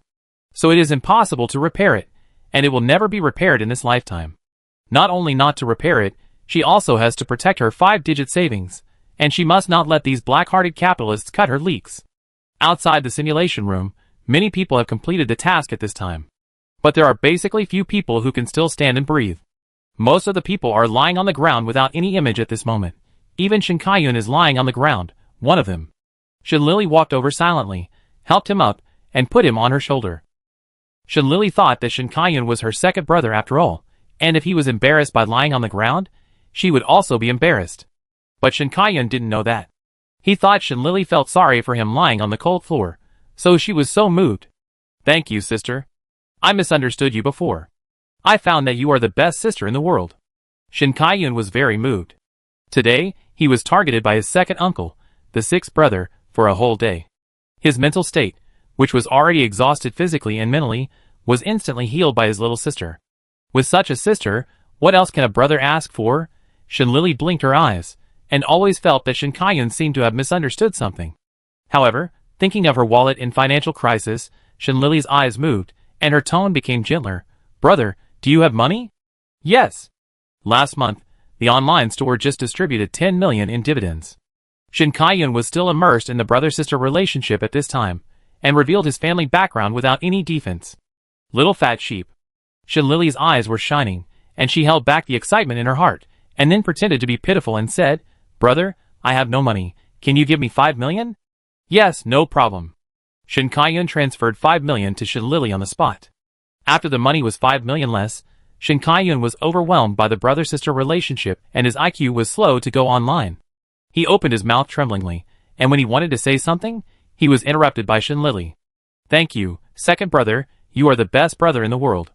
Shinlili said coquettishly in a sweet voice. Especially the last call of brother, how sweet it could be. Shin Kai-yun's mouth trembled even more. The double blow of physical and mental made him roll his eyes, and faint completely on Shinlili's shoulder. Feeling the sudden weight on his shoulders, Shinlili touched her nose with a guilty conscience. This silly man is her second brother after all. She can't be too harsh when she tries to fleece him. What if he freezes to death? Wouldn't it be a big loss? Thinking of this, Shinlili transferred back 4 million and sent a message to his light brain. Brother, I lend you 1 million temporarily, and the borrowed money will be deducted from the store's bonus next month. After doing all this, Shinlili felt a little emotional that she was really a peerless good sister. After all the cadets completed their tasks, the class of the individual soldier department also came to an end. Shin Xiaoxiong used his brain to check everyone's records in the simulation room, nodded with satisfaction and said, Today's class is over, see you tomorrow. Teacher, see you tomorrow. The students said the most insincerity in unison. After the disbandment, everyone logged off at the speed of light. Shinlili said goodbye to her second uncle, and also logged off. After waking up from the Star Network cabin, Shinlili jumped out of the cabin, raised his paw and patted it, and the Star Network cabin next door shouted, Second brother, get up and have dinner. No. Shin Kai-yun was angry. If he still hasn't reacted now that he was tricked by his sister, then he is really a pig. Okay, look at your brain, how old you are, and you are still angry with your sister. Shinlili rolled her eyes in disgust. Shin Kai-yun glanced at Shinlili, opened the light brain with doubt, and then saw the transfer and Shinlili's message. Seeing that the property was saved, he was revived instantly, jumped up from the Star Network cabin excitedly, picked up Shinlili and rubbed her little head and said, Oh, it turns out that my sister still loves me. That's right, I am the best sister. Shinlili's mouth curled up and proudly raised her chest. Then best sister, it's okay to increase the online store dividend by another 5% for me. Shin Kai-yun's eyes lit up. No. Can't. Shinlili looked at Shin Kai-yun with a smile, and said slowly word by word. Shin Kai-yun, How many degrees of fever did he have before that he thought this scumbag was the best sister in the world? Chapter 156. The brother and sister came to the restaurant with a lot of fun. As soon as they came in, they found that in addition to Guanjing, even Guansu was there. Uncle, brother Guanjing. The brother and sister called politely. Guanjing heard the brother and sister's voices and nodded with soft eyebrows. Be good, sit down.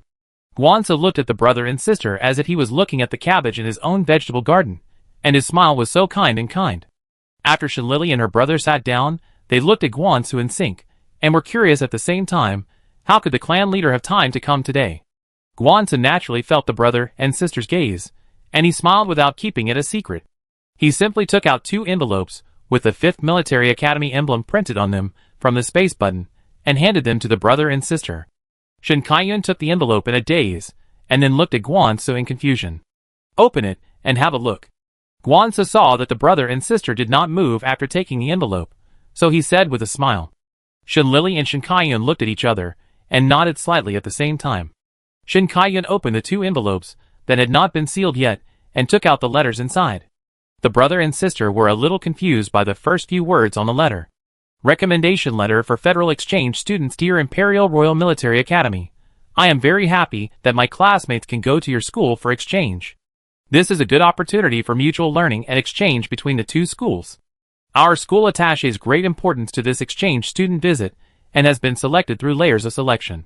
I think Shenlili and Shen Kaiyun are suitable candidates for exchange students with your school. I hereby recommend them and hope that your school will accept them. I would like to express my heartfelt thanks on behalf of the Academy. After the 2 siblings finished reading the letter, Guansu began to explain. Every year, the Empire and the Federation have a 1-week exchange student opportunity. This year, you 2 happen to be in the Empire. We old guys discussed and decided to give you 2 the opportunity. What do you think, Ali? If not, I will help you refuse. The Imperial Royal Military Academy is the top military school in the Empire. It goes without saying how terrible the teachers are. I heard that as long as you pass the assessment, you can get a generous reward from the school. And 1 year later, the Empire and the Federation will jointly hold a Military Academy freshman mecha competition that will affect all the major countries in the universe. If you take this opportunity to spy on the enemy situation of the strongest competitor, it seems that it would be a good idea. After Shenlili and Shen Kaiyun looked at each other tacitly, they both understood each other's thoughts, and then the corners of their mouths curled up at the same time. Uncle, my second brother, and I are willing to be exchange students. Shenlili raised her paw to agree. Shen Kaiyun also nodded. Okay, then it's settled. Go to bed early tonight. Tomorrow, Uncle will let Guanshen take you to school.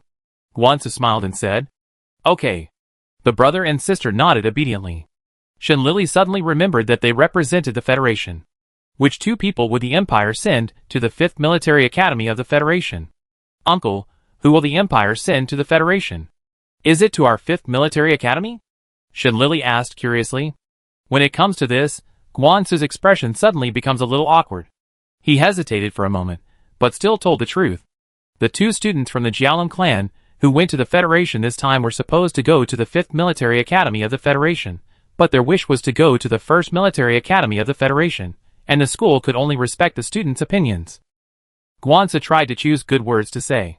The truth is that the 2 Jialum clan students almost said that the 5th Military Academy was worse than a pile of dog shit. After all, the students of the 5th Military Academy basically have bad backgrounds, and you can't learn anything from them. The Imperial Royal Military Academy also loves its own students, so it turned a blind eye to the behavior of the 2 students.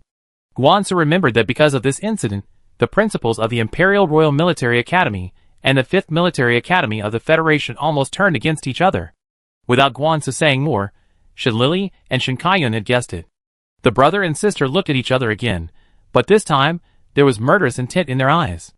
After dinner, Shenlili's room. The brother and sister sat on the bed and the chair, waiting for the other to speak first. After a while, Shenlili spoke first. Tell me, shall we kill these bastards of the Jialum clan? Shenlili's eyes were cold. Kill! We must kill. Shen Kaiyun said firmly without hesitation. How to kill? Kill directly or tactfully. Shenlili's eyes were fierce. I be direct, you be tactful. Shen Kaiyun's mouth curled up with a cold smile. Okay. Now go to sleep and conserve your energy. Get ready for tomorrow's battle. Shenlili clapped his tiger claws and made the decision. Before going to bed, I have to do something first. Shin Kai-yun took out his computer and started editing information. Shin Lily was full of questions. Do you still need to make a plan? Shin Lily asked tentatively. She felt that he was worthy of being her brother. He had to make a plan to slap the students of the Jialong clan. Wait a minute, it will be ready soon. Shin Kai-yun wrote furiously. After a while, Shin Kai-yun finished editing the information and sent the virtual screen to Shin Lily. As soon as she saw the content of the letter, Shin Lily almost thought she had read it wrong.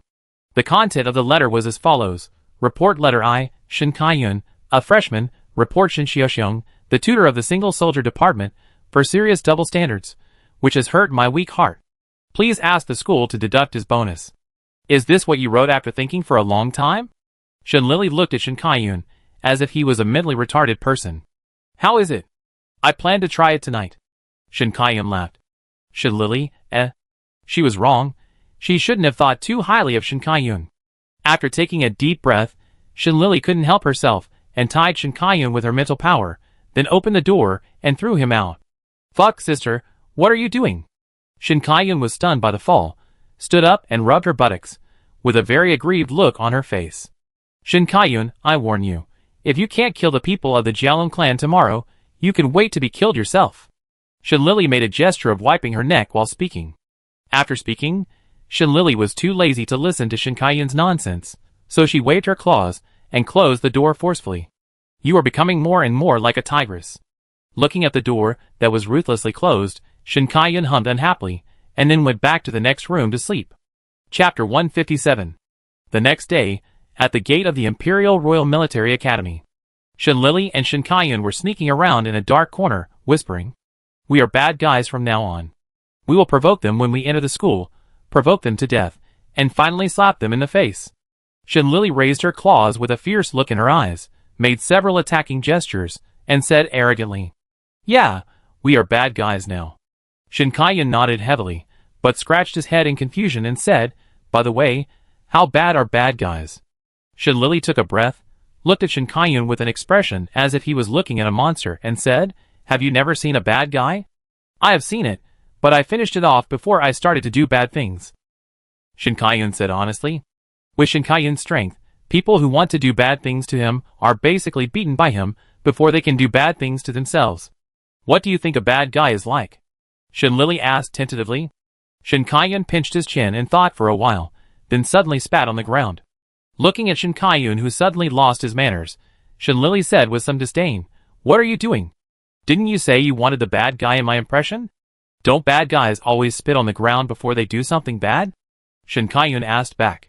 Shin Lily thought about it, and found it quite reasonable, so she nodded and said, Go on. Leave the women here, and kill all the men. Shin Kai-yun looked wretched. No, we are not bandits. Shin Lily shook her head. Hand over your credit points. Otherwise I kill you. Shin Kai-yun made a gesture of wiping his neck while speaking. No, we're not robbing. Shin Lily rolled her eyes. Shin Kai-yun scratched his head, and felt that it was hard to be a bad guy. Shin Kai-yun suddenly thought of another idea, and immediately raised his chin, looking at Shin Lily with disdain, and said, You are all garbage. That's okay, but second brother, we only target the Jialong tribe, and I'm afraid this will cause public outrage. Shin Lily frowned and hesitated. Shin Kai-yun, He suddenly didn't want to be a bad guy anymore, and it was hard to be a bad guy. Shin Lily was also a little depressed. She had never been a bad guy. Cousin, what are you doing? We're going to school. Guanchen saw that the school gate was open, and his cousin were still hiding in the corner, and didn't come out, so he could only shout helplessly.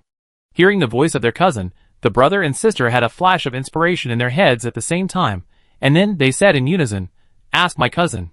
After making a decision, Shin Lily jumped into Shin Kai-yun's arms, waved her claws enthusiastically at Guanchen and responded, Big cousin, we are here. When the brother and sister came to Guanchen, Shin Kai-yun suddenly hugged Guanchen's neck and asked in a low voice, Big cousin, do you know any way to provoke the Jialong clan? It's best to be very embarrassing. Why ask this? You are not going to do anything bad, are you? Guanchen did not answer Shin Kai-yun's question first, but looked at the big and small in front of him with a suspicious face. Shin Kai-yun and Shin Lily looked at each other with some guilt, and both shook their heads wildly at Guanchen. No, how could we do bad things? Shin Kai-yun scratched the back of his head, and smiled guiltily. That's right, we only do good things. Lily said this, but her eyes were so guilty that she only dared to look up at the sky. Heh. Guanchen sneered and didn't believe it at all, but he didn't say much. Instead, he pretended to talk to himself. I heard that the Jialong tribe hates others calling him spicy strips the most. I don't know if it's true or not. Cousins, you must not try it. Yeah, we know. When Shin Kaiyun and Shin Lily heard the first sentence, their eyes lit up at the same time. After looking at each other, they both nodded excitedly. As for what the cousin said later, sorry, the wind was too strong and they couldn't hear it. After that, the brother and sister followed Guanchen and went to the office to do the handover procedures for the exchange students. When doing the handover procedures for Shin Kaiyun, the teacher of the Imperial Military Academy had a cold face throughout the whole process, looking emotionless.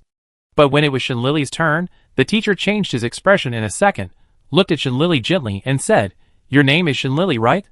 Shin Lily blinked in confusion and said, "Yes, teacher." "I see that you are also an orc. Why don't you transfer to the pharmacy department of our Imperial Military Academy? It is more suitable for you." The teacher looked like he saw a 1,000-year-old ginseng planted in the desert. His eyes were full of regret. When he heard that it was the pharmacy department, Shin Lily's eyes flashed with understanding, and he smiled apologetically and said, "Sorry, teacher, I am also a federal, so I will not transfer." "Well, okay, your handover procedures have been completed. If you are willing to come to the Imperial Military Academy in the future, you can always find me." After the teacher of the Imperial Military Academy finished speaking, he waved his hand with a trace of fatigue on his face. Seeing this, the three people took the initiative to leave. As soon as they walked out of the office, Guanchen let out the shot that had been suppressed in his heart for a long time. "Damn, my cousin is amazing. Do you know who that was just now?" Guanchen's mouth was like an egg.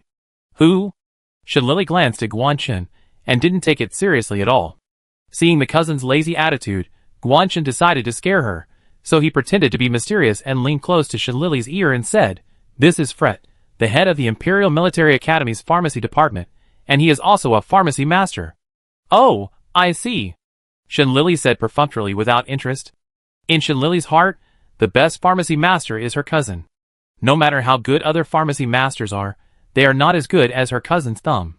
At this point, Shin Lily suddenly missed Zhang Qingyun, and she didn't know if her uncle missed her.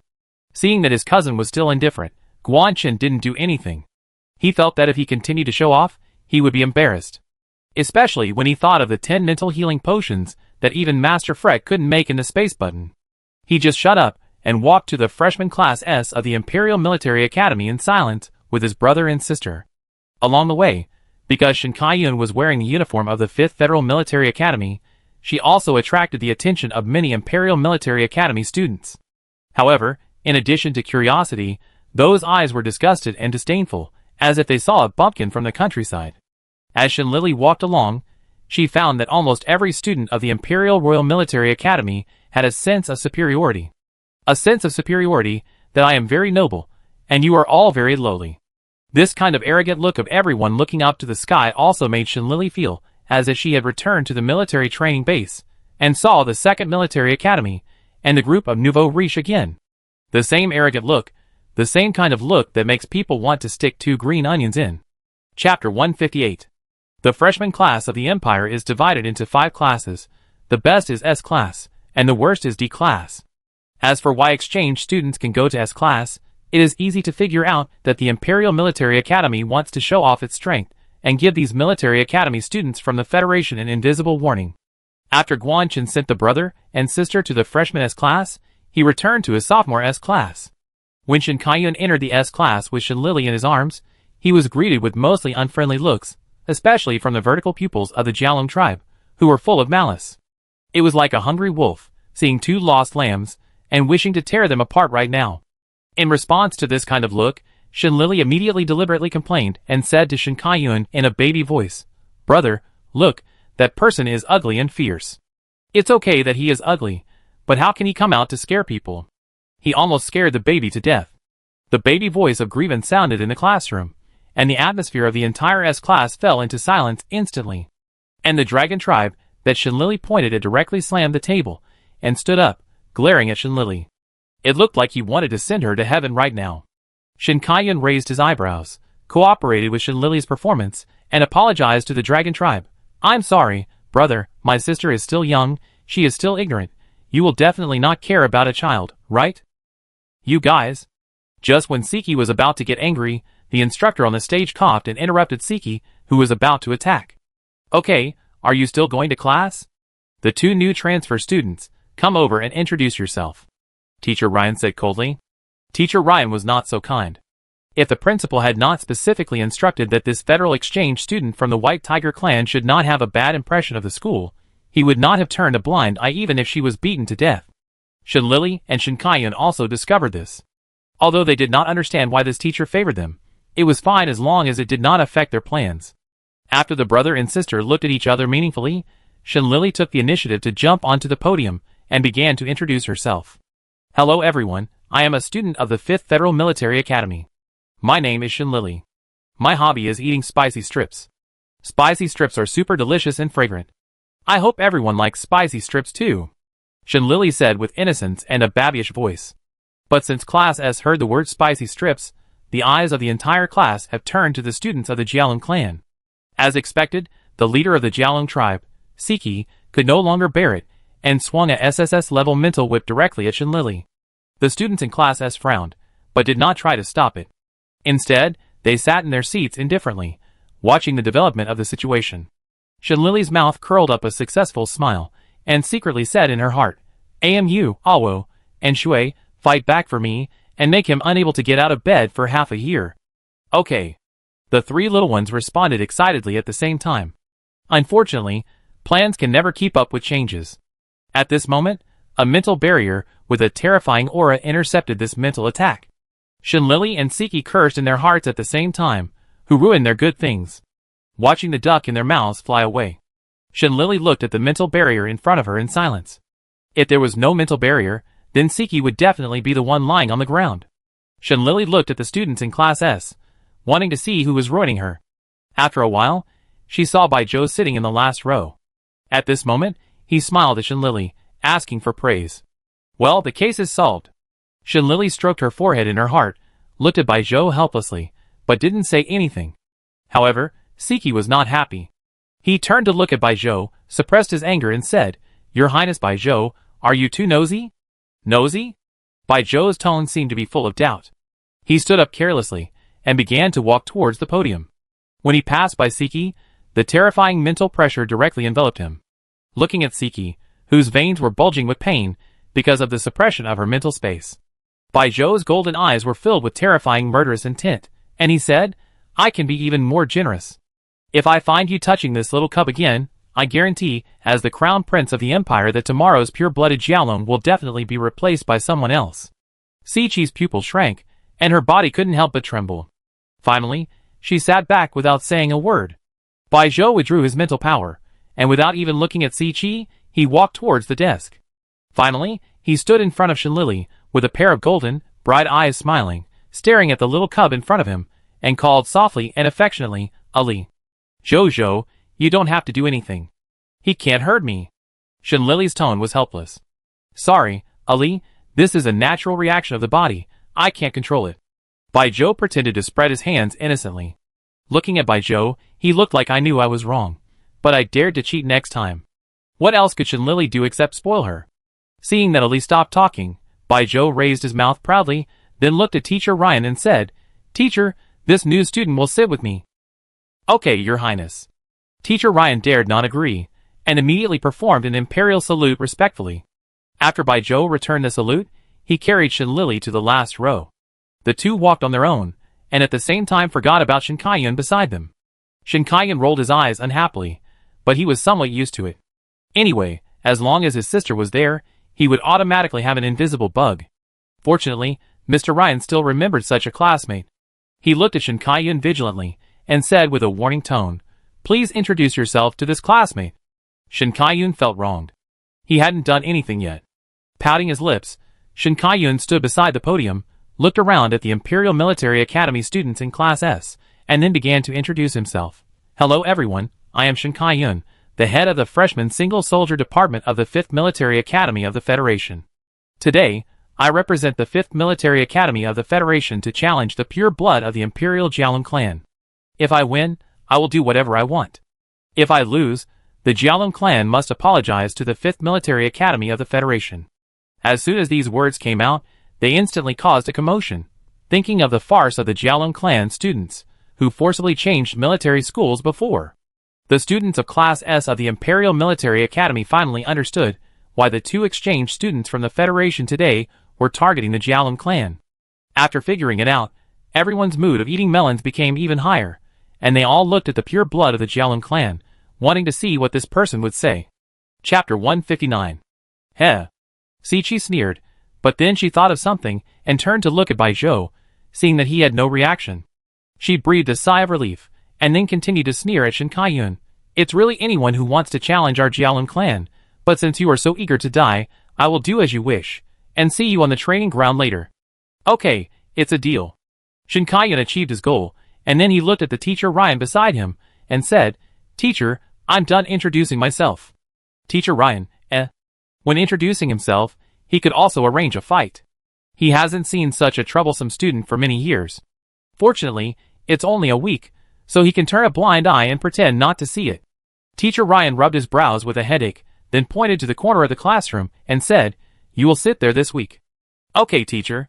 Shen Kaiyun nodded obediently, looking like a good boy who was innocent and harmless.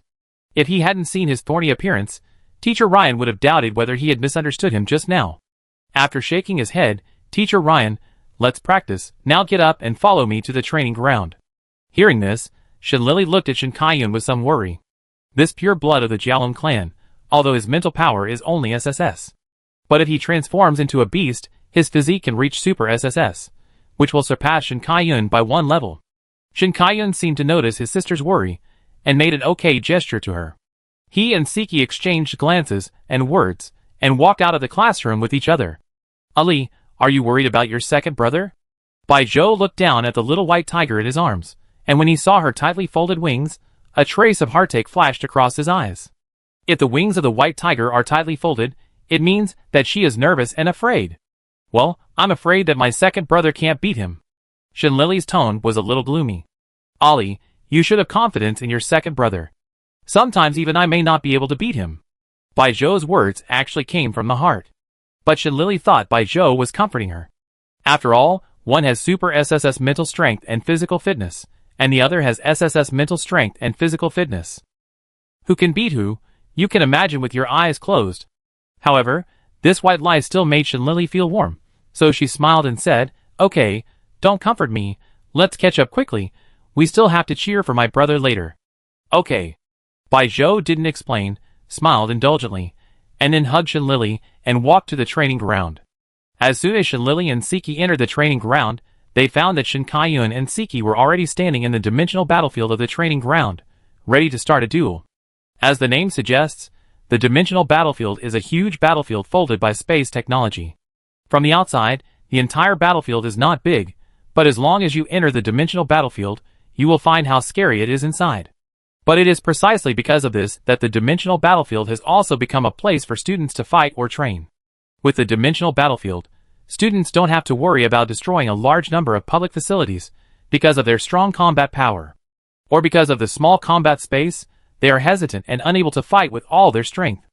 Outside the dimensional battlefield, the students of Class S were standing outside to watch. There were also some passers-by who were standing outside the dimensional battlefield, ready to watch the two people fight. Even some other classes, who were using the training ground, stopped to watch. Not long after, all the teachers and students in the entire training ground turned their eyes to the dimensional battlefield.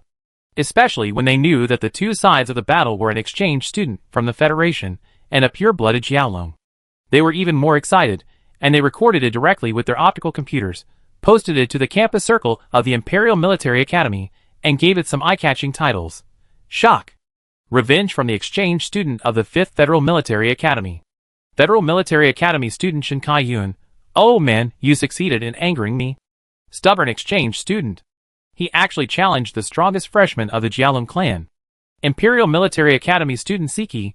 Oh man, you succeeded in attracting my attention. Federal Military Academy Shen Kaiyun versus Imperial Military Academy Siqi. Who will win or lose? Who will go up or down? Please stay tuned. For a while, the popularity of this post in the campus network of the Imperial Military Academy directly jumped to the top 3 of the hot list. The comments under the post increased rapidly at the speed of a rocket. A little prickly pear. Damn, am I seeing right? Are the Federal Exchange students this year so stubborn? And old goat, didn't the exchange students from the Jialong tribe look down on other people's alma mater and force them to switch to the first Federal Military Academy? I think no matter whose alma mater it is, they will definitely seek revenge on the Jialong tribe after being insulted like this. What a pity! I still think that the Federal Exchange students have little hope of winning. The sparrow will turn into a phoenix sooner or later, right? There's nothing to see. I bet a bag of spicy strips that the Federal Exchange students will lose. The whimpering meow. If you don't mention the spicy strips, I think the people from the Jialong tribe will be more moved. The fish head looking up at the stars. By the way, what is the spicy strips? Can you please explain it to me, seniors? The raccoon is convenient. Mian, this is about the origin of the Jialong tribe. I heard that before the Qinglong appeared, the Jialong tribe became the target of many predators because of its delicious meat.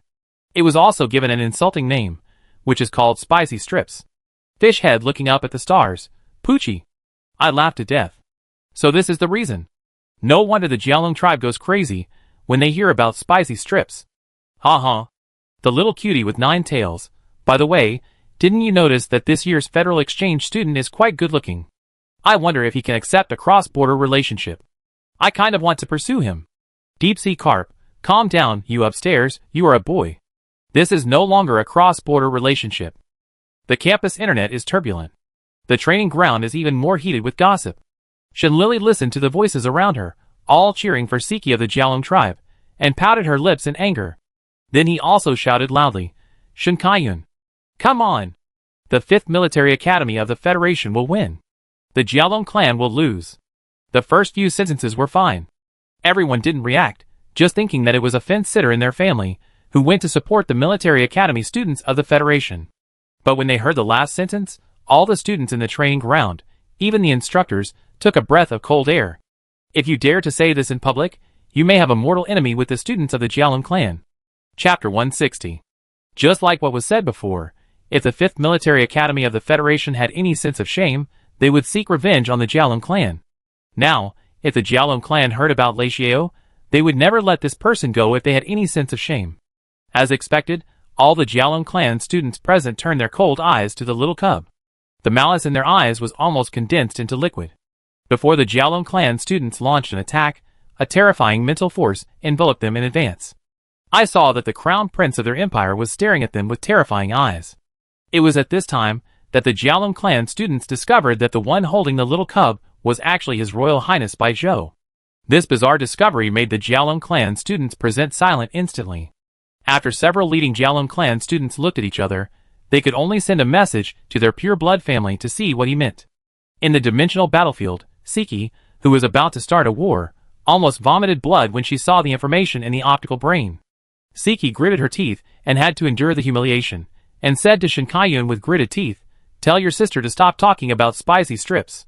As a condition, I will let those 2 Jialong exchange students apologize to the 5th Military Academy, otherwise my Jialong clan will never let you go." Is there such a good thing? Shen Kaiyun raised his eyebrows and immediately agreed to it, and sent a message to his sister through the optical brain. Little sister, the pure blood of the Jialong clan agreed to let those 2 Jialong exchange students apologize, and the euphemism can be temporarily cancelled. Soon, Shenlili on the other side of the optical brain replied. Okay. After reading his sister's message, Shen Kaiyun's mouth curled up slightly. Next, he just needed to kill her directly. Thinking of this, Shen Kaiyun looked up at Siki. The pair of eyes, that usually looked innocent and harmless now only had a horrified fighting spirit. Siki's eyes also turned cold. He couldn't do anything to the white tiger cub, but he would definitely make the man in front of him pay the price with blood. The auras of the 2 people were fully opened at the same time. The terrifying pressure even made the referee, Mr. Ryan, frown a little uncomfortable. He sighed helplessly again in his heart. If he had known it would be like this. When the principal pushed these 2 Federal Exchange students into Class S, he should have refused directly, so that there would not be these troubles now. It's a pity that there is no place to buy regret medicine. Teacher Ryan closed his eyes, took a deep breath, then suddenly opened his eyes and shouted, "Ready." Shen Kaiyun's eyes were cold and sharp, and a strong spiritual power surged in his body. Then an ice-colored spear gradually appeared in his palm. Siki saw the ice-colored spear that was the embodiment of spiritual power, and a trace of solemnity flashed in her eyes. She was no longer careless, and directly transformed into a beast. Siki's beast body was a dragon, with a total length of about 10 meters. The body was covered with hard scales, sharp conical fangs, large and round protruding eyes, a thick long tail, strong limbs, and 5-finger claws. The appearance was very similar to that of a dragon, and it could even be said to be exactly the same, but there was still one difference, that is, there were only 2 bumps on Siki's head, and there was no dragon horn symbolizing a dragon. But even if it was just a dragon, it was enough to intimidate everyone. No one knew whether Shinkayun was scared or not after Siki transformed into a beast, but everyone outside the dimensional battlefield almost took a breath of cold air at the same time. This is the closest dragon to a dragon. I didn't expect to have the chance to see it today. In addition to being afraid, everyone was also more excited. Almost everyone turned on the light computer to record, live broadcast, or take photos and record videos of the dimensional battlefield. Since Shinlili saw Siki's beast body, she looked at the dimensional battlefield more nervously, and she didn't even dare to move her eyes away. Second brother, come on! Shinlili clenched her claws, and prayed secretly in her heart. In the dimensional battlefield, after seeing that the two were ready, Instructor Ryan raised his right hand and swung it down fiercely, and shouted loudly, "Start!" As soon as the voice fell, Shinkayun attacked Siki quickly like a flash of lightning, and the ice-colored spear in his hand, like the sickle of the god of death, swung out a gloomy light. Siki also moved, and her thick tail swept toward Shinkayun like a long whip. Facing the attack, Shinkayun tapped the ground with his spear, took advantage of the force and flew into the air, perfectly avoiding Siki's attack. Then he twisted his waist in the air, holding the spear and pointing it at Siki's throat. Siki was not panicked. One claw grabbed Shinkayun, and the other grabbed his spear. Shinkayun narrowed his eyes slightly, dodged Siki's claws, and then continued to swing the spear in his hand, attacking him non-stop. Each move of the spear was fast and fierce, and each gun wind was terrifying and sharp. Because the speed of the gun was too fast, there was a burst of breaking air around. Unfortunately, Siki's current physique is Super SSS, and with the protection of scales, Shinkayun's spear, in addition to leaving marks on it, did not even hurt his fur. Shinkayun frowned, and more mental power flowed into the spear in his hand. Because of the influx of a large amount of mental power, the icy spear also looked colder and sharper. Siki's face finally became solemn at this moment.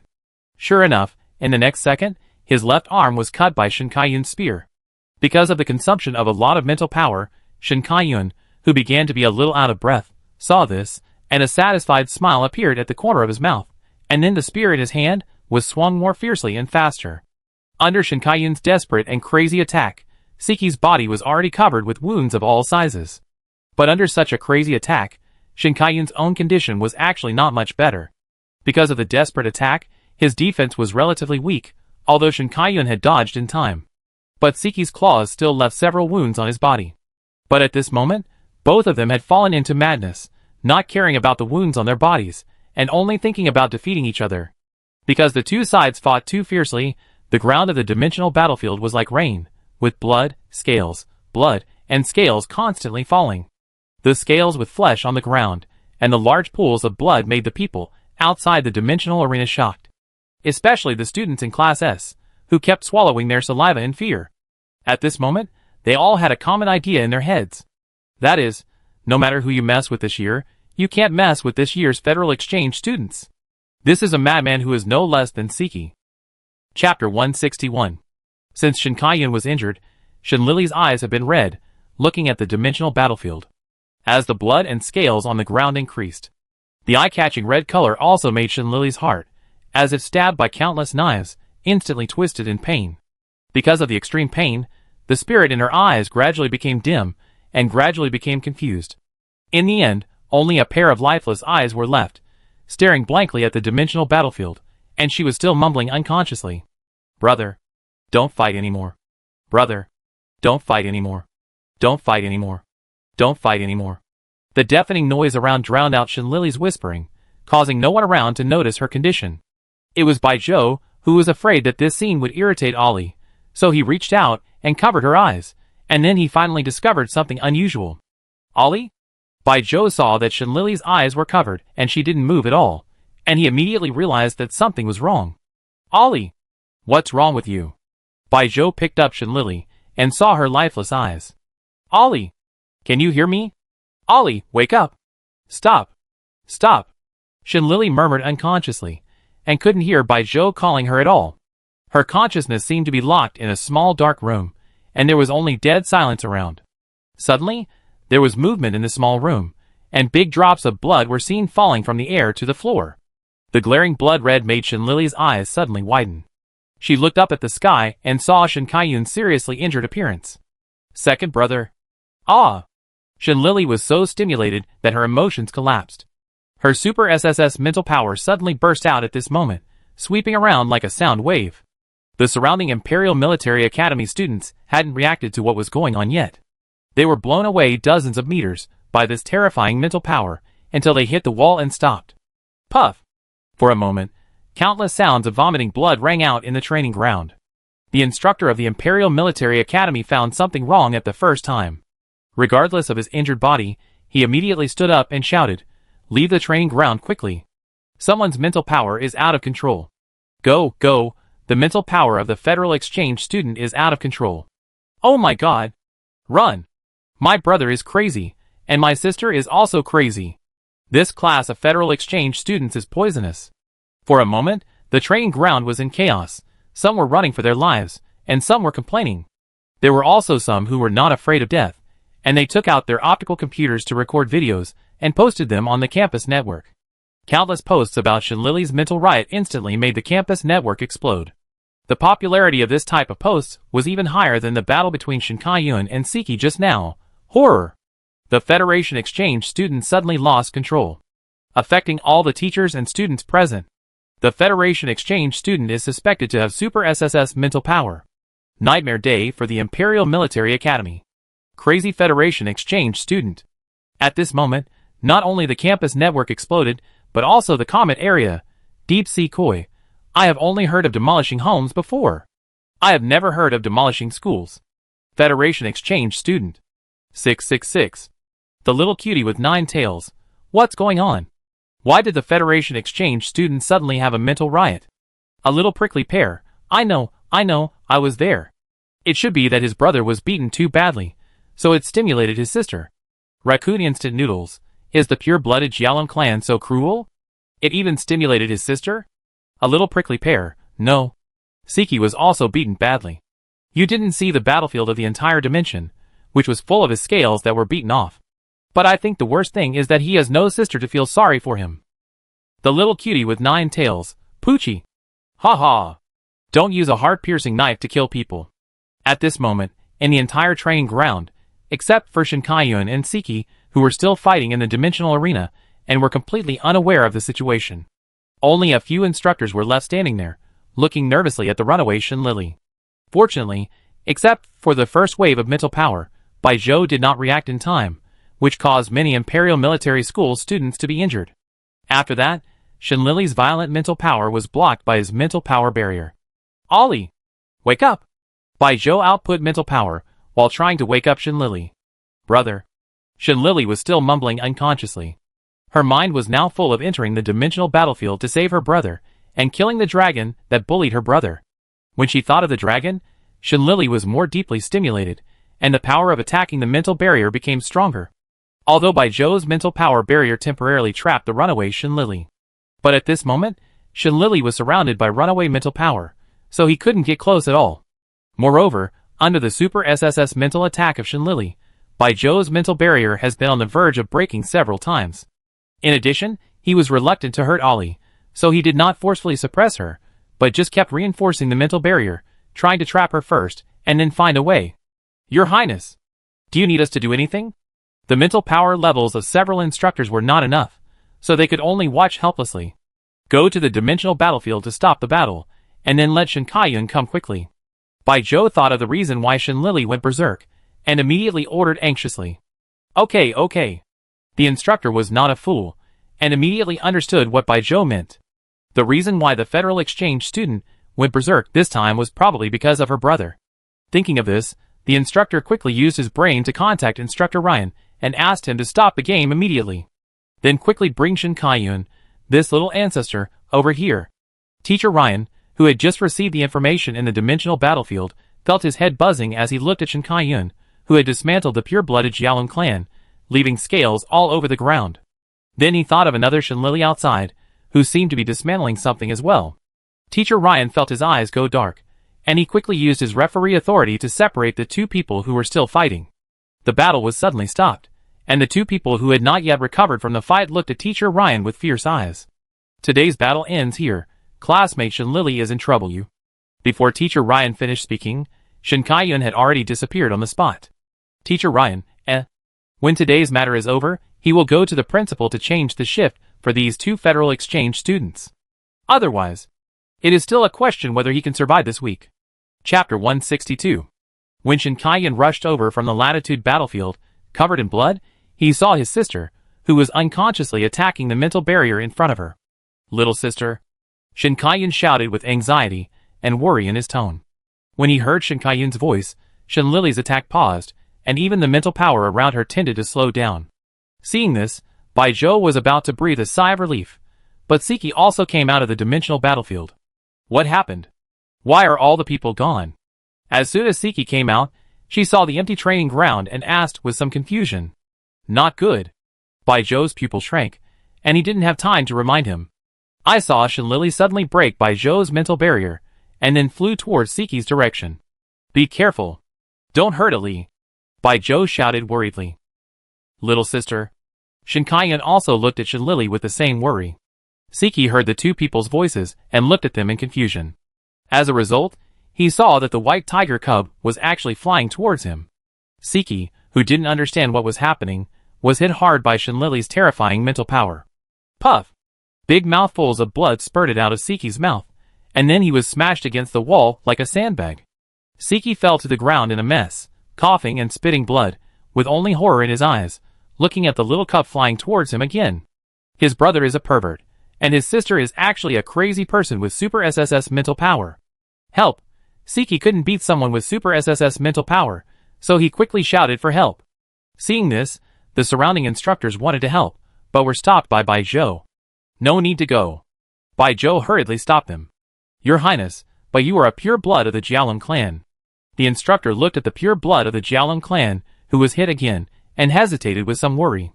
It's okay, you won't die. Baijiu seemed to have discovered something, and completely relaxed. He and Shin Kai-yun, who rushed over, looked at each other, and stood silently by the side watching the show. Fuck. Shin Kai-yun, are you still a human being? Take care of your sister? Siki was embarrassed again, dodging Shinlili's attack, and was about to ask for help from everyone. As a result, he found that Baijiu and Shin Kai-yun were actually watching the show on the side, and he was so angry that he cursed directly. My sister? Is my sister okay? Shin Kai-yun looked at Shinlili, who was slick and had a little messy hair at most, and blinked his eyes, and said innocently in confusion. Fuck. Of course your sister is fine, I'm in trouble, can't you see? Siki's mentality collapsed. Oh, you're in trouble? Shin Kai-yun exclaimed, covering his mouth as if he had just discovered it. Siki saw that he finally discovered it, and before she could breathe a sigh of relief, she heard his next words, and almost vomited blood. But you are not my sister, what does your trouble have to do with me? Shin Kai-yun asked back with a serious expression. You guys. Siki didn't have time to curse, but Shinlili's mental attack came again. Siki was tortured for a few minutes, and now there was no good meat on her body. Tell me, what are your conditions? Tell me quickly. Siki finally collapsed. Shin Kai-yun raised a smile and finally said casually, Can the Jialong clan apologize to my 5th military academy now? Say. Siki agreed without thinking. In the battle just now, did you win or did I win? Shin Kai-yun's eyes lit up. You win. Siki almost gritted her teeth and said these two words. So, do you or I pay for today's losses? Shin Kai-yun laughed. I pay. I pay. Okay. Siki stared at Shin Kai-yun with tears in her eyes, shaking with anger. He had never seen such a shameless brother and sister in his life. Shin Kai-yun saw such a miserable Siki, and he touched his nose with a guilty conscience, and then ran over and hugged Shinlili, who was about to attack. Little sister, enough, no more fighting. Shin Kai-yun hugged Shinlili tightly with both arms, and gently comforted her. Shinlili seemed to be comforted, and slowly calmed down. Siki also breathed a sigh of relief when she saw this. He was finally safe. After the situation was under control, Shin Kaiyun was obviously very happy in her heart, but she pretended to be disgusted and said, "Wouldn't it be fine if it was like this earlier? You still have to suffer so much physical pain. I really don't understand you young people." As a result, there was another sound of vomiting blood. The pure blood of the Jialong clan was finally angered by the brother and sister and fainted. Shin Kaiyun, This pure blood of the Jialong clan is too fragile. Shin Lily, who was in the arms of her second brother, forgot to pretend at this moment.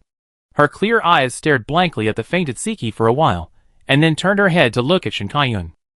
In fact, when she saw that Shin Kaiyun was fine just now, Shin Lily had already woken up. But she thought that this was a rare opportunity, so she just pretended to be crazy and stupid, and she could also avenge her brother. But at this moment, she suddenly began to think that the two of them had bullied others today. The brother and sister just stared at each other blankly for a long time, until suddenly they heard the surprised voice of Teacher Digwa. "The principal is here." The few remaining instructors in the training ground shouted in surprise. Shin Lily and Shin Kaiyun froze at the same time, but Shin Kaiyun reacted first and immediately whispered to Shin Lily, "Little sister, pretend to faint, pretend to faint." Oh. Shin Lily was not a fool. She immediately tilted her head and pretended to faint in seconds. Seeing that his younger sister was pretending so well, Shin Kaiyun instantly breathed a sigh of relief, and then deliberately cried loudly, "Little sister, are you okay? If you are in trouble, what will your brother do? Woo, my sister." While crying, Shin Kaiyun shook Shin Lily's small body, as if trying to wake her up. The little cub who fainted, plus Shin Kaiyun's bloody appearance, plus the true and emotional crying scene. This desolate scene is so sad that anyone who hears it will cry. Principal Roderick, who had just arrived, looked at the pure-blooded Jialong clan who fainted and the Federal Exchange student who cried miserably. All of a sudden, they were a little confused about who was the victim. Only Bai Zhou, who witnessed the whole process, silently raised his hand to cover his lips and hide the smile at the corner of his mouth. Chapter 163. Principal Roderick looked to the left at the gloomy Jialong tribe leader, and to the right at the smiling White Tiger tribe leader. Finally, he rubbed his brows with a headache. "My son can't be beaten like this for nothing. Shin Lily must be punished." Si Long, Jialong tribe leader, said with a sinister look. "I don't like what you said. What do you mean my Ollie must be punished? If it weren't for your Si Chi's heavy hand, would my Ollie lose control of his mental power?" Guansu was unhappy, and immediately retorted. So my son's injury is so serious, it's his own fault." Si Long looked at Guansu, and said sarcastically, "Of course I didn't say that. What I meant was that it's normal for children to get hurt after fighting. Why do you have to make such a big deal out of it?" Guansu said with a guilty conscience. "The key is whether Shin Lily is injured? All the injured are my sons." Si Long glared at the shameless man opposite. "How come my Ali is not injured? He is still lying at home and can't wake up. He must have suffered serious injuries in his body, otherwise why can't he wake up? Can't injuries that cannot be seen by the naked eye be considered injuries?" Guansu argued. After that, the two of them quarreled for a long time, but they didn't come to a conclusion. Finally, they all looked at Roderick. "Principal Roderick, tell me, how to solve this matter? I hope you can give me a satisfactory answer." Si Long had a cold face and a threatening tone. "Principal, don't be afraid. We will do whatever we have to do. We will never wrongly accuse any good student, right?" Guansu said righteously. Roderick, who was sandwiched between two people, took a deep breath, stood up and bowed to the chief of the Jialong tribe, and then apologized. "I'm sorry that you were hurt in school. The school will be responsible for the medical expenses and mental damages. I hope you will be satisfied." "Well then, what about the punishment for Shin Lily?" Si Long was quite satisfied with the attitude of Principal Roderick, and his face softened a little, but he still didn't intend to let Shin Lily, who injured his son, go. "Respected Chief Si Long, I'm sorry, because Shin Lily is not a student of our school, I can't punish her, but the school has already given a plan, which is to terminate the exchange student activity." Although Principal Roderick was reluctant to let Shin Lily go, for the safety of his own students, he could only terminate the activity in advance. "Just terminate the activity? Then my son's injury will be in vain?" When Si Long thought of his son, who was still in the treatment cabin, he felt strongly dissatisfied with this gentle punishment. "I'm sorry, since the exchange student program has been terminated, Shin Lily is no longer under the jurisdiction of the school. You can talk to her parents about this matter." Roderick passed the buck. Si Long was helpless about this statement, and could only look at Guansu with a bad look. "Don't look at me like that. I'm not Ali's parent either." Guanzi spread his hands and shook his head. Then who are her parents? Silong's voice was cold, as if he was not going to let it go easily. Her parents, it depends on who you go to, the Empire or the Federation. Go to her grandfather or her grandfather. Guanzi said with a tangled tone. The Empire. Silong felt that this was close. Oh, then you go to the Beast God Temple, and find the High Priest, that's her grandfather. Guanzi said indifferently. Bang! Silong heard this answer and thought Guanzi was playing a trick on him. So he immediately slammed the table and said angrily, Guanzi, are you playing a trick on me? Who is the High Priest? Even the Emperor Baiyuan of the Empire would not be willing to offend someone easily. Chief Silong, you can ask around yourself. Ali is indeed the biological granddaughter of the High Priest. I didn't say that. Guanzi felt very aggrieved. Chief Silong, I can testify that Shenlili is indeed the biological granddaughter of the High Priest. Principal Roderick was afraid that the two would quarrel again, so he quickly tried to smooth things over. Silong was so angry that he didn't dare to offend the High Priest, so he could only change his words. The one from the Federation. Shen Mujiang, the Marshal of the 5th Army of the Federation, is her grandfather, but I don't recommend you to look for him. After all, the big families in the Federation are too protective of their children. Guanzi kindly reminded him. This time, Silong didn't get angry first, but looked at Principal Roderick. Principal Roderick nodded in tacit agreement, then remembered something and said hesitantly, in addition, Emperor Baiyuan and Empress Sichuan also guaranteed Shenlili. Principal Roderick didn't say much, but the meaning of his words was that if he continued to pursue the matter, he would offend Emperor Baiyuan and Empress Sichuan.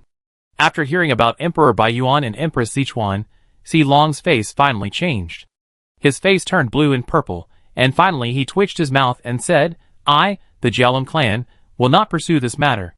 After saying that, he stood up and left the principal's office without caring about the two people present. Guanzi couldn't help laughing, but he felt a little impolite, so he coughed and said to Principal Roderick, if you have nothing to do, I leave too. It's really impolite to laugh here, so he should go home and laugh. Roderick rubbed his eyebrows tiredly, and said perfunctorily, I won't see you off. You're too polite, Principal, no need to see you off. Guanzi said happily, humming a little tune, and left the principal's office. After seeing off the two living ancestors, Principal Roderick finally breathed a sigh of relief. He thought about it, and finally turned on the light brain, and posted a new announcement on the official website of the Imperial Royal Military Academy. Imperial Royal Military Academy V. Due to special reasons, this school will no longer accept Federal Exchange students within 4 years. This is a special notice. Thank you for your cooperation. After the announcement was posted, Roderick suddenly felt that the sky was blue and the air was fresh. As for why it is 4 years, as long as Shenlili graduates from the military academy in 4 years, she will no longer be an exchange student. Thinking of this, Roderick couldn't help but give himself a thumbs up. Shenlili is an excellent student. It is a blessing for any school to have such a student. But in the final analysis, Shenlili is not from their own military academy after all. No matter how much the Imperial Military Academy does, it is just teaching students for others. And just because of her ruthlessness, it is a question whether their Imperial Military Academy can be good and have a future. So this blessing should be given to others, and their Imperial Military Academy doesn't want it. Chapter 164. Ever since the brother and sister caused a big disturbance at the Imperial Military Academy, and beat up the pure-blooded Jialongs. In order to prevent the Jialongs from taking revenge, Guanzi confined Shenlili and Shen Kaiyun. So for a full 20 days, the brother and sister stayed in the clan land, honestly taking online classes. But once people are idle for a long time, they tend to rebel easily. Little sister, are you bored? Shen Kaiyun lay on the table listlessly. What do you think? It's been almost 20 days, and I haven't gone out to play. Shenlili lay on the table like a little tiger. Alas, when will this day end?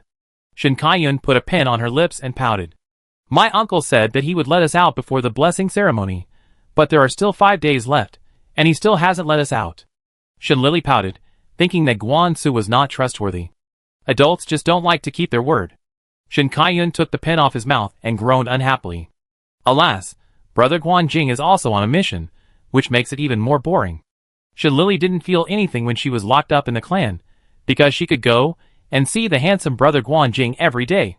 But since Guanjing went on a mission, it has become even more boring. When Shen Kaiyun heard Shenlili's words, he secretly rolled his eyes in his heart.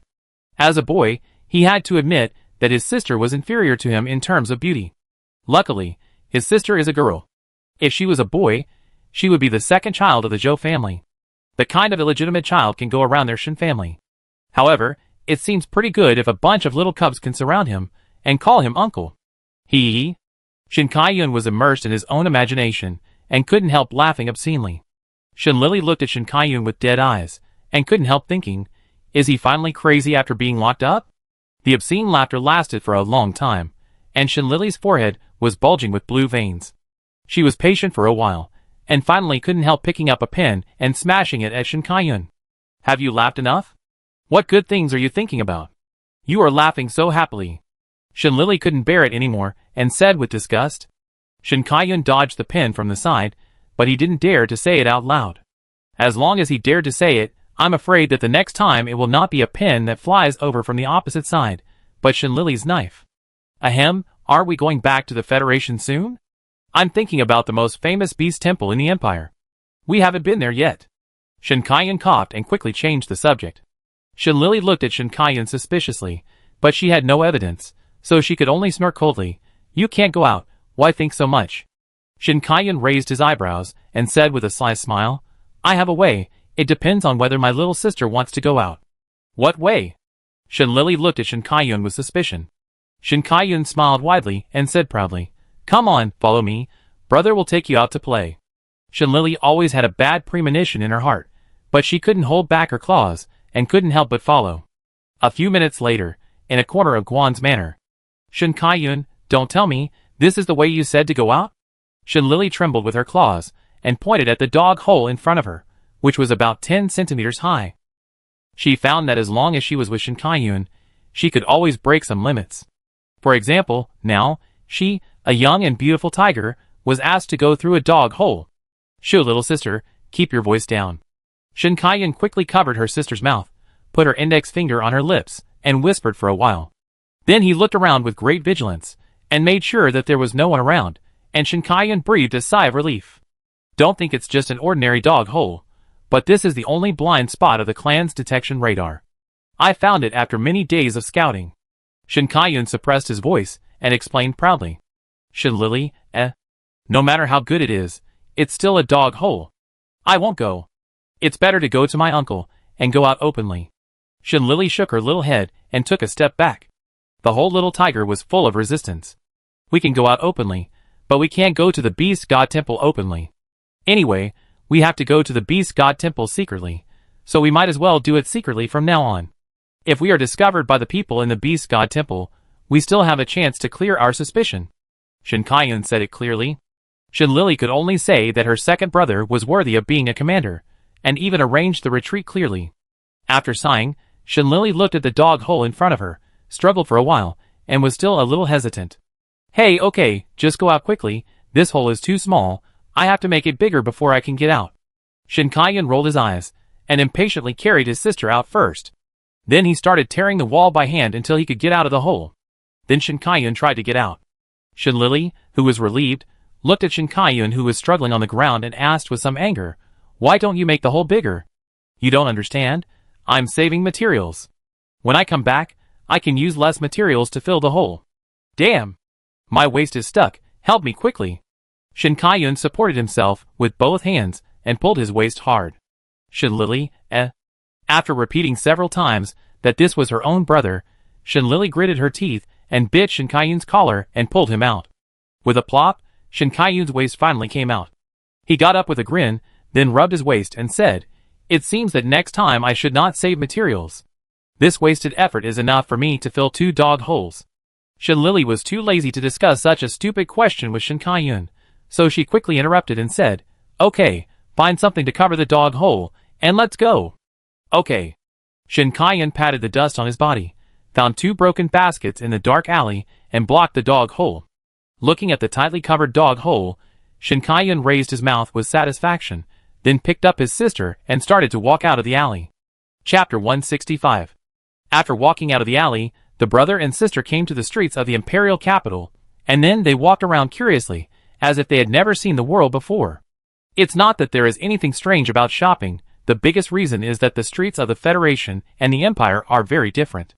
The streets of the Federation generally do not allow stalls, and there are special urban management robots to expel those who set up stalls illegally. But there are few robots on the streets of the Empire, and the orcs prefer to do it themselves, so it is not like the interstellar era, but more like a different world, full of exotic customs everywhere. The Empire does not have too many restrictions on stalls, and the orcs can set up stalls almost at will and buy and sell all kinds of things.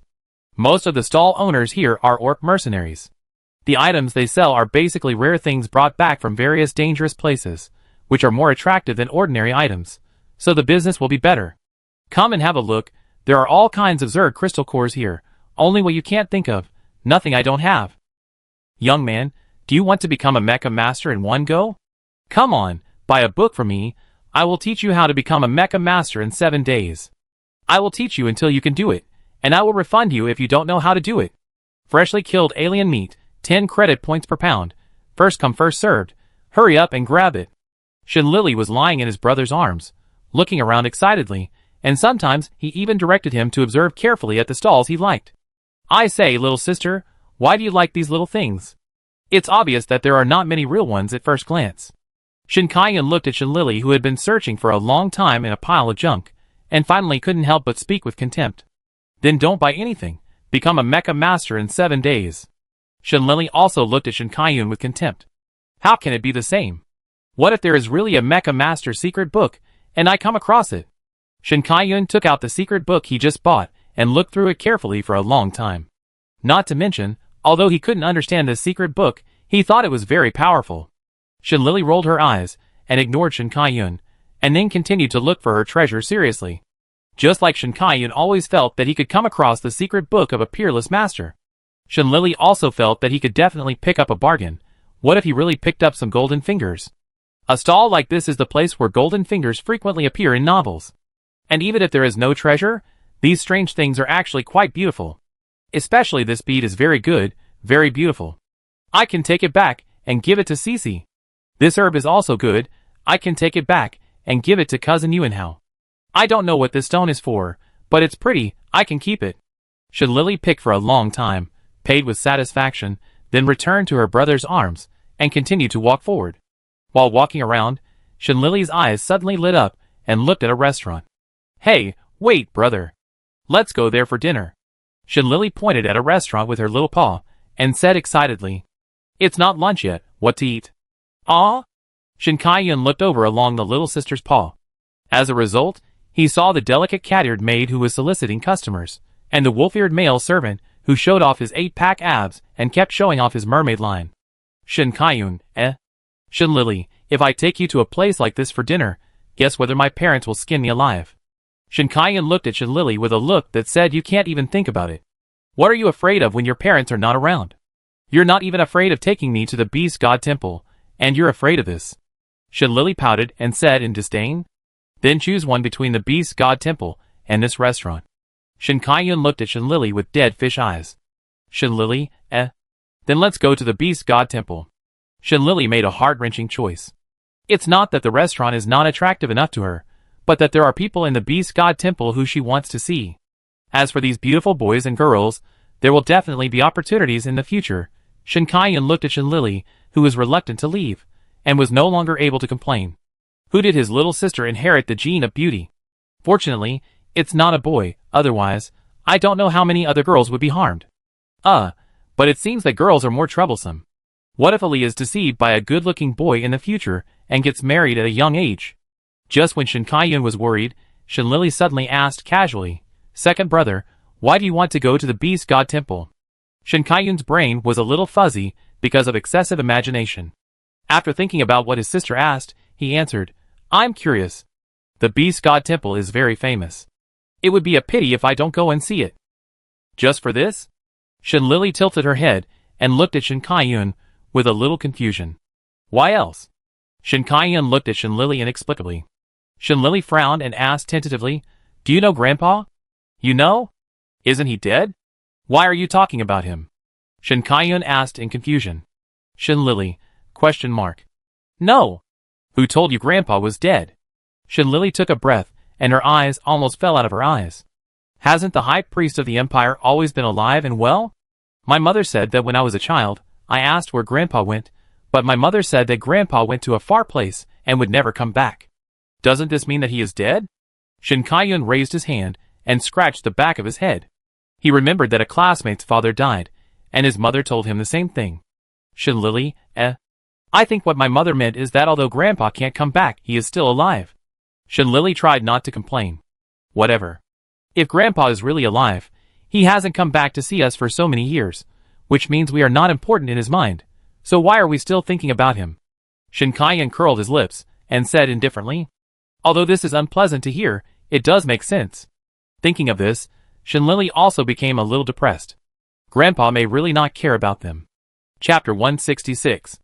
Outside the Beast God Temple, Shin Kai-yun was holding Shin Lily, hiding in a small alley not far away, secretly observing the movements of the Beast God Temple. At the gate of the Beast God Temple, in addition to the believers wearing priest robes, who occasionally came in and out, there were 2 knights in Western armor standing at the door on duty. Shin Lily also peeked for a while, and then she found that the entrance and exit of the Beast God Temple were quite strict, and she was afraid that their hope of sneaking in was not very great. Second brother, how are we going to get in? Or dig a dog hole? Shin Lily turned her head and asked her brother. No, this time we go in openly. Shin Kai-yun first put his sister on the ground, and then took out a set of white priest robes with gold edges from the space button. Isn't this a priest robe? When did you buy it? Shin Lily looked at Shin Kai-yun with some surprise. While shopping, I met a vendor selling priest robes, so I bought one as a spare.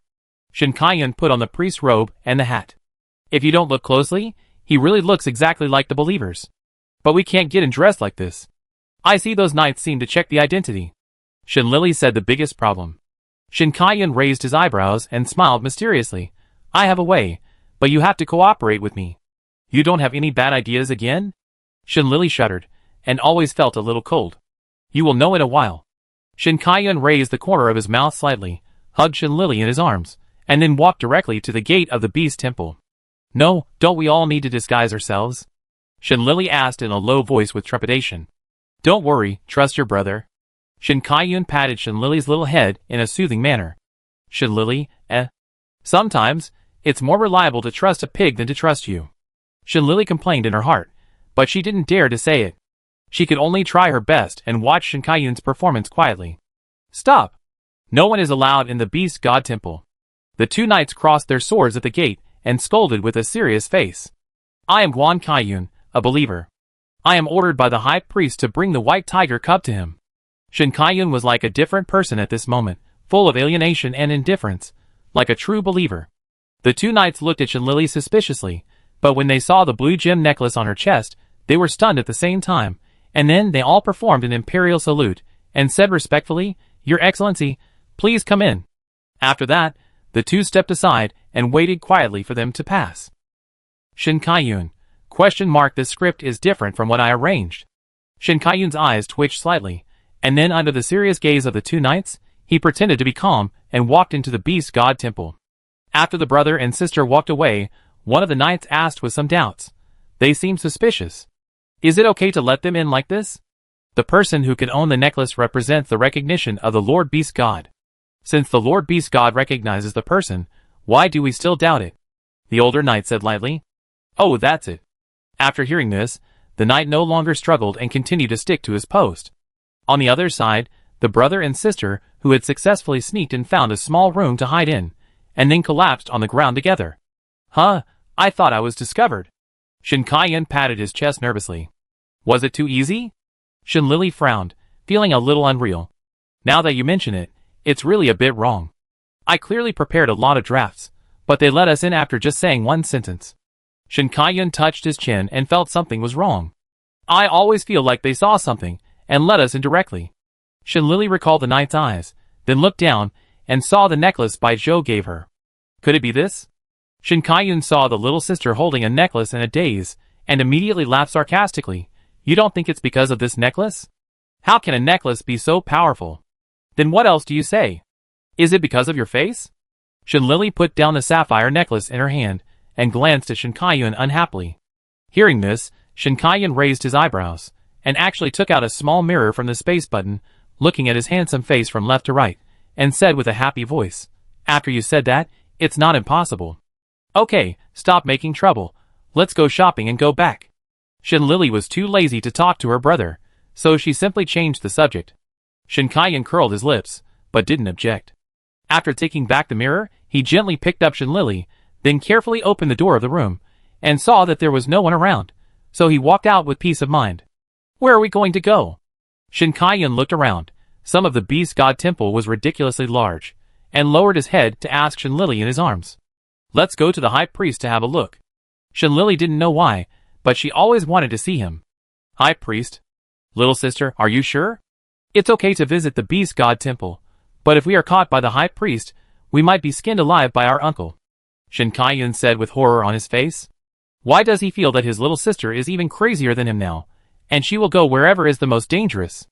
Second brother, the high priest is our grandpa. Shin-Lili didn't plan to hide it from Shin Kaiyan anymore. Oh, grandpa. Grandpa. Shin Kaiyan didn't hear it clearly at first, and when he reacted, he almost choked on a mouthful of old blood. He shook Shin-Lili in astonishment, and asked in disbelief, Did I hear it wrong just now, or did you say it wrong? You said the high priest of the empire is our grandpa? Yes, dear grandpa. Shin-Lili nodded affirmatively. Shin Kaiyan, eh? The air was quiet for a while. The brother and sister stared at each other for a long time. Finally, Shin-Lili blinked her eyes, and asked tentatively, Then shall we go find the high priest? Shin Kaiyan wiped his face with his hand, then said firmly, Go! Chapter 167. After making the decision, the brother and sister found the location of the high priest according to the map on the optical brain. This is the center of the beast god temple. Even the building of the house is much more magnificent and sacred than other places. At this moment, Shin-Lili and the others were hiding at the door of the hall, secretly looking inside, and saw an old man in the clothes of the high priest, praying to the statue of the beast god with his back to them. What should we do? I can't see his face. Shin Kaiyan stretched his neck hard, but still couldn't see the old man's appearance. How about we sneak in? Shin-Lili suggested. No, if we alarm him, we will be skinned by our uncle. Shin Kaiyan directly denied it. Who is the uncle? A voice suddenly came from behind the two. Shin-Lili, eh? Shin Kaiyan, eh? The brother and sister froze at the same time, and then turned their heads slowly like wood. I saw an old man in priest clothes looking at the two with a sneer. You haven't answered my question yet. Who is your uncle? The corner of the old man's mouth raised a professional fake smile. His eyes were obviously kind, but it made the brother and sister feel a chill. Our uncle is? Little sister, run. Shin Kaiyan was still hesitating, and followed his sister to retreat step by step. When he was 1 meter away from the old man, he immediately picked up Shin-Lili, and turned to run. Hee. The old man sneered and snapped his fingers. Instantly, countless black-robed people appeared from behind him, and then quickly surrounded the brother and sister. Shin Kaiyan hugged Shin-Lili tightly with one hand, and with the other hand, he transformed his mental power into an ice-colored spear, and then looked at the black-robed people around him with vigilance. Oh, you look like you have good talent. Do you want to stay in our beast god temple and become a priest?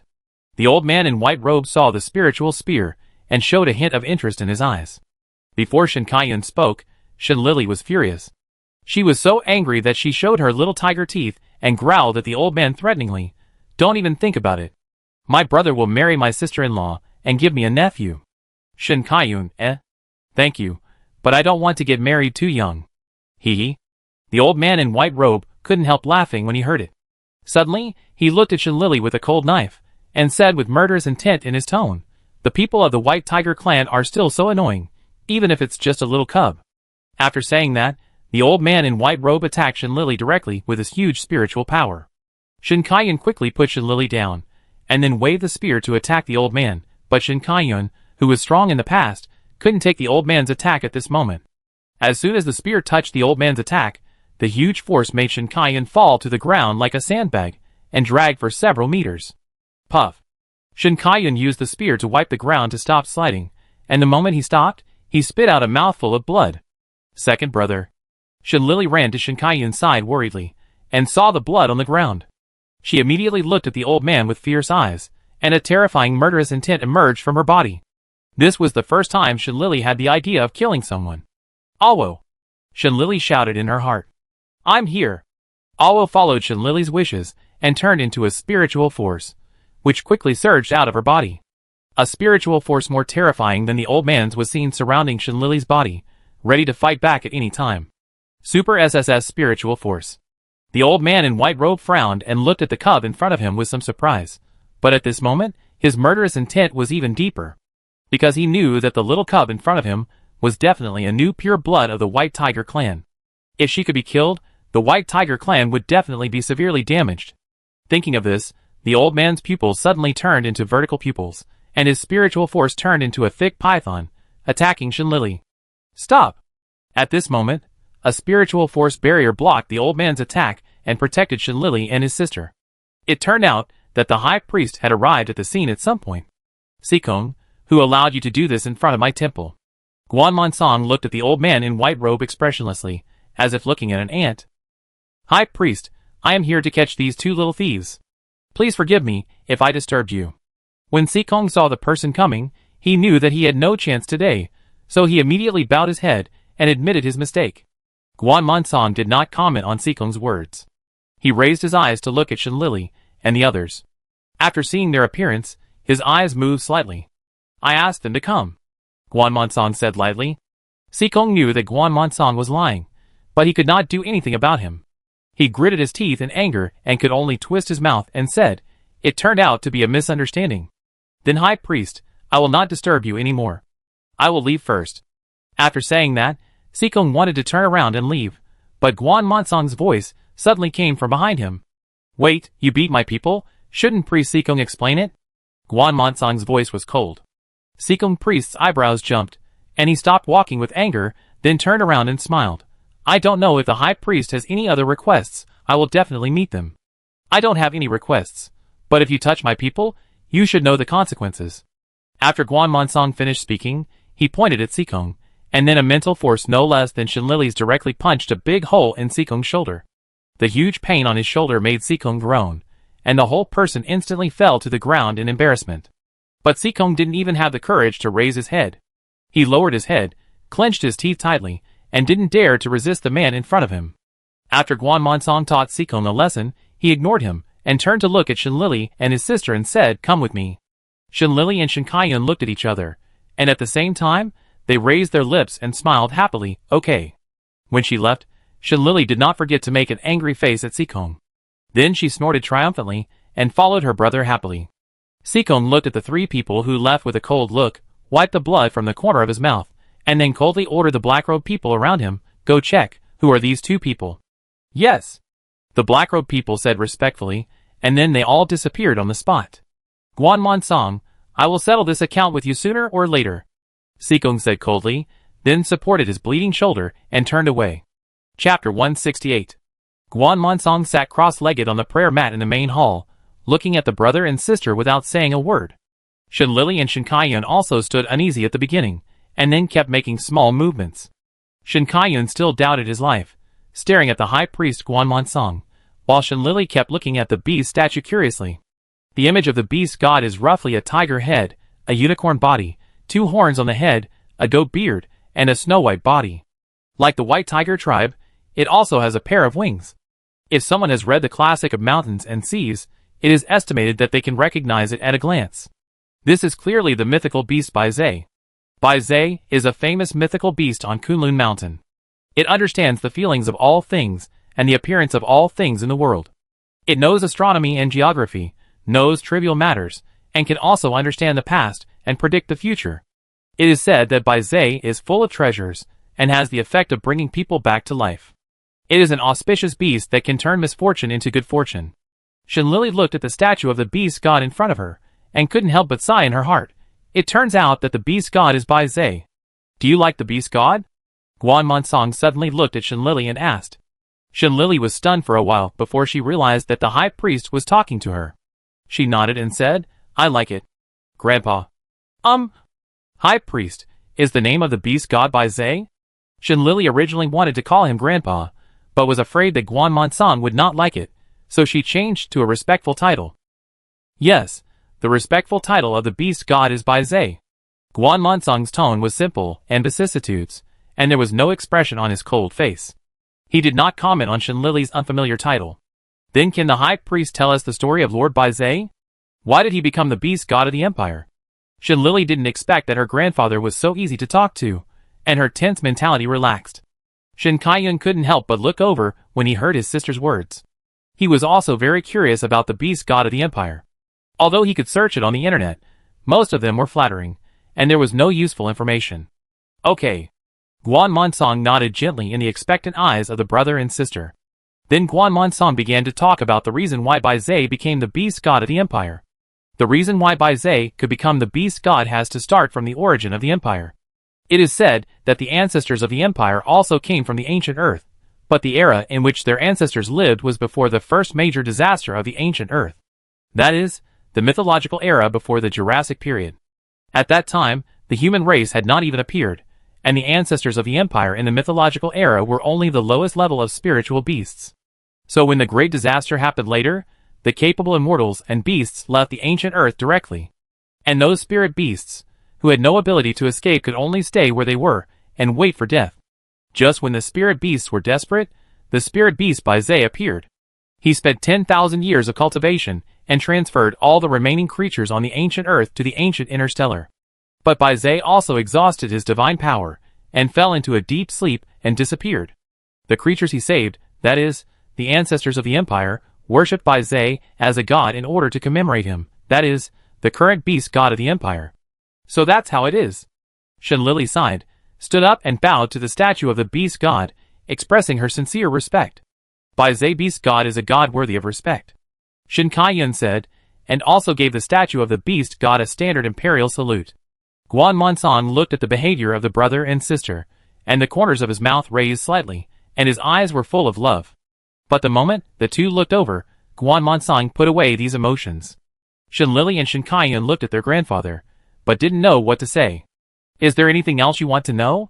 Guan Monsong's eyes were full of love, but his face was calm as he looked at the two. The brother and sister looked at each other, and after Shen Lily nodded slightly, she looked at Guan Monsong again. Do you want to leave the Beast God Temple? I heard from my mother that you didn't join the Beast God Temple voluntarily. Shen Lily's tone was full of concern, and she said awkwardly with some embarrassment. After Shen Lily finished speaking, Shin Kaiyun also continued, If you want to leave, we will do our best to help you. The warm words and caring eyes of the brother and sister made Guan Monsong silent for a long time. When the brother and sister began to feel uneasy and thought they had said something wrong, Guan Monsong finally spoke. He shook his head first, and then narrated calmly, The Beast God Temple is not a hardship or a bondage for me. He once gave me hope when I was most desperate, so I will not regret serving the Beast God in the past, present, and even in the future. Then don't you miss us and Mom? Especially Mom. She has lost her father since she was a child. Shin Kaiyun's emotions suddenly got out of control, and he couldn't help but question Guan Monsong. Besides his sister, the one Shin Kaiyun felt most sorry for was Guan Yu, because her relatives were all in the empire, but she lived alone in the Federation because of her grandmother's decision. If the father is an umbrella, then Guan Yu is the child who has to get wet in the rain because there is no umbrella. After venting, Shin Kaiyun squatted on the ground in frustration, holding his head with both hands and said, I'm sorry, I lost control. Second brother, Grandpa is because... Shen Lily wanted to explain clearly, but was interrupted by Guan Monsong. No need to explain, the person I, Guan Monsong, owe the most of my life, besides your grandmother, is my daughter Au. But seeing you by Au's side, I feel relieved, and it's getting late, you should go back early. After Guan Monsong finished speaking, he closed his eyes and stopped talking. Shin Kaiyun was so angry when he heard Guan Monsong's irresponsible words that he gritted his teeth and clenched his fists for a long time. Finally, he snorted coldly and turned around and left the hall. Brother! Shen Lily shouted to Shin Kaiyun worriedly.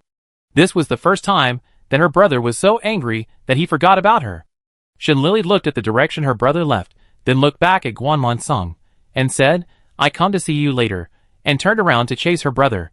After the brother and sister left, Guan Monsong opened his eyes again, and looked quietly in the direction they left for a long time. Finally, he lowered his eyelashes to cover up the complexity in his eyes. Chapter 169.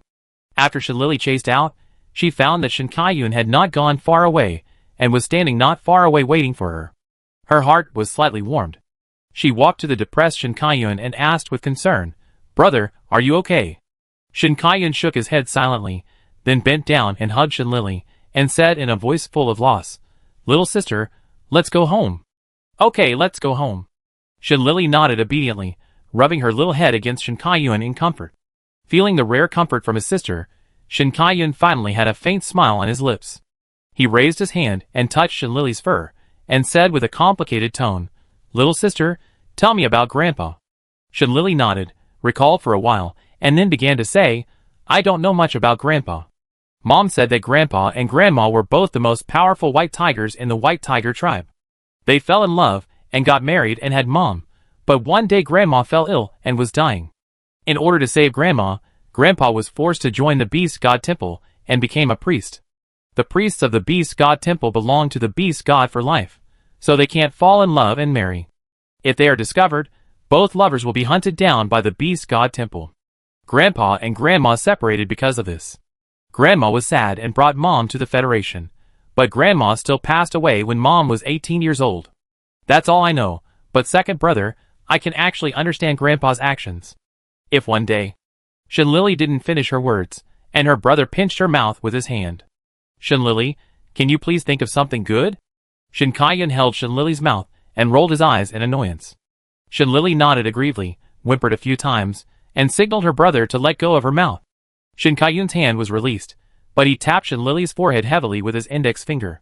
Shin Lily touched the innocent little head with her two claws, and glared at Shin Kai-yun in pain and anger. But thinking that Shin Kai-yun was so sad today, Shin Lily resisted the urge to bite him, hummed, and didn't care about him. Seeing that his sister was so docile, and didn't hit people, Shin Kai-yun's eyebrows were finally no longer shrouded in haze. A smile appeared at the corner of his mouth, and he walked towards Guan's house with his sister in his arms. But before leaving the Beast God Temple, Shin Kai-yun looked back again, in the direction of Guan Monsong, and then turned and left without saying a word. Back to the alley with the dog hole, Shin Kai-yun moved 2 broken baskets and carried Shin Lily in first. When it was his turn, Shin Kai-yun did not forget to remind Shin Lily in the wall, "Remember to help me when I get stuck later." But after waiting for a long time, there was no response from Shin Lily in the wall. Shin Kai-yun frowned and asked in confusion, "Little sister, are you still there?" He called again, but there was still no movement in the wall. Shin Kai-yun immediately said unhappily, "I haven't entered yet, but I left first." After complaining, Shin Kai-yun began to drill in. When he drilled halfway, he got stuck again. When Shin Kai-yun was trying to pull himself out with force, a pair of feet wearing military boots stood in front of him. "Shin Kai-yun, eh?" He looked up stiffly, and found a man in the uniform of an imperial colonel, holding his sister, and staring at him with a death gaze. Shin Kai-yun swallowed his saliva, pulled the corners of his mouth for a long time, and then smiled awkwardly. Then, as if escaping, he looked at Shin Lily and asked, "Oh, little sister, this man looks heroic and extraordinary, and is definitely a good man who can stand up to the sky. Who is he?" Shin Lily covered her eyes with her paws, as if she had given up struggling, and said, "This is Uncle Guan Yun, and my mother asked him to take care of me before." Hearing this, the smile on Shin Kai-yun's mouth became more stiff. He showed a flattering smile to Guan Yun and said, "Hello, uncle, I am your nephew Shin Kai-yun, and I am very happy to meet you." Guan Yun looked at Shin Kai-yun with a smile, and rescued him from the cave in a very friendly way. "I was wondering before, how could such a cute and well-behaved little cub like Ollie be so naughty? Now I understand after seeing her brother." Guan Yun raised his lips meaningfully, and looked at the uneasy Shin Kai-yun with a half-smile. Shin Kai-yun lowered his eyes, and listened to Guan Yun's lecture obediently. Not to mention resistance, he didn't even dare to breathe. He was afraid that this ancestor would go to his mother to complain if he was unhappy. Guan Yun talked for a long time before letting Shin Kai-yun go, and then looked at Shin Lily, who was gloating. Feeling the sight of her uncle, Shin Lily's smile froze, and she quickly pretended to be cute and looked at her uncle, and said in a baby voice, "Uncle, I'm very good." "Heh, you're the only one who's so well behaved. Don't think I don't know how much fun you had during my absence." Guan Yun grabbed Shin Lily's ear in a bad mood. It hurts, little uncle, be gentle, I'm just a child, you can't use violence against me." Shin Lily cried out in grievance. "If I don't let you feel pain, will you learn your lesson? And you're still a child? I've never seen a child who can turn the Imperial Military Academy upside down, beat the pure-blooded Jialun clan so hard that they can't get out of bed, and finally make himself lose control of his mental power." Guan Yun was so angry that he kept complaining.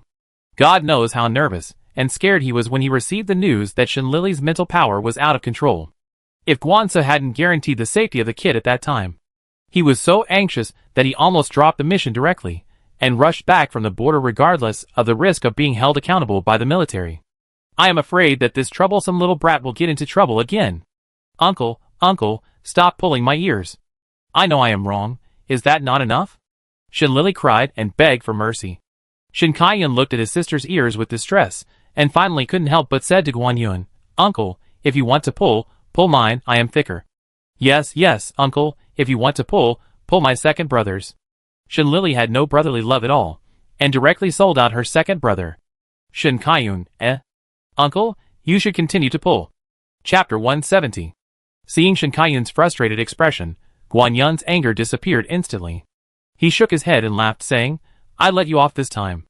If you make trouble again next time, I tell my cousin.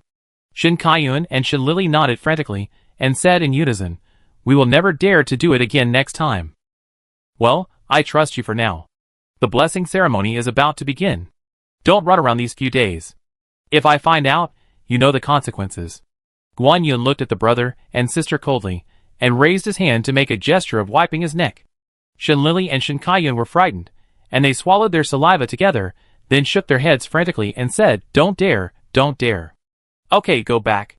Guan-yun smiled with satisfaction. The brother and sister immediately ran back together, as if they heard the sound of nature. Guan-yun looked at the two little guys running, as if there were wolves chasing them, and finally laughed out loud.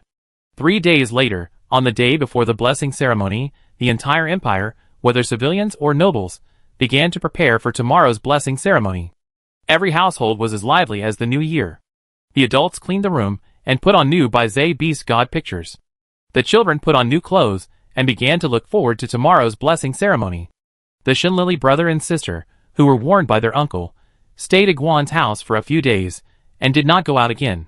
Fortunately, after the blessing ceremony, the brother and sister will return to the Federation. So on this last day, Guanza finally found his conscience and lifted the confinement for the brother and sister. I'm going to the palace today to say goodbye to Zhou's parents. Brother, do you want to go with me? Shinlili confirmed that the gifts prepared for Bai Zhou's parents were okay in the space button, and then she was ready to leave. When she left, she turned back and asked Shin Kai-yun. Bai Zhou's parents, aren't they the Emperor Bai Yuan and Empress Sichuan of the Empire? Do you know them? Shin Kai-yun looked at her sister in surprise.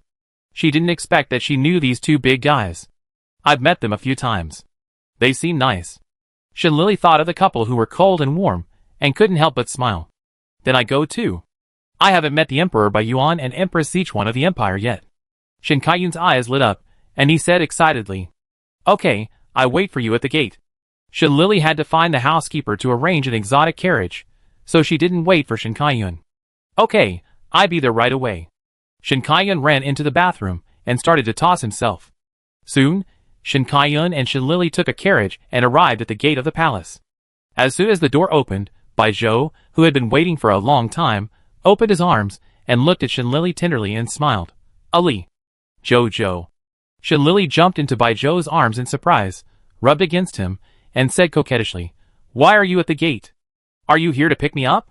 Bai Zhou touched Shinlili's furry little head lovingly, and said in a gentle voice, Well, I want to see more of you. TSK, look at this sweet little mouth. Zhou, tell me honestly, how many girls have you deceived with these words? Shinlili raised her eyebrows ambiguously. Bai Zhou smiled helplessly, stretched out his hand and tapped gently. Shinlili's little head said unhappily, No, but I hope there is one, but someone is still a big fool now, and can't be deceived. You can't deceive people, why are you knocking me? Shinlili touched her head with her claws angrily, glaring at Bai Zhou with grievance. Bai Zhou sighed weakly, then rubbed her head in a compromised manner and coaxed, Sorry, Ali, I was too impatient. Humph, I forgive you this time. If you knock my head again next time, we will break up for a week. Shinlili pouted and pretended to be generous. Bai Zhou couldn't help laughing, then rubbed her head lovingly and said, Okay, let's go to see mother and father now. Second brother Shin, come with me. Shin Kai-yun was actually a little nervous at the moment, because he was about to meet the two big bosses of the empire. Hearing Bai Zhou calling him, he nodded calmly and followed the two. On the way to meet Emperor Bai Yuan and Empress Sichuan, Shinlili and Shin Kai-yun finally saw what the second generation of power was. Whenever someone met Bai Zhou, whether it was a maid or a servant, or even all the nobles and ministers, they would respectfully salute Bai Zhou, and Bai Zhou would just nod politely in return. After walking for about 10 minutes, Shenlili and the others met Emperor Baiyuan and Empress Sichuan, who were enjoying the flowers in a garden. "Oh, isn't this little Ollie? Come here quickly, and let your aunt have a good look." When Empress Sichuan saw Shenlili, her eyes lit up, and she immediately waved happily. Shenlili was also very considerate. She flew out of Baizhou's arms, and happily threw herself into the arms of Emperor and Empress Sichuan. "Auntie, did you miss me?" Shenlili cried in a baby voice. "Of course I miss you. I miss you so much. You are such a heartless person. Why don't you come to see me?" Empress Sichuan touched Shenlili's forehead lovingly with her white and slender fingers, and said with a gentle and scolding tone, "I also want to see you, Auntie, but I got into trouble before, and was confined by my uncle," Shenlili said aggrievedly. When she mentioned this, Empress Sichuan remembered it. She chuckled and said, "Is it the incident at the Imperial Military Academy?" "Yeah, Auntie, will you blame me for being too harsh? After all, Siki is still a member of the Empire." Shenlili looked at Empress Sichuan cautiously, and said with worry in her tone. Empress Sichuan couldn't help laughing at first, then she picked up Shenlili, looked at her seriously and said, "Ollie." Shenlili shrank back in fear, her eyes wandering, not daring to look at Empress Sichuan. She was afraid that she would hate herself because of the incident at the Imperial Military Academy. If Empress Sichuan hated her, she would probably be sad. The more she imagined, the more depressed Shenlili became, and even her eyes dimmed. Looking at Shenlili with her ears drooping, Empress Sichuan said angrily and distressedly, "Ollie, what I want to say is that even if you beat Baizhou, I wouldn't be angry, let alone Siki. What does he have to do with me?" When Shenlili heard these words, her eyes lit up instantly, and she was immediately revived with full blood. She rubbed Empress Sichuan affectionately, and said in a sweet voice, "Well, Auntie is the best to me, I like Auntie the most." Empress Sichuan was so happy that she kept calling Shenlili baby. Chapter 171. Seeing Shenlili and Empress Sichuan, their relationship was as good as that of a real mother and daughter. Shen Kaiyun was immediately curious, and nudged Baizhou next to him with his elbow, and whispered to him, "My sister and your mother have such a good relationship? What's wrong? Is it abnormal?" Baizhou asked back with a puzzled look. "Ali is so nice, who would not like her? If there is, it must be the other party's problem." Looking at Baizhou, who dotes on Shenlili more than himself, Shen Kaiyun always feels that he seems to have lost a little. He immediately refused to accept it, raised his chin and said proudly, "Of course it should be, my sister is so cute, and anyone who doesn't like my sister must be sick." After saying that, Shen Kaiyun felt a little guilty, and always felt that he seemed to have boasted too much. But who would have thought that after listening to him, Baizhou nodded in agreement, and said, "Shen Urge is right. Those who don't like Ollie must not be good people."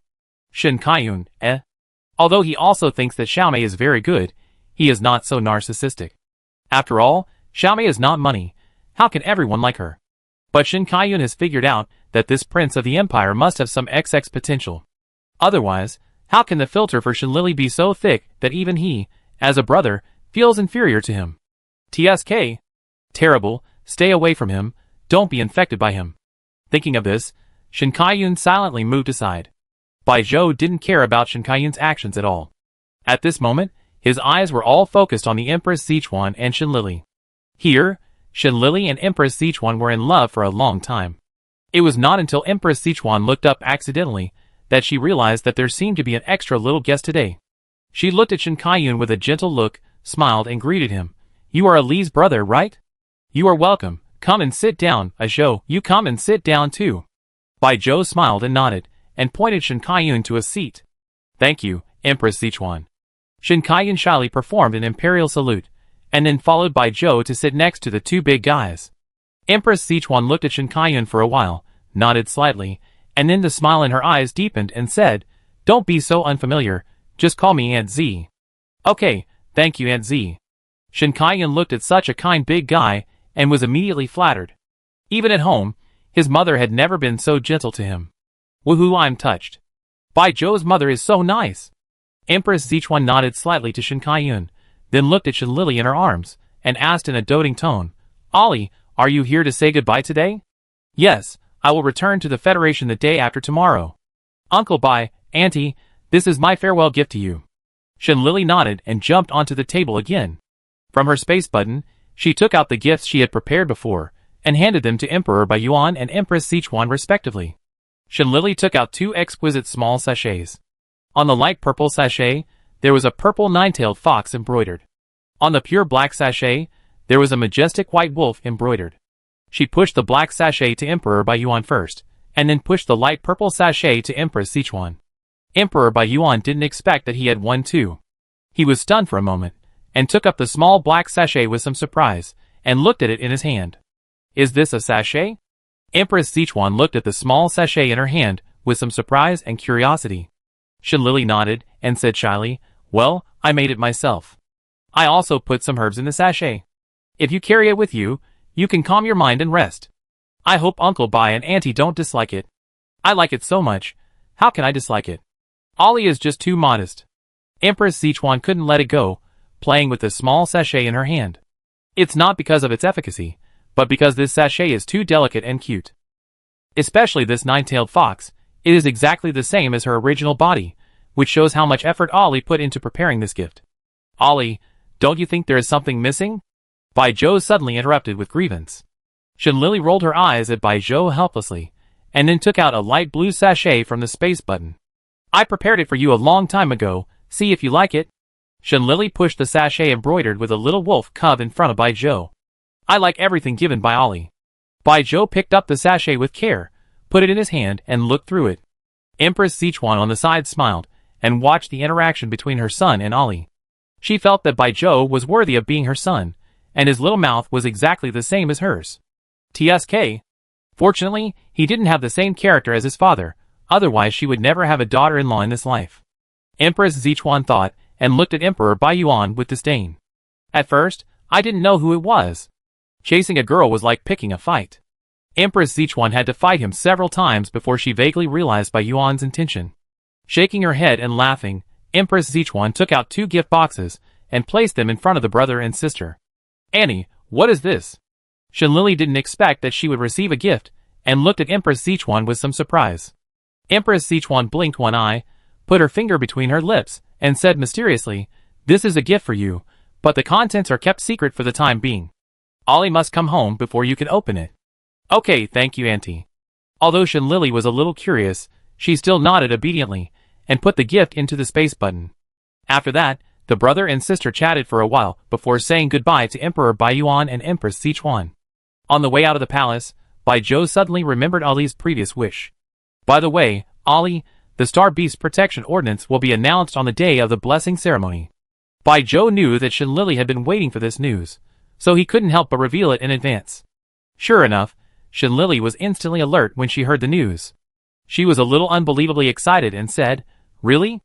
Bai Zhou nodded affirmatively and said, the National Assembly has passed it. Now all that's left is the announcement tomorrow. That's great, the White Tiger Mother will be very happy. Shenlili thought of the White Tiger Mother, and the 4 cubs, and the corners of her mouth couldn't help but curl up, a smile from the heart. Once the Star Beast Protection Ordinance comes out, she could also return to the Federation with peace of mind. Chapter 172. On the way back, Shenlili sat in the carriage, with a helpless expression, holding a space button. This was something Bai Zhou had just forced on her, saying that the previous wish could not be counted. So giving this space button was to compensate for the previous wish. Although she said so, Shenlili knew in her heart that Bai Zhou had stuffed something into her again. There is a kind of need, called Bai Zhou thinks you need it. Shenlili sighed, and she had already received it, and there was nothing she could do. It just so happened that the Li Jing dividend that the Federation gave her had also arrived. When she returned, she would have money to think about sending Bai Zhou some gifts. Shen Kaiyun saw that her younger sister was so entangled in receiving the gift, and her originally sour mood became even more sour. Little sister, if you really don't want it, I can reluctantly help you accept it. Shen Kaiyun's eyes glowed green, and he looked straight at the space button, and the corners of his mouth were almost drooling with envy. Shenlili looked at her second brother's useless appearance, and wanted to give him a love education on the spot. But thinking that her second brother did not have much income, and his mother controlled him strictly, she softened her heart and said, I go back and take a look, and give you what you don't need. Shen Kaiyun didn't expect that his younger sister would actually plan to share it with him, just because he said it casually. He was so moved that he almost cried. At this moment, Shen Kaiyun felt like an old father, who was relieved to see his daughter grow up. It doesn't matter whether it's a gift or not. With this kind of thought, he felt that his love for his younger sister was not in vain. The more Shin Kai-yun thought about it, the softer his eyes became. He stretched out his hand to rub Shin Lily's fur, and said with a warm heart, "I was just joking. This is given to you by your friend. Keep it for yourself." Shin Lily looked at Shin Kai-yun in surprise. She didn't expect her brother's character to be quite good. He actually had a kind of Tao Yuanming's character, who would not bend for a few grains of rice. But the truth was that Shin Kai-yun was already regretting it in his heart at this moment, and his intestines were green. There were even 2 tears on his face that Shin Lily couldn't see. He was so generous that he wanted to save face but suffered in life. Shin Kai-yun felt more and more uncomfortable. He took out the gift given to him by the Empress Sichuan and prepared to open it to comfort his injured heart. Didn't Aunt say that she would look at it when she got back? Are you going to open it now? Shin Lily asked curiously. Anyway, we're almost home, so it doesn't matter if we look at it now. Shin Kai-yun made up an excuse and opened the box directly. In the exquisite box, there was a space button necklace for mechas. After seeing this space button necklace, the pupils of the brother and sister shrank at the same time, and they thought they had seen it wrong. The two looked carefully for a long time before they finally confirmed that their eyes were not blurry. This is a mecha space button. Shin Lily opened her mouth in shock. Shin Kai-yun also swallowed nervously. If there was really a mecha inside, then today's gift would be too valuable. After the two looked at each other nervously, Shin Lily signaled him with her eyes to open the space button and take a look. Shin Kai-yun nodded slightly, picked up the space button necklace with trembling fingers, and then slowly probed his mental power into it. When he saw clearly what was inside, Shin Kai-yun's heartbeat stopped for a beat, but after a second, it started beating wildly. When Shin Kai-yun recovered his mental power and looked at the space button necklace in his hand, his face was filled with extreme shock and disbelief. "What's in it? Tell me," Shin Lily urged. Mech. I really saw a mech." Shin Kai-yun was so nervous that his voice was a little stuttering. "Aren't you talking nonsense? If there's no mech in the mech space button, can it be a Star Network cabin?" Shin Lily complained unhappily. Shin Kai-yun was so shocked that he couldn't speak clearly. He opened his mouth and finally uttered only 2 words. "SSS." Shin Lily, shock. She swallowed and asked in a trembling voice, 3. "SSS Mecha?" Shin Kai-yun nodded stiffly, then remembered something and hurriedly said to Shin Lily, "Open yours too." "Oh yes, and mine too." Shin Lily hurriedly took out her own gift and opened it. Sure enough, it was also a space button necklace for mechas. Shin Lily took a deep breath and then probed her mental power inside. Sure enough, there was also a fiery red mecha holding a long sword inside. Shin Lily checked the level of the mecha and was immediately frightened and retracted her mental power. "How is it? What level of mecha?" Shin Kai-yun hurriedly asked. "It's also an SSS mecha," Shin Lily said in a trembling voice. After getting the answer, Shin Kai-yun also fell silent. The brother and sister looked at the space button necklace in their hands for a long time, and then Shin Kai-yun suddenly looked up at Shin Lily. "Little sister, this is an SSS mecha worth hundreds of billions of federal coins. Do you think Empress Sichuan sent it by mistake?" Shin Kai-yun was not blinded by the benefits. Instead, he thought that the Empress Sichuan must have sent the wrong gift. Shin Lily also thought it was possible. She turned on the optical brain and said to the AI, "Xiaoyi, contact Empress Sichuan." Ding! "Contacting Empress Sichuan for you. Please wait." A 3D virtual screen rose on the optical brain, and then Xiaoyi's voice sounded. Not long after, Empress Sichuan appeared on the 3D virtual screen. "Xiaoli, you miss me so soon." Empress Sichuan looked at Shin Lily with a smile. "Auntie, did you send the wrong gift?" Shin Lily asked hurriedly. "Was it the wrong gift? Aren't they 2 mechas?" Empress Sichuan tilted her head in confusion. "It's a mecha, but it's 2 SSS mechas."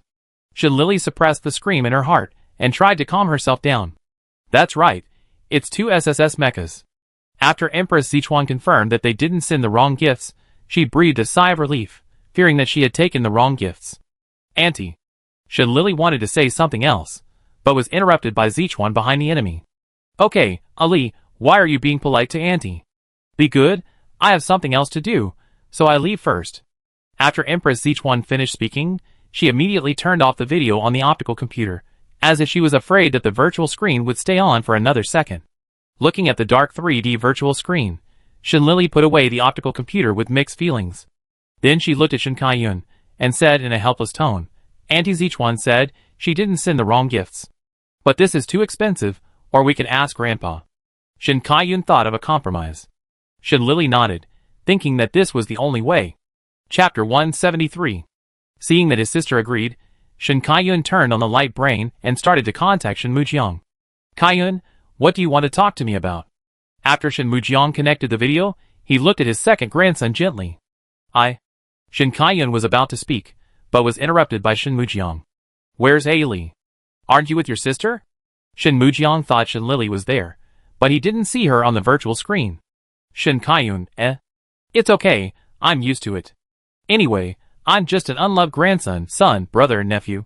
Shen Kaiyun cried in his heart, and finally sighed heavily, then picked up Shen Lili and put her on his shoulders. Grandpa, Aaliyah's here. Shen Kaiyun said humbly. Oh, that's good. Shen Mujiang said perfunctorily, and immediately changed to a warm expression, looking at his precious granddaughter with a smile, and said, Ollie, do you miss Grandpa? I miss Grandpa so much. Shen Lili also gave face, and said sweetly. Shen Mujiang looked at Shen Kaiyun, and motioned him to translate. Sister said she did. Shen Kaiyun translated without emotion. Although Shen Kaiyun said without emotion, Shen Mujiang automatically added a layer of filter, and immediately smiled after listening. He looked at Shen Lili with a more kind expression and said, I miss our little Ailey too. I haven't seen Ailey for a month, and Grandpa's meal is not delicious. Grandpa should eat more, otherwise Ailey will worry. Shen Lili pouted and said coquettishly. Shen Mujiang looked at Shen Kaiyun again. I told you to eat more. Shen Kaiyun had a wooden face. Okay, my baby told me to eat more, so I will definitely eat more tonight. And when will baby Ollie come back? Shen Mujiang said cheerfully and kindly. Probably the day after tomorrow. We have to attend the blessing ceremony tomorrow, and then say goodbye to my uncle and others in the evening. We will go back the day after tomorrow morning. Shen Lili thought while wailing in detail. This time, without the old man looking over, Shen Kaiyun had already said with a wooden face, I go back the day after tomorrow. Okay, then Grandpa will wait for Ollie at home the day after tomorrow. After Shen Mujiang finished speaking lovingly, he finally looked at his grandson and asked, Kaiyun, what do you want to talk to me about today? Shen Kaiyun was stunned for a while, before realizing that it was his turn. He reorganized his words and said, Just now, the Empress Sichuan gave me and my sister 2 mechas, and we don't know whether we should accept them. Mechas? They are indeed very expensive. What level are they? D level or C level? But the Empress Sichuan should not give such low-level mechas. So did you receive B-level mechas? Shen Mujiang asked calmly, and picked up the tea next to him, and was about to drink it. Not B-level, but 2 SSS-level mechas. Shen Kaiyun explained. Shen Mujiang just took a sip of tea, and was choked when he heard this. Cough. Cough. Cough. Cough. The sound of Shen Mujiang coughing heart-wrenchingly came from the virtual screen. Shen Lili was frightened and hurriedly cried out with concern. Grandpa, are you okay? Grandpa, don't get excited, take care of yourself. Shen Kaiyun frowned in worry. After coughing for a long time, Shen Mujiang stroked his chest for a while before he recovered.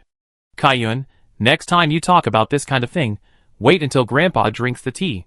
Shen Mujiang continued to stroke his chest with some fear. He almost coughed his life away.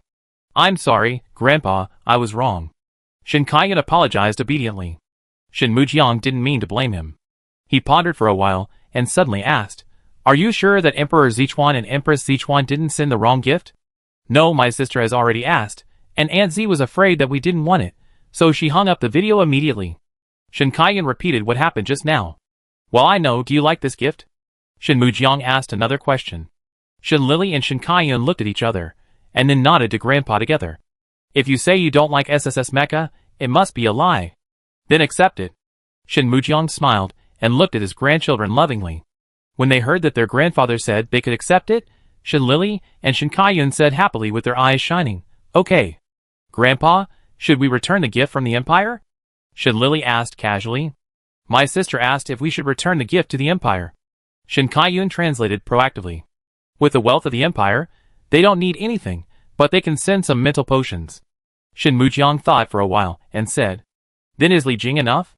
Shen Lili said worriedly. Although she had left a lot before, she didn't expect that she would run to the Empire and stay there for so long. Although Shen Kaiyun didn't know what Li Jing was, he still translated it according to Shen Lili's words. Is Li Jing enough? Shen Mujiang had a headache when it came to Li Jing.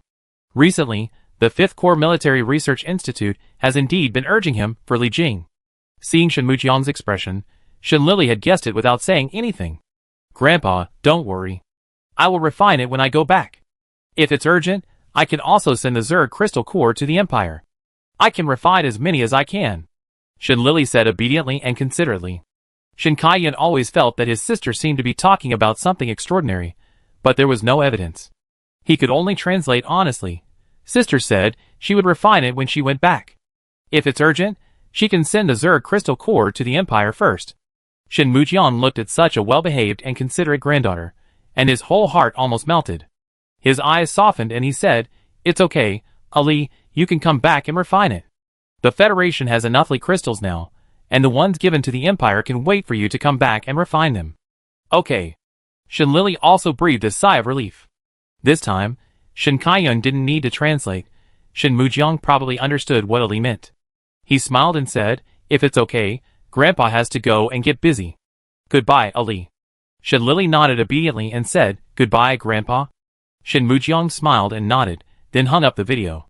Chapter 174. When Shin Kaiyan put away his brain, he immediately asked Shin Lily curiously, "What is the Li Jing you just talked about with Grandpa?" Li Jing is made from Zerg crystal cores, and is the medicine for mental healing potions. Shin Lily felt that Shin Kaiyan was her brother, so there was nothing she couldn't say, so she explained. "Can't others refine it?" Shin Kaiyan asked with some doubt. "No, I'm the only one who can refine it now, but I find a replacement in the future, otherwise when I die, the mental healing potion will be finished." Shin Lily also had a headache, which was the most troubling problem for her at the moment. When he heard the word death, Shin Kaiyan immediately got angry and hit Shin Lily's little head hard with his fingers. "Why did you hit me again?" Shin Lily covered her head with her claws in pain and looked at Shin Kaiyan angrily. She decided that if Shin Kaiyan couldn't give her a satisfactory answer, she would go to her mother to complain. "I told you not to talk properly all day long. You are so young and you are talking about death," Shin Kaiyan said unhappily. "I'm telling the truth." Shin Lily hummed unconvinced. "You can't even tell the truth." Shin Kaiyan narrowed his eyes, and his fingers began to move again. "Shin Lily, if I hadn't seen your hand about to hit someone again, I would definitely have a good talk with you." Fortunately, the driver's voice a reminder sounded at this time, and Shin Lily and Shin Kaiyan calmed down. When the brother and sister returned to the villa, Shin Lily found that the door of the hall was actually open. Thinking of something, she immediately flew out of Shin Kaiyan's arms excitedly, and flew into the hall in a hurry. Shin Kaiyan didn't know what his sister was doing, so he raised his eyebrows and followed. "Ah! Brother Guanjing, you're back." Shin Lily's excited voice came from far away in the hall. Shin Kaiyan rolled his eyes, and thought to himself that it was true. In the hall, Shin Lily was acting cutely in Guanjing's arms, and kept complaining. Of course, it would be even better if the person she complained to was not herself. Shin Kaiyan thought speechlessly. "Well, your second brother is bad." Guanjing had a faint smile on his cold face, and gently touched Shin Lily's little head. "Yes, he is the worst. He only knows how to bully me all day long. Brother Guanjing, you don't know that he has hit my head twice during the days you were away." Shin Lily rubbed Guanjing's palm, and said pitifully. Guanjing smiled faintly, and let the little cub play. Shin Lily chattered for a long time, and suddenly asked Guanjing curiously, "By the way, Brother Guanjing, why are you back today? I thought I wouldn't see you again before I return to the Federation. I will preside over the blessing ceremony tomorrow." Guanjing looked at Shin Lily with a gentle voice. Shin Lily was confused. "Brother Guanjing, are you going to become the High Priest?" Shin Lily asked in surprise. Guanjing shook his head, scratched Shin Lily's nose with his fingers, and said with a touch of pampering in his tone, "Only tomorrow for now." "That's good." Shin Lily was relieved. She didn't want Guanjing to become like her grandfather, trapped in the Beast God Temple, using his lifelong freedom to exchange for a noble title of High Priest. Although it was only once, Shin Lily still asked unhappily, "Why do you have to be tomorrow?" "Brother Guanjing, I don't want you to be the High Priest. That place is very cold, and you will be very lonely alone. It's not that you have to come tomorrow, it's that you will be at the blessing ceremony tomorrow, Ali. I don't want to miss your blessing ceremony." Seeing Shin Lily's unhappiness, Guanjing rubbed her head comfortingly and explained. Shin Lily didn't expect this to be the reason. Although she was very touched, she still didn't agree in her heart. But she didn't know how to persuade Guanjing. Shin Lily had no choice but to hang her head down. "Ali," Guanjing called gently. "Hmm?" Shin Lily looked up at Guanjing in confusion. Just once tomorrow, no more in the future. Guanjing's blue eyes, which were originally like glaciers, now looked as gentle as the sky, staring at Shenlili. But Shenlili was rarely confused by the beauty. She jumped up happily and asked, "Really?" Guanjing smiled and nodded. "That's great. Brother Guanjing, I'm telling you, the Beast God Temple is really bad." Shenlili talked bad about the Beast God Temple to Guanjing for a long time, before Shen Kaiyun finally carried her back to the room impatiently. "Shenlili, you should go to bed." Shen Kaiyun held Shenlili tightly, who was still unwilling to leave. Shenlili glared at Shen Kaiyun unhappily, and then said to Guanjing regretfully, "Brother Guanjing, I'm going to bed then." Guanjing smiled and nodded slightly. After Shenlili left, Guanjing looked at the entrance of the hall and said, "Come in." At the entrance of the hall, Guanzi came out from behind, scratched the back of his head a little embarrassedly and said, "I see you are lying to the little cub. I am embarrassed to come in and disturb you."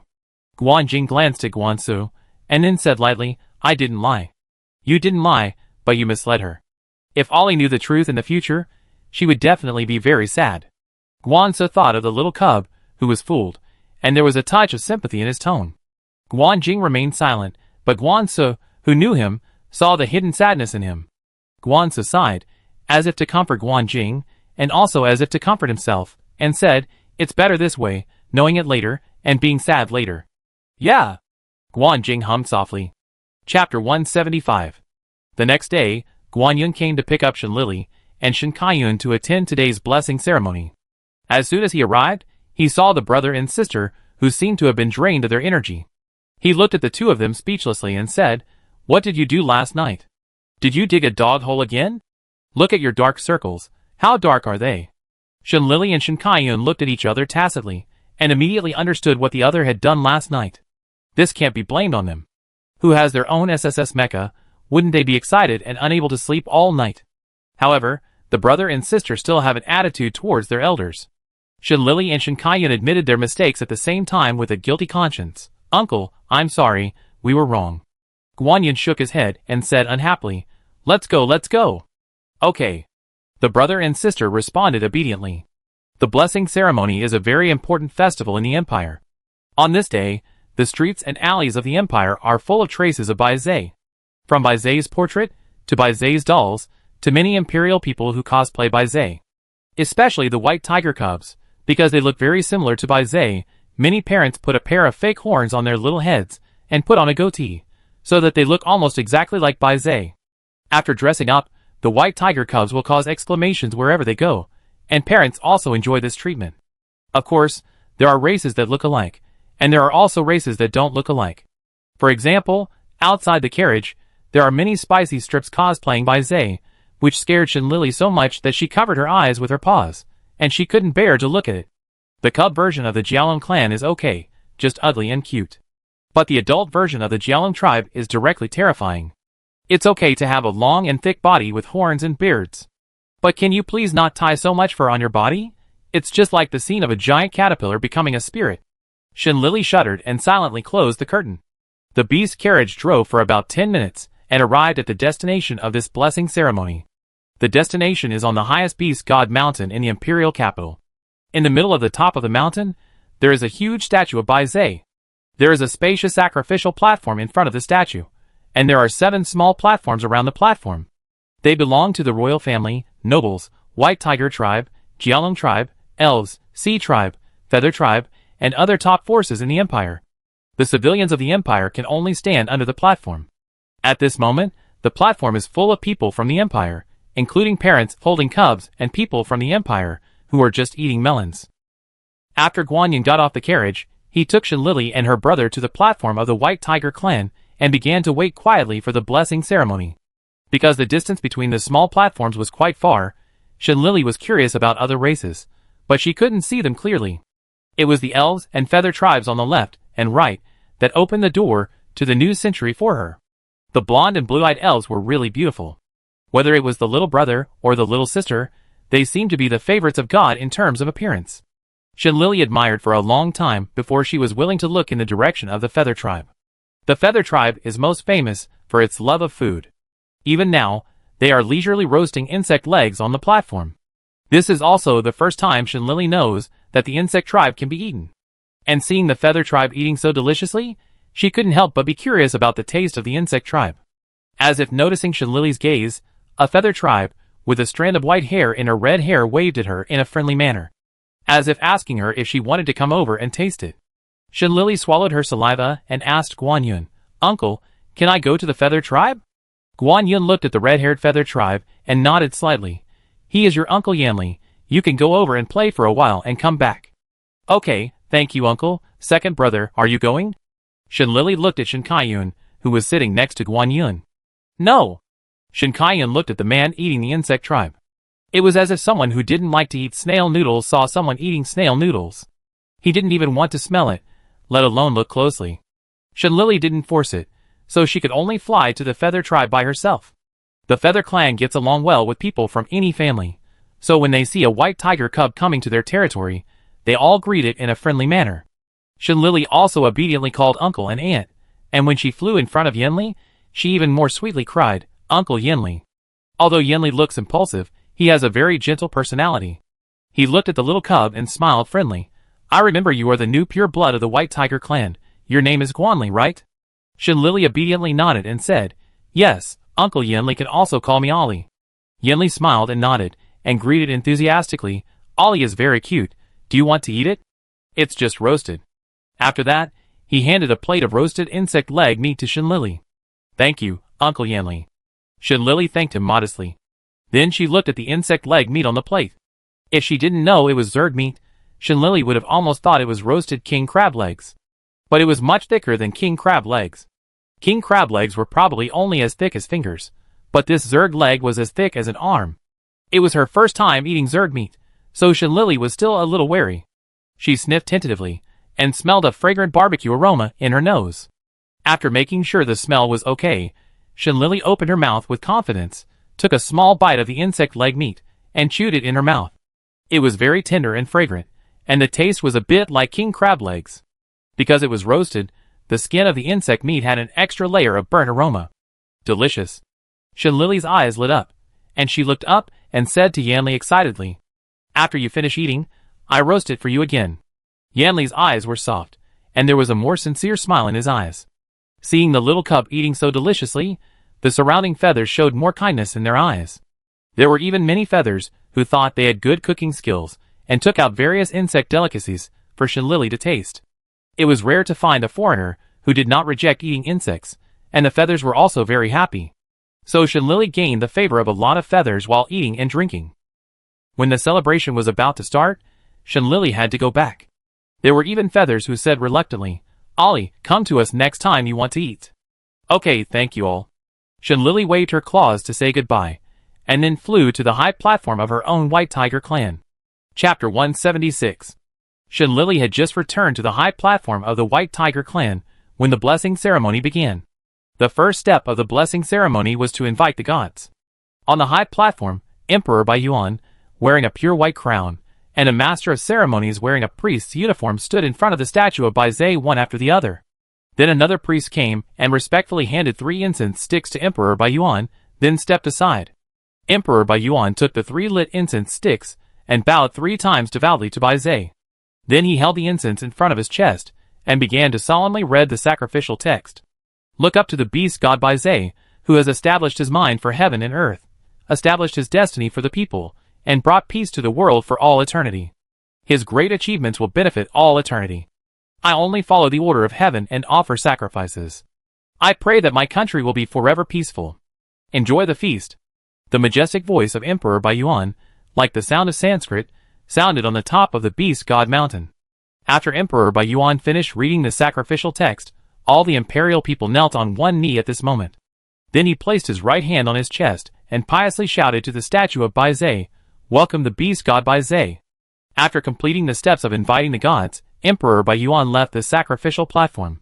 Then it was the turn of the second step of the blessing ceremony, offering the sacrifice. "Offer the sacrifice." The master of ceremonies on the stage shouted loudly.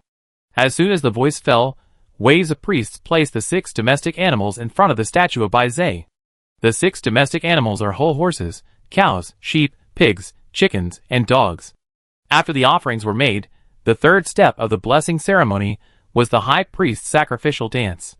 Offer by Zay dance.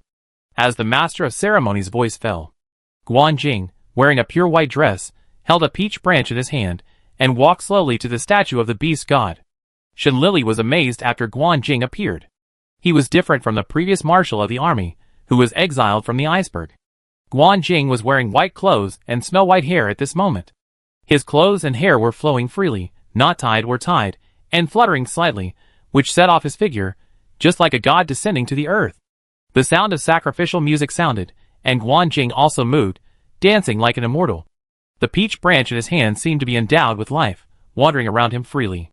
With his sleeves fluttering, people instantly had an illusion that he was about to go back on the wind. His feet were not stained with dust, and he was as light as a floating cloud. As Guan Jing danced, countless small dots of light with white light gradually fell from the sky. At this moment, Guan Yin pushed the brother and sister forward and said with a smile, "Now we can go to the altar." Shen Lili and Shen Kaiyun looked at each other, nodded, and walked towards the altar together. Not only Shen Lili and Shen Kaiyun walked together, but also countless cubs of the empire. As the cubs approached, the small light spots in the sky seemed to have found a place to land and rushed towards them. Shen Lili looked curiously at the small light spots that kept pouring into her body. She just felt very comfortable and warm, and she was inexplicably a little sleepy. Shen Lili's eyes slowly closed, and the small light spots around her accumulated more and more.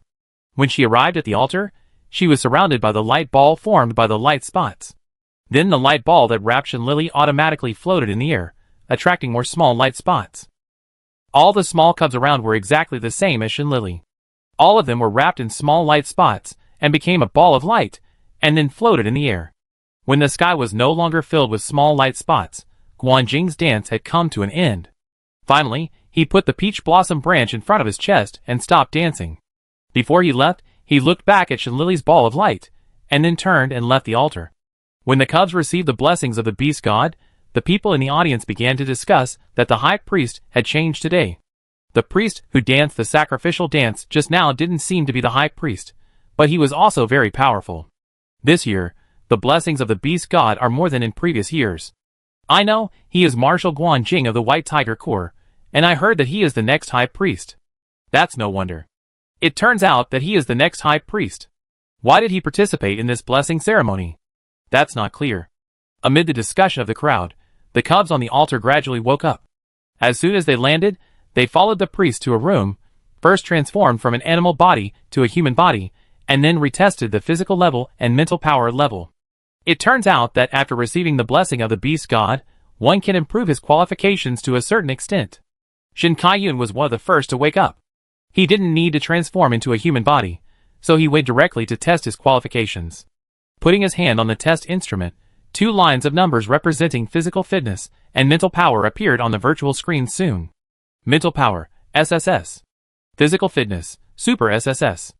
The priest in charge of the test looked at Shen Kaiyun with some surprise, but didn't say much. Shen Kaiyun didn't expect that he just came to the empire by the way and participated in a blessing ceremony, but there was such an unexpected surprise. Don't ask, just ask because I feel happy. After politely saying goodbye to the test priest, Shen Kaiyun returned to the high platform of the White Tiger clan. How is it? Has your qualifications increased? Guanzi asked enthusiastically. Shen Kaiyun smiled brightly, nodded and said, "My physique has increased by 1 level, I am now Super SSS." When Guanzi heard this, he immediately gave a thumbs up happily, and the white tigers around him also gave thumbs up happily. You know, Shen Kaiyun's current qualifications are also purple level bloodline level in the empire, and he belongs to the top genius of the empire. Since Shen Kaiyun is so outstanding, then their white tiger pure blood Shen Lili will have a talent that is against the sky. Thinking of this, everyone in the White Tiger tribe is even more looking forward to Shen Lili's qualifications. Chapter 177. Thinking she was still in the light ball, Shen Lili opened her eyes in a daze. What she saw was a huge tiger head. She didn't know if she was used to it, but she was not scared this time. Bai Zai, are you stupid? How can you save them by yourself? As a divine beast, you don't want to go with us. Do you want to stay here and be buried with these inferior creatures? The white tiger in front of her was almost furious and kept roaring at Shen Lili. Shen Lili was stunned for a while before she realized that he seemed to be talking to her. But? What the hell is Bai Zai? Isn't this the beast god? Excuse me, are you talking to me? Shen Lili cautiously tested. Not with you, But with whom? Bai Zai, are you really stupid? Although the white tiger looked at Shenlili fiercely, his eyes revealed concern. After confirming that she was right, Shenlili held her face with her paws, and looked at the white tiger in front of her with horror. Was she traveling through time again, or was she dreaming? Thinking of something, Shenlili hurriedly called out in her heart, Awo, Amu, Ashui, are you there? What's going on? It's a bit scary. Just waiting for a long time, there was no response in the mental space. Instead, the white tiger in front of him scratched his head and asked in confusion, Bai Zai, did you call me just now? Shenlili shook her head frantically. She was obviously calling Ashui and the others. That's strange, I always feel like you were calling me, but you really didn't say anything, it must be my illusion. Baihu looked around in confusion, and there was no one around, so he was sure that he must have heard it wrong. But the next second, Baihu felt that Bai Zai was calling him again. Baihu looked at Shenlili with suspicion, but he did not see her move her mouth. He frowned and began to check around. Shenlili swallowed her saliva, and was so scared that she didn't even dare to breathe. But she was sure of one thing, that is, as long as she called Ashui and the others, the white tiger in front of her would react. What was going on? Shenlili was about to think, and for some reason, the answer popped up in her mind. The white tiger in front of her was Ahua and the others. It's just that now it's a combined soul, and it has not been divided into 3 souls of heaven, earth, and man. This fact made Shenlili's pupils dilate instantly, and she was shocked and stunned. If she guessed correctly, the current time may be before the first major disaster on the ancient earth. And the beast god Bai Zai is very likely her past life. Shenlili wanted to deny it, but the answer was automatically given in her mind. She is indeed Bai Zai. Whether it is Shenlili in the interstellar era or Bai Zai in the ancient earth, they are the same person. Thinking of this, Shenlili was really a little overwhelmed. It turned out that she was the mastermind who caused her grandparents to separate. That damn beast god temple was actually built for her. When Shenlili doubted her life, the roaring white tiger had already checked the surroundings and came back. But he still found nothing, and did not find any traces of other people at all. The white tiger shook his head, and had no time to think about these messes. He looked up at Shenlili and said, Bai Zai, time is running out. Come with me now. The great disaster will come at dusk tonight. If we don't leave now, it will be too late. Seeing that Bai Zai still didn't respond, Baihu roared angrily, you are still thinking about those low-level creatures, right? I said, why are you so stubborn? We are immortals. When the time comes, we can escape to a safe place and create new creatures, right? Shenlili, She also wanted to leave. But the problem is that the low-level creatures you mentioned may be my ancestors. You asked me to abandon my ancestors and run away by myself. I can't get over the hurdle in my heart. No matter how she roared in her heart, looking at Baihu who cared about her so much, Shenlili finally sighed and said, you go. Don't worry about me, I have a way to save them. You have a way, what do you have? The Phoenix and Qinglong who are more powerful than us have already left. They can't be saved. Why are you trying to be strong here? Baihu was simply disappointed. If he hadn't been unable to defeat Bai Zai, he would have wanted to just knock this stubborn ass unconscious and carry him away in a sack. I won't leave, go by yourself. Shenlili still refused to budge. You? Fine. I leave by myself, don't regret it. Baihu said, and turned away angrily. Shenlili looked at Baihu's back and sighed in her heart. She didn't know if Baihu would leave in the end. But if he really left, how could Ahua and the others be in my spiritual space later? So what did you do for me in my previous life? Shenlili closed her eyes with a complicated look, and then began to think about what the high priest had said. When the spirit beasts were desperate, the divine beast Bai Zai appeared. He consumed 10,000 years of cultivation, and transferred all the remaining creatures on the ancient earth to the ancient interstellar. But Bai Zai also exhausted his divine power, and fell into a deep sleep and disappeared. In general, it is necessary to consume cultivation to move her ancestors to the ancient interstellar. Shenlili didn't need to think much, a solution popped up in her mind automatically. But this solution was a little too saintly. That is to sacrifice oneself to save the world. Sacrifice Bai Zai's life to the heavens in exchange for a glimmer of hope for all creatures on the ancient earth. If the interstellar space thousands of years later had nothing to do with her. Even if Shenlili's head was broken, she would not do such a saintly thing. But in the interstellar space thousands of years later, there are her grandfather, father, mother, second uncle, eldest brother, second brother, Cici, Zhou, brother Guanjing, grandma Wen. After thinking about all her relatives and friends, Shenlili sighed more deeply. Since the sacrifice could not be avoided, Shenlili decided to enjoy the last time before leaving, and it would be good to see the scenery of the ancient earth. Chapter 178. Alas, another one has gone crazy. It's the end of the world. How can they not be crazy? Is this news accurate? Recently, the spiritual energy has only decreased. Is it the end of the world? Master Jiaolong, who served the divine beast Qinglong, returned to the tribe today. Do you think what he said is false? Then, they don't care about the divine beast anymore. Oh, care? What the hell, they only care about themselves. I heard that they have all left. Now, only ordinary spiritual beasts like us are left on this land. Too much. We used to offer the beast gods delicacies every day, but in the end, they didn't care about our lives or deaths, and didn't even tell us in advance. Haha, do they dare to say that? I just feel sorry for my tribute, which was saved by my whole family by frugality. Alas, which family is not like this? We just treat the tributes in the past as dogs. Don't insult dogs, dogs have more conscience than them. Two spirit beasts in the forest walked while cursing those hypocritical spirit beasts. After they walked away, Shenlili came out from behind the tree. It seems that the spirit beasts have already known the news. Shenlili pondered for a sentence, and then continued to walk forward to see the situation. The collective disappearance of the spirit beasts also made the low-level spirit beasts notice something unusual. After asking around, the spirit beasts were directly desperate. Some collapsed, some yelled and cursed, and some cried and cried. Shenlili hid her figure and walked along, and saw only desperate spirit beasts. The spirit beasts, who had accepted their fate, were silently saying goodbye to their relatives and friends. Some spirit beasts, in great mental panic, actually began to self-mutilate. Some were pulling their own hair, some were pulling out their own scales, and some were constantly hitting trees, hitting their heads and bleeding, but they did not stop. Looking at such a purgatory on earth, Shenlili's heart was not good. She looked up at the sky and sighed softly. Then Shenlili soared into the air, instantly transforming her small body into a huge baizhe, and appeared in this piece of sky. She took a deep breath, and then said to all the creatures on the earth, I am the divine beast baizhe. Before dusk today, I will take you away from here. You can bring your family and friends and gather here. Remember, before dusk, no one will be waiting. Shenlili's voice mixed with divine power resounded in the ears of all the creatures on the ancient earth. The spirit beasts, who heard the meaning clearly, went from disbelief at the beginning to ecstasy after they reacted. As soon as Shenlili's voice finished, the whole ancient earth was boiling. All the creatures seemed to be migrating in the seasons, rushing towards Shenlili's direction. Shenlili repeated the words 3 times before stopping and looking down. At this time, countless creatures on the ground had already rushed over.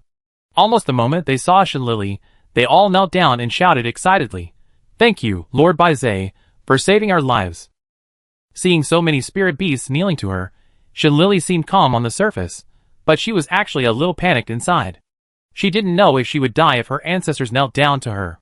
Shenlili suppressed the twitching corners of her mouth, coughed, and then majestically said to the spirit beasts on the ground, No need to kneel anymore, you can help me and appease all the spirits.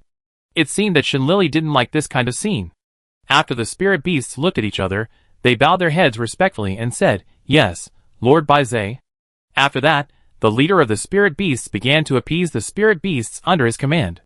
Not long after, the originally chaotic spirit beast group restored order, and the creatures that arrived later were properly arranged. Shenlili also breathed a sigh of relief when she saw this, and the rear was considered stable. When it was close to dusk, the area within 1,000 miles was already crowded with dense creatures. At this moment, all the creatures looked at the divine beast Baizhe in the sky with expectation. This was their hope and the last straw. Shenlili looked at the sky, and finally looked at the creatures below, then closed his eyes, and took a deep breath. Then he suddenly opened his eyes, and began to dance the Baizhe dance. Yes, it turned out that the Baizhe dance was actually a dance of sacrifice, but the sacrifice was Baizhe himself. Shenlili's dance was not as beautiful as Guanjing's, and it even felt a bit awkward. But every time she danced to a place, that place would light up, which seemed more sacred than the graceful dance. When Shenlili was dancing, the originally peaceful and tranquil sky was gradually dyed red by blood, and the earth seemed to be shaking violently like an earthquake. The ominous breath of death surrounded the hearts of every living being. They knew that this was a sign before the great disaster.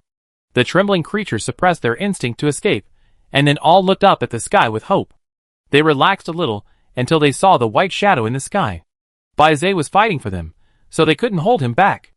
At the moment before the great disaster, Shinlili finally finished the Baizé dance, and she took a last look at the living beings. Then her lips opened slightly, and a burst of incomprehensible ancient Sanskrit sound rang in the sky. God is above, and the earth is below. I, Baizé, am willing to sacrifice my flesh, blood, and soul in exchange for a glimmer of life for all living beings. Heaven and earth are my witnesses, and I will never regret it.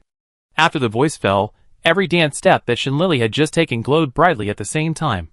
In the blink of an eye, a huge magic circle was formed, and it stopped extending until it completely covered all the living beings below. When all the living beings were transferred away, the sky had turned blood red. Afterwards, countless meteorites were breaking through the clouds one after another, and they were mixed with terrifying power and attacked the ground. Looking at the empty world, Shinlili breathed a sigh of relief, and then his exhausted body fell from the sky. As he fell, Shinlili. No.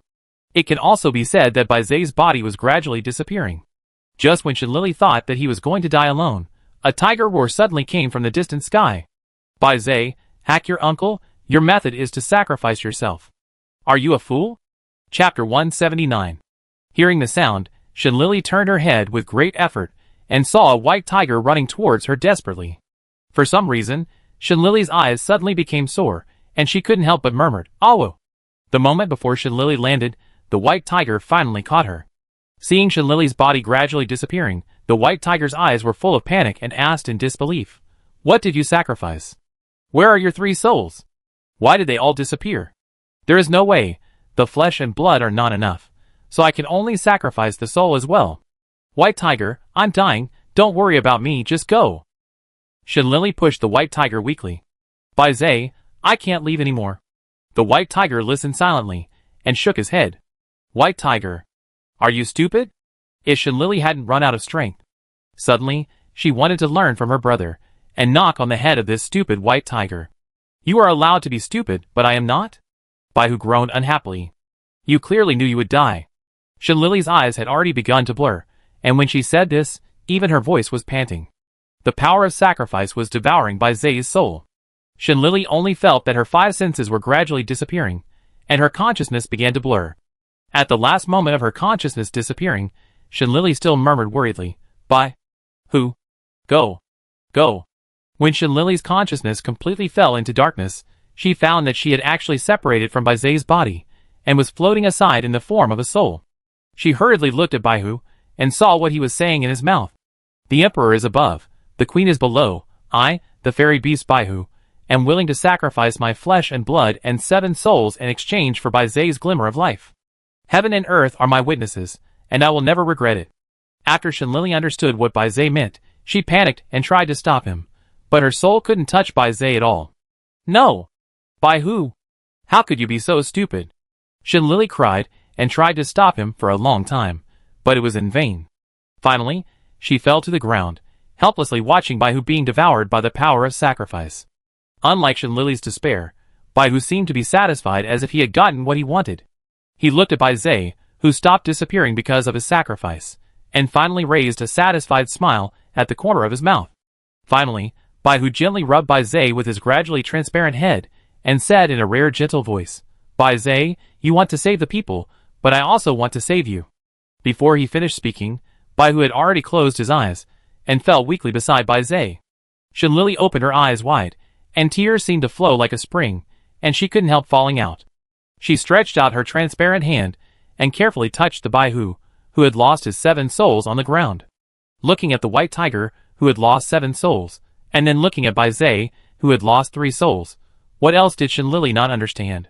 It turns out that the white tiger has 3 souls, and Baizé has 7 souls. It turns out that I am both Baizé and the white tiger. Shinlili finished speaking with a trembling voice. Then she looked at the 3 souls in the white tiger's body. At this moment, Shinlili seemed to understand something. With a look of crying and laughing on her face, she said, "Awo, Amu, Ashui, come back." As soon as the voice fell, the 3 souls of the white tiger, the heaven, the earth, and the man, floated out of the dead white tiger's body, and then flew into Shinlili's forehead like a young swallow returning to its nest.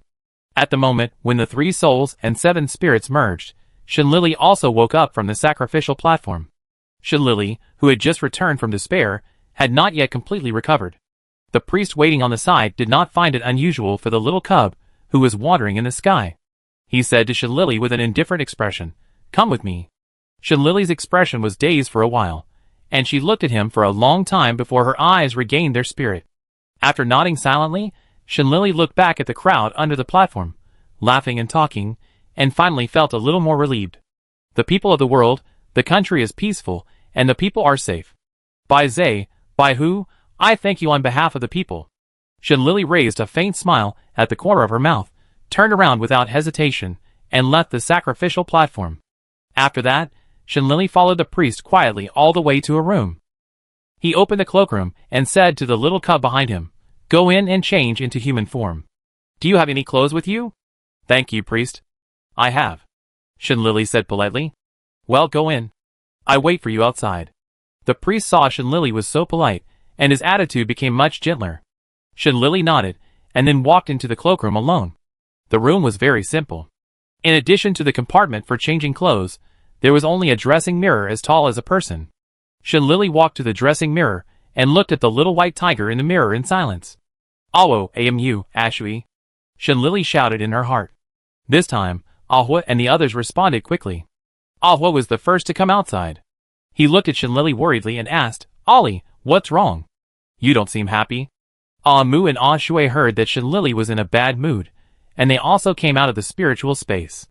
Looking at the three little white tigers sitting in a row, Shinlili's nose was sore, and tears flowed uncontrollably. Such a fragile Shinlili scared Ahua and the others, and quickly surrounded her. Even Ashui comforted her awkwardly. "Don't cry, who bullies you? Tell us, we will beat him up." "That's right. Whoever dares to bully Ali, we will beat him." Ahua waved his claws angrily.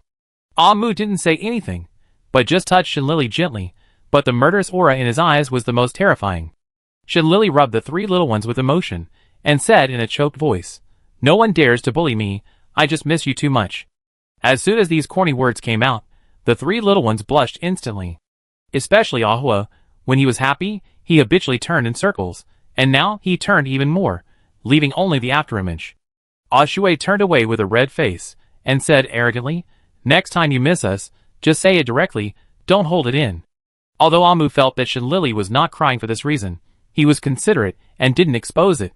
Shinlili nodded, wiped her tears, smiled and changed the subject. "I just accepted the blessing of the beast god, and now I can change back." "Ahua, do you want to see it?" "Ashui, surprise." "Amu, surprise." "Ahua, surprise." The three children looked at each other, and at the same time looked at Shinlili with shining eyes and said, "I miss you." Chapter 180. Shinlili smiled and looked at the three little ones gently, saying, "Wait for me a moment." After that, she turned and went into the small compartment. "What do you think Ollie will look like when she regains her human form?"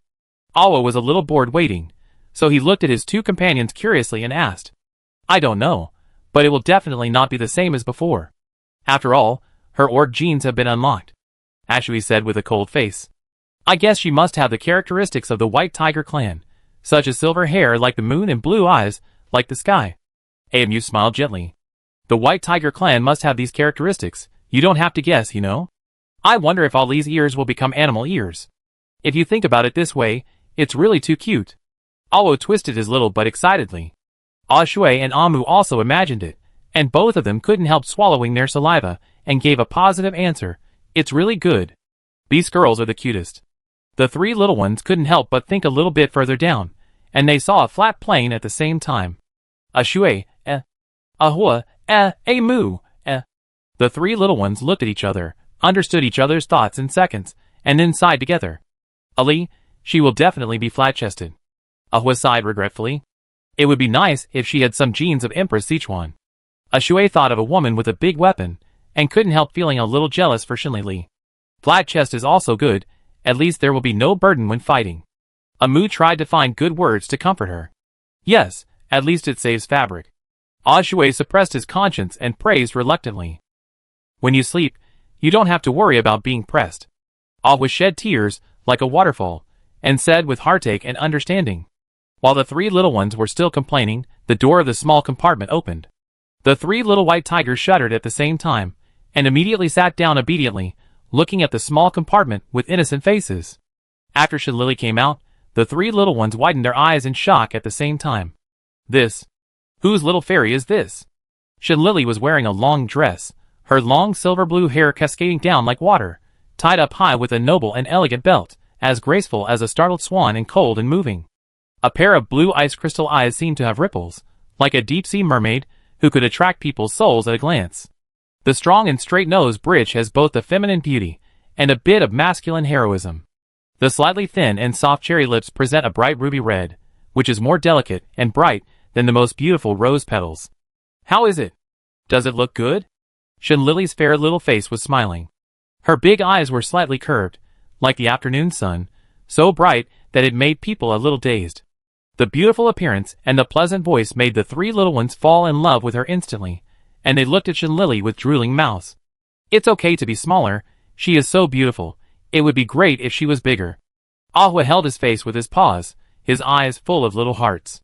Yes, and if your chest is not flat, how can you rule the world? Amu blushed and coughed. Yes, flatter, it's still flat. Be more approachable. Ashue blushed and stammered. What are you whispering about? Shinlili looked at the three little ones suspiciously, always feeling that they were not saying good things. Ahua, Amu, and Ashue looked at each other guiltily, then shook their heads frantically to deny. No, no, no, we didn't talk. Really? Maybe I heard it wrong. Ahua, Amu, and Ashue, go back to the spiritual space, I'm going out. Shinlili thought of the priests, who were still waiting outside, and it was not good to delay any longer. Okay. After saying that, the three little ones returned to the spiritual space quickly, as if there was a ghost chasing them.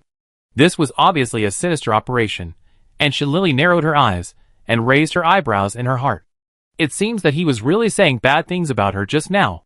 But forget it, who made them so cute? Shinlili shook her head, then opened the door and walked out. Sorry, I kept you waiting. Shinlili smiled and apologized. No, it's okay, let's go. The moment the priest saw Shinlili, he first opened his eyes wide in amazement, but his face turned pale again in an instant. After he finished speaking, he hurriedly led the way, as if there was a tigress behind him. Shinlili, ? Why do you feel afraid of me? Did the chief priest also say to the little priest that the women down the mountain were tigers, like the chief monk? But it seems that to some extent, I am indeed a tiger, and the most ferocious tigress among tigers. Shinlili suddenly realized why the priest was afraid of me. Even when the priest sent her to the test room and immediately fled, Shinlili couldn't help but sigh in her heart. This priest is really dedicated. He was so afraid of me, but he still forced himself to send me here.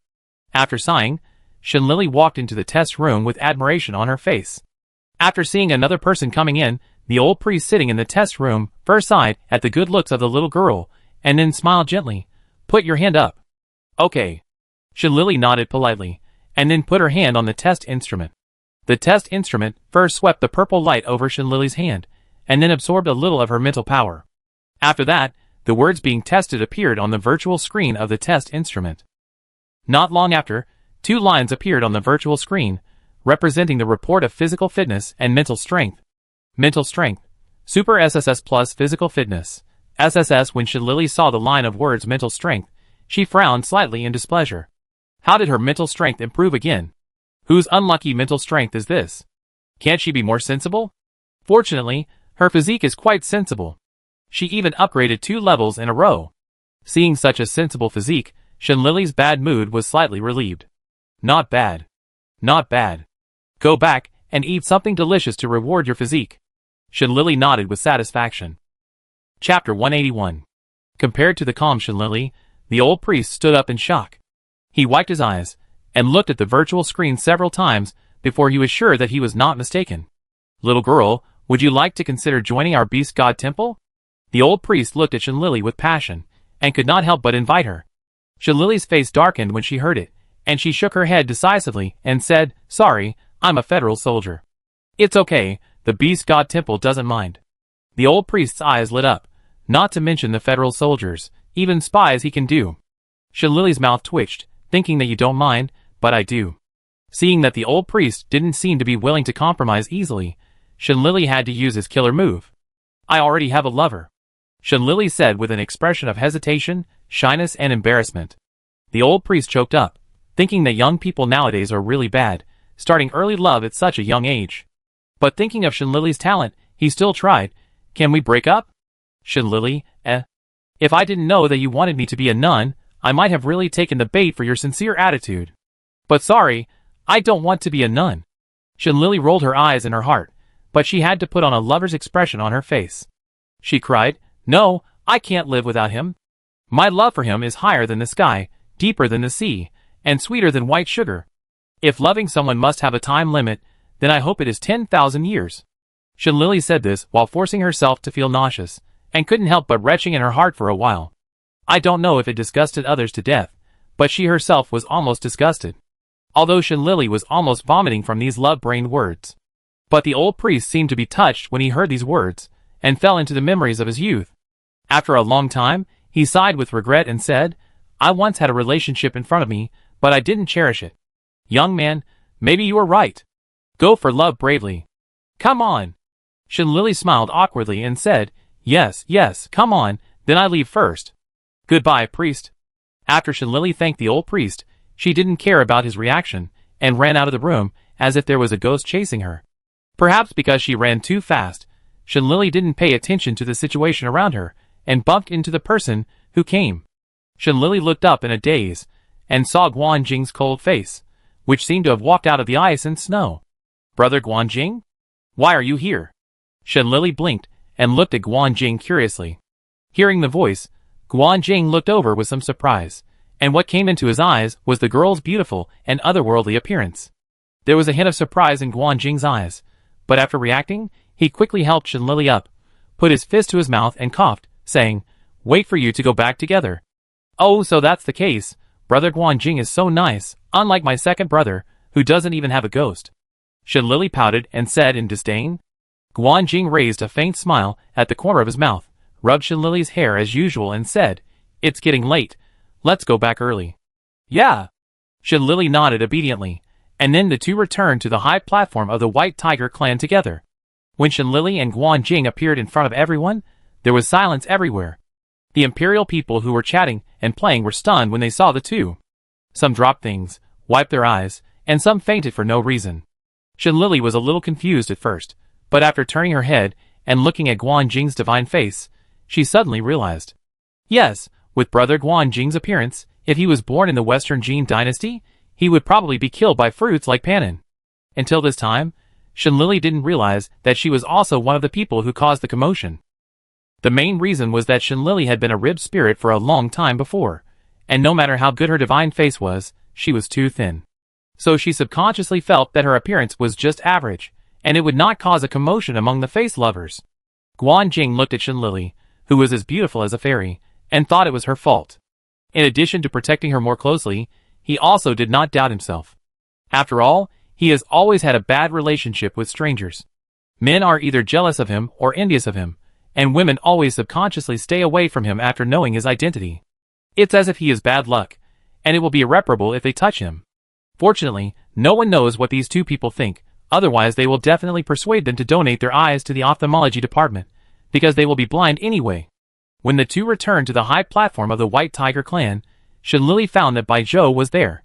But he looked at Guan Jing with disdain first, and then immediately changed to a smiling face, looking at Shin Lily in amazement and praising, Ollie, you are more beautiful than before. Bai Zhou raised his beautiful lips, and there was a gentle smile on his face, like the spring lake water refreshing the heart, and there was also a warm and cheerful little sun. Thank you, Zhou Zhou. Although Shin Lily was a little surprised, she was also very happy to see Bai Zhou. Why is Uncle Guan Jing here? Isn't the farewell ceremony not over yet? Bai Zhou smiled kindly, but there was a hint of yin and yang in his tone. It was as if he was reminding Guan Jing to pay attention to his age and identity, and not to covet what he shouldn't covet. Guan Jing's eyes were cold twice in a row, once, when Bai Zhou called him uncle, and the other time was to deliberately remind himself of his identity as the future high priest. Ha! Guan Jing had a playful sneer in his heart. But she said calmly, His Highness Bai Zhou is still young, it's normal that he doesn't know. The sending off ceremony must be performed by the current high priest. I'm sorry, I'm not the high priest yet. You say I'm old, I say you're childish, it's fair, isn't it? As for the high priest, isn't that still a future? Bai Zhou's smile froze. His biggest pain point is that he's still young, his face and body haven't grown yet. That's why Ollie has never had that intention towards him. Even if he intends to show off his looks, Shenlili just treats him as a good-looking brother. Bai Zhou suddenly envied his father's wolf-dog waist and ate bulging abdominal muscles. Every time his father showed off, his mother would stare straight and couldn't bear to look away. Pinching his still soft stomach sadly, Bai Zhou felt even more depressed. Looking at the defeated little wolf cub, Guanjing's mouth finally had a hint of joy. Chapter 182.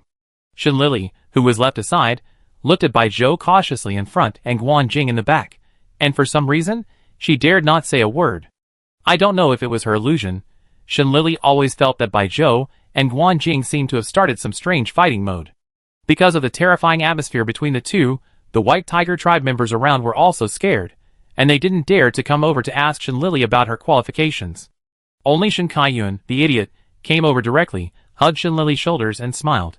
It's okay, little sister. You have become a big beauty in an instant. It's okay, SOSO. By the way, second brother, have you improved your mental strength or physical fitness level?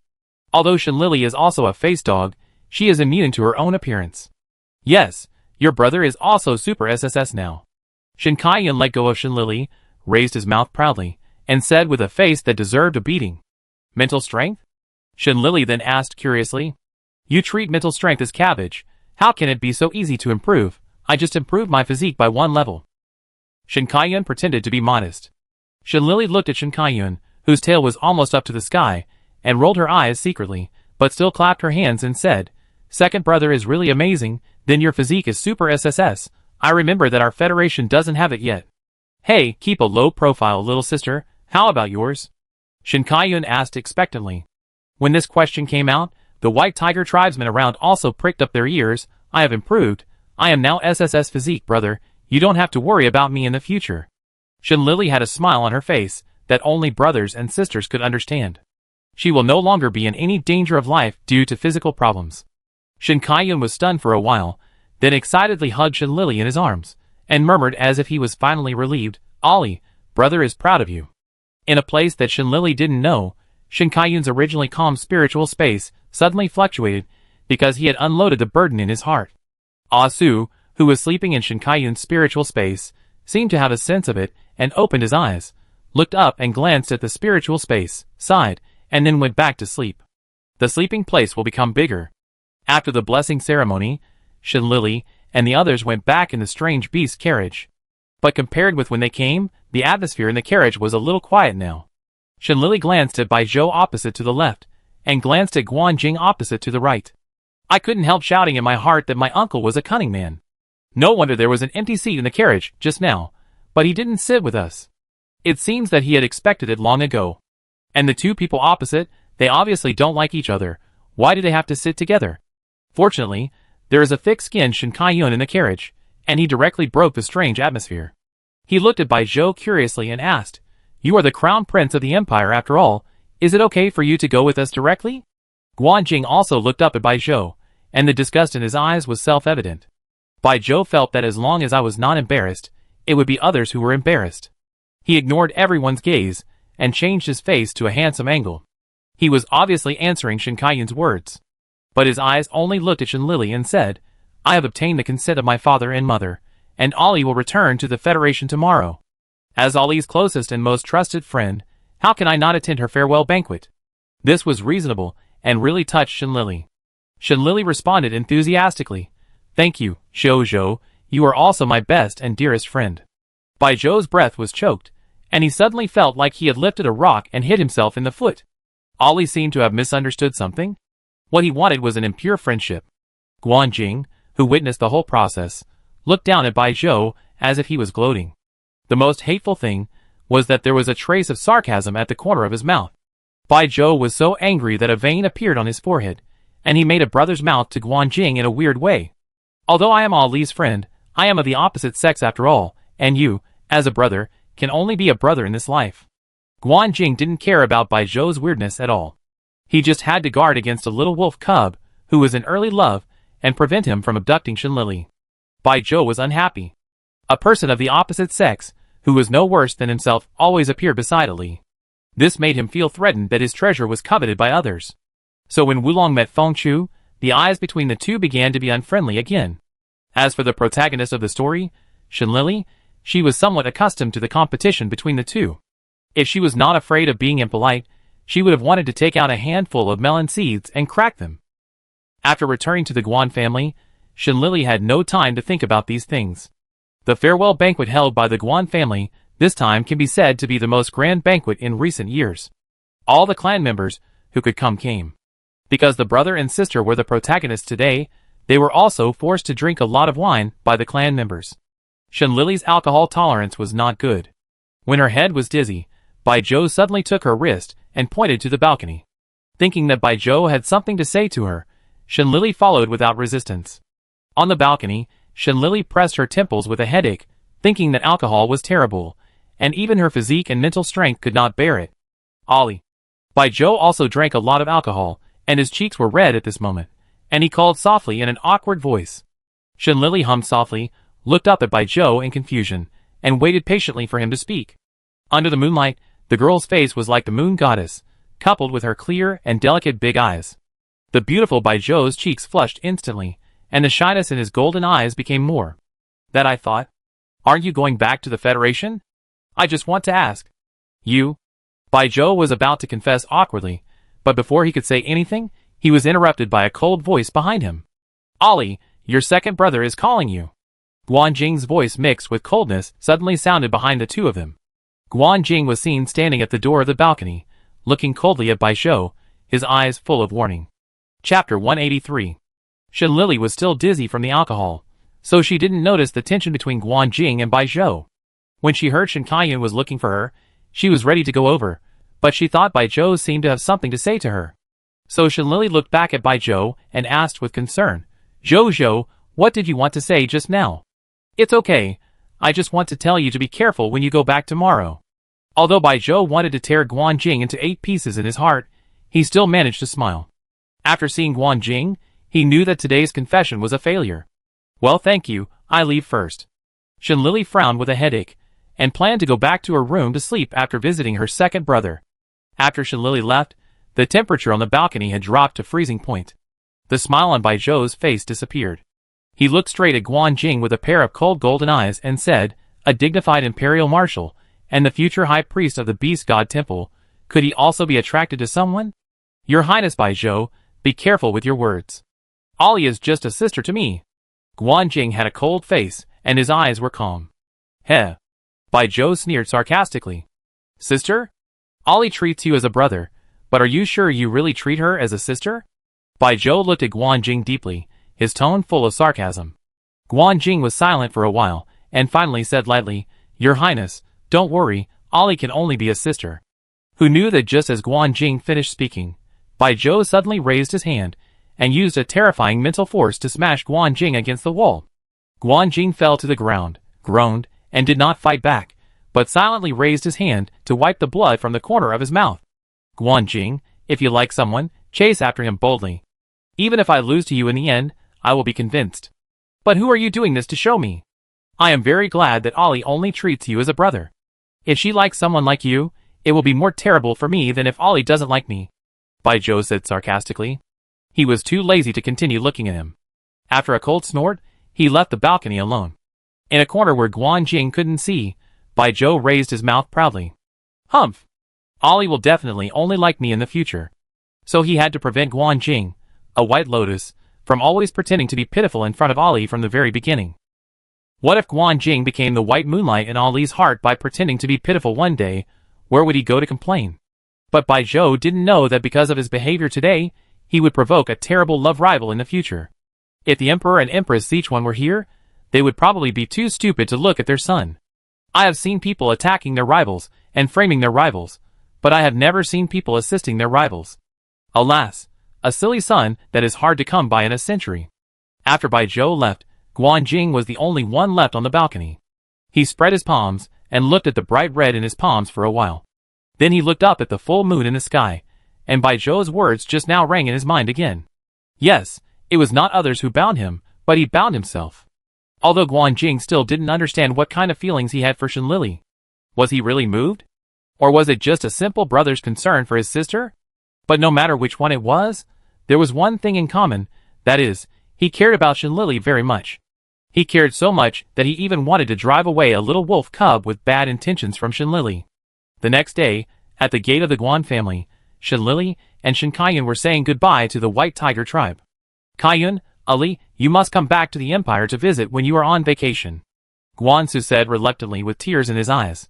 Okay, uncle. The brother and sister nodded obediently, fearing that the uncle would cry the next second.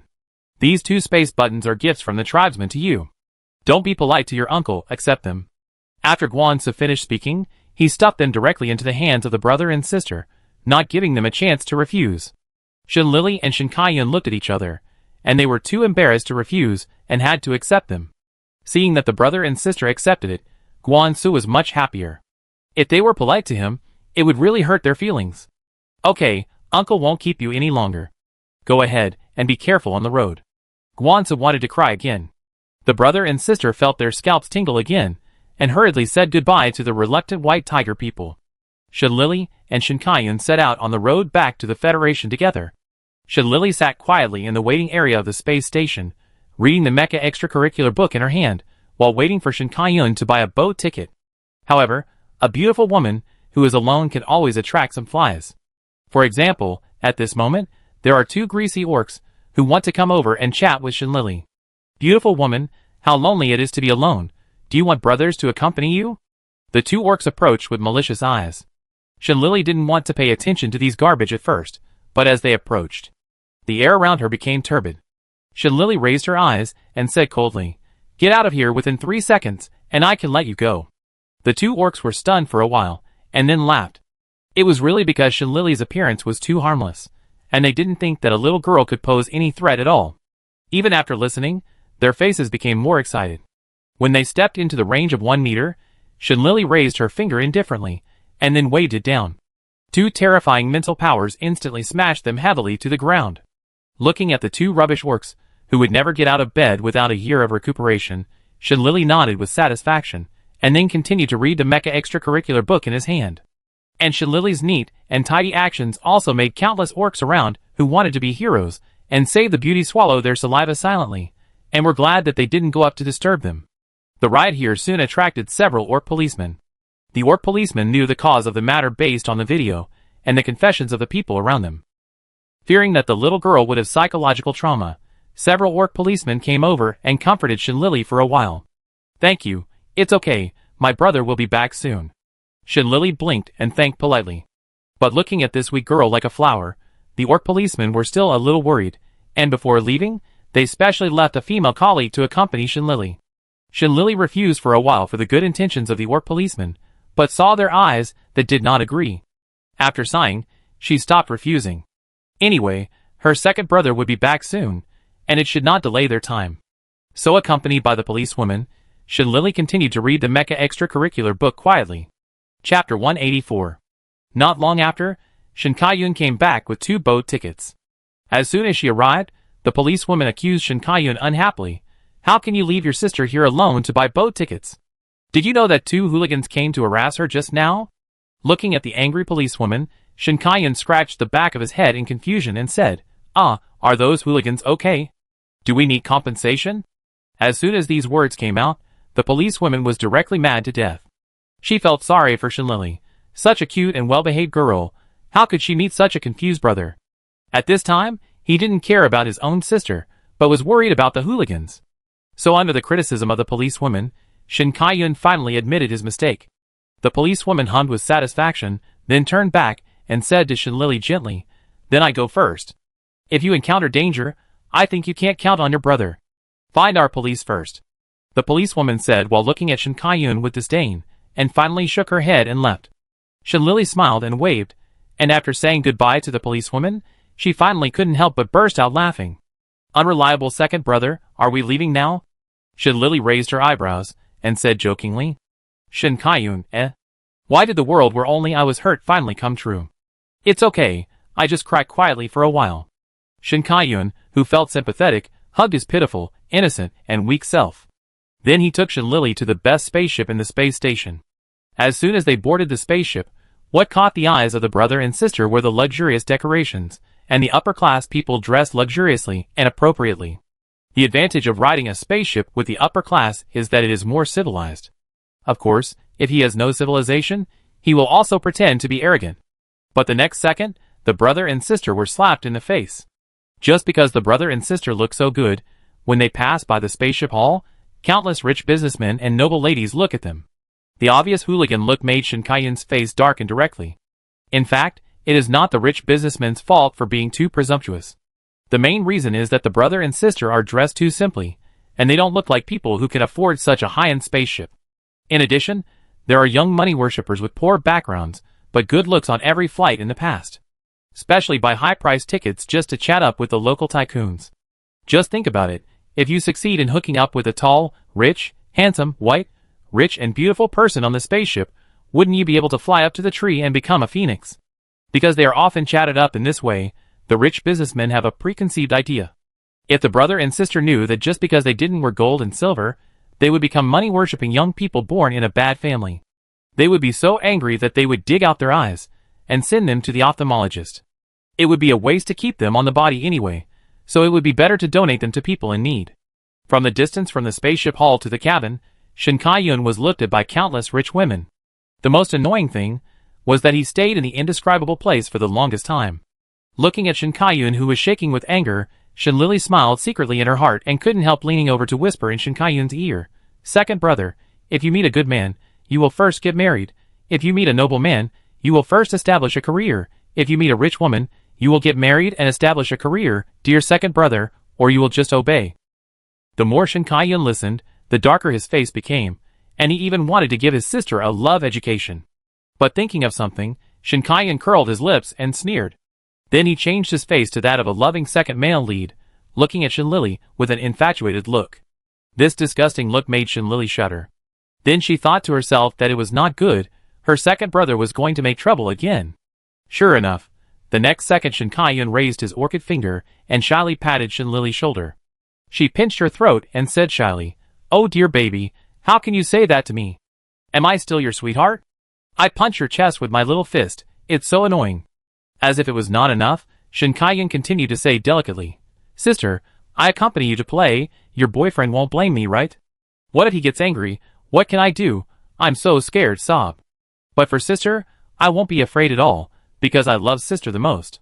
When Shin Kai-yun said the last sentence, he acted like a tough guy to Shin Lily, almost knocking her to the floor. When Shin Kai-yun finally finished speaking, the atmosphere in the hall had fallen into a dead silence, and then there were countless vomiting sounds. Shin Lily, who received the critical hit at close range, was directly petrified by the thunder. At this moment, Shin Lily learned a truth with blood lessons. It turns out that the highest level of vomiting is to vomit to the point where there is nothing left to vomit. Shin Kai-yun, who had given everyone some kind of terrifying mental attack, always felt that the power seemed to be a little insufficient.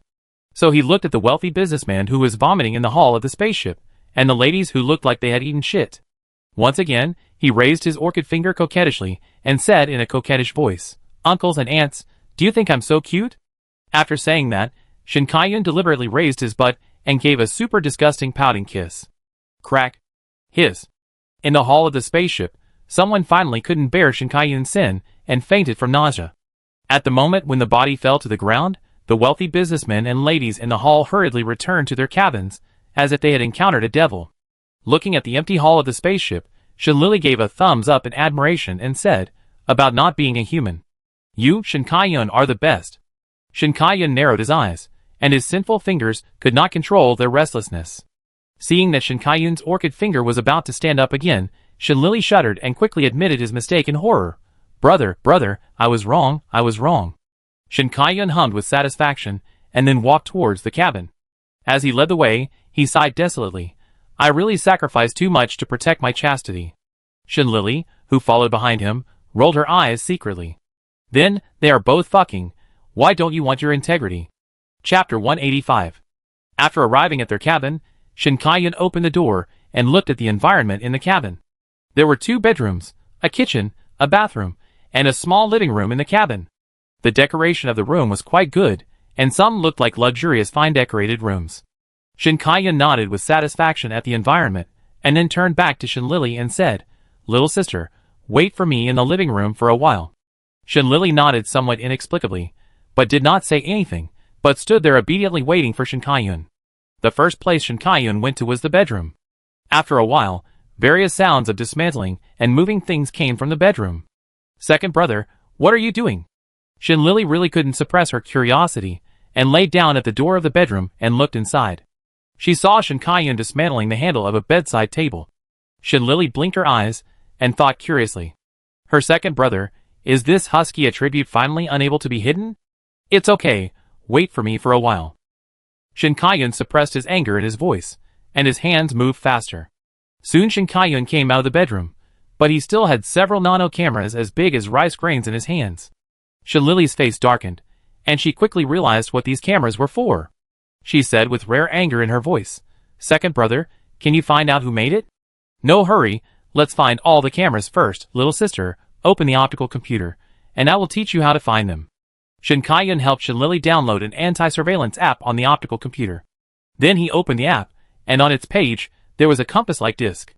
The brother and sister took out the nano camera according to the position indicated by the arrow.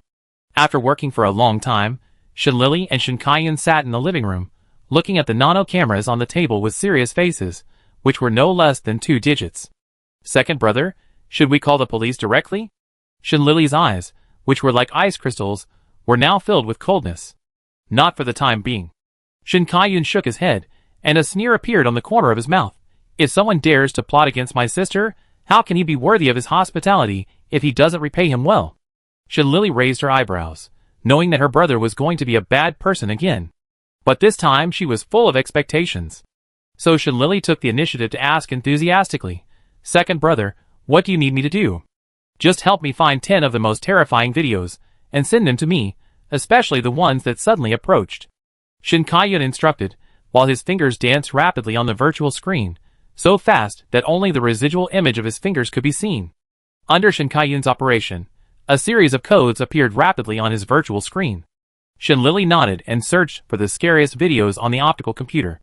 So one of the siblings was looking for horror videos, while the other was searching for the information of the camera owner. After a while, the profile of a strange middle-aged man appeared on Shin Kai-yun's virtual screen. After keeping a copy of the man's profile, Shin Kai-yun looked up at Shin Lily and asked, Little sister, are you ready? Shin Lily nodded and said, I've sent it to your optical computer. See if it's appropriate. Shin Kai-yun nodded and browsed through the horror videos carefully, and then picked out a few of the scariest ones. After that, Shin Kai-yun remotely hacked into the voyeur's computer and opened some indescribable files. Shin Kai-yun quickly looked away and kept saying sorry 3 times. Shin Lily was fine, as she had some of the heroines in the video, but when she thought of the purpose of these videos, she was so angry that her teeth itched, and then she looked at Shin Kai-yun and asked angrily, what about the videos of these victims? After the revenge, they will all be deleted. Shin Kai-yun would not let these videos flow out casually. This was too much of a blow to the girl, and thinking of this, the coldness in Shin Kai-yun's eyes became stronger. Second brother, you haven't told me what you want to do? Shin Lily blinked her beautiful eyes, and looked at Shin Kai-yun expectantly. Shin Kai-yun's body froze with coldness. He twitched his mouth and whimpered, It's not good for a girl to hear this. If you are really curious, just wait for the result. Shin Lily pouted. Although she was not sure whether she guessed it right, she was definitely close to it. But Shin Lily couldn't suppress her curiosity, so she pretended to be cold and crossed her arms and said, If you tell me, the dividends of the pharmacy will increase by 5%. Shin Kai-yun swallowed his saliva, and finally couldn't resist the temptation and said, Are you sure you want to know? It's a bit disgusting. Go ahead. Shin Lily felt that she could bear it. Well, okay, wait for me for a while. After Shin Kai-yun finished speaking, he first turned the sound of the optical brain to mute. Then he took out a cloth strip from the space button and tied his eyes tightly. Shin Lily did not disturb Shin Kai-yun, but watched quietly from the side. Little sister, you can see the next operation yourself. I won't go into details. Shin Kai-yun said, as he clicked on the indescribable file. Then he added the horror video to all the videos in the file. After doing this, Shin Kai-yun exited the optical computer, took off the cloth covering his eyes, and looked up at Shin Lily and said, Do you understand? Shin Lily touched her nose with her fingers, gave a thumbs up in admiration, and said, If it succeeds, I guess he will never be interested in women again in his life. More than that, little sister, you are too young to understand. Shin Kai-yun showed a sinister smile. Shin Lily didn't say anything about Shin Kai-yun's riddle except curling her lips. But she still asked with some worry, Are you sure it will succeed? I looked at it, and he looks at this file every day at about 9 p.m. I will watch it myself. If it succeeds, I will call the police immediately and destroy the video. Shin Kai-yun said with a serious look on his face. He never jokes about this kind of thing. Okay, then you keep an eye on it, I'm going back to the bedroom. Shin Lily got up too early in the morning, and was a little sleepy now, so it was a good time to take a nap. Well, go ahead. Shin Kai-yun waved his hand, then turned on the computer, and after operating the screen for a few times, the surveillance video of the middle-aged man's home appeared on the virtual screen. Chapter 186. On the distant planet Karami, a well-dressed middle-aged man slowly opened the door of his house. He first scanned his house, and after making sure that no one was there, he put his briefcase on the door cabinet with a sigh of relief. Then he took off his suit and leather shoes that disguised him as decent, and returned to being a greasy and disgusting middle-aged man. After doing all this, the middle-aged man went to his secret paradise as soon as possible. Today, he was angry at work again, and it was just right to vent in the secret paradise. Thinking of this, a disgusting smile instantly appeared at the corner of the middle-aged man's mouth. Walking quickly to the sofa, the middle-aged man turned on the light brain with an itch, and then projected the video in a hidden file onto the huge virtual screen in front of him. Looking at the young body in the video, the middle-aged man's eyes were even more excited, and his hands were even making indescribable movements. As the indescribable weird sounds in the room became louder, the middle-aged man had fallen into madness.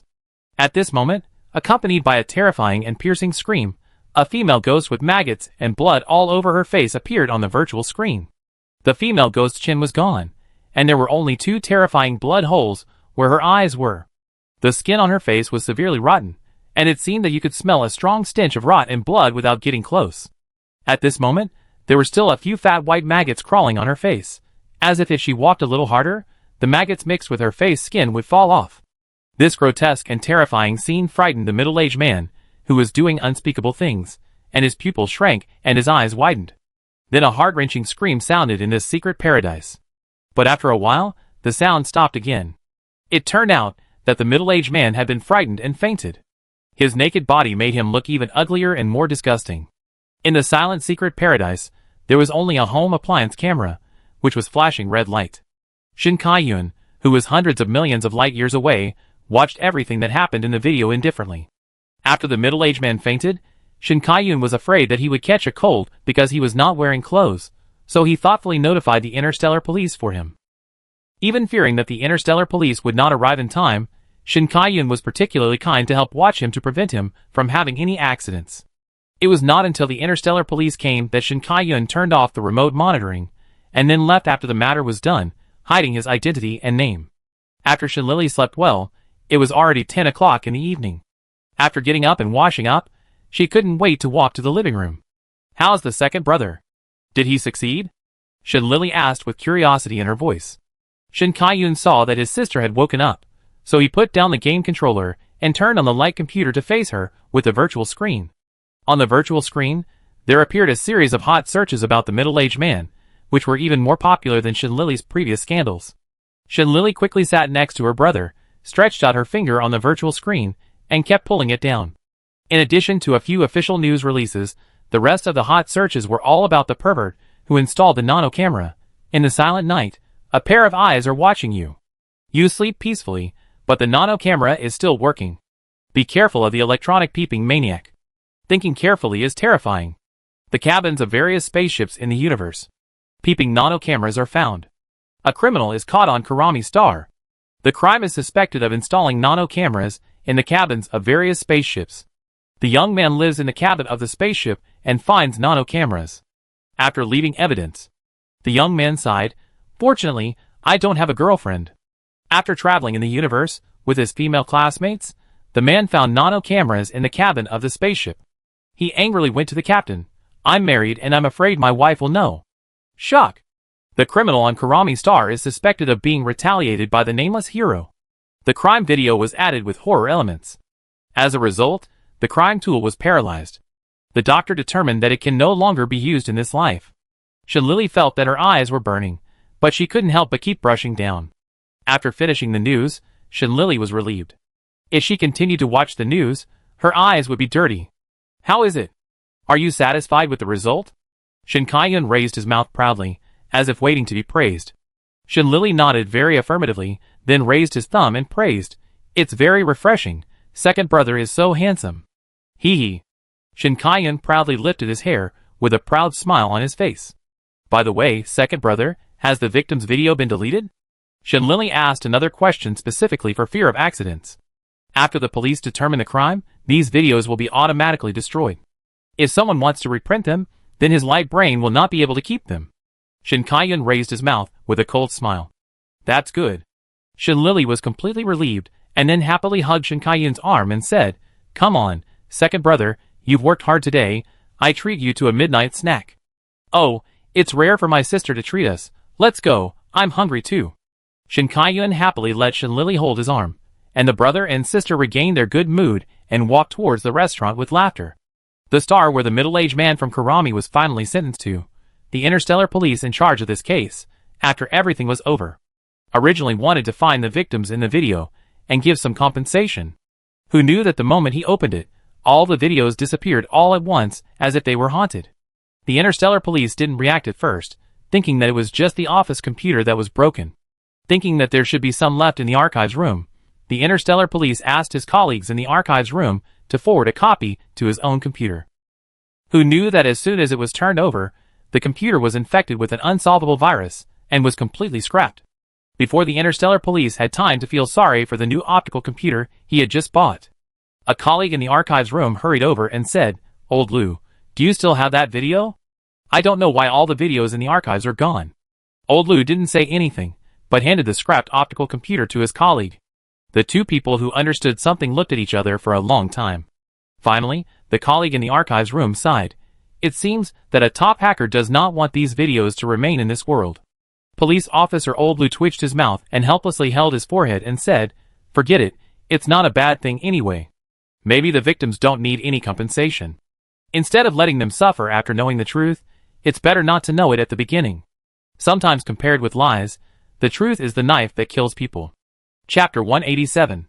As soon as the brother and sister arrived at the spaceship restaurant, the wealthy businessmen and ladies, who were still bustling and toasting each other, suddenly became quiet. At this moment, everyone's eyes were focused on Shin Kaiyan. But this time, it was not a hooligan's eyes, but a hooligan's eyes. Seeing such enthusiastic eyes, Shin Kaiyan raised his eyebrows, and his fingers began to move again. All the wealthy businessmen and ladies present instantly choked, and were ready to run away. Shin Lily also shuddered with lingering fear, and quickly reached out to hold Shin Kaiyan's arm to stop him, saying, Brother, let's be a human being. Even if they were wrong before, they didn't deserve this. Seeing that his sister was also a little scared, Shin Kaiyan was distressed and stopped making trouble. The wealthy businessmen and ladies around him also breathed a sigh of relief, and then continued to toast each other. The food in the spaceship restaurant is a buffet.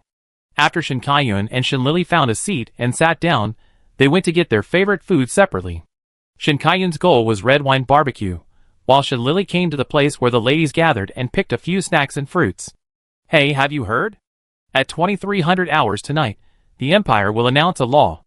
I heard that it prohibits the sale and killing of star beasts. One of the ladies with a little background couldn't help but reveal the news she knew in advance. Huh? Really? Did the Empire learn from the Federation? Why is there a star beast protection law all of a sudden? The flattering lady on the side asked immediately with great insight. I heard that because someone saved His Highness Bai Zhou, Emperor Bai Yuan granted that person a wish, but that person's wish was not to become a noble duke of the Empire, but to protect some star beast. The first lady who spoke had a rare tone of grief and anguish. Alas, yes, it would be great if I had this opportunity, it's such a waste. Hearing the topic of the ladies next door, Shin Lily was stunned at first, and then couldn't help but think of the white tiger mother. Perhaps the memory was too warm, so Shin Lily couldn't help but curl up the corners of her mouth. It won't be a waste, Shin Lily said silently, then picked up the plate and walked back. Why do you only eat so little? You are already skinny, and you are picky about food. Shin Kaiyan saw that there were only a few snacks and fruits in the plate Shin Lily put on the table, and immediately said unhappily. As he spoke, he forked out a piece of steak from his pile, and put it on Shin Lily's plate. I just woke up. How can I have an appetite? If I can't finish it in a while, you can eat it. Shin Lily frowned and looked at the steak on the plate, which was bigger than her face. She felt full before she even ate it. Okay, if you can't finish it in a while, I eat it. Shin Kaiyan rolled his eyes, and said perfunctorily. Then he immediately ate his meal in big mouthfuls. When eating, every minute of delay is disrespectful to the food. Shinlili pouted and had no choice but to pick up the knife and fork, ready to fight with this big steak. But just as the knife touched the steak, the spaceship suddenly began to shake violently. For a moment, the restaurant was filled with the sound of plates and cups being smashed. The wealthy businessmen and ladies around were all frightened and screamed in fear.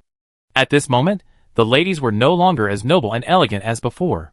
They were just like frightened mice, running around or shivering stupidly in each other's arms. Unlike the ladies who were raised in a greenhouse, the wealthy businessmen were still stronger. Although they were also scared, they could still contact the captain at the first time to ask what happened. The captain comforted the passengers while cursing in his heart. They were almost at the border of the Federation, and at this time, an SSS Zerg appeared. But on this spaceship, the Maple Leaf Mercenary Corps they hired to protect them was only a single A-level mecha soldier at most. They didn't even have the hope of escaping, let alone protecting the people on their ship. The captain became more and more desperate. At this time, it was too late to contact the people of the 5th Legion of the Federation. It would take at least an hour for the 5th Legion to arrive, and an hour would be enough for the Zerg to digest them. Good things don't come easily, but bad things like to come in pairs. At this time, another crew member came and said to the captain in horror, "Captain, it's bad. The Maple Leaf mercenaries stole all the lifeboats and ran away." "What did you say? There is not a single lifeboat left?" The captain looked at the crew member in disbelief. The crew member nodded in despair. After getting the crew member's affirmative answer, the captain still didn't believe it. After pushing him away, he quickly ran to the lifeboat warehouse. When he saw the empty lifeboat warehouse, the captain was so angry that he hit the wall hard, and then gritted his teeth with red eyes, and said, "Maple Leaf mercenaries. If I can still live, I will definitely ruin your reputation. Captain, there are only 8 people in the Maple Leaf mercenary group. Why did they take away all the lifeboats?" The crew member who followed asked in fear and confusion. "Why else? They are afraid that if we survive, we will seek revenge on them. It will ruin their reputation in the mercenary world, so they just cut off the roots and cut off our hope of survival." The captain suppressed his anger and finished speaking with difficulty. Suddenly, he thought of something and turned on the optical brain to see that the spacecraft had been installed with a signal jammer by the Maple Leaf mercenary group. Now, let alone asking for help from the Federation, it is impossible to even contact the 5th Legion. The captain closed his eyes in despair and gave up struggling. "Captain, what should we do next?" The crew member was still young and had already started crying at this time. The captain opened his eyes and looked at the crew member. He wanted to give up directly. There was no hope. But looking at his young face, he couldn't say this. Finally, the captain sighed and said, "Go and ask the rest of the crew to find the signal jammer." "Okay." The crew nodded, and then ran away without delay. After the crew left, the captain turned on the optical computer and prepared to inform the passengers of the current situation to see if he could get help from them. He only hoped that someone among these passengers could delay the Zerg for a while, and wait for the support of the 5th Legion. Chapter 188. Compared to the panicked wealthy ladies in the spaceship restaurant, the first reaction of the brother and sister was to protect the food on the plate first. When they saw the food was safe and sound, Shinlili and Shinkayun both breathed a sigh of relief. "Little sister, according to my usual experience, eat the meal quickly, you probably won't have time to eat later." Shinkayun stuffed his steak with big mouthfuls and took the time to remind her. Shinlili nodded, and then she was no longer reserved and directly picked up the steak and started eating. Sure enough, after the brother and sister wolfed down the food, the captain's figure appeared on all the virtual screens in the spaceship at the same time. The captain on the virtual screen had a solemn expression, and there was a suppressed panic between his brows. Shinlili and Shinkayun looked at each other, and said to themselves at the same time, "It seems that the situation is not good." The captain on the virtual screen bowed apologetically, then said with self-blame in his eyes, "Ladies and gentlemen, due to the attack by the SSS Zerg, this spaceship can no longer move forward or return normally.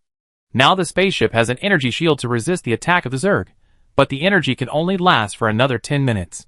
However, we have requested rescue from the 5th Army, but it will take another hour for the military to arrive. We can only hold on for this hour.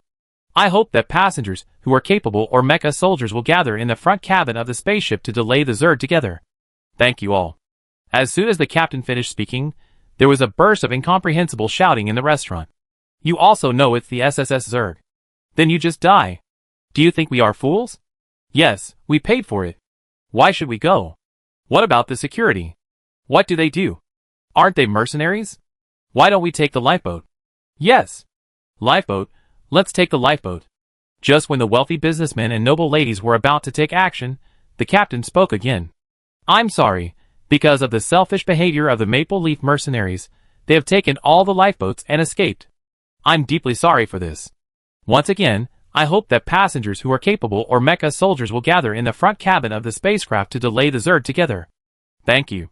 The captain explained and comforted the passengers.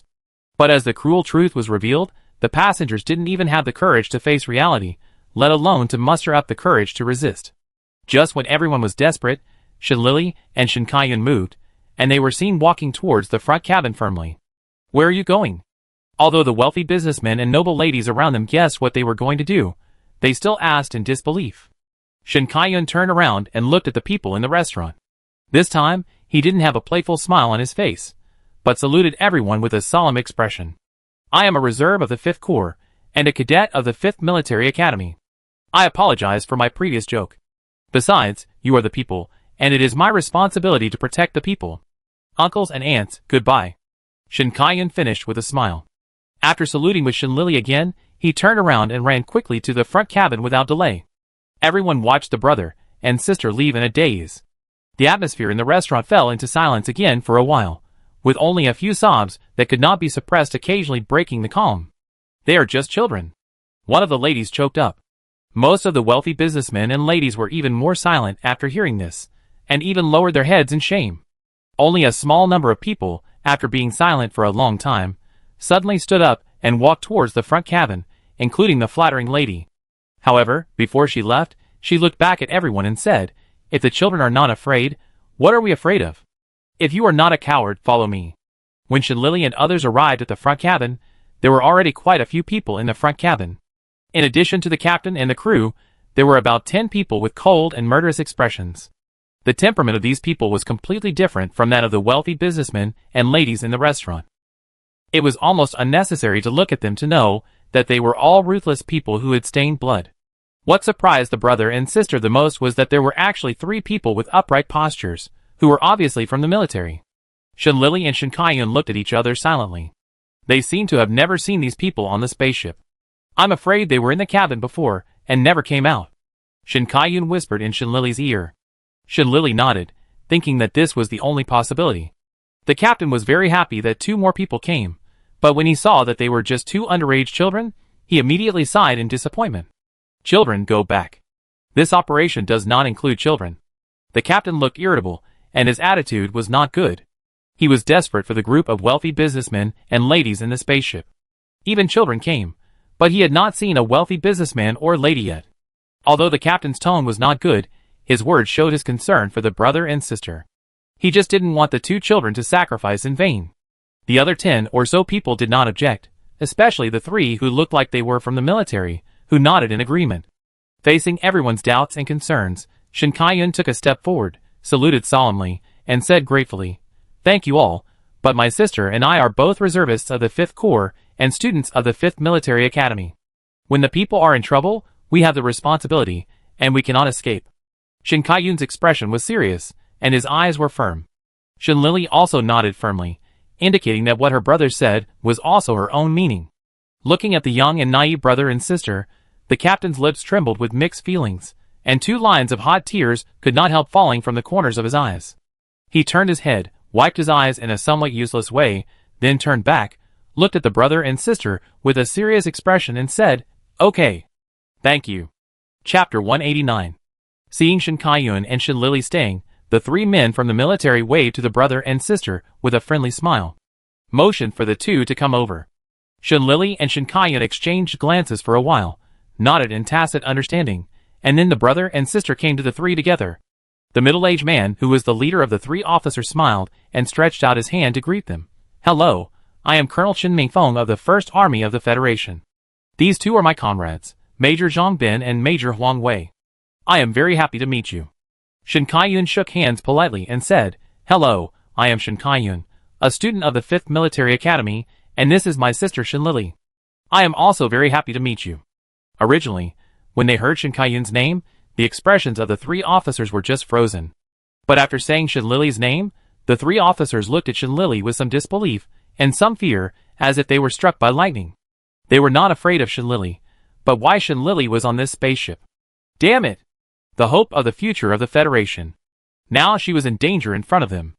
This was more frightening than encountering the SSS Zerg. Looking at the three officers with frantic expressions, Shin Lily looked at them curiously and asked, "Are you okay?" Even though they were already filled with grief, the three officers still tried to maintain a calm smile on their faces, and said, No, it's just a little unexpected. Why is mission on this spaceship? Didn't the 5th Legion arrange a warship to escort mission? There's no need for a warship. I'm just a military academy student. This is a bit exaggerated. Shin Lily was a little embarrassed and scratched the back of her head. After hearing what Shin Lily said, Chen Mingfeng immediately retorted unhappily, Miss Shin is the one who invented the mental healing potion. I don't know how many people she has saved, but many retired brothers in my first corps can return to the corps again because of the mental healing potion. On weekdays, they are most grateful to you, Miss Shin. Really? I am also very happy to help you. Shin Lily's eyes were shining with surprise. She was really happy. Seeing such a kind and well-behaved Shin Lily, the officers felt even more pain in their hearts. They decided to complain to the higher-ups after they returned. The 5th Corps was simply a bunch of freeloaders. It was fine if they didn't arrange bodyguards. They even let Miss Shin ride on this broken little boat alone. Just thinking about it made me feel so heartbroken that I couldn't breathe. Oh, their poor Miss Shin Lily. Shin Kaiyun, who represented the Federation and was actually sent by the 5th Corps, ? Where is my sense of existence? Where have you been slacking off again? Miss Shin, you are the benefactor of our 1st Corps. If you are in danger later, please hide behind us. We will do our best to protect you. Chen Mingfeng saluted Shin Lily with a firm look in his eyes. No, I can protect myself. Shin Lily quickly shook her head and refused. Although she is not very good at mechas, she is definitely not a weak chicken that drags down others. Chen Mingfeng frowned and was a little embarrassed. Shin Kaiyun finally realized that he seemed to be ignored again. He said with a gentle fake smile, Colonel Chen, please rest assured, I can protect my sister. Hearing Shin Kaiyun's voice, Chen Mingfeng realized that there was a future heir of the 5th Army. Now his expression became more solemn. Shin Lily is the future hope of the Federation, but this Shin family kid is also the future hope of the 5th Army. Neither of these two little guys can be lost. Otherwise, it will be a devastating blow to the Federation and the 5th Army. Thinking of this, he said to the two colleagues around him, You two will be responsible for protecting Master Shin and Miss Shin in a while. Don't let them have any accidents. Zhang Bin and Huang Wei nodded and said seriously, Yes. Sir. Shin Kaiyun, ? Why did I get involved in the end? Alas, but forget it, my sister has someone to protect her, and he can feel more at ease.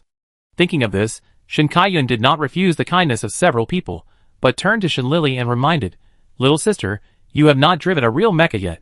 Don't get too close when you fight later. Okay, I know. Shin Lily knew that her second brother was right, but she couldn't help but lower her head with some disappointment. At this moment, a warm big hand fell on Shin Lily's little head. Shin Lily looked up and found that Shin Kaiyun was reaching out his hand, rubbing her hair comfortingly, looking at her gently and said, Don't be discouraged.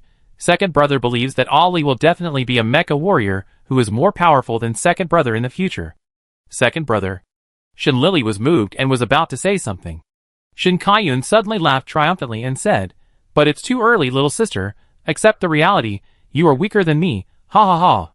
The touched expression on Shin Lily's face disappeared, and she silently held Shin Kaiyun's hand on her head, and then gave him a loving shoulder throw. Fuck, it hurts. Shin Kaiyun rubbed his buttocks with a scream, and accused with a look of seeing through the wind in the little cotton jacket, Shin Lily, you tigress. You actually murdered your own brother. Shin Lily narrowed her eyes, but her face smiled more gently and said, Second brother, what did you say just now? I seem to hear a tigress? Looking at her own sister, that smile is comparable to Pan Jin's Jew. Delivering medicine. Shin Kaiyun felt a chill all over his body. After swallowing his saliva in fear, he immediately shook his head frantically and said, No, little sister, you heard it wrong. My sister is so gentle and cute, how could she be a tigress? Shin Lily sneered and wanted to give Shin Kaiyun another loving lesson. But the captain's voice of calling for assembly just happened to sound at this time. Heroes! Come and get ready to go. Shin Lily snorted coldly after hearing this, and ignored Shin Kaiyun. The three officers who watched the whole show looked at each other silently, then turned their heads and smiled. Chapter 190. Shin Kai-yun was relieved when he saw this, and then he quickly slipped in front of the captain, as if he had seen his parents again. This anxious look was just like he couldn't wait to fight the Zerg. The captain thought so in his heart. He looked at Shin Kai-yun with some emotion and advised, "Little guy, you are still young, don't fight so hard, there are adults like us here." Looking at the captain who seemed to have misunderstood something, Shin Kai-yun twitched his mouth and shouted silently in his heart. "Compared with my sister, the SSS Zerg is simply a little cutie, okay?" But he didn't dare to say this. If Shin Lily heard it, he would never be able to go back to the Federation upright. Shin Kai-yun put on a very reluctant smile and could only nod to the captain. The captain thought Shin Kai-yun listened to the advice and smiled back with relief. He even felt more and more in his heart that Shin Kai-yun was indeed a kind, brave, and humble Lei Feng boy. After everyone who was going to participate in the battle arrived, the captain invited Shin Mingfeng to come over.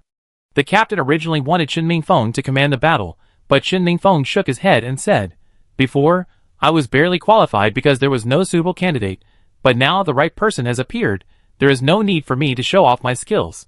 As Shin Mingfeng finished speaking, everyone present looked over curiously. They were all curious about who Shin Mingfeng was talking about. "Master Shin, come here." Shin Mingfeng looked at Shin Kai-yun, who was eating melon in the crowd. "Shin Kai-yun, eh?" This sudden presence made the melon in his hand no longer fragrant. So, in the eyes of disdain and doubt, Shin Kai-yun calmly stood beside Shin Mingfeng. In fact, not to mention everyone, even Shin Lily was a little surprised. She looked at Zhang Bin on the side and asked with some concern, "Uncle Zhang, is my brother okay? After all, he is just a student." Zhang Bin smiled and said, "Miss Ollie should not know the heirs of the 5 major families yet?" Shin Lily nodded. She really didn't know much, mainly because her second brother usually looked unreliable, which really made it easy for people to ignore his strength. However, when she thought of her second brother and the battle with the Zerg Crown Prince, Shin Lily hesitated. After all, even she herself couldn't beat Ares, but Shin Kai-yun could suppress him. It was obviously impossible to say that such strength was weak. Zhang Bin had heard a while ago that Miss Shin had been stranded on the garbage planet for nearly 10 years, and was only recently found back to the Shin family. If you have been living in a place where there is a lack of information, it is normal not to know these things. Looking at Shin Lily, who was still thinking, Zhang Bin's eyes flashed with a trace of heartache, and explained in a gentler tone, "The heirs of the 5 major families are not only in the military, but also in combat power. So Miss Ollie, don't worry too much, and we are here, and we will not let your brother get into danger." "Well, thank you, Uncle Zhang." Shin Lily thanked him gratefully, and then looked at Shin Kai-yun, who was standing in front of the crowd. At this moment, Shin Kai-yun was being questioned by everyone. It was not that everyone had any ill will towards him, but no one was willing to hand their lives over to a child. "Captain Chun, it's not that we doubt you, but this is too outrageous. He is only 16, not even an adult. How can we believe that a child can command us well?" An interstellar mercenary carrying a machete said with doubt on his face. "Yes, this is a battle, not a child's play. How dare we risk our lives with such a joke? I won't go." A wealthy businessman came over later. He was regretting it in his heart, and now the opportunity came. "Captain Chen, you should come. We still have some trust in the federal military." The leader of the mercenaries said with a cold expression. "Yes, Captain Chen, you should come." The captain also began to persuade. He even thought in his heart that Shin Mingfeng was fooling around like a child. Facing the doubts of the crowd, Shin Mingfeng did not respond first, but looked at Shin Kai-yun and asked, "What does Master Shin mean?" "Uncle Chun, call me Kai-yun." Shin Kai-yun smiled at Shin Mingfeng, then looked at everyone and said, "My surname is Shin, my name is Kai-yun, and I am the future heir of the Shin family of the Federation. I wonder if you are still worried." Shin Kai-yun's voice was not loud, but it was like a thunder, which stunned everyone. Shin Kai-yun and his friends may not have heard of this name, but the title of the heir of the 5 major families of the Federation was enough to shock them. The heirs of the 5 major families also represent the future marshals of the 5 major legions of the Federation.